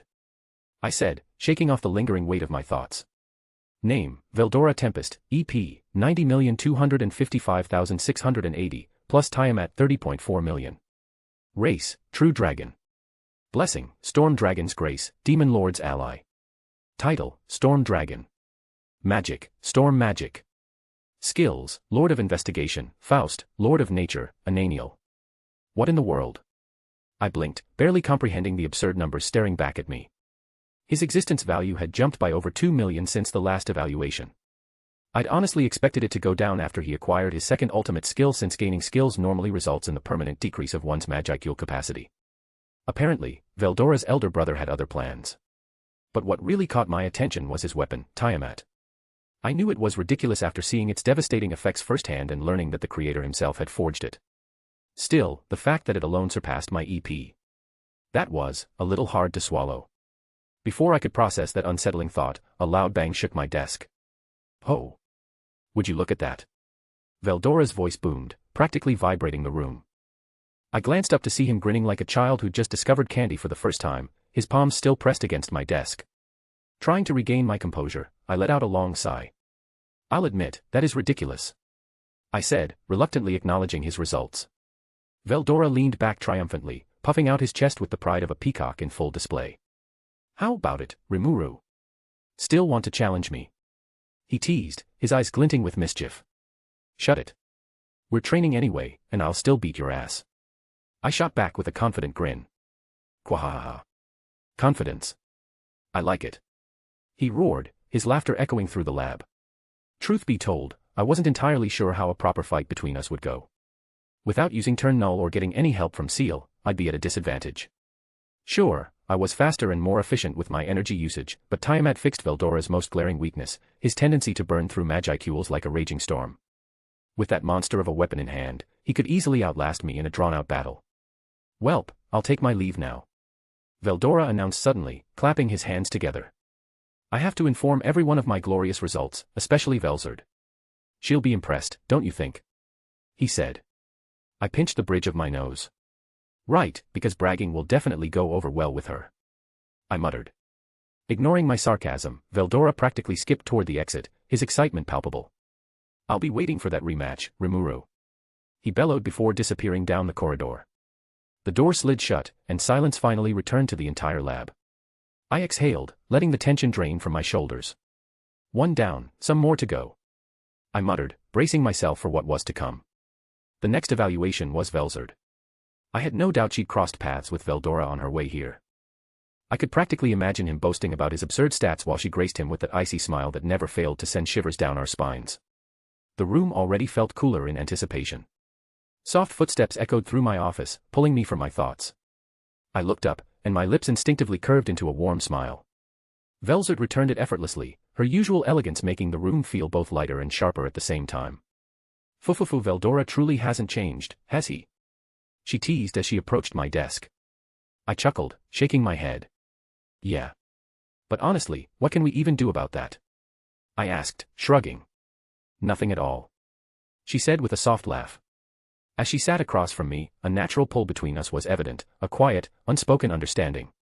Without a second thought, we both leaned forward, our lips meeting in a gentle, electrifying kiss. That familiar rush coursed through me, no less intense despite how often we shared moments like this. Time seemed to pause, the weight of our responsibilities lifting for just a few precious seconds. When we finally pulled back, I found myself grinning like an idiot. Velzard's cheeks carried a soft pink hue, though she maintained her composed demeanor far better than I did. Well, she said, her voice light. I'm ready for my evaluation, she declared. I leaned back, trying to regain some semblance of professionalism. I'm excited to see your results, I began. She giggled softly, covering her mouth with a hand. There's a chance it won't be much different from last time, you know, she told me. Maybe, I conceded.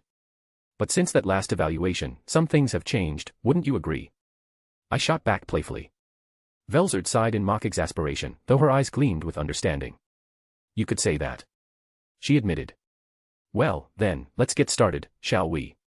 I replied, activating the evaluation system with a grin. Name, Velzard, EP, 83,658,235, plus Kion 43.3 million, Frost Bracelet 1.5 million. Race, True Dragon. Blessing, Frost Dragon's Grace, Demon Lord's Devotion. Title, Frost Dragon. Magic, Frost Magic. Skills, Lord of Patience, Gabriel, Lord of Envy, Leviathan. Phew. An increase of over 3 million from the last evaluation was no joke. But what really caught my attention was her scythe, Kion. Its existence value was completely absurd. Not that I was surprised. Veldonava's creations were in a league of their own. Honestly, I felt like God grade wasn't even a strong enough classification for his weapons. Maybe we needed something beyond that, though calling it Genesis grade felt redundant, considering that was already the name of the highest classification in Tempest's system. You know, it's wild that your scythe holds more than half your total energy, I said, leaning forward. Velzard chuckled softly. It does sound ridiculous, doesn't it? She replied. Just a bit, I affirmed, grinning. What's up with that, though? Is that how all of your elder brother's weapons are? I asked. She nodded thoughtfully. I can't speak for all 6, but I do know the ones he made for us, his siblings, were tailored to address our specific weak points. In Veldora's case, Tiamat vastly improves his efficiency.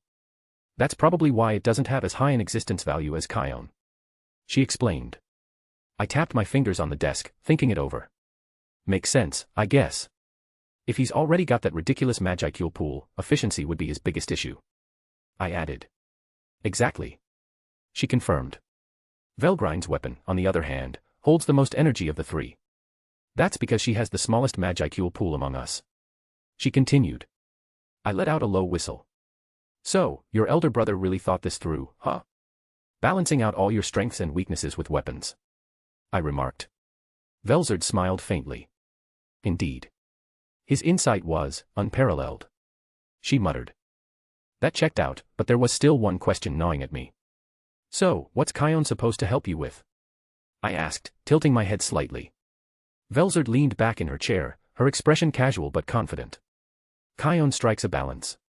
I don't have efficiency issues, my Magicule pool is decently high, and my attribute is unmatched overall, she said. Ignoring the part where she downplayed her Magicule pool as only decently high, I couldn't help but admire her composure. Unlike Veldora's loud boasting, her words carried a matter-of-fact weight that somehow felt more convincing. In short, Kion wasn't designed to compensate for a weakness.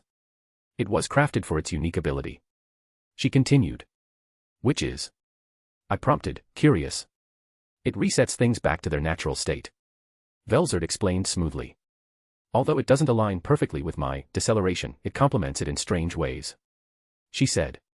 I blinked, processing the information. Resetting things. Like reversing damage or something? I asked. You could say that. She confirmed. Though it's much broader than that. Words can't easily define its true nature. She added. Of course, it wasn't. Nothing about Veldora was simple. Still, I couldn't deny that her explanation had piqued my interest even more. I see. I muttered, rubbing my chin thoughtfully.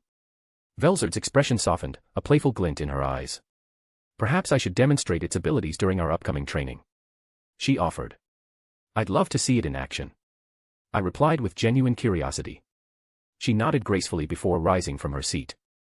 I instinctively stood as well, and before I could think better of it, we both leaned in, our lips meeting in a brief but meaningful kiss. It was quick, but the warmth lingered, my cheeks betraying me with a slight flush. Velzard noticed, of course, but chose not to tease me about it. Instead, she smiled with that calm elegance I'd come to cherish. You still have plenty of evaluations left, right? She asked. I sighed, already bracing myself. Yeah. A lot. I replied. Then I'll see you back at home, Rimuru. She said softly, her tone laced with affection. As she turned toward the exit, I couldn't help but watch her retreating figure, her long, snowy hair catching the light. It wasn't until she vanished into the corridor that I finally sat back down, shaking my head at how easily she could disarm me. Well, back to work. I muttered. The Oni should be next. I said. I mentally prepped myself. The remaining evaluations were reserved for my most powerful subordinates, excluding the element dragons. Their stats were already accounted for, and I didn't need more reminders of their absurd growth. A few minutes later, 4 familiar figures entered the room with confident strides. Good to see everyone so punctual. I greeted them with a smile. I simply couldn't miss out on this evaluation, Rimuru-sama. Benimaru declared, a sharp grin spreading across his face. Right. Cheyenne chimed in, looking just as eager. As expected, Shimo and Sui remained composed, their expressions serious and respectful. The 4 Oni stopped before my desk, bowing in unison. I gave a slight nod in response before leaning forward, my tone shifting to business. All right then. Let's get started. I said, grinning. Name, Benimaru, EP, 735,835, plus Crimson Lotus 320,500. Race, Oni. Blessing, Rimuru's Blessing. Title, Samurai General. Magic, Flame Soul Magic. Skills, Commander. Name, Shimo, EP, 545,250, plus Frostmourne 215,200. Race, Oni. Blessing, Rimuru's Blessing. Title, Frost Guardian. Magic, Fire Magic, Ice Magic, Wind Magic. Skills, Near Absolute Zero. Name, Cheyenne, EP, 746,210, plus Hercules Edge 311,600. Race, Wicked Oni. Blessing, Rimuru's Blessing. Title, Royal Guard. Art, Divine Battle Will. Skills, Cook, Divine Berserker. Name, Sui, EP, 622,990. Race, Oni. Blessing, Rimuru's Blessing. Title, Dark Shinobi. Magic, Darkness Soul Magic. Skills, Shadow Striker. As expected from the Onis, their stats were nothing to scoff at. I couldn't perfectly recall Clayman's exact energy levels after his forced evolution at Walpurgis, but I estimated they were around the same level as Cheyenne and Benimaru's now. That would suggest a true Demon Lord's threshold hovers around 800,000 or more. Regardless, it was impressive to see that my loyal Onis were nearing the top end of the Demon Lord seed spectrum. If I factored in their weapons, Benimaru and Cheyenne easily pushed into the special S-class bracket. I must say, your results are stellar. I praised, my gaze sweeping across the 4 of them. They all bowed respectfully, though their reactions varied. Cheyenne looked particularly proud, her broad grin practically radiating joy. Benimaru wore his usual confident smirk, clearly unfazed but pleased. Shimo and Sui maintained their stoic composure, although a subtle gleam of satisfaction shone in their eyes. It'll be interesting to see how our evaluations change in a few months. Benimaru remarked, his tone carrying a note of competitive determination. I leaned back in my chair, shooting them a playful grin. I'm sure they'll be even more absurd. I said. Cheyenne practically leaped in joy. I'll make sure my next results are the best. She exclaimed. We'll all strive for improvement. Sui added calmly. Shimo nodded in agreement. MHM. My duties in the dungeon depend on it. She said. The room's atmosphere crackled with energy, but I decided to push things a step further. Speaking of improvement. I've been thinking about your upcoming training sessions, I said. Their attention instantly sharpened. Remember, I'm opening up sparring challenges against me, I declared. Anyone who feels ready can face me directly. That way, I'll see your growth in real time, not just through evaluations, I told them. Their initial surprise quickly gave way to eager excitement. Even Sui, who usually masked his emotions, looked intrigued. I accept that challenge, Rimuru-sama, Benimaru said confidently. Same here. I'll show you everything I've got, Cheyenne proclaimed, brimming with enthusiasm. You won't be disappointed, Rimuru-sama, Shimo said, her voice steady but resolute. Count me in, Sui added, a faint smirk tugging at his lips. Glad to hear it, I replied, nodding in satisfaction. Train hard. I won't be an easy opponent, I said, grinning. After a few more words of encouragement, the four bowed respectfully. We look forward to your offer, Rimuru-sama, Benimaru said, leading the group out. As the door closed behind them, I exhaled and smiled to myself. Their growth was remarkable, and I couldn't wait to see how they'd fare against me in battle. Next group, here we go, I muttered, mentally preparing for the next set of evaluations. The next group was a bit of a mixed bag that didn't fit neatly into any category. Since I decided to save the demons for last, I will be evaluating Adalman, Gabiru, Geld, and Ranga next. Just a few moments later, 3 familiar figures entered the room. Ranga sprang from my shadow, his tail wagging enthusiastically as he joined the group. Good to see you're here. You 4 are next to be evaluated, I greeted. Gabiru and Geld bowed respectfully before my desk. Ranga sat excitedly by my side, ears perked up and eyes gleaming.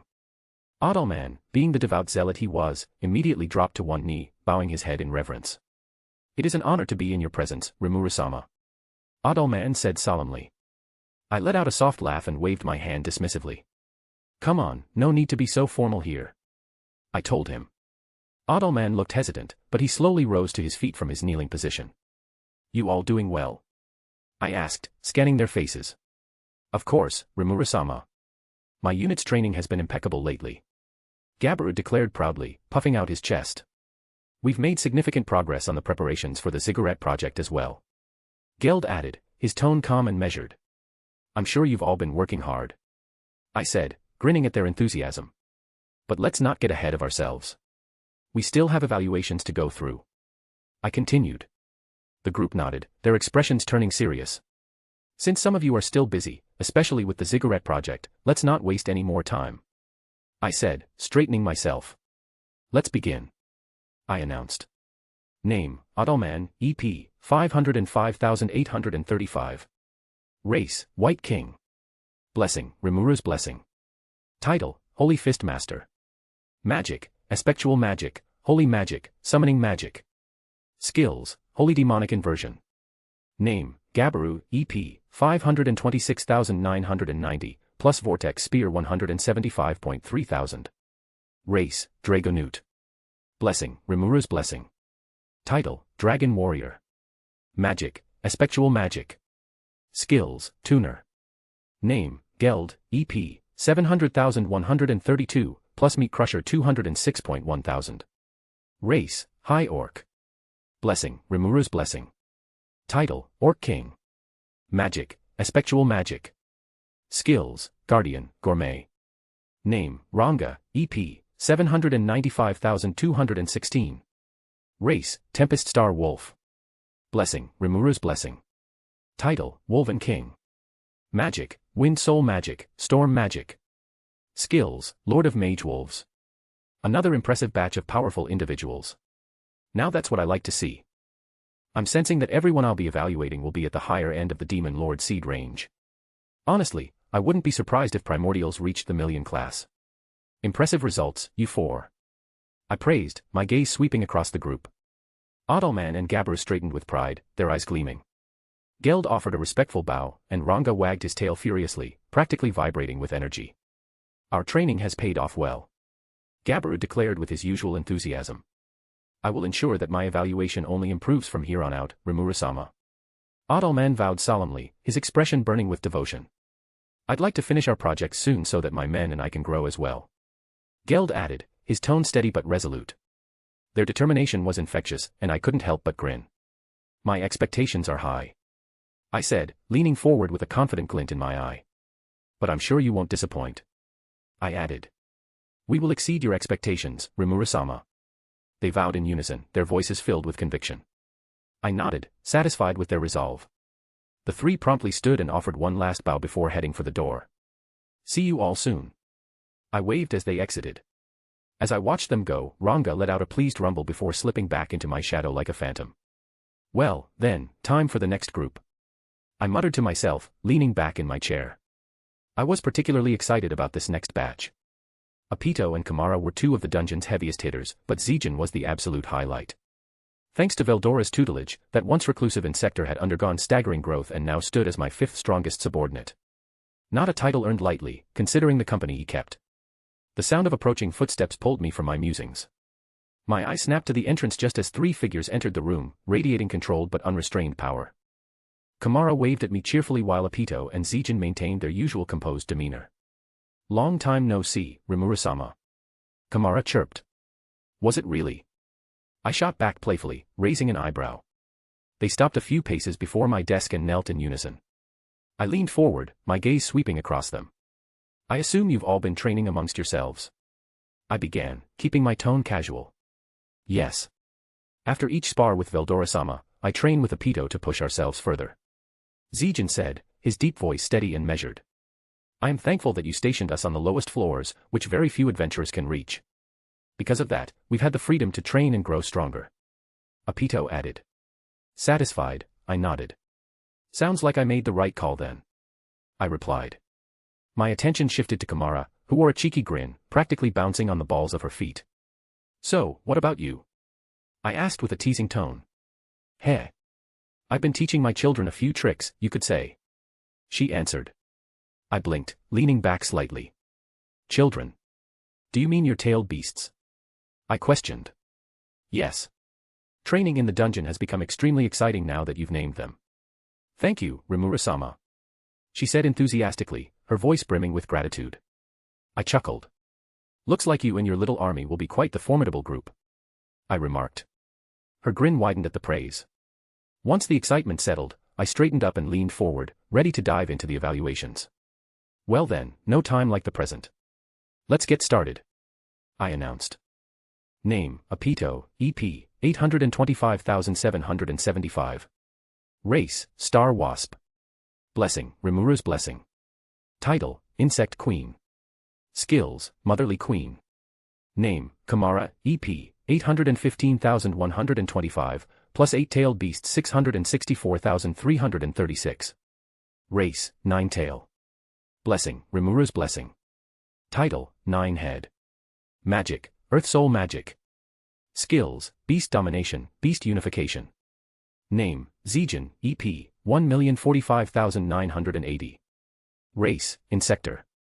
Blessing, Rimuru's Blessing. Title, Insect Kaiser. Magic, Water Soul Magic. Skills, Spatial Domination.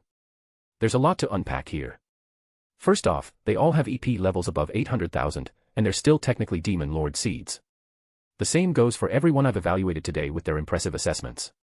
Even though they haven't reached their final evolutionary stage, their power is already immense. I guess the effects of my true dragon egg, combined with their relentless training, are really paying off. Second, Kamara's evaluation has skyrocketed since I last named her. Back then, it wasn't even 500,000. Now, 800,000, and that's not even factoring in her tailed beasts, which have a combined EP of nearly 700,000. If you take them into account, she has the highest value of this group. Lastly, there's Zijin. Squarely in the million class despite not being an awakened individual. That's astounding. But considering he's my fifth strongest subordinate, I shouldn't be surprised. I can't help but wonder how terrifying the Primordial's evaluations will be. It wouldn't shock me if they rivaled true Demon Lords despite not being Devil Lords themselves yet. I swept my gaze across the group, my lips curling into a satisfied smile. As expected. You lot are terrifying. I praised. Apito and Kamara's eyes lit up at my words, and even Zijin seemed to perk up slightly, a rare sight considering his usually composed demeanor. The responsibilities you three bear as dungeon guardians have culminated in this immense growth. With that, I hope you'll continue to uphold your duties and strive for even greater heights. I said, keeping my tone firm yet encouraging. They nodded resolutely, their eyes gleaming with determination. I leaned forward, my grin widening. And don't forget, if any of you feel up to the challenge, you can always call for a spar with me. One-on-one or several against me. I'm fine either way. I reminded them. That got a reaction. Apito and Zijin's eyes widened at the reminder, while Kamara's cheeky grin only grew. My sister and I would gladly take you up on that offer, Rimuru-sama. Zijin declared, his head bowing with the utmost respect. Indeed. Testing our strength against you would be a valuable experience. Apito added solemnly. Kamara giggled softly, and I already sensed what was coming. Giving me another chance to defeat you, Rimuru-sama. She teased playfully. I chuckled, shooting her a challenging grin. Pretty bold talk for someone who only managed to beat my clone. I shot back. Rather than falter, Kamara leaned forward, eyes alight with fierce determination. Touché. But even if I lose, I'll only grow stronger as a result. Isn't that right? She replied confidently. I sighed softly. Cheeky as ever, but she had the right mindset. Well, I wish you and your tailed beasts the best of luck. I told her. Thanks. We'll be needing it. She said, her grin never wavering. Turning to Apito and Zijin, I continued. I'll let you know when I'm free to take you both on. I said. We will be forever indebted to you, Rimuru-sama. Zijin said, bowing deeply. Our eternal loyalty lies with you. Apito affirmed, her voice solemn. MHM. I trust that you'll both continue upholding your status as dungeon guardians. You too, Kamara. I told them. They nodded in unison, and having nothing more to say, they promptly excused themselves. Once they were gone, I slouched back into my chair and let out a soft sigh. Another batch was evaluated, and it was impressive. The final stretch was upon me, the last 4 groups, all demons, specifically the primordials and their powerful subordinates.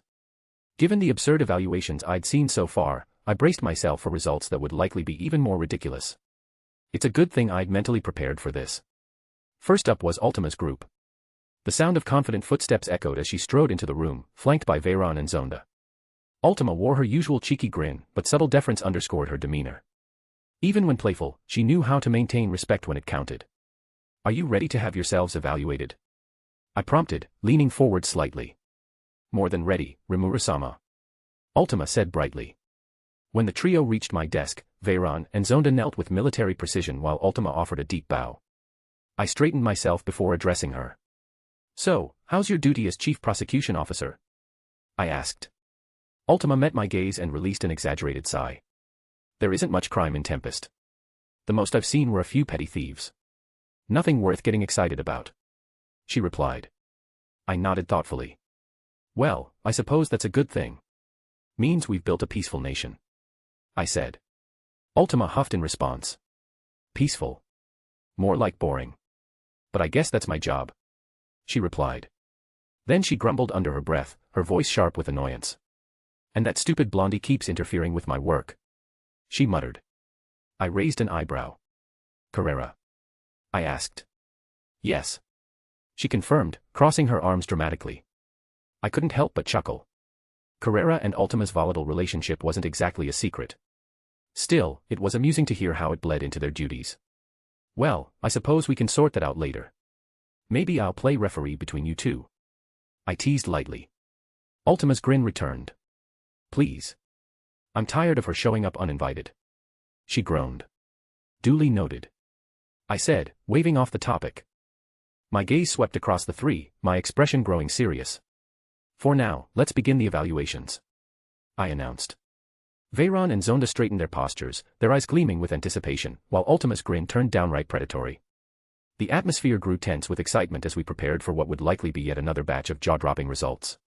Name, Ultima, EP, 3,125,188. Race, Demon Peer. Blessing, Rimuru's Blessing. Title, Primordial Violet. Magic, Dark Magic, Aspectual Magic, Summoning Magic. Skills, Venom Synthesis. Name, Wherein, EP, 825,211. Race, Demon Peer. Blessing, Dependent of the Primordial Violet. Title, Poison Princess Butler. Magic, Dark Magic, Aspectual Magic. Skills, Imitator. Name, Zonda, EP, 465,324. Race, Demon Peer. Blessing, Dependent of the Primordial Violet. Title, Poison Princess Chef. Magic, dark magic, aspectual magic. Skills, chef. Well, safe to say I was right about their evaluations being absurd. Ultima's EP soared past 3 million despite her being just a demon peer. That alone was ridiculous, but her subordinates rivaling the others I'd evaluated today. Even more insane. The thought of how terrifying Ultima would become if or when she evolved into a devil lord was both thrilling and daunting. There's not much else to say. Your evaluations are quite satisfactory, I praised. Veyron and Zonda bowed in respect while Ultima's face lit up with a gleeful smile. But surely these two can still get stronger. Ultima blurted out, glancing at her subordinates with a terrifying glint in her eyes. Her two dependable followers straightened up without flinching. We will not disappoint, Ultima-sama. They vowed in unison. Satisfied, she nodded and then turned back to me. Heh. I hope you'll also strive for improvement, Ultima. I said, my tone teasing yet genuine. Of course. I've been dying to have a rematch with Testarossa. That smug grin of hers is way too cocky. She grumbled, crossing her arms. I chuckled. Ultima's aspirations were as lofty as ever. After Diablo, Testarossa was undoubtedly my strongest subordinate. Her terrifying intellect and political machinations translated seamlessly to combat prowess, making her a fearsome opponent. Well then, I wish you luck in your training. However, if you demon girls ever feel up to it, you're welcome to challenge me all at once. I told her, my grin widening. Ultima's eyes gleamed with excitement, her smile stretching into a wicked grin. If it's to get an opportunity like that, I might just set aside our differences. She declared triumphantly. I laughed softly. Even the tempting prospect of a match against me wasn't enough to make her fully drop her feuds with Carrera and Testarossa. Some rivalries, it seemed, ran far deeper than I could comprehend. After some final words of encouragement and reminders, Ultima and her subordinates prepared to leave. Veyron and Zonda bowed deeply before exiting first, their postures firm and disciplined. Ultima lingered briefly, her grin never fading. You'll be seeing a lot more of me soon, Rimuru-sama. So stay sharp. She teased. I'll be waiting. I replied, smirking. With that, she strode out confidently, her energy lingering in the air. As the door clicked shut behind them, I sank back into my chair, exhaling softly. Their evaluations had been remarkable, but there was still no time to relax. Carrera's group would be up next. Moments later, 3 figures strode into the room, each radiating power and individuality. Carrera led the group, her carefree attitude on full display as she draped one arm around Esprit's shoulder, the two of them laughing softly. They looked more like inseparable best friends than master and subordinate. Esprit's sly grin mirrored her master's, eyes glinting mischievously as they sauntered toward my desk. Walking beside them with measured steps was Adra, whose calm and stoic demeanor stood in stark contrast to the lively pair.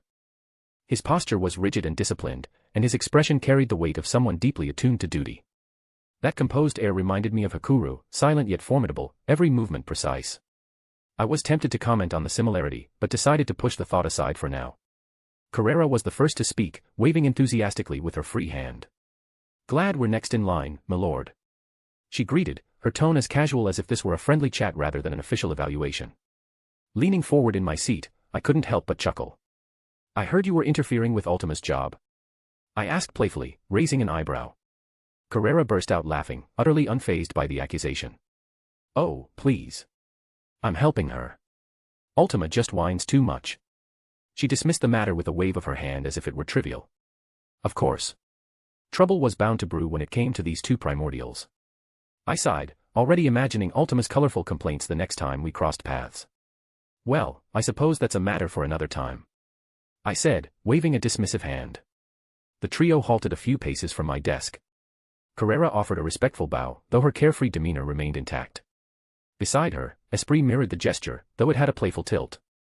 Adra, in contrast, dropped to one knee in a proper, reverent kneel, his expression never wavering from calm neutrality. Satisfied with their discipline, or at least as much as I could expect from this bunch, I nodded and straightened myself. All right, let's get started with your evaluations, I announced, resting my chin on my hand as I prepared to assess this colorful group. Name, Carrera, EP, 4,210,586. Race, Demon Peer. Blessing, Rimuru's Blessing.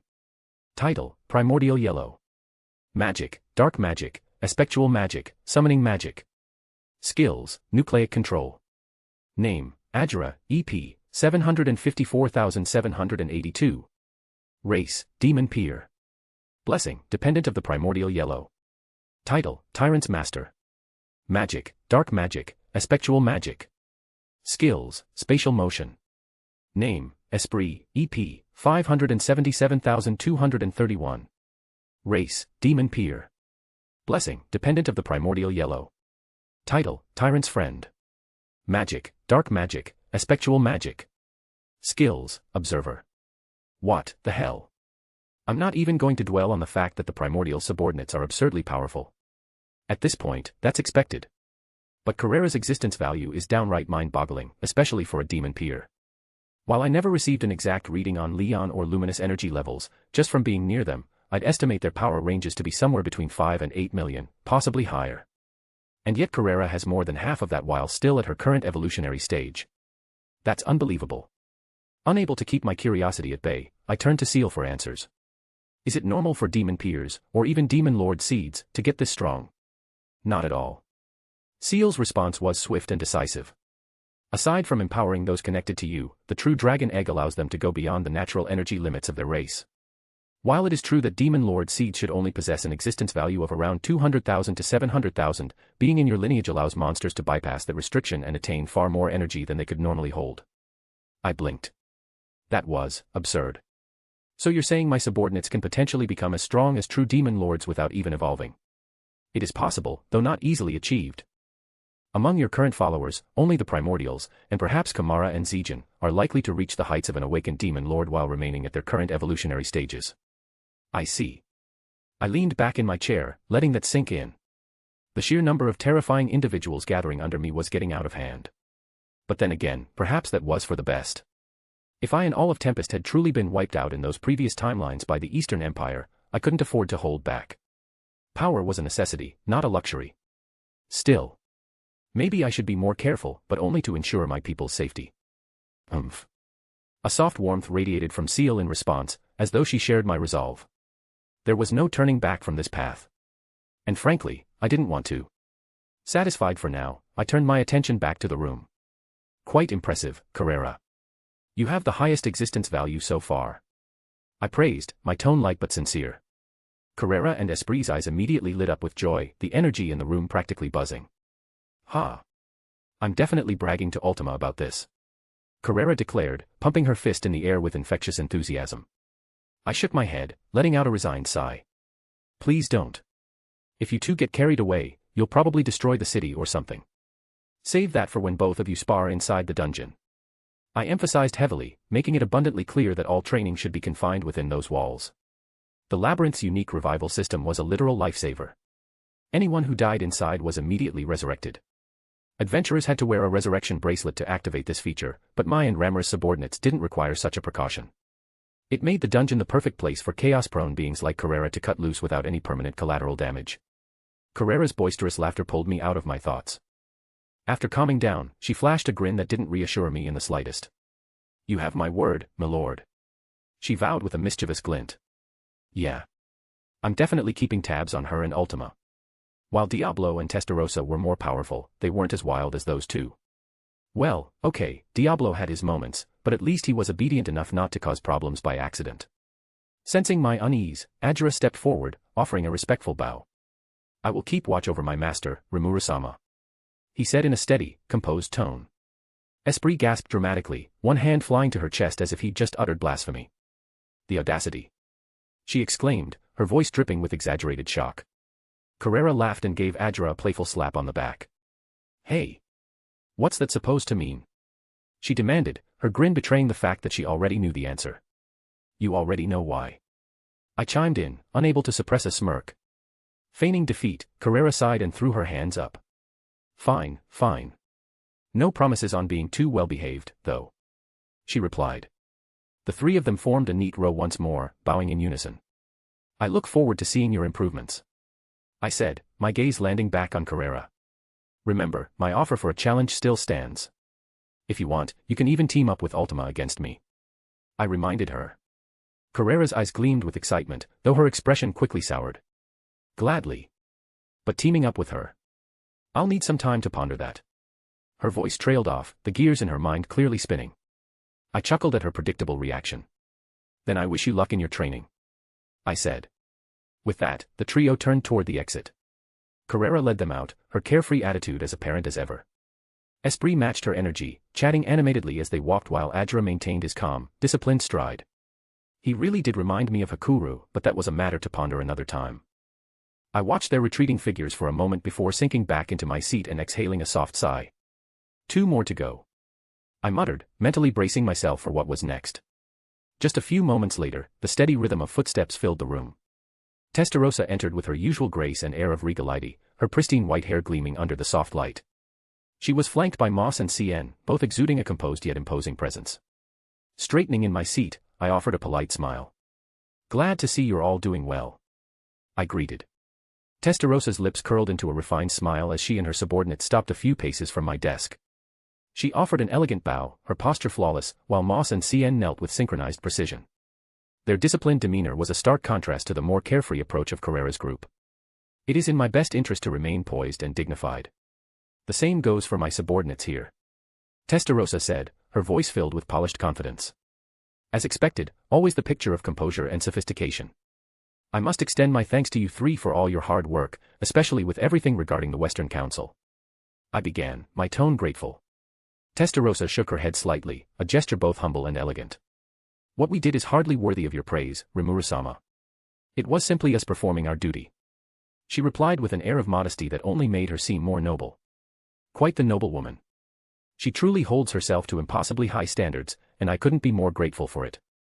I still remember being unsure about bringing her under our banner. The thought of recruiting another primordial at the time had felt absurd.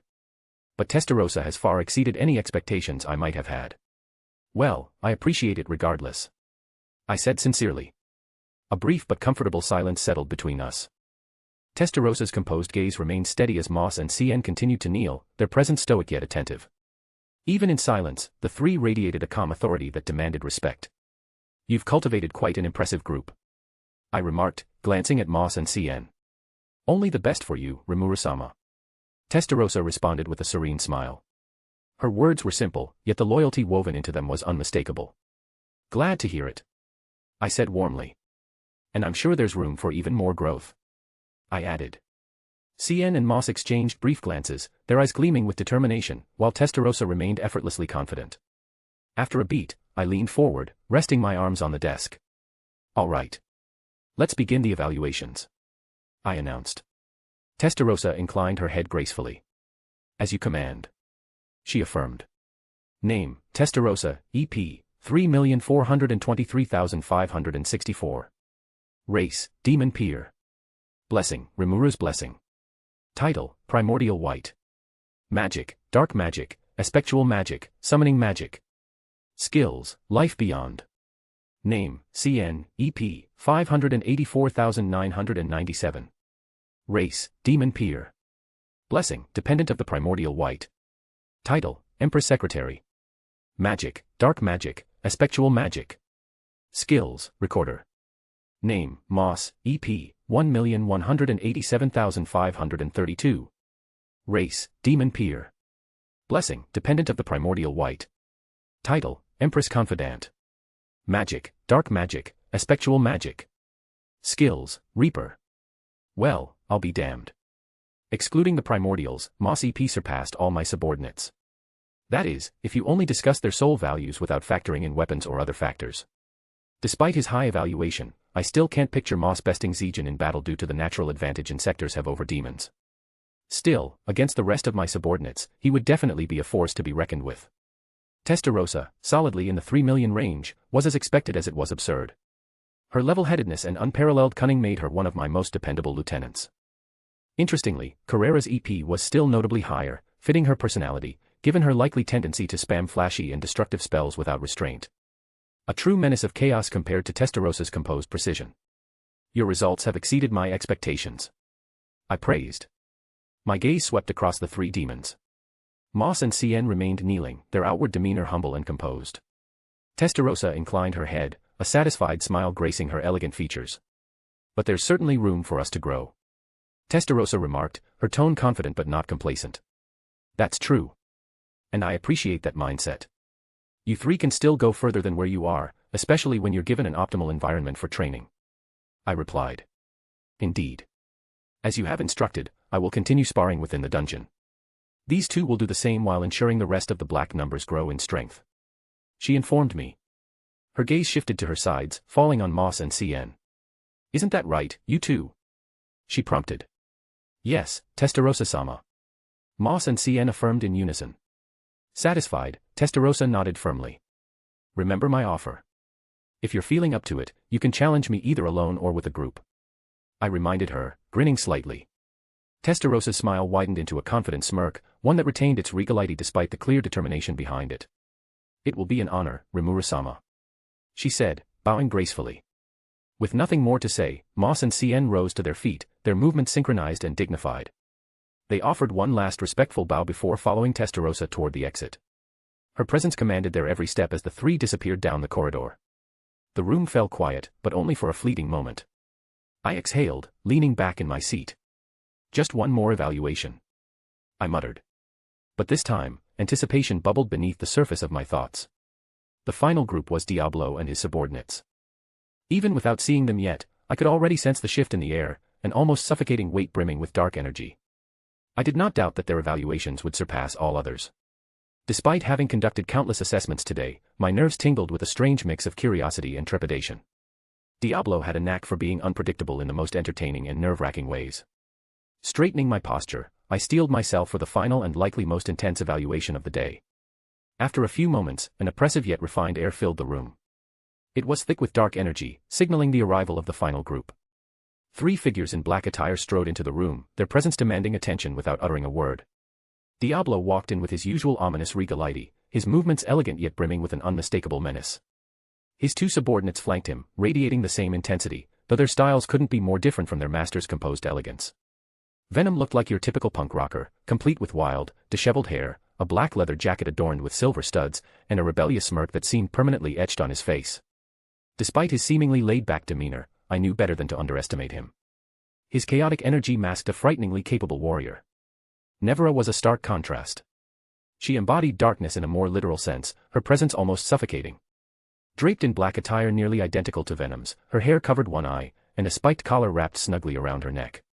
Even her aura seemed to devour the light around her. If there were an award for the most emo demon in existence, she would win hands down. It still amazed me that these two were reincarnated from my world. And apparently, they were dating. Good for them. Though if I'm being honest, it made way too much sense. Pushing those thoughts aside, I straightened in my seat and clasped my hands together atop the desk. It's time for the last group of the day. Greetings, you 3. My voice was steady, tinged with finality. Diablo and his subordinates halted a few paces from the desk. As always, Diablo offered a deep bow, his hand pressed firmly against his chest. Nevera and Venom knelt silently, their expressions composed. We are grateful that you left us as the last group, Rimuru-sama, Diablo said reverently, his tone as extravagant as ever. Ignoring his dramatics, I leaned forward, shifting my gaze to Nevera and Venom, who waited patiently for my words. I forgot to thank you both for helping Cheyenne defeat that insector. As demons, I can only imagine how dangerous a task that was, I said, genuine gratitude lacing my voice. The 2 demons exchanged a brief glance before nodding and turning back to face me. We were only fulfilling our duties, Rimuru-sama. Nevera replied coolly, her tone reserved. Demons really have a hard time taking credit, huh? I would have blamed Diablo for somehow influencing them to act this way, but something told me that his entire lineage was just odd. Regardless, your efforts are greatly appreciated, I told them earnestly. My attention shifted to Diablo, the one who was initially supposed to assist Cheyenne during the rogue insector's attack. Diablo, what was that disturbance? I asked, raising an eyebrow. His expression flickered briefly before he responded with his usual nonchalance. It was just some insignificant pest, he answered. Goodness. That distortion in space had been massive, yet Diablo dismissed it like a minor inconvenience. I guess for him, it probably was. And did you kill this said pest? I pressed further. Diablo shook his head slightly, a faint smirk curling at the edge of his lips. Not at all. I merely incapacitated her until her master arrived to pick her up. He elaborated. Her? My curiosity piqued. I was beginning to suspect that this her was one of the other 2 primordials, Rain or Misery. If that was the case, then this master must have been none other than Guy Crimson himself. So, he was keeping a close eye on everything happening at Lubliu's, huh? The implications of that were unsettling, but since nothing else had come of it, I decided to let it slide for now. My priority had to remain on the Eastern Empire. I guess I'll leave it at that, I replied, waving a hand dismissively. Diablo inclined his head as though I had just bestowed him with a great honor. After a brief pause, I took a deep breath and met their expectant gazes. All right then, let's begin, I announced. Even as I spoke, I could feel the weight of Diablo's anticipation. He lived for moments like these, where he could prove himself worthy of my praise. His presence was both exhilarating and dangerous, and I couldn't help but wonder just how much chaos he and his subordinates were capable of unleashing if left unchecked.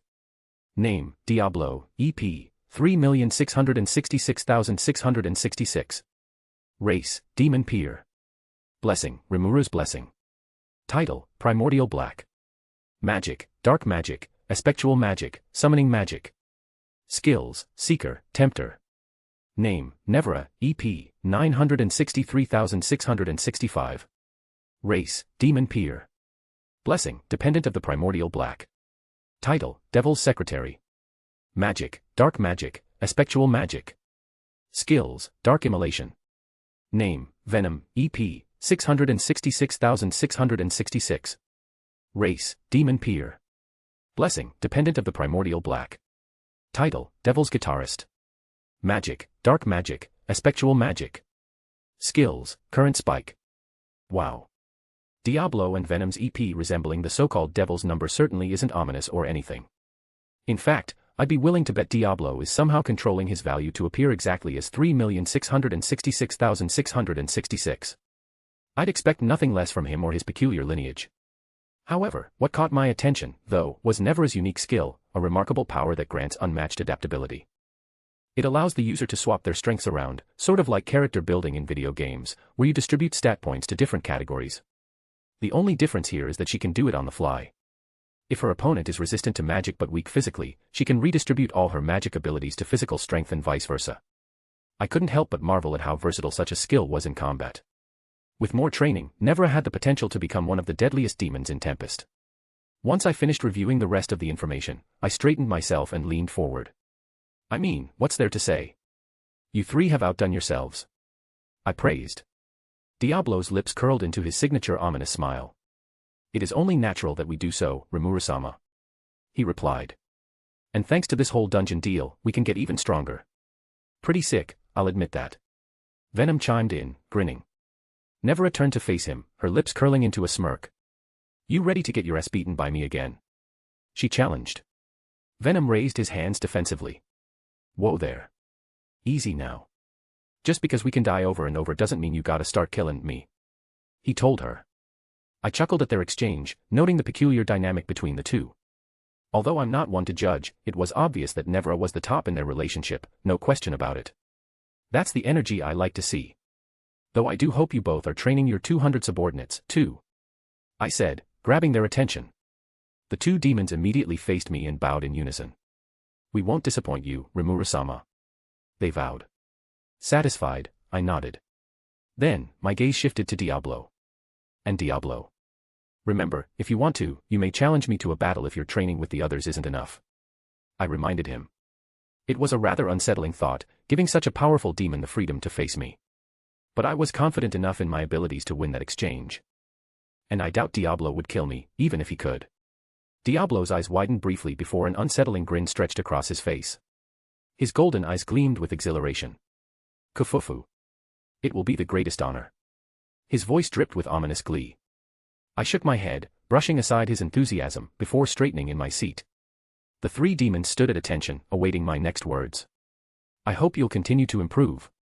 Even if you have the most stellar evaluations now, that doesn't mean you should remain stagnant, I told them, my tone firm but encouraging. Nevera and Venom's lips curled into fierce grins, their eyes glinting with renewed determination. Meanwhile, Diablo's dark energy subtly pulsed, almost as if trying to intimidate a foe that wasn't even present. Rest assured, my subordinates and I will strive for perfection, Diablo declared with unshakable resolve. And when the Eastern Empire attacks, the black numbers will be more than ready to defend this nation with their lives, he added. His words carried a gravity that made the air feel heavy. Venom and Nevera mirrored his energy, their expressions radiating fierce loyalty. Then I expect great things from you all, I said. Dismissed, I announced. With that, the three demons vanished into thin air, their departure as seamless as their entrance. Silence returned to the room, leaving me alone with my swirling thoughts. Despite the confidence of my subordinates, the shadow of the Eastern Empire loomed ever closer. Seal, how much time do you think we have before they'll attack? Taking into account Sui's information that the Empire has suddenly ceased all militaristic activity on their borders, it is likely that they've taken a step back. Interesting. Do you think it might be due to Velzard? It is most certainly the case. The news of Velzard's allegiance to Tempest was no private matter. When it reached the east, they likely halted their movements to reconsider their plans. That made sense. Although choosing to publicly announce Velzard's allegiance wasn't exactly a carefully calculated decision, it turned out to be a stroke of luck. Not only did it stop the 7 celestial sages in their tracks, but it also prevented the Eastern Empire from moving sooner than they likely would have. This means we have more than enough time to prepare for their inevitable invasion. But even setting that aside, there's still plenty on our plate. The reconstruction of Lublius is still underway, and the Ziggurat project is scheduled to begin in a few weeks. The nation is on the brink of a significant transformation. Things will pick up very soon, meaning there'll be little time for leisure. Fortunately, the beach outing I've planned is finally upon us. I couldn't help but grin at the thought. It was the perfect chance for everyone to unwind. After everything we'd been through, between fighting random invaders, fending off northern demons, and managing international relations, we deserved this break. There'd be quite a lot of us going, mostly those who went to Lublius or assisted during that entire mess. Luminous and Hinata would be coming, mainly to accompany Chloe. I'd invited Leon too, but unsurprisingly, he declined. To be fair, I did beat him up. He had it coming. It took some time to convince Veldora not to come. I had to be firm with him since Luminous would be there. With their history, I doubted seeing her worst nightmare at a casual outing would be anyone's idea of fun. Class S would also be joining us, which was fantastic because they could finally see Chloe again. They'd been worried sick for weeks. Overall, it was going to be quite the mixed bag of characters, but honestly, that didn't matter. What mattered was the chance to enjoy one last moment of peace before the storm. This will be the final time we can let loose before things get serious. The threat of an entire empire loomed just around the corner. With their vast resources and relentless ambition, it was foolish to underestimate them. But unlike the last time, when their tyranny wreaked havoc, we would be ready. My gaze hardened as the weight of the future settled in my chest. We'll crush them. We'll crush them with our full might, leaving no room for error. This time, there will be no mistakes. This time, the Empire will crumble. I'm back, everyone. How has your week been? Since the second semester has just started, the workload is still quite manageable. I've had most of this chapter written out since Wednesday, and I wanted to finish it now because I'm going to go on a bit of a rant. Massive spoilers ahead. Volume 22. Credit to Mitzvah for the illustration, of course. What did they do to my queen? Bro. Remember all those comment chains about how true dragons have been getting disrespected as the story went on? Yeah, this is exactly what I meant. The primordial downplay also doesn't end here. I'm not sure how accurate the translations are, probably not very, but there is no way they scaled Moss with fucking rain and misery. I cannot with this, bro. The only primordials that Fuse seems to really care about are Diablo and Guy. First of all, Guy's copying ability is just straight up unfair. He somehow managed to replicate some aspect of Beelzebub, which is ridiculous. We're still unsure about how her fight with Velzard is going, but it seems like my glorious queen won't be having a good time. So much for true dragons, everything else. Secondly, Diablo bitching Feldway was just the saddest thing ever. Imaginary supply was already a bullshit power, and then you add in Diablo gaining Rimuru's cells, and he goes off with it. That part was honestly just bullshit, which is why there will be no imaginary supply in this story. Whatever happened to the whole "true dragons are the strongest in all of creation" statement? Honestly, I'm starting to agree with people who've been saying that the canon's EP system is literally useless. You could have a 1 million EP character beat a 200 million EP character because they have better experience and skills. Yes, skills and experience are significant factors in a battle, but they have their limits. There's a threshold where the energy gap is too substantial to close with a technique. Think of it like an outstanding martial artist versus a bear. No matter how perfect that martial artist's technique is, at the end of the day, he's facing a bear. The odds of any human closing that strength gap with technique are slim at best. The only thing I liked about this volume was that Malim finally showed everyone why she's built differently. Chloe is now on fraud watch, and we still don't know what Yog-Sotho Horde can really do. She got swatted away countless times and could do nothing to Malim. Poor Veldora got caught in it, too. Also, Everage was not all that. She has been hyped up since volume 16, and we can be pretty sure she's a Malim victim based on what has been shown. There are other stupid stuff in this latest volume, like Yuki returning, FFS, Rimuru still being a pushover, his return also wasn't as epic compared to the web novel version. The whole Monas Twilight bullshit, seriously, Monas are now so common, and a bunch of other stuff I blocked out of my mind. So, why am I ranting about this? Well, to put it simply, I am not a big fan of how the light novel has been going ever since volume 16 onward. I never liked how distorted the power scaling has gotten to the point that you might as well put true dragons on the level of true demon lords with how much they've been put on the back burner. I never liked how certain characters get treated so well, Benimaru, while others get shit, every primordial whose name isn't Diablo or Guy. The fights were never particularly great, but that's fine, as it allows fanfic writers to go wild with their imagination and choreography. Tensura is still my favorite series by far. I love the characters, world building, and power system, and I still have massive respect for Fuse as an author. But, man, it's nosediving. I'll still read Tensura to its conclusion, but that leads to the real reason why I'm writing this. This is for those who've been wondering why the rankings of characters or their power levels have shifted drastically from the original. To put it bluntly, I'm deviating from the canon in that regard. I will give characters the power and respect they deserve. True dragons should have always remained at the top of the hierarchy, with perhaps only Malim and Feldway on that ladder. The primordials will be made more powerful, with the exclusion of Diablo and Guy. Those two are already powerful enough, and to be honest, they seem like the only demons that Fuse really cares about. Literally, you could say Ultima is just a powerful demon peer, and I wouldn't bat an eye if I didn't know better.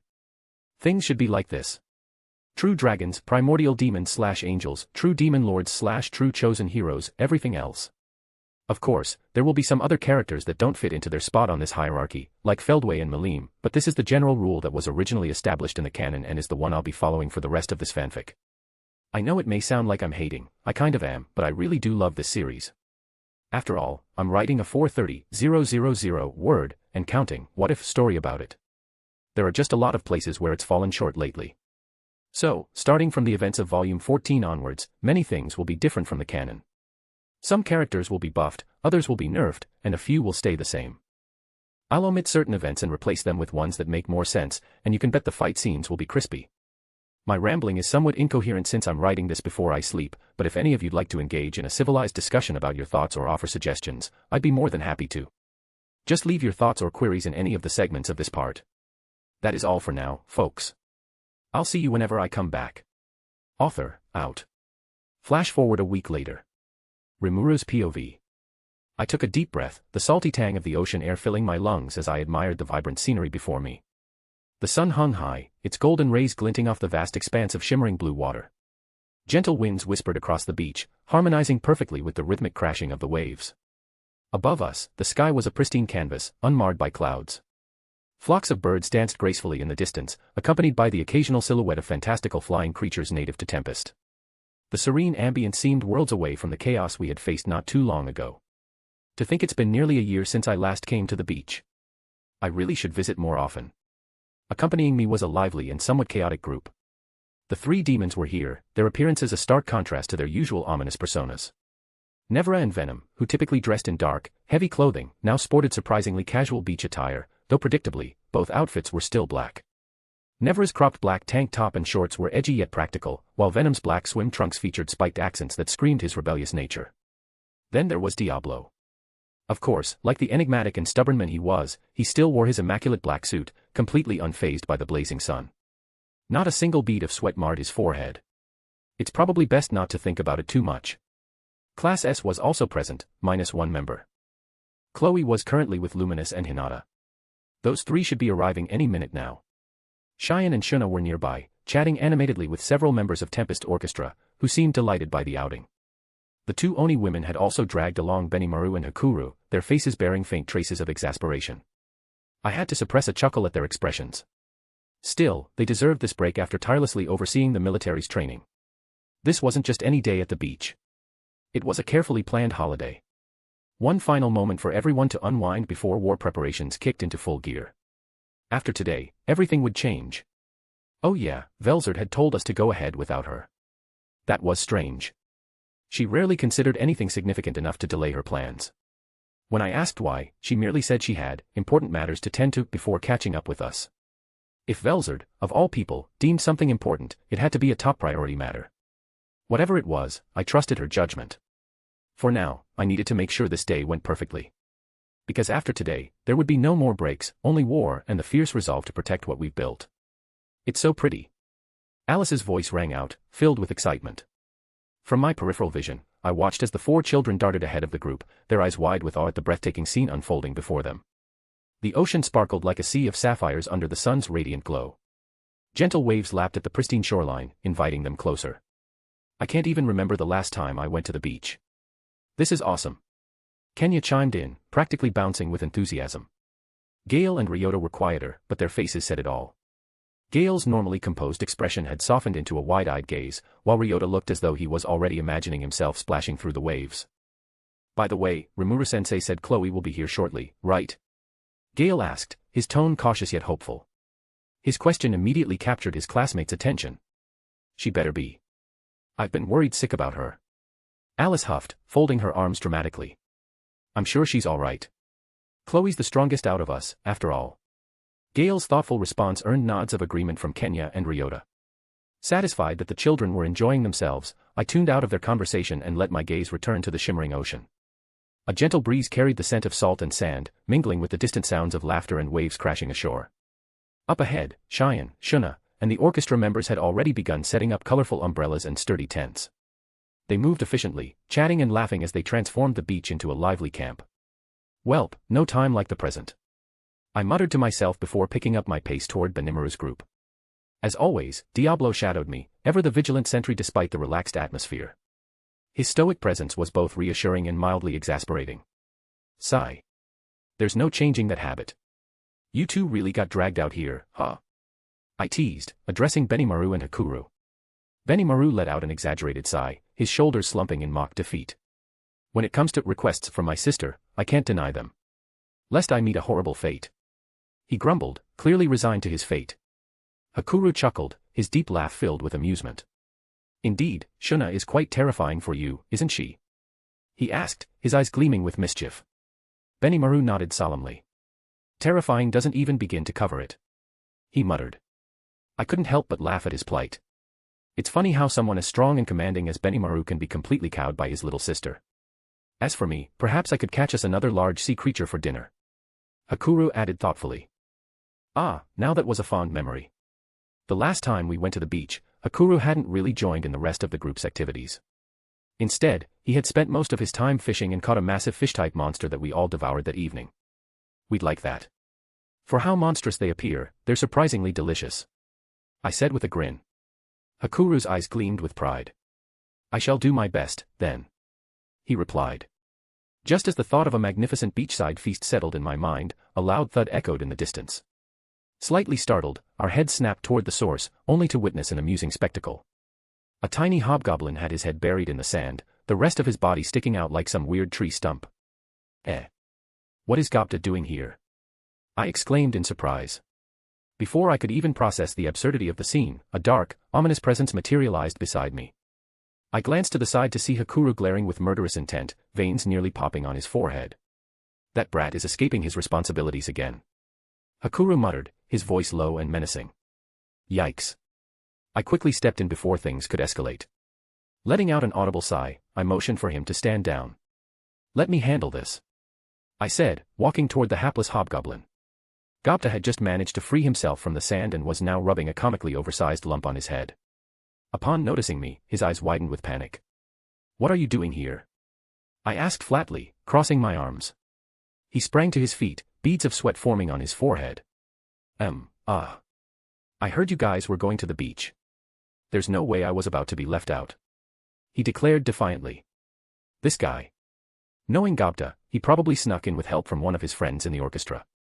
Not that I particularly minded his presence. It was just Gopta being Gopta. Still, curiosity got the better of me. Well, whatever. But seriously, what did you do? I asked, raising an eyebrow. He froze. His eyes darted around, frantically avoiding my gaze. If you don't admit it, I'll send you back and have Malim train you more. I warned, my tone calm but firm. His face paled instantly. All right. All right. He yelped, frantically waving his hands in defeat. Satisfied, I plopped down onto the warm sand. The texture was smooth and pleasing beneath my fingers, exactly the kind of sand I liked. Well. Spill it. I prompted. Gopta scratched his head sheepishly. You see. I noticed that pretty lady sitting by herself. She looked like she was absorbing the light around her or something. It was weird. He began. My gaze naturally shifted to the couple behind him. Nevera and Venom lounged on a beach mat under an umbrella. Even though the sun was blazing, the shade beneath their spot seemed unnaturally dark. Don't tell me you tried to hit on her, or worse, said something out of line. My voice was deadpan. Gobta's awkward silence was all the confirmation I needed. Yeah, that tracks. This was the same guy who once suggested my chest would grow if I ate more. Like, what the hell? Sure, my form leaned on the feminine side, but seriously, who says that out loud? It seems you still haven't learned your lesson. A chilling voice from behind chimed in. I turned just in time to see Hakura looming over Gobta, his eyes gleaming with a terrifying glint. Eeep. Scary. Gobta shrieked, scrambling backward like his life depended on it. Hakuru's smile didn't waver. Enjoy your stay today because I'll be showing you what hell truly is once we're done here. He said. With that ominous promise, he turned and strode back toward the other Onis. A heavy silence hung between us as we watched his retreating figure. You should really learn to suppress your thoughts, I told Gobta, sighing. He gulped audibly, eyes wide with dread. I'm doomed, he muttered. Having been properly scolded, Gobta slunk back to his group, shoulders slumped in defeat. I watched him retreat before turning my gaze back to the ocean. The rhythmic waves shimmered under the golden sunlight, endlessly folding and unfolding like a living tapestry. A salty breeze swept past, carrying with it the unmistakable scent of the sea. This is the life.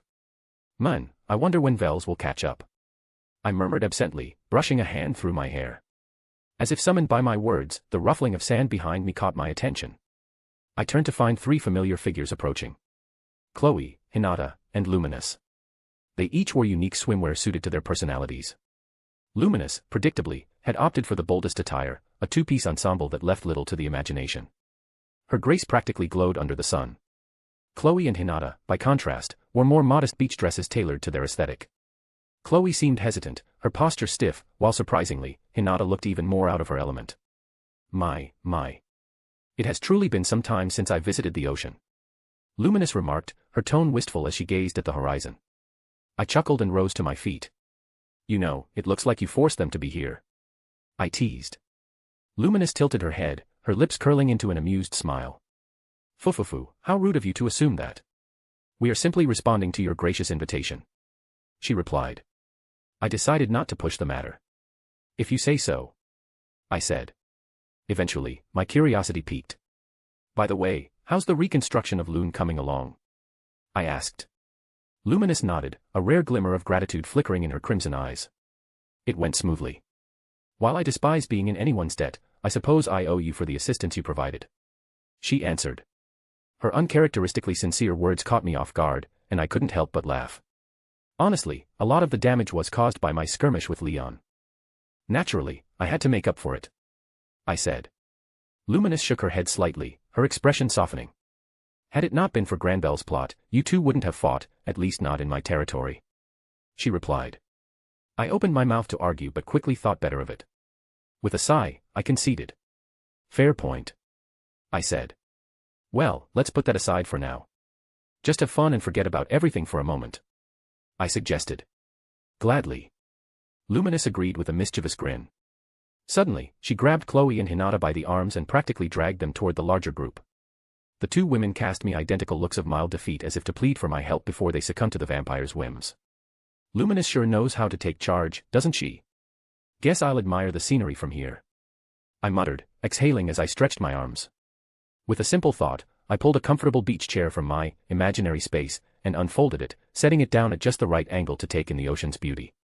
After placing an umbrella beside it for some shade, I eased into the chair, letting out a contented sigh as I sank into the plush fabric. The warmth of the sun and the gentle sea breeze created the perfect atmosphere for relaxation. From my slightly elevated position, I had a great vantage point to observe what everyone was up to. To my right, Chloe was in the middle of a heartfelt reunion with her classmates. She had shifted into her younger form, likely to prevent any awkward confusion. Her 4 friends had immediately swarmed her, their eyes practically glowing with relief. Alice, in particular, was clinging to Chloe like she was afraid she might disappear again. It was still a bit surreal to see Chloe interacting with them as if she were just another student. To me, she had once been one of 5 misfit kids in a class I'd taken under my wing. But now, with everything I'd learned, I knew the truth. Chloe was, mentally speaking, at least 2,000 years old, if not more. And that wasn't even counting the endless cycles of time she had endured before breaking free of her fate. Fortunately for her sanity, all those memories were sealed within Cronoa. Still, no matter how much she had changed or how much time she had lived through, I couldn't see her as anything other than my student. Even in the previous timelines, as far as I knew, I had always been her teacher. That was why, despite everything she had done for me, I could never reciprocate her feelings. And beyond that, my heart already belonged to another. Even if I weren't with Velzard, I knew myself well enough to say with certainty that I wouldn't go that route. There were just some lines I wouldn't cross. Shaking off that somewhat melancholic thought, I shifted my attention elsewhere. Nevera and Venom remained under their umbrella, lounging in their usual composed manner. Some members of Tempest's orchestra had already entered the water, splashing and playing as if they had forgotten their roles as dignified musicians. Meanwhile, Cheyenne and Shuna were locked in what could only be described as a devastating water battle. Judging by the sheer force behind each splash, they had completely abandoned any sense of restraint. Farther away, Hakuru sat by the cliffside, his fishing rod steady in his hands as he patiently waited for a bite. His form was unmoving, like a statue of serenity amidst all the chaos. Then, my gaze landed on a particular umbrella where an unmistakable duo was enjoying themselves. Luminous reclined elegantly, holding a bottle of fine wine in one hand and a half-filled glass in the other. Across from her, Hinata extended her own glass, allowing Luminous to pour her a generous serving.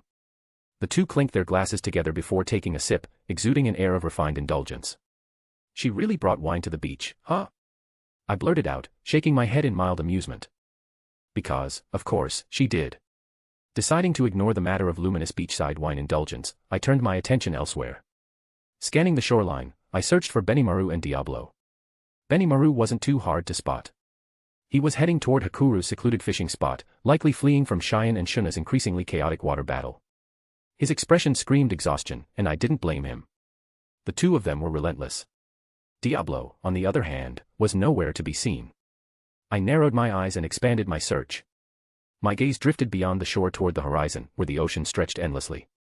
That was when I finally spotted him floating high above the water, dozens of kilometers away. His figure was small from this distance, but even so, he exuded his usual eerie calm. He wasn't simply idling, either. His posture and unmoving stance suggested that he was waiting for something. Curious, I pushed myself up from my chair and stretched. Might as well see what he's up to, I muttered. With a mere thought, I teleported a few meters from him. The moment I materialized, the sensation of the ocean breeze hit me in full force, the wind whipping against my body.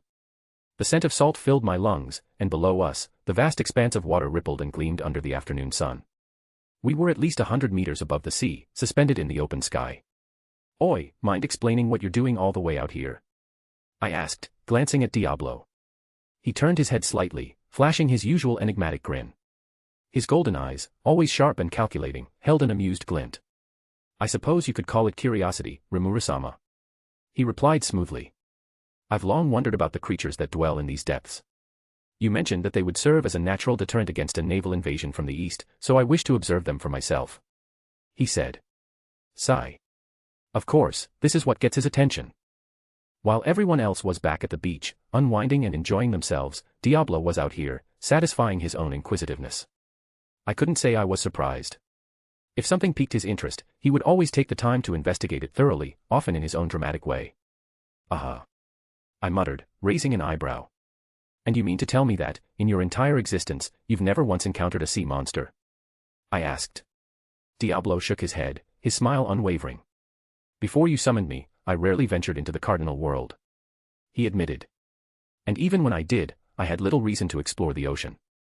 Though I was aware of the dangers lurking beneath the waves, I never took the time to witness them firsthand," he said. That made sense. For all of Diablo's vast knowledge and power, he had spent most of his life in the underworld before I brought him to this realm. Given how many other things could capture his interest, it wasn't surprising that the ocean and its inhabitants had never been high on his list of priorities. Come to think of it, I hadn't encountered any true sea monsters myself, either. Despite ruling over Tempest and preparing for potential conflicts, I never considered seeking them out. The only real indicator of their presence was the unusually massive fish Hakuru often reeled in. If those were just the smaller creatures of the deep, I could only imagine what true behemoths lurked beneath the surface. I was about to learn firsthand why the Eastern Empire preferred to brave through the Great Jura Forest rather than risk traveling by sea. A powerful, oppressive presence pulsed beneath the waves, sending a violent tremor rippling through the ocean. The surface, once calm, churned into chaos as waves surged higher as if recoiling from the sheer might awakening below. The air itself grew thick with an overwhelming hum of magicules, resonating through my body like the distant toll of a war drum. Then, through my universal perception, I felt an immense entity, colossal beyond anything I had ever encountered in these waters. It was still kilometers below, but it was rising, ascending from the abyss at an alarming speed despite its sheer enormity. Kufufu. It would appear the beast has taken my bait, Diablo announced, his voice laced with amusement. My head snapped toward him immediately. Mildly concerned would be an understatement. Did you provoke that thing? I demanded. Diablo chuckled, entirely unfazed. I merely cast a simple spell and let it drift into the depths. It seems the creature could not resist, he said. This guy. Just when I thought we could enjoy a peaceful day at the beach, he had to go and poke the apex predator of the ocean. Then again, this was shaping up to be interesting. The entity approaching is a colossal leviathan, the final evolutionary stage of a species known as leviathans. A leviathan, huh? The same name as Velzard's ultimate skill. How ironic. These oceans must be insanely deep to house something this massive. Correct. The average depth of this world's oceans is approximately 12 to 15 kilometers, with certain regions extending even deeper. Phew. That was deeper than Challenger Deep, the lowest point in my previous world, which only reached 11 kilometers. Then again, to sustain creatures of this scale, the depths had to be nothing short of abyssal. Before I could dwell on that thought, the sea itself seemed to split apart. A deep, echoing rumble rolled through the atmosphere as a gargantuan shadow surged upward. The water bulged unnaturally, rising like a mountain being born from the ocean itself. Then, with an ear-splitting crash, an enormous serpentine beast erupted from the depths, breaching the surface with a force that sent walls of water cascading outward like tidal waves. Its form was beyond anything I had anticipated. The colossal leviathan's body was covered in massive, overlapping scales, the deep teal of its hide shimmering like polished obsidian under the sunlight. Its monstrous length coiled high into the sky, easily surpassing 200 meters, making even the largest of Tempest's structures seem insignificant. Jagged, black spines jutted from its back, each the size of a warship's mast, giving it an almost draconic majesty. Then, its maw unhinged. A guttural, ear-splitting roar erupted from its throat, a sound so forceful that the very air quaked. I felt the pressure resonate through my core as if reality itself recoiled from the sheer weight of its presence. Towering, serrated teeth, each larger than a fully grown tree, lined its massive jaws while its enormous gills flared violently, expelling streams of vaporized seawater. Diablo and I instinctively moved apart, giving ourselves a full view as the beast arched its colossal body. Its burning crimson eyes locked onto us, brimming with ancient, territorial fury. Then, as swiftly as it had risen, the leviathan twisted midair and plunged back into the ocean. The impact of its descent sent another titanic wave outward, shaking the skies with a resounding boom. The sea swallowed it whole, but its presence lingered like an ominous force lurking beneath the surface, watching, waiting. Diablo, ever unfazed, observed the spectacle with a gleam of intrigue in his golden eyes. Interesting, he mused, an eager grin tugging at his lips. I hope you're prepared to deal with that thing, I said, unable to suppress the grin forming on my face. Diablo chuckled, his golden eyes gleaming with anticipation. Worry not, Rimuru-sama. I shall handle this beast myself, he replied. Below us, the ocean churned violently as the leviathan emerged again, its massive head rising from the depths. Its crimson eyes gleamed with raw hostility, and its cavernous maw opened wide. A deep, ominous hum filled the air as magicules condensed at the back of its throat, distorting the very space around it. The surrounding waves trembled as if recoiling from the sheer force building within the creature. Then, with a monstrous bellow, the leviathan unleashed its wrath. A colossal beam of condensed energy erupted from its gaping jaws, illuminating the sky in a radiant cascade of destruction. Unlike a simple projectile, the beam expanded outward, growing wider the farther it traveled, ensuring total devastation in its path. The water beneath it vaporized instantly, leaving behind a gaping trench in the ocean. Dodging was pointless. But I didn't need to. As the golden inferno surged toward me, my multidimensional barrier activated, encasing me in an invisible shield. The instant the attack made contact, the space around me shimmered with a warm glow, effortlessly nullifying the leviathan's power. Even as I floated unscathed, I couldn't help but analyze the sheer magnitude of the attack. If I had to compare, it was several times stronger than Clayman's Demon Blaster, an attack that could have wiped out Demon Lord seeds. Yet, compared to what Diablo was capable of, it was laughable. When the beam subsided, I glanced down at the ocean. Steam hissed from the leviathan's maw, its gills flaring as it glared at the spot where Diablo had been. But Diablo was already gone. I quickly searched around for the menace, only to spot him high above, far beyond the beast's field of vision. He hovered effortlessly, his dark wings unfurled, his presence as commanding as ever. A chilling excitement glimmered in his golden eyes as he spread his arms wide, his aura darkening the very sky around him. In the blink of an eye, Diablo raised his hand, and an immense surge of energy spiraled around him. Without a chant or any wasted movement, he unleashed a devastating, nuclear cannon. The world seemed to distort for a split second as a sphere of pure annihilation hurtled toward the Leviathan, warping the air in its wake. The attack's sheer intensity was enough to cause a localized vacuum, drawing in the surrounding mist before detonating upon impact. A tremendous explosion followed. Then, a blinding flash engulfed the ocean, and the resulting shockwave sent towering waves cascading outward. The sea churned violently, and an ear-splitting roar echoed through the sky as the water was displaced with incredible force. For a brief moment, the beast was completely obscured by the raging inferno. Steam and residual energy crackled in the air, the very atmosphere trembling under the aftermath of Diablo's attack. Yet, even amidst the chaos, something was off. The Leviathan's bellows echoed through the smoke, not in pain but in rage. The unmistakable sound of defiance. As the smoke cleared, the truth became apparent. The Leviathan remained completely unscathed. A faint glow rippled across its body, dispersing the remnants of Diablo's attack like a mere inconvenience. I narrowed my eyes. Not even a scratch. So, it has, multi-layer barrier, and on top of that, magic resistance, something intrinsic to demons. I muttered. This thing wasn't just big.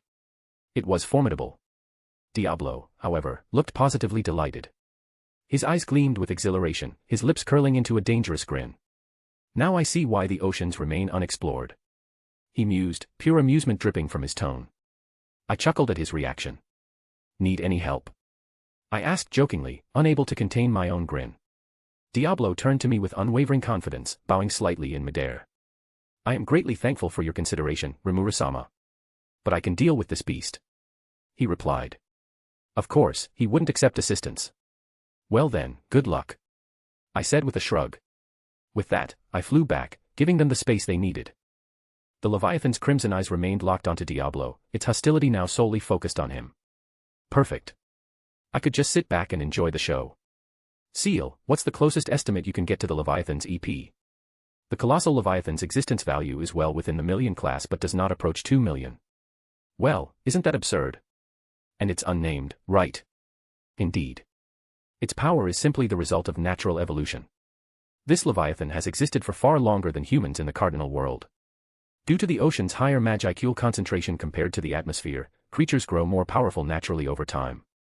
That alone explained a lot. While colossal Leviathans might not be commonplace, they probably weren't rare either. And if this thing was already this powerful, its earlier evolutionary stages were likely terrifying in their own right. In that case, it made complete sense why the Eastern Empire never attempted an invasion by sea. Even their massive fleet would be nothing more than prey in these waters. Shifting my attention back to the battle, I saw Diablo maneuvering through a hailstorm of black spines, each one tens of meters long and razor-sharp. The Leviathan launched them in rapid succession, its body pulsating with raw force as more emerged from its back. Yet, Diablo's movements were flawless. He weaved through the deadly barrage with effortless grace, each attack barely grazing his afterimage. Just as he was preparing to retaliate, the beast's spines regenerated quickly, as if the attack had never even happened. Ultra-speed regeneration, too. I muttered, watching the fresh set of jagged projectiles glisten under the sun. At this point, I wouldn't hesitate to say it was stronger than Charybdis. Multi-layer barrier, magic resistance, and now, ultra-speed regeneration. This thing had the perfect defenses to stall even Demon Lord seeds. I leaned back, intrigued. How will Diablo handle this? I wondered out loud. Before he could make his move, the ocean violently erupted, sending pressurized water jets shooting toward him at breakneck speed. Diablo barely flickered out of the way as the streams carved through the sky, narrowly missing him. The sheer force of the attack caused the air to ripple, and the ocean below parted from the impact, leaving behind deep gouges in the surface. The Leviathan's eyes tracked him relentlessly, its intelligence shining through its predatory gaze. So, it can use water manipulation, too, huh? One of the first skills I ever acquired, water manipulation, was a relatively low-tier extra skill, but under the right circumstances, it could be devastating. And in this case, these water jets could slice through steel like butter. Unlike magic-based attacks, this ability wasn't formed from pure magicules. It was a natural phenomenon, enhanced by the Leviathan's sheer power. Which meant one thing. Diablo's magic resistance wouldn't protect him. Despite the seemingly dire situation, Diablo's grin only widened. The Leviathan had thrown everything it had at him, but it was as if each attack only amused him further.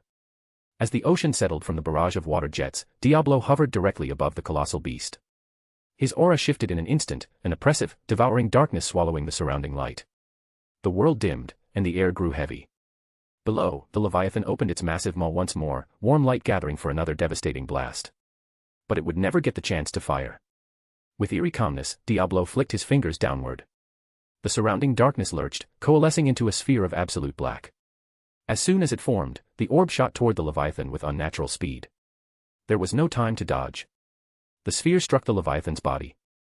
I braced myself for an explosion, but nothing. Instead, the darkness sank into the creature's form, spreading like ink through water, seeping into every fiber of its being. It let out a deep, guttural rumble as black veins crawled across its body. Its entire form darkened, the teal of its scales vanishing as if consumed by a shadow deeper than the abyss itself. And then, the Leviathan silently disintegrated. There was no grand destruction, no violent eruption. Only a quiet, terrifying dissolution. One moment, the colossal Leviathan towered over the waves.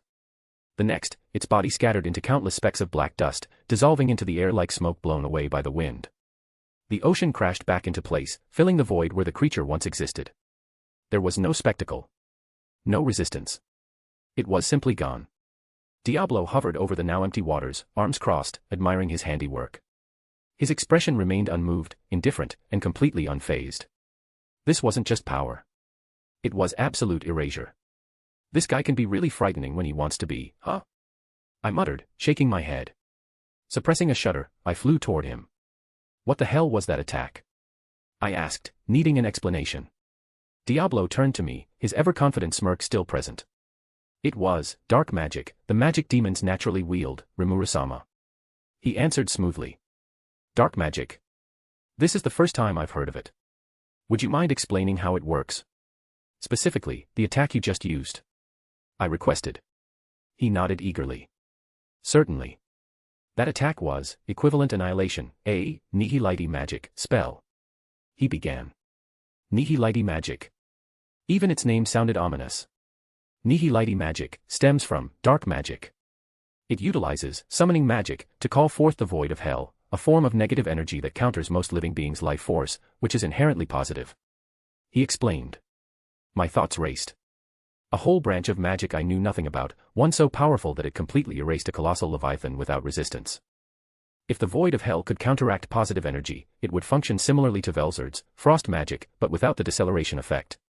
Could I acquire dark magic? Or was it something exclusive to demons?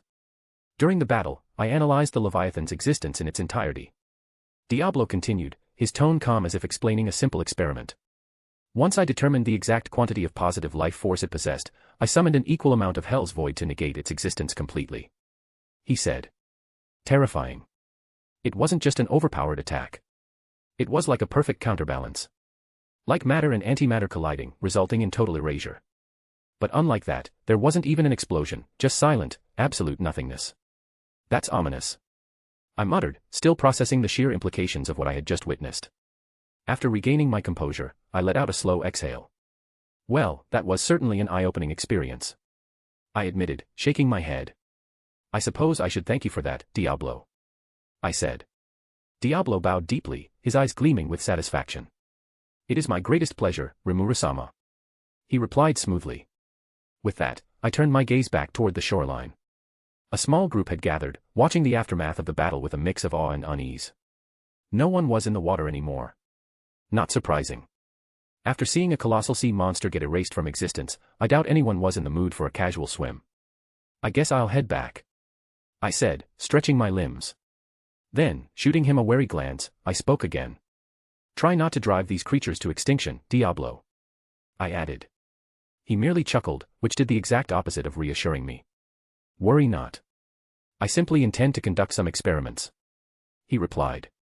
Suppressing another shudder, I teleported to the shore. A light splash echoed as I landed in knee-deep water.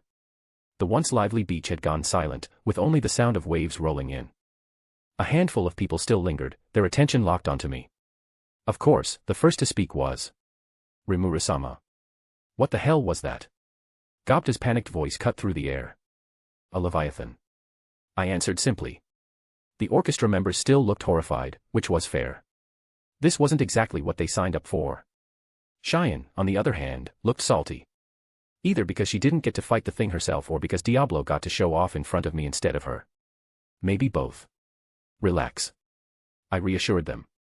Those things don't come near shallow waters. And Diablo will keep watch for any others. I continued. A moment of silence followed before my subordinates finally let out relieved sighs. The tension slowly faded, and before long, they hesitantly returned to the water. That left me with Hinata, Luminous, and Class S, Sensei. Kenya ran up, eyes gleaming with excitement. That sea monster was way stronger than the sky dragon you fought, wasn't it? He asked. The other four looked at me expectantly.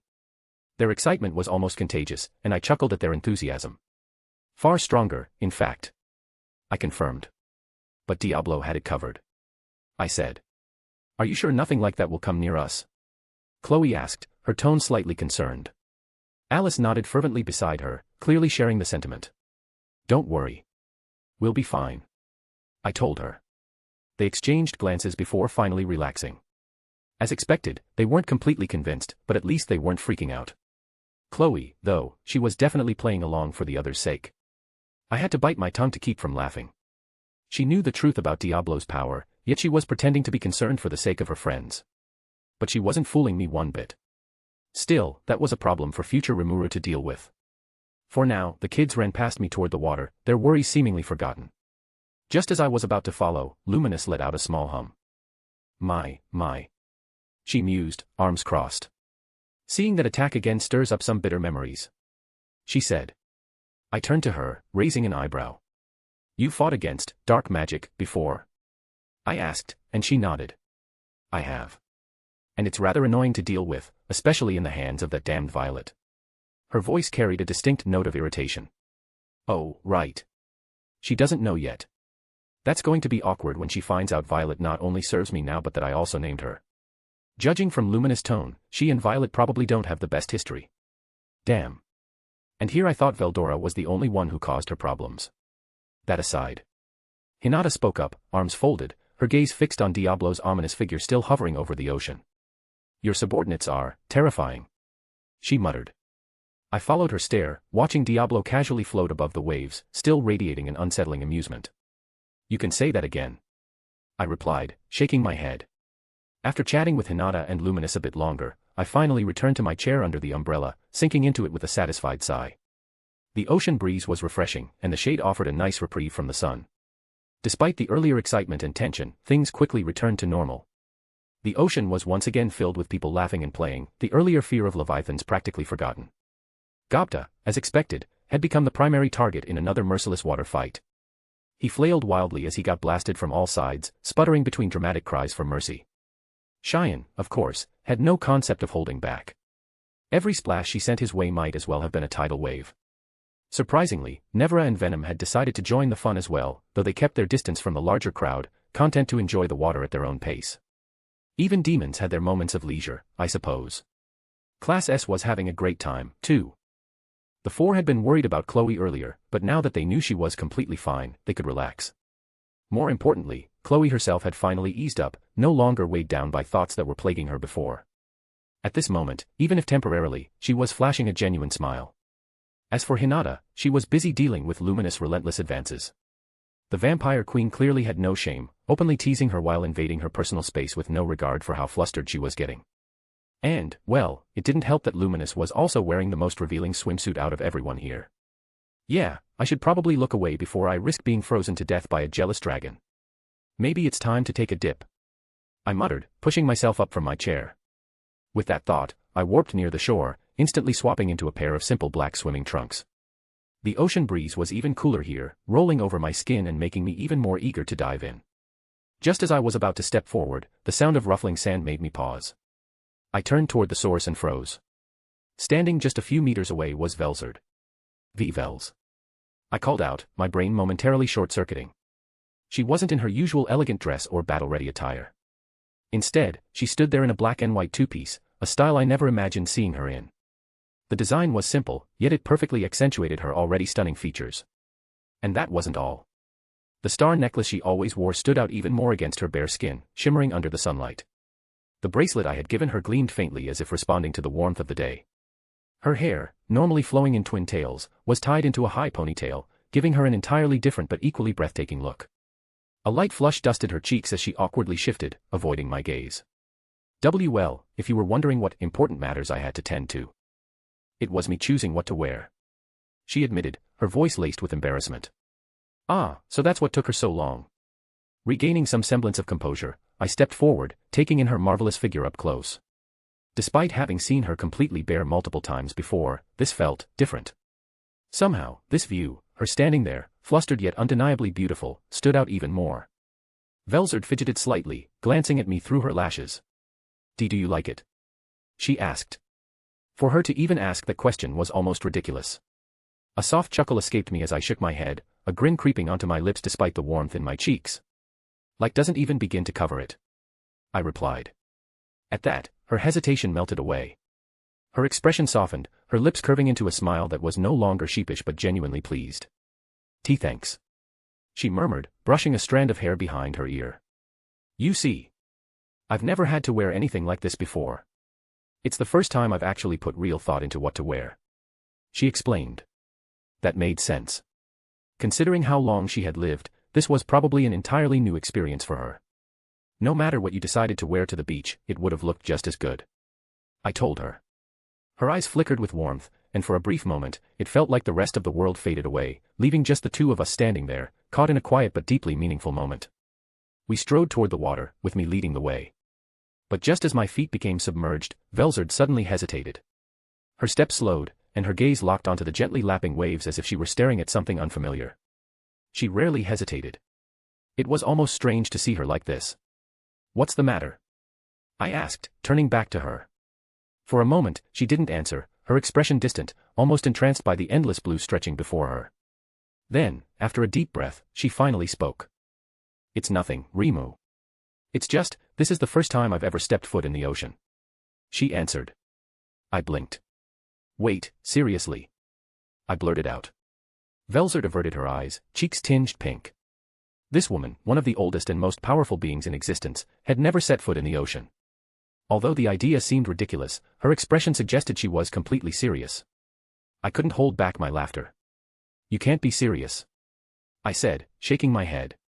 Her blush deepened, and she immediately tried to cover it up with a scowl. Shut up. She shot back. Her feigned anger only made her hesitation more amusing. Still, it wasn't like she was actually afraid, just unfamiliar. She just needed a little push. Suppressing another chuckle, I held out my hand. Come on. It'll be fun. Just take my hand. I encouraged her. She eyed my hand for a few seconds, her pride likely warring with her curiosity. But in the end, she let out a small huff before placing her palm against mine. Gently, I guided her forward, step by step. The moment her feet touched the water, she froze for just a second. But then, the tension in her shoulders eased, and her expression shifted from uncertainty to fascination. The cool waves rushed over our ankles, swirling around her feet for the first time in her life. This is. Her voice trailed off as if words failed her. With slow but steady movements, we waded further into the water. By the time it reached our waists, the warm sun above, the rhythmic push and pull of the waves, and the soft sand beneath us created an entirely peaceful atmosphere. Velzard ran a hand over the water's surface, watching the way it rippled. It's nice. She admitted softly. I grinned. See? I told you. I said. She gave me a small, almost sheepish smile. I'll admit. I wasn't expecting to like it this much. She replied. Feeling a bit playful, I flicked some water at her. Well, I did say it'd be fun. I teased. Her smile vanished instantly. Did you just? She paused. Before I could react, a small wave of water smacked me straight in the face. I sputtered, wiping my eyes just in time to see Velzard smirking, hands dipped in the water like she hadn't just committed an act of war. Oh, you're in for it now, I declared. With a grin, I lunged forward, sending a proper splash her way. But before it could even touch her, the water froze midair, turning into crystalline shards. I stared at the frozen splash, then back at Velzard. Did you just counter my attack with magic? I asked. She gave me an innocent tilt of her head. I have no idea what you're talking about. She replied. That's so unfair. I groaned. She laughed, her earlier hesitation completely gone. The sound was light and free, completely different from her usual composed demeanor. Well, you started it. She teased. I narrowed my eyes. Oh, that's how it is, I retorted. Before she could react, I suddenly pulled her forward, catching her off guard as we both tumbled into the water. A splash erupted around us as we submerged for a second before emerging, both dripping wet. Velzard gasped, blinking away the water clinging to her lashes, and I prepared myself for payback. But then, something unexpected happened. She laughed again. Not just a chuckle, not her usual elegant amusement, a full, genuine laugh. It was the kind of laugh that came from pure joy, the kind of sound that made my chest warm in a way that had nothing to do with the sun overhead. I found myself staring at her, taking in the way her usually sharp, regal expression softened into something completely unguarded. "You really are enjoying yourself?" I said, smiling. She turned to me, her blue eyes reflecting the glistening ocean. "I am. More than I expected," she admitted. For a moment, we simply stood there, letting the waves push and pull around us. Then, with a small smirk, Velzard suddenly tackled me back into the water. And just like that, we continued the day like this, playing, laughing, and, for once, not worrying about anything else. Today would be our last chance to truly take a breath. After this, there was no holding back. Welcome back, readers. It's been quite some time, and I do apologize for that. College is starting to get serious, so I had to lock in for a moment. Integral calculus was fun, but there's a lot of shit I have to memorize. That aside, I was also completely absorbed since I recently just finished watching Wherein. Yes, I'm late to the party. And all I'll say is I wish Tensura's animation and writing quality were like that. Though Tensura is still my favorite series, Wherein is an absolute masterclass. Moving on. I thought it'd be fun to flesh out this world's ocean, just like I did with the underworld. Since it was stated that dangerous sea monsters were what prevented the East from attempting a naval assault, why not show them in action for a bit? Marine transportation is practically non-existent in the cardinal world, and I find it a bit weird that the reason would be simply due to some big creatures, which were described to be only tens of meters long. No, we need something Demon Lord Seed level and Charybdis scale to make the oceans a true hazard. And yes, that Velzard illustration will be my absolute peak. Do I regret it? Hell no. Speaking of illustrations. Here's another sneak peek. We got Seal in the flesh, confronting someone. Who is that? You'll just have to find out when that chapter arrives. Oh yeah, and just another reminder that I will not be following many things from the original light novel from Volume 19 onward, in case anyone wonders when we get to that part of the story. Volume 13 onward will see many changes, too. Anyway, that is all, folks. It's good to be back. And I'll see you all in the next chapter, probably next week. Author, out.